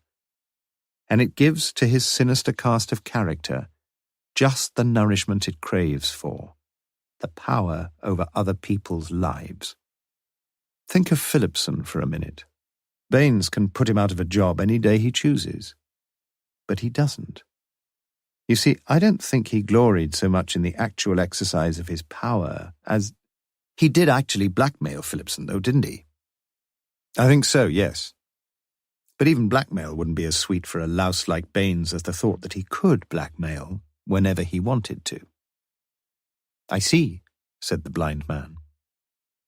And Mrs. Taylor, think what he knows about her, about the arrangements for her daughter's abortion, about her elaborate lies to the police, about her heavy drinking, about her money troubles, about her anxiety that George Taylor, the only man who's ever treated her with any decency, should be kept in the dark about some of her wilder excesses. But surely everybody must have known she went to bingo most nights and had a drop of drink now and then. Do you know how much she spent on bingo and fruit machines? Even according to George, it was £1 a night, and she's hardly likely to tell him the truth, is she? And she drinks like a fish. You know she does, lunchtimes as well. So do you, sir. Yes, but, well, I only drink in moderation, you know that. Anyway, that's only the half of it. You've seen the way she dresses, expensive clothes, shoes, accessories, the lot, and jewellery. You notice the diamonds on her fingers? God knows what they're worth. And you know what her husband is? He's a dustman. No, Lewis, she's been living way, way beyond her means. You must have realised that. All right, sir, perhaps that's a good enough motive for Mrs. Taylor, but I know, where does Valerie fit in? Well, I should think Mrs. Taylor probably kept in touch with her daughter by phone. Letters would be far too dangerous. And Valerie must have had a pretty good idea of what was going on. That her mother was getting hopelessly mixed up with Baines, that she was getting like a drug addict, loathing the whole thing in her saner moments, but just not being able to do without it. Valerie must have realized that one way or another her mother's life was becoming one long misery, and she probably guessed how it was all likely to end. Perhaps her mother had hinted that she was coming to the end of her tether and couldn't face up to things much longer, I don't know. And then just think of Valerie herself. Baines knows all about her too, her promiscuous background, her night with Phillipson, her affair with Acomb, and all its consequences. He knows the lot. And at any time, he can ruin everything. Above all, he can ruin David Acomb, because once it gets widely known that he's likely to start fiddling around with some of the girls he's supposed to be teaching, he'll have one hell of a job getting a post in any school, even in these permissive days. And I suspect, Lewis, that in a strange sort of way, Valerie has gradually grown to love Acomb more than anyone or anything she's ever wanted. I think they're happy together, or as happy as anyone could hope to be under the circumstances. Do you see what I mean, then? Not only was her mother's happiness threatened at every turn by that bastard Baines, but equally the happiness of David Acomb. And one day, she suddenly found herself with the opportunity of doing something about it all. At one swift, uncomplicated swoop to solve all the problems, and she could do that by getting rid of Baines. Lewis pondered a while. Didn't she ever think that Acomb might be suspected, though? He was in Oxford too, she knew that. No, I don't suppose she gave it a thought. I mean, the chance that Acomb himself would go along to Baines's place at the very same time as she did, well, it's 1,000 to 1 against, isn't it? Odd coincidence, though. It's an odd coincidence, Lewis, that the 46th word from the beginning and the 46th word from the end of the 46th Psalm in the authorized version should spell Shakespeare. Aristotle, Shakespeare, and the Book of Psalms. It was all a bit too much for Lewis, and he sat in silence deciding that he'd missed out somewhere along the educational line. He'd asked his questions, and he'd got his answers. They hadn't been the best answers in the world, perhaps, but they just about added up. It was, one could say, satisfactory. Morse stood up and went over to the kitchen window. The view was magnificent, and for some time he stared across at the massive peaks of the Snowdon Range. "We can't stay here forever, I suppose," he said at last. His hands were on the edge of the sink, and almost involuntarily he pulled open the right-hand drawer. Inside he saw a wooden-handled carving knife, new, prestige, made in England. And he was on the point of picking it up when he heard the rattle of a Yale key in the front door lock. Swiftly he held up a finger to his mouth and drew Lewis back with him against the wall behind the kitchen door. He could see her quite clearly now, the long blonde hair tumbling over her shoulders, as she fiddled momentarily with the inner catch, withdrew the key, and closed the door behind her. Thinly veiled anger, yet little more than mild surprise, showed on her face as Morse stepped into the hallway. "That's your car outside, I suppose?" She said it in a bleak, almost contemptuous voice. "I'd just like to know what right you think you've got to burst into my house like this." "You've every right to feel angry," said Morse defensively, lifting up his left hand in a feeble gesture of pacification. "I'll explain everything in a minute. I promise I will. But can I just ask you one question first? That's all I ask, just one question. It's very important." She looked at him curiously as if he were slightly mad. "You speak French, don't you?" "Yes." Frowning, she put down her shopping basket by the door and stood there quite still, maintaining the distance between them. "Yes, I do speak French. What's that?" Morse took the desperate plunge. "Avez-vous appris français à l'école?" For a brief moment only, she stared at him with blank, uncomprehending eyes before the devastating reply slid smoothly and idiomatically from her tutored lips. "Oui, je l'ai étudié d'abord à l'école et après pendant 3 ans à l'université. Alors je devrais parler la langue assez bien, n'est-ce pas?" Et avez-vous rencontré votre mari à Exeter? Oui, nous étions étudiants là-bas tous les deux.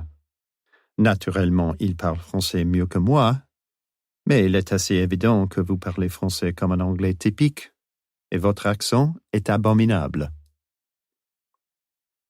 Morse walked back into the kitchen with the air of an educationally subnormal zombie, sat down at the table, and held his head between his hands. Why had he bothered anyway? He had known already. He had known as soon as she had closed the front door and turned her face towards him, a face still blotched with ugly spots. "Would you both like a cup of tea?" asked Mrs. Acombe, as the embarrassed Lewis stepped forward sheepishly from behind the kitchen door. Chapter 37. The gaudy, blabbing and remorseful day is crept into the bosom of the sea. Shakespeare, Henry IV, Part 2. As he slumped back in the passenger seat, Morse presented a picture of stupefied perplexity. They had left Carnarvon just after 9 p.m., and it would be well into the early hours before they arrived in Oxford.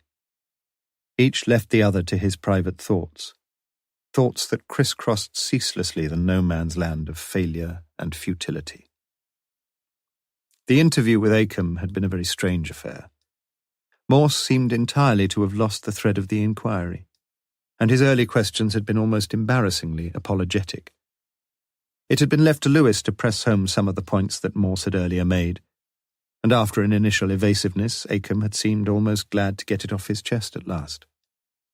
And as he did so, Lewis was left wondering where the inspector's train of thought had jumped the rails and landed in such a heap of crumpled wreckage by the track. For many of Morse's assumptions had been correct, it seemed, almost uncannily correct. Acombe, on his own admission now, had indeed been attracted to Valerie Taylor, and several times had intercourse with her, including a night in early April, not March, when his wife had returned home early one Tuesday, not Wednesday evening, from night school in Oxpens, not Headington, where she was attending art, not sewing classes. Her teacher was down with shingles, not with flu, and the class was cancelled.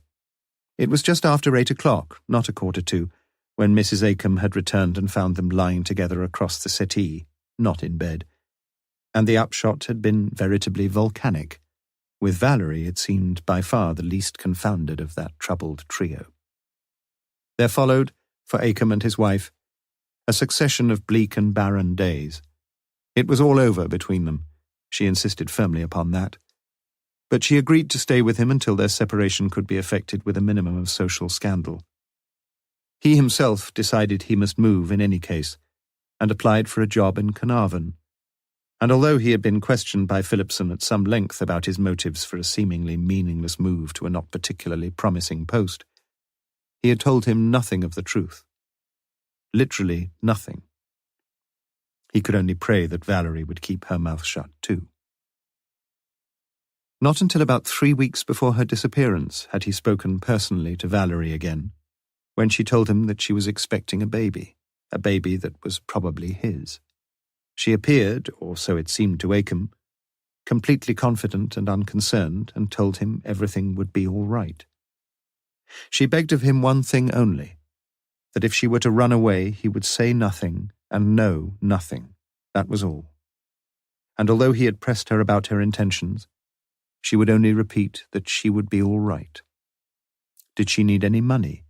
She told him she would let him know. But smiling slyly as she told him, she said that she was going to be all right. Everything was all right. Everything was always all right with Valerie. It was at this point in Lewis's interrogation, and only at this point, that Morse had suddenly pricked up his ears and asked a few inconsequential questions. It appeared, however, that the money side of things was not completely all right. For only a week or so before the day she disappeared, Valerie had approached Acombe and told him she would be very grateful for some money if he could manage it. She hadn't pressed her claim on him in any way, but he had been only too glad to help, and from the little enough they had managed to save, and with his wife's full knowledge, he had raised £100. And then she had gone, and like everyone else, he hadn't the faintest idea where she had gone to, and he had kept his silence ever since, as Valerie had asked him to. Meanwhile, in the Acomb household, the weeping wounds were at last beginning to heal, and with Valerie gone, they had tried, for the first time since that dreadful night, to discuss their sorry situation with some degree of rationality and mutual understanding. He told her that he loved her, that he realized now how very much she meant to him, and how desperately he hoped that they would stay together. She had wept then, and said she knew how disappointed he must be that she could have no children of her own. And as the summer term drew towards its close, they had decided, almost happily decided, that they would stay together and try to patch their marriage up. In any case, there had never been the slightest question of divorce, for his wife was a Roman Catholic. So, continued Acomb, they had moved together to North Wales, and life was happy enough now, or had been so until the whole thing had once more exploded in their faces with the murder of Reggie Baines, of which he swore on his solemn honour he was himself completely innocent. Blackmail? The whole idea was laughable. The only person who had any hold on him was Valerie Taylor, and of Valerie Taylor he had seen or heard nothing whatsoever since the day of her disappearance. Whether she were alive or whether she were dead, he had no idea. No idea at all. There the interview had finished, or almost finished, for it was Morse himself who had administered the coup de grâce, which finally put his tortured and tortuous theory out of all its pain. "Does your wife drive a car?" Acomb looked at him with mild surprise. "No, she's never driven a yard in her life. Why?" Lewis relived the interview as he drove on steadily through the night, and as he recalled the facts that Acomb had recounted, he felt a deepening sympathy with the sour, dejected, silent figure slumped beside him, smoking, unusually, cigarette after cigarette, and feeling, if the truth be told, unconscionably angry with himself. Why had he gone wrong? Where had he gone wrong? The questions re-echoed in Morse's mind as if repeated by some interminable interlocutor installed inside his brain. He thought back to his first analysis of the case, the one in which he had cast Mrs. Taylor as the murderer not only of Reginald Baines but also of her daughter Valerie. How easy now to see why that was wrong. His reasoning had run aground upon the rock improbable and the rock impossible. The glaring improbability that Mrs. Taylor had murdered her only daughter. Mothers just didn't do that sort of thing very often, did they? And the plain impossibility that anyone had murdered Valerie on the day she disappeared, since 3 days later, alive and well, she had climbed into the back of a taxi outside a London abortion clinic. Yes, the first analysis had been brutally smashed to pieces by the facts, and now lay sunk without a trace beneath the sea. It was as simple as that. And what of the second analysis? That had seemed on the face of it to answer all the facts, or nearly all of them. What had gone wrong with that? Again, his logic had foundered upon the reef of unreason. The glaring improbability that Valerie Taylor had either sufficient motive or adequate opportunity to murder a man who seemed to pose little more than a peripheral threat to her future happiness, and the plain impossibility that the woman living with David Acomb was Valerie Taylor. She wasn't, she was Mrs. Acomb. And analysis 1 lay side by side with analysis 2, irrecoverable wrecks upon the ocean floor. Almost frenetically, Morse tried to wrench his thoughts away from it all. He tried to conjure up a dream of fair women, and failing this, he essayed to project upon his mind a raw, uncensored film of rank eroticism. He tried so very hard. But still the wretched, earth-bound realities of the Taylor case crowded his brain, forbade those flights of half-forbidden fancies, and jolted him back to his inescapable mood of gloom-ridden despondency. Facts, facts, facts. Facts that one by one he once again reviewed as they marched and countermarched across his mind. If only he'd stuck to the facts. Ainley was dead, that was a fact. Somebody had written a letter the very day after he died, that was a fact. Valerie had been alive on the days immediately following her disappearance. That was a fact. Baines was dead. That was a fact. Mrs. Acombe was Mrs. Acombe. That was a fact. But where did he go from there?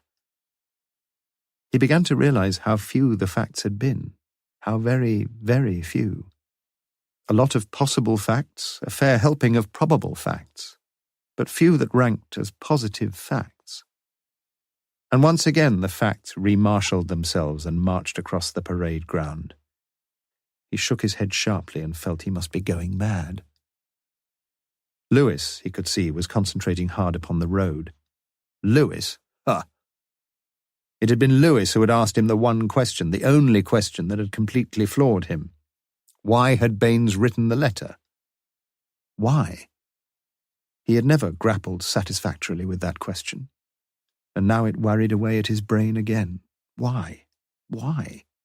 Why? It was as they swept along the old Watling Street past Wellington that Morse, in a flash, conceived a possible answer to this importunate question. An answer of astonishing and devastating simplicity. And he nursed his new little discovery, like a frightened mother sheltering her only child amid the ruin of an earthquake-stricken city. The merry-go-round was slowing now. The pubs were long shut and the chips were long cold. His mind was getting back to normal now. This was better. Methodically, he began to undress Miss Yvonne Baker. Lewis had the road virtually to himself now. It was past 1 a.m., and the two men had not exchanged a single word. Strangely, the silence had seemed progressively to reinforce itself, and conversation now would seem as sacrilegious as a breaking of the silence before the cenotaph. As he drove the last part of the journey, his mind roved back beyond the oddly unreal events of the last few hours, and dwelt again on the early days of the Valerie Taylor case. She'd just hopped it, of course. He'd said so right at the beginning. Fed up with home and school, she'd yearned for the brighter lights, the excitement and the glamour of the big city. Got shot of the unwanted baby, and finished up in a groovy, swinging set. Contented enough, even happy, perhaps. The last thing she wanted was to go back home to her moody mother and her stolid stepfather. We all felt like that occasionally. We'd all like a fresh start in a new life. Like being born again. He'd felt like running away from home when he was her age. Concentrate, Lewis. Oxford, 30 miles. He glanced at the inspector and smiled quietly to himself. The old boy was fast asleep. They were within 10 miles of Oxford when Lewis became vaguely conscious of Morse's mumbled words, muddled and indistinct. Just words without coherent meaning. Yet gradually the words assumed a pattern sequence that Lewis almost understood. Bloody photographs. Wouldn't recognize her. Ha! Bloody things. Ha! We're here, sir. It was the first time he had spoken for more than 5 hours, and his voice sounded unnaturally loud. Morse shrugged himself awake and blinked around him. I must have dozed off, Lewis. Not like me, is it? Would you like to drop in at my place for a cup of coffee and a bite to eat? No, but thanks all the same. He eased himself out of the car like a chronic arthritic, yawned mightily and stretched his arms. We'll take tomorrow off, Lewis. Agreed? We've just about deserved it, I reckon. Lewis said he reckoned, too. He parked the police car, backed out his own and waved a weary farewell. Morse entered Police HQ and made his way along the dimly lit corridor to his office, where he opened his filing cabinet and riffled through the early documents in the Valerie Taylor case. He found it almost immediately, and as he looked down at the so familiar letter, once more his mind was sliding easily along the shining grooves. It must be. It must be. He wondered if Lewis would ever forgive him. Chapter 38. And then there were 2. 10 little nigger boys. Not generally appreciated. We all normally assume that the sex instinct is so obviously overriding, so primitively predominant, that it must. Morse, newly woken and surprisingly refreshed, switched over to Radio 3 and thence to Radio Oxford. But none of the channels seemed anxious to inform him of the time of day, and he turned back to Radio 4. And above all, of course, by Freud. Let us assume, for example, that we have been marooned on a desert island for 3 days without food, and ask ourselves which of the bodily instincts most craves its instant gratification. With sudden interest, Morse turned up the volume. The voice was donnish, slightly effeminate. Let us imagine that a beautiful blonde appears with a plate of succulent steak and chips. Leaning over to turn the volume higher still, Morse inadvertently nudged the tuning knob, and by the time he had recentered the station, it was clear that the beautiful blonde had lost on points. As we tuck into the steak and... Morse switched off. "Shut up, you poncy twit," he said aloud. Got out of bed, pulled on his clothes, walked downstairs and dialed the speaking clock.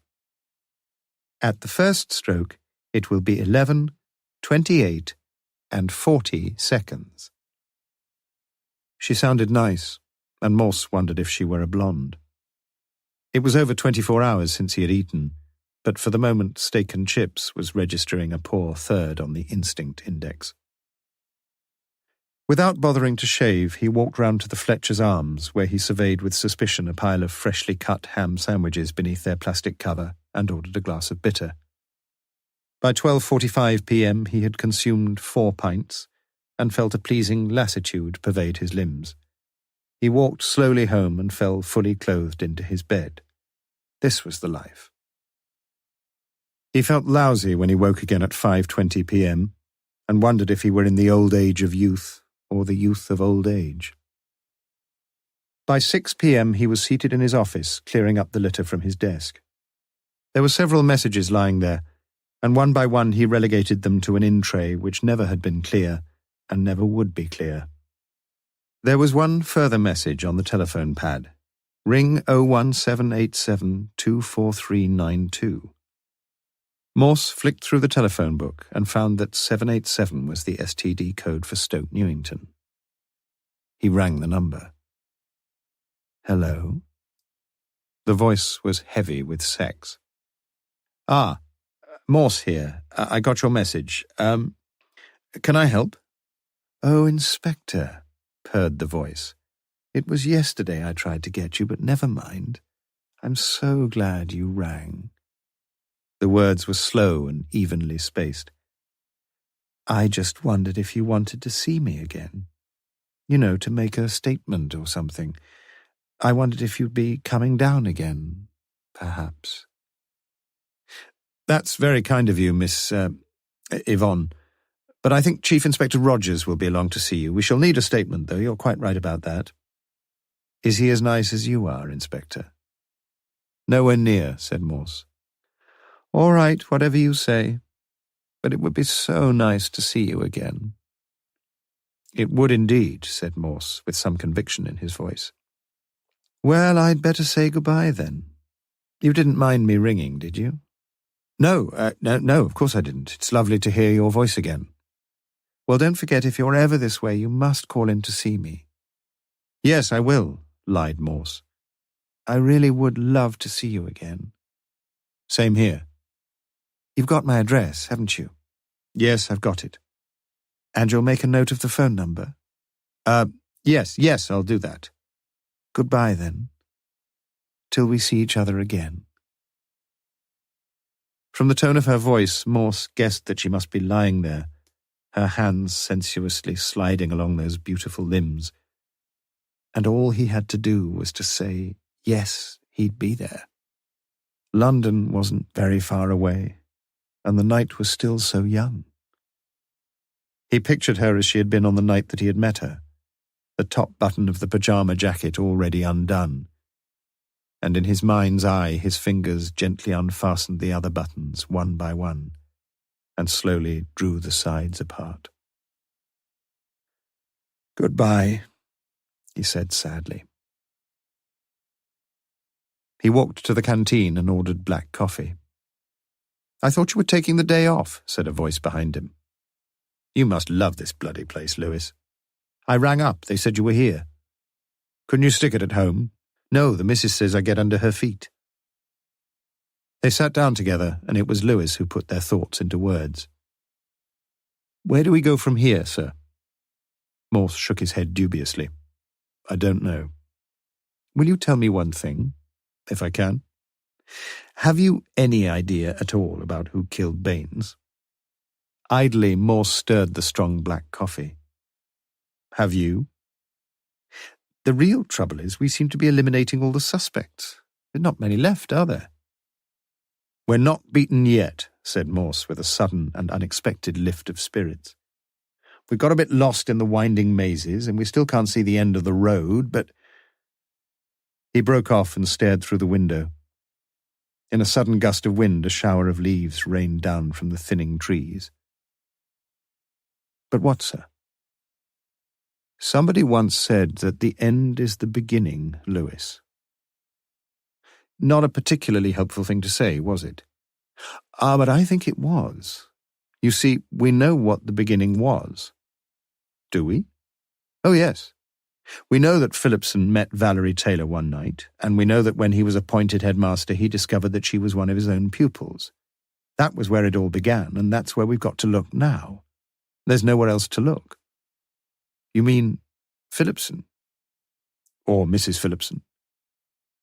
I don't think it matters much which of them you go for. They had the same motive, they had the same opportunity. How do we set about it? How do you set about it, you mean? I'm leaving it to you, Lewis. Oh. Want a bit of advice? Morse smiled weakly. Bit of a cheek, isn't it, me giving you advice? Of course I want your advice, said Lewis quietly. We both know that. All right, here's a riddle for you. You look for a leaf in the forest, and you look for a corpse on the battlefield, right? Where do you look for a knife? An ironmonger's shop? No, not a new knife, a knife that's been used continuously. Used so much that the blade is wearing away. A butcher's shop? Warmer, but we haven't got a butcher in the case, have we? A kitchen? Which kitchen? Phillipson's kitchen. They'd only have one knife. It would be missed, wouldn't it? Well, perhaps it was missed. I don't think so, somehow, though you'll have to check. No, we need to find a place where knives are in daily use. A lot of knives. A place where no one would notice the loss of a single knife. A place at the very heart of the case. Come on, Lewis. Lots of people cutting up spuds and carrots and meat and everything. The canteen at the Roger Bacon School, said Lewis slowly. Morse nodded. It's an idea, isn't it? Yes. Lewis pondered for a while and nodded his agreement. But you say you want me to look into all this. What about you? I'm going to look into the only other angle we've got left. What's that? I've told you. The secret of this case is locked away in the beginning. Phillipson and Valerie Taylor. You've got one half, I've got the other. You mean... Lewis had no idea what he meant. Morse stood up. Yep. You have a go at the Phillipsons. I shall have to find Valerie. He looked down at Lewis and grinned disarmingly. Where do you suggest I ought to start looking? Lewis stood up too. I've always thought she was in London, sir. You know that. I think she just... But Morse was no longer listening. He felt the icy fingers running along his spine, and there was a sudden wild elation in the pale grey eyes.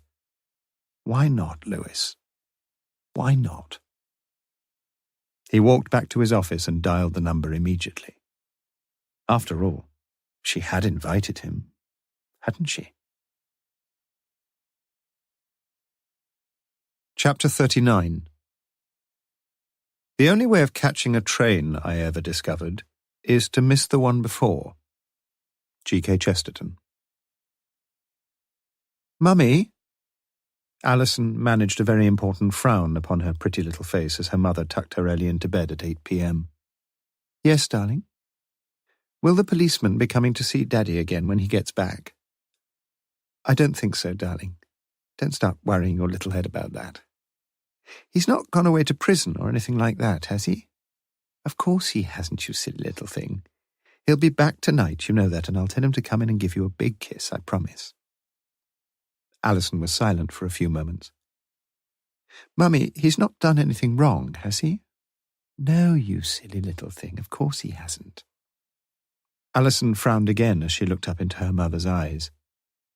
Even if he did do something wrong, he'd still be my daddy, wouldn't he? Yes, he'd still be your daddy whatever happened. And we'd forgive him, wouldn't we? Yes, my darling. And you'd forgive Mummy too, wouldn't you, if she did something wrong? Especially if... Don't worry, Mummy. God forgives everybody, doesn't he? And my teacher says that we must all try to be like him. Mrs. Phillipson walked slowly down the stairs, and her eyes were glazed with tears. Morse left the Lancia at home and walked down from North Oxford to the railway station.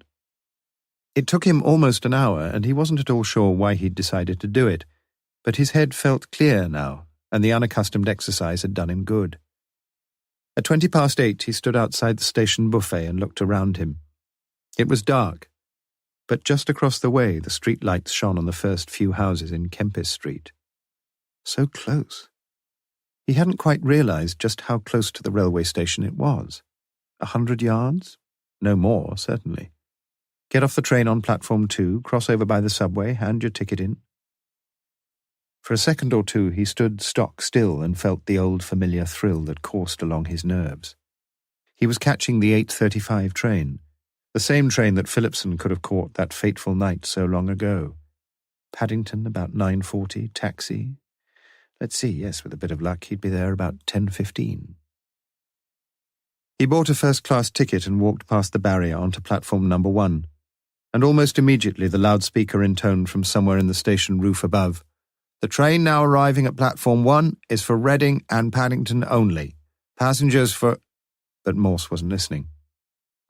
He sat back comfortably and closed his eyes. Idiot. Idiot. It was all so simple, really. Lewis had found the pile of books in the storeroom and had sworn there'd been no dust upon the top one, and all Morse had done had been to shout his faithful sergeant's head off. Of course there had been no dust on the top book. Someone had taken a book from the top of the self-same pile, a book that was doubtless thick with dust by then. Taken it recently, too. So very recently, in fact, that the book at the top of the remaining pile was virtually free from dust when Lewis had picked it up. Someone. Yes, a someone called Baines, who had taken it home and studied it very hard.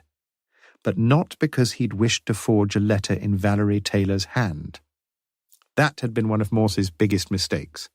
There was, as he had guessed the night before, a blindingly obvious answer to the question of why Baines had written the letter to Valerie's parents. The answer was that he hadn't. Mr. and Mrs. Taylor had received the letter on the Wednesday morning and had been in two minds about taking it to the police. George Taylor himself had told Morse exactly that. Why? Obviously because they couldn't decide whether it had come from Valerie or not. It might just have been a hoax.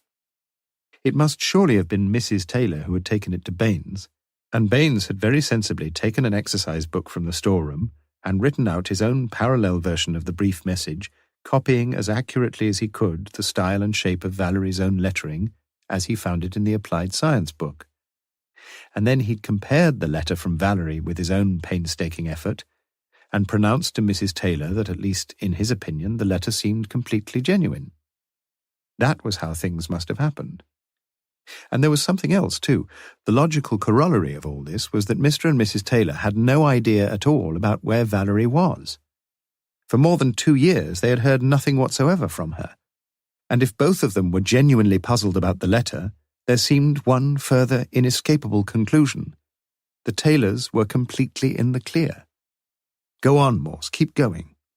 With a smooth inevitability, the pieces were falling into place. Keep going.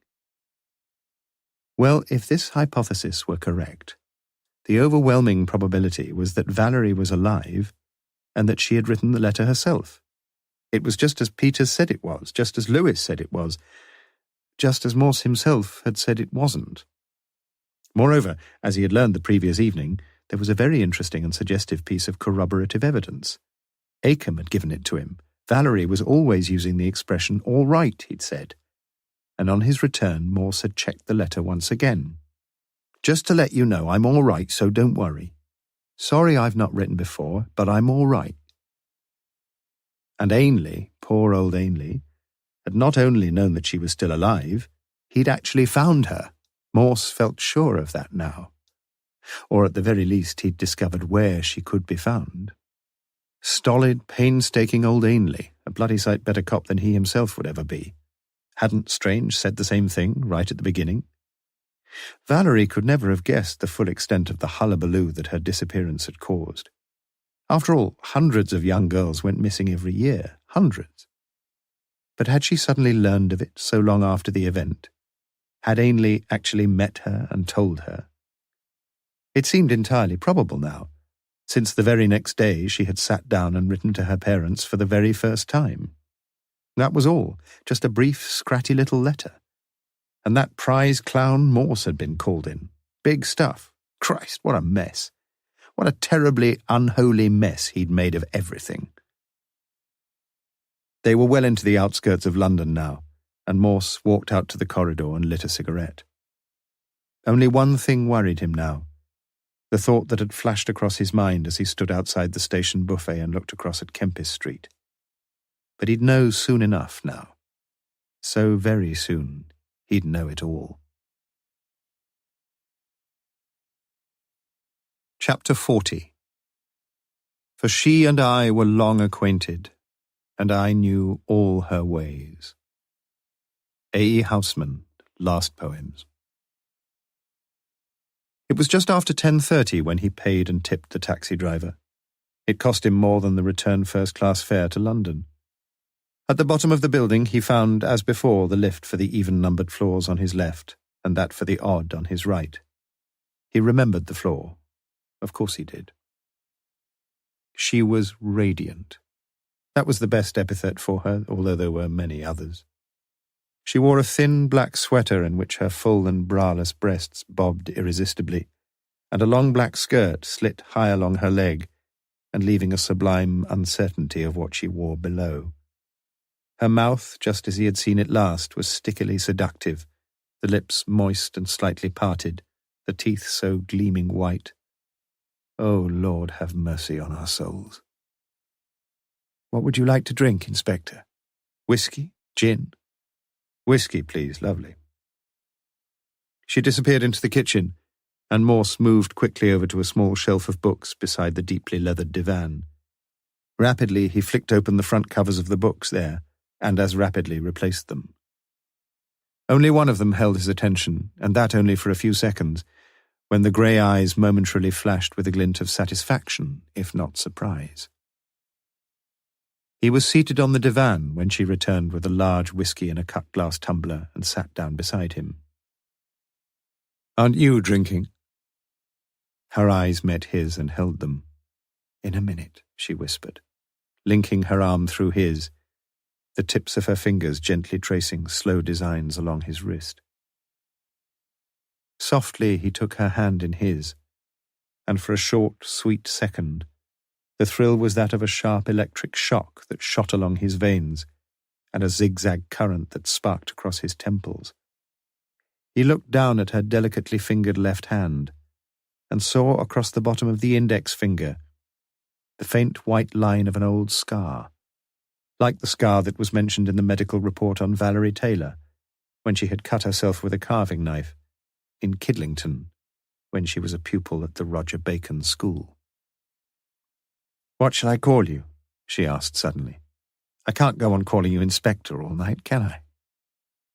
"It's a funny thing," said Morse, "but no one ever calls me by my Christian name." Lightly she touched his cheek with her lips, and her hand moved slowly along his leg. "Never mind. If you don't like your name, you can always change it, you know. There's no law against that." "No, there isn't. I could always change it if I wanted to, I suppose. Just like you changed yours." Her body stiffened and she took her hand away. "And what on earth is that supposed to mean?" You told me your name was Yvonne the last time I saw you. But that isn't your real name, is it? Is it, Valerie? Valerie? You can't possibly... But she was unable to articulate her thoughts beyond that point, and a look of profound perplexity appeared to cross her beautiful face. She stood up. Look, Inspector, or whatever your name is, my name's Yvonne Baker. You'd better get that straight before we go any further. If you don't believe me, you can ring the couple on the floor below. I was at school in Seven Sisters Road with Joyce. Go ahead, said Morse blandly. Ring up your old school pal if you want to. Why not tell her to come up to see us? A look of anger flashed across her face and momentarily made it less than beautiful. She hesitated, then walked over to the phone and dialed a number. Morse leaned back and sipped his whiskey contentedly. Even from across the room he could hear the muted metallic purrs with perfect clarity. He found himself mentally counting them. Finally she put down the phone and came back to sit beside him once more. He reached to the bookshelf, abstracted a small hardbound copy of Jane Eyre, and opened the front cover. Inside was the label of the Roger Bacon Comprehensive School, on which Valerie's own name appeared, appended to those of her literary predecessors. Angela Lowe, 5C, Mary Ann Baldwin, 5B, Valerie Taylor, 5C. He passed it across to her. Well? She shook her head in exasperation. Well, what? Is it yours? Of course it isn't mine, it's Valerie's. You can see that. She gave it to me to read in the clinic. It was one of her O-level set books, and she thought I'd enjoy reading it, but I never got round to it, and I just forgot to give it her back, that's all. And that's your story? It isn't a story, it's the truth. I don't know... What went wrong at home, Valerie? Did you... Oh, God, what the hell are you on about? I'm not Valerie, it's... I just don't know where to start. Look, my parents live in Uxbridge. Can you understand that? I can ring them. You can ring them. I know your parents, Valerie. You got so fed up with them that you left them without a word of explanation, at least until Ainley found you. And then at long last you did write home. What are you talking about? Ainley? Who's he? What's the good? Her voice had grown shrill and harsh, but suddenly she subsided almost helplessly against the back of the divan. All right, Inspector. Have it your way. You tell me what happened. You wrote home then, continued Morse. You hadn't realized what a terrible fuss you'd caused until Inspector Ainley saw you. But Ainley was killed. He was killed in a road accident on his way back to Oxford on the very same day he saw you. I'm sorry to interrupt, Inspector, but I thought I was Yvonne Baker. When did I suddenly change to Valerie Taylor? Her voice was quite calm now. You met Yvonne in the abortion clinic. You were fed up with home, fed up with school, and Yvonne, well, probably she put the idea into your head. For argument's sake, let's say she was a girl with lots of money, rich parents, probably going off to Switzerland or somewhere for a year's holiday after it was all over. Why not take her name? Start a new life. You've nothing to lose, have you? You decided not to go back home, whatever happened. You hardly saw your mother anyway, except at lunchtimes, and her only real interests in life were booze and bingo, and men, of course. And then there's your stepfather, not very bright perhaps, but likeable enough in an odd sort of way. That is, until he started getting a bit too fond of his beautiful stepdaughter. And your mother got to know about that, I think, and when you got yourself pregnant, she suspected a terrible thing. She suspected that he might well be the father, didn't she? And she flew into an almighty rage about it, and for you, this was the last straw. You just had to go. And you did go. But fortunately, you had someone to help you. Your headmaster. There's no need to go into all that, but you know all about it as well as I do. You could count on him, always. He fixed up the clinic and he gave you some money. You'd probably packed a case the night before and arranged to meet him somewhere to stow it away safely in the boot of his car. And then on the Tuesday he picked you up just after school had started for the afternoon and took you to the railway station. You only had a bag with you, no doubt with your clothes in it, and you changed on the train and arrived at the clinic. Shall I go on? Yes, please. It's quite fascinating. You just interrupt me if I go wrong, that's all. But... She gave it up and sat there silently shaking her head. "I'm guessing now," continued Morse, "but I should think Yvonne put you onto a job, let's say a job in a West End store. The school leavers hadn't crowded the market yet, and it was fairly easy for you. You'd need a testimonial or a reference, I realise that, but you rang Phillipson and told him the position, and he took care of that. It was your first job, no bother, no employment cards or stamps or anything. So that was that." Morse turned and looked again at the chic, sophisticated creature beside him. They wouldn't recognise her back in Kidlington now, would they? They'd remember only the young schoolgirl in her red socks and her white blouse. They would always attract the men, these two, mother and daughter alike. Somehow they shared the same intangible yet pervasive sensuality, and the Lord had fashioned them so very fair. "Is that the finish?" she asked quietly. Morse's reply was brusque. "No, it's not. Where were you last Monday night?" "Last Monday night? What's that got to do with you?" "What train did you catch the night that Baines was killed?" She looked at him in utter astonishment now. "What train are you talking about? I haven't—" "Didn't you go there that night?" "Go where?" "You know where. You probably caught the 8:15 from Paddington and arrived in Oxford at about 9:30. "You must be mad. I was in Hammersmith last Monday night." "Were you?" "Yes, I was. I always go to Hammersmith on Monday nights." "Go on." "You really want to know?" Her eyes grew softer again, and she shook her head sadly. "If you must know, there's a sort of party we have there every Monday." "What time?" "Starts about 9. "And you were there last Monday?" She nodded, almost fiercely. "You go every Monday, you say?" "Yes." "Why aren't you there tonight?" I just thought, when you rang..." She looked at him with doleful eyes. "I didn't think it was going to be like this." "What time do these parties finish?" "They don't." "You stay all night, you mean?" She nodded. "Sex parties?" "In a way." "What the hell's that supposed to mean?" "You know, the usual sort of thing. Films to start with." "Blue films?" Again she nodded. "And then?" "Oh, God, come off it. Are you trying to torture yourself or something?" She was far too near the truth, and Morse felt miserably embarrassed. He got to his feet and looked round fecklessly for his coat. "You'll have to give me the address, you realise that?" "But I can't, "Don't worry," said Morse wearily. "I shan't pry any more than I have to." He looked once more around the expensive flat. She must earn a lot of money, somehow. And he wondered if it was all much compensation for the heartache and the jealousy that she must know as well as he. Or perhaps we weren't all the same.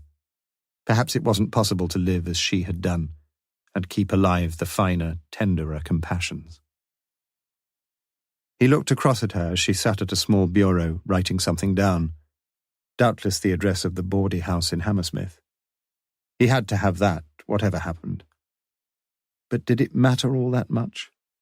He knew instinctively that she was there that night among the wealthy, lecherous old men who gloated over pornographic films and pawed and fondled the figures of the high-class prostitutes who sat upon their knees unfastening their flies. So what? He was a lecherous old man too, wasn't he? Very nearly, anyway. Just a sediment of sensitivity still, just a little. Just a little. She came over to him, and for a moment she was very beautiful again. "I've been very patient with you, Inspector, don't you think?" "I suppose so. Yes. Patient, if not particularly cooperative." "Can I ask you a question?" "Of course." "Do you want to sleep with me tonight?" The back of Morse's throat felt suddenly very dry. "No." "You really mean that?" "Yes." "All right." Her voice was brisker now. "Let me be cooperative, then, as you call it." She handed him a sheet of notepaper on which she had written 2 telephone numbers. The first one's my father's. You may have to drag him out of bed, but he's almost certainly home by now. The other one's the Wilsons downstairs. As I told you, I was at school with Joyce. I'd like you to ring them both, please." Morse took the paper and said nothing. "Then there's this." She handed him a passport. "I know it's out of date, but I've only been abroad once. To Switzerland, 3 years ago last June." With a puzzled frown, Morse opened the passport, and the unmistakable face of Miss Yvonne Baker smiled up at him in gentle mockery from a Woolworth polyphoto. 3 years last June, whilst Valerie Taylor was still at school in Kidlington. Well before she...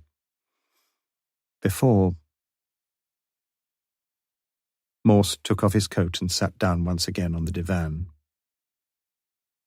"Will you ring your friends below, Yvonne? And if you're feeling very kind, can I please ask you to pour me another whiskey? A stiff one."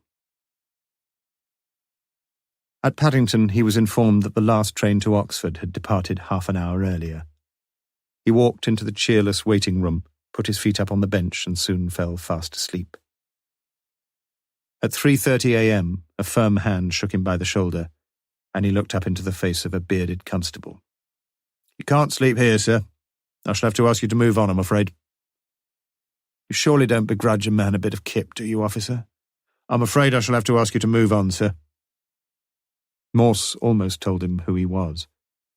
But simultaneously the other sleepers were being roused, and he wondered why he should be treated any differently from his fellow men. "All right, officer." All right, that's what Valerie would have said. But he put the thought aside and walked wearily out of the station.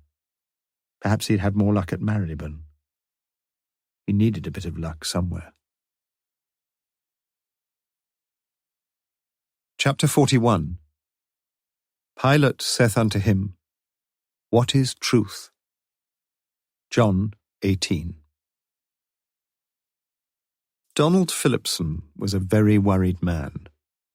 The sergeant had been very proper, of course, and very polite. Routine inquiries, that was all. But the police were getting uncomfortably close. A knife that might be missing from the school canteen, that was perfectly understandable. But from his own kitchen. And it was no great surprise that he himself should be suspected of murder. But Sheila? He couldn't talk to Sheila, and he wouldn't let her talk to him. The subject of Valerie Taylor and later the murder of Baines lay between them like a no-man's land, isolated and defined, upon which neither dared to venture. How much did Sheila know? Had she learned that Baines was blackmailing him? Had she learned or half-guessed the shameful reason? Baines himself may have hinted at the truth to her. Baines, God rot his soul. But whatever Sheila had done or intended to do on the night that Baines was killed was utterly unimportant, and he wished to know nothing of it. Whichever way you looked at it, it was he, Donald Phillipson, who was guilty of murdering Baines. The walls of the small study seemed gradually to be closing in around him. The cumulative pressures of the last 3 years had now become too strong, and the tangled web of falsehood and deceit had enmeshed his very soul. If he were to retain his sanity, he had to do something. Something to bring a period of peace to a conscience tortured to its breaking point. Something to atone for all the folly and the sin. Again he thought of Sheila and the children, and he knew that he could hardly face them for much longer. And interminably his thoughts went dancing round and round his head, and always settled to the same conclusion. Whichever way you looked at it, it was he and only he who was guilty of murdering Baines. Morning school was almost over, and Mrs. Webb was tidying up her desk as he walked through. "I shan't be in this afternoon, Mrs. Webb." "No, I realise that, sir. You never are on Tuesdays." No. Tuesday afternoon, of course. I'd forgotten for a minute." It was like hearing the phone in a television play. He knew there was no need to answer it himself. He still felt wretchedly tired, and he buried his head again in the pillows. Having found no more peace at Marylebone than at Paddington, he had finally arrived back in Oxford at 8:05 a.m. and had taken a taxi home. One way or another, it had been an expensive débâcle. An hour later, the phone rang again. Shrill, peremptory now, registering at a higher level of his consciousness, and shaking his head awake, he reached for the receiver on the bedside table. He yawned an almighty, "Yeah," into the mouthpiece, and levered himself up to a semi-vertical position. "Lewis, what the hell do you want?" "I've been trying to get you since 2 o'clock, sir. It's—" "What? What time is it now?" "Nearly 3 o'clock, sir. I'm sorry to disturb you, but I've got a bit of a surprise for you." I doubt it. "I think you ought to come, though. We're at the station." "Who do you mean by we?" "If I told you that, sir, it wouldn't be a surprise, would it?" "Give me half an hour," said Morse. He sat down at the table in interview room 1.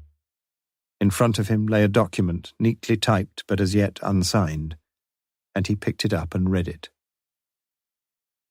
"I have come forward voluntarily to the police to make this statement, and I trust that to some extent this may weigh in my favour. I wish to plead guilty to the murder of Mr. Reginald Baines, late second master of the Roger Bacon Comprehensive School, Kidlington, Oxon. The reasons I had for killing him are not, in my view, strictly relevant to the criminal proceedings that will be brought against me, and there are certain things which everyone should have the right to hold sacrosanct. About the details of the crime, too, I wish for the present to say nothing. I am aware that the question of deliberate malice and premeditation may be of great importance, and for this reason I wish to notify my lawyer and to take the benefit of his advice. I hereby certify that this statement was made by me in the presence of Sergeant Lewis, C.I.D., Thames Valley Police, on the day and at the time subscribed. Your obedient servant." Morse looked up from the sheet of typing and turned his light grey eyes across the table. "You can't spell proceedings," he said. "You're typist, Inspector, not me." Morse reached for his cigarettes and offered them across. "No, thank you. I don't smoke." Without dropping his eyes, Morse lit a cigarette and drew upon it deeply. His expression was a mixture of vague distaste and tacit scepticism. He pointed to the statement. "You want this to go forward?" "Yes." "As you wish." They sat silently, as if neither had anything further to say to the other. Morse looked across to the window and outside onto the concrete yard. He'd made so many stupid blunders in the case, and no one was likely to thank him overmuch for making yet another. It was the only sensible solution, perhaps. Or almost the only sensible solution. Did it matter? Perhaps not. But still upon his face remained the look of dark displeasure. "You don't like me much, do you, Inspector?" "I wouldn't say that," replied Morse defensively. It's just that you've never got into the habit of telling me the truth, have you?" "I've made up for it now, I hope." "Have you?" Morse's eyes were hard and piercing, but to his question there was no reply. "Shall I sign it now?" Morse remained silent for a while. "You think it's better this way?" he asked very quietly. But again there was no reply, and Morse passed across the statement and stood up. "You got a pen?" Sheila Phillipson nodded and opened her long, expensive leather handbag. "Do you believe her, sir?" "No," said Morse simply. "What do we do, then?" Let her cool her heels in a cell for a night. I dare say she's got a good idea what happened, but I just don't think she killed Baines, that's all." "She's covering up for Phillipson, you think?" "Could be. I don't know." Morse stood up. "And I'll tell you something else, Lewis. I don't bloody well care. I think whoever killed Baines deserves a life peerage, not a life sentence." "But it's still our job to find out who did, sir." "Not for much longer, it isn't. I've had a bellyful of this lot, and I've failed. I'm going to see Strange in the morning and ask him to take me off the case." "He won't be very happy about that." "He's never very happy about anything." "It doesn't sound like you, though, sir." Morse grinned almost boyishly. "I've disappointed you, haven't I, Lewis?" "Well, yes, in a way, if you're going to pack it all in now." Well, I am. I see. Life's full of disappointments, Lewis. I should have thought you'd learned that by now. Alone, Morse walked back to his office. If the truth could be told, he felt more than a little hurt by what Lewis had just said. Lewis was right, of course, and had spoken with such quiet integrity, but it's still our job to find out who did it. Yes, he knew that, but he'd tried and hadn't found out who did it. Come to think of it, he hadn't even found out if Valerie Taylor were alive or dead. Just now he'd tried to believe Sheila Phillipson, but the plain fact was that he couldn't. Anyway, if what she said were true, it was much better for someone else to finish off the formalities. Much better. And if she were just shielding her husband, he let it go. He had sent Lewis round to see Phillipson, but the headmaster was neither at home nor at school, and for the time being the neighbours were looking after the children. Whatever happened, this Tuesday afternoon was now the end, and he thought back to that first Tuesday afternoon in Phillipson's study. What, if anything, had he missed in the case? What small, apparently insignificant detail that might have set him on the proper tracks? He sat for half an hour and thought himself nowhere. It was no good. His mind was stale and the wells of imagination and inspiration were dry as the Sahara sands. Yes, he would see Strange in the morning and hand it all over. He could still make a decision when he wanted to, whatever Lewis might think. He walked over to the filing cabinet and for the last time took out the mass of documents on the case. They now filled 2 bulging box files, and pulling back the spring clips, Morse tipped the contents of each haphazardly onto his desk. At least he ought to put the stuff into some sort of order. It wouldn't take all that long, and his mind positively welcomed the prospect of an hour or two of 4th-grade clerical work. Neatly and methodically he began stapling odd notes and sheets to their respective documents, and ordering the documents themselves into a chronological sequence. He remembered the last time he had tipped the contents, not so bulky then, onto his desk, when Lewis had noticed that odd business about the lollipop man. A red herring that, as it turned out. Yet it could have been a vitally important point, and he himself had missed it. Had he missed anything else amidst this formidable bump? Forget it. It was too late now, and he continued with his task. Valerie's reports next. They'd better go into some sort of order too, and he shuffled them into their sequence. 3 reports a year, autumn term, spring term, summer term. No reports at all for the first year in the school, but all the others were there, except one. The report for the summer term of the 4th year. Why was that? He hadn't noticed that before. The brain was whirring into life once more, but no. Morse snapped off the current impatiently. It was nothing. The report was just lost. Lots of things got lost. Nothing at all sinister about that. Yet in spite of himself, he stopped what he was doing and sat back again in the black leather chair, his fingertips together on his lower lip, his eyes resting casually on the school reports that lay before him. He'd read them all before, of course, and knew their contents well. Valerie had been one of those many could-do-better-if-she-tried pupils. Like all of us. In fact, the staff at the Roger Bacon School could quite easily have dispensed with terminal reports in Valerie's case. They were all very much the same, and one would have done quite as well as another. Any one.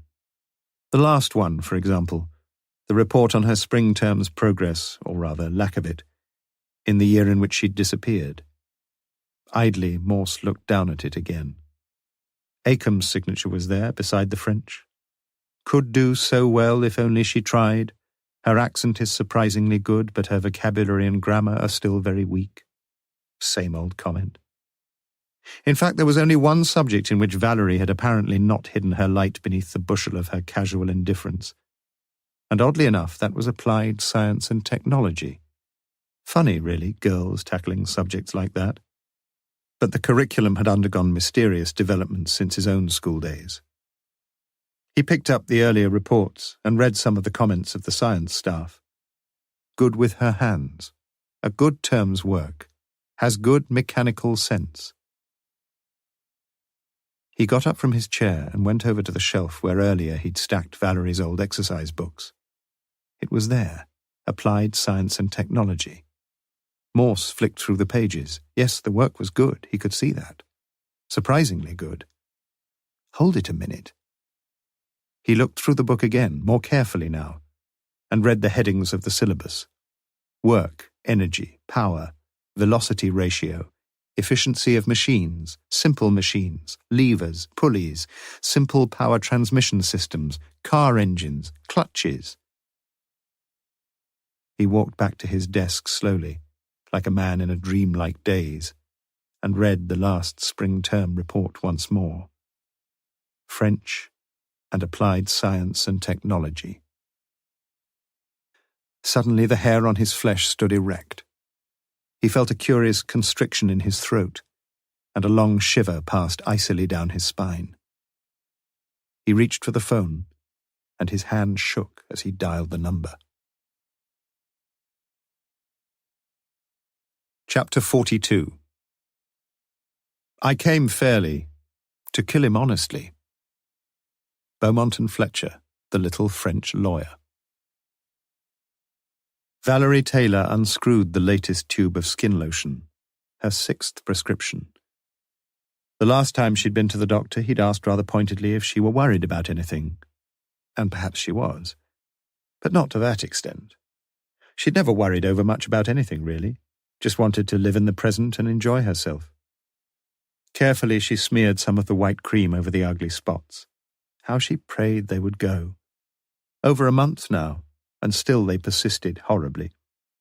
She tried almost everything, including those face mask things. In fact, she'd been wearing one of them when Chief Inspector Morse had called. She thought of Morse. Bit old, perhaps, but then she'd always felt attracted to the older men. Not that David was old. Quite young, really. And he'd been awfully nice to her, but... Morse's face when she'd answered him in French. She smiled at the recollection. Phew, what a bit of luck that had been. Just as well she'd been with David on those 2 trips to France with his 6th formers, although she'd probably have been all right anyway. It had taken a fair bit of cajoling on David's part. But as it turned out, she'd really enjoyed her 2 years in the French conversation class at Carnarvon Tech. At the very least, it was a chance to get out once a week, and it got so boring being on her own in the house all day. Nothing to do. Nothing much to do if she did get out more. Not that she blamed David, but... bloody spots. She wiped off the lotion and applied a new layer. It might be better to leave them alone, let the sun get at them. But the sky this Tuesday evening was a sullen grey, and the weather would soon be getting cold again, far colder than it would be in the south. Like last winter. She didn't intend to face another winter like that. The washing up was done, and David sat downstairs in the living room marking exercise books. He was always marking exercise books. He would be awfully upset, of course, but... She stepped over to the wardrobe and took out the long red velvet dress she'd taken to the cleaners last week. Inclining her head slightly, she held it against her body and stood before the mirror. Dinner plates, parties, dancing. It had been such a long time since she'd been out properly, that is. The dark roots of her hair had now grown almost half an inch into the pseudo-blonde, and it all began to look so obvious. She would buy another bottle of poly bleach tomorrow. Or would she bother? After all, she'd got to Oxford and back pretty easily. Not that she would hire a car again. Couldn't afford it for a start. Much easier to get a bus into Bangor and then hitchhike down the A5. A lot of men still drove the roads and hoped that every mile they'd see a lone, attractive girl. Yes, that would be much easier. And the A5 went all the way to London. It was a good job she'd mentioned the car to David. That really had worried her, whether they'd check up on the car hire firms. She'd not told David the truth, of course. Just said she'd gone to see her mother. Yes, she'd admitted how silly and dangerous it was, and had promised David never to think of doing it again. But it had been a very sensible precaution, that, warning him to tell them that she couldn't drive. If they ever asked, that was. And Morse had asked, it seemed. clever man, Morse. She'd been a fraction naughty, hadn't she, the first time he had called? Yes, and the second time. Phew. That had perhaps been the very worst moment of all, when she'd opened the door and found him looking through her kitchen drawer. She'd bought a new one, naturally, but it had been exactly the same sort of knife. Brand new. Funny, really. He hadn't even mentioned it. Valerie looked at herself once more in the mirror. The spots looked better now, and she closed the bedroom door behind her. Morse. She smiled to herself as she walked down the creaking stairs. His face. Oui, je l'ai étudié d'abord à l'école, et après. The phone rang in Carnarvon Police HQ, and the switchboard put the call through to the duty inspector. All right, put him on. He clamped his hand firmly over the mouthpiece and mumbled a few hurried words sotto voce to the sergeant sitting opposite. It's Morse again. Morse, sir? Yes, you remember, that fellow from Oxford who buggered us all about at the weekend. I wonder what... Hello, can I help you? Epilogue. There are tears of things, and mortal matters touch the heart. Virgil, Aeneid 1. It was not until Saturday morning that a somewhat disgruntled Lewis was at last summoned into Morse's office to hear something of the final developments. The Carnarvon police had felt, with some justification, admitted Morse, that they had insufficient evidence on which to hold Valerie Taylor, even if they accepted Morse's vehement protestations that the woman living as Mrs. Acombe was Valerie Taylor. And when Morse himself had arrived on Wednesday morning, it had been too late. The driver of the 9:50 a.m. bus from Bont Newydd to Bangor had remembered her clearly, and a petrol pump attendant had noticed her. So would you have done, officer, as she stood beside the forecourt waiting to thumb a lift down the A5. Lewis had listened carefully, but one or two things still puzzled him. So it must have been Baines who wrote the letter. Oh yes, it couldn't have been Valerie.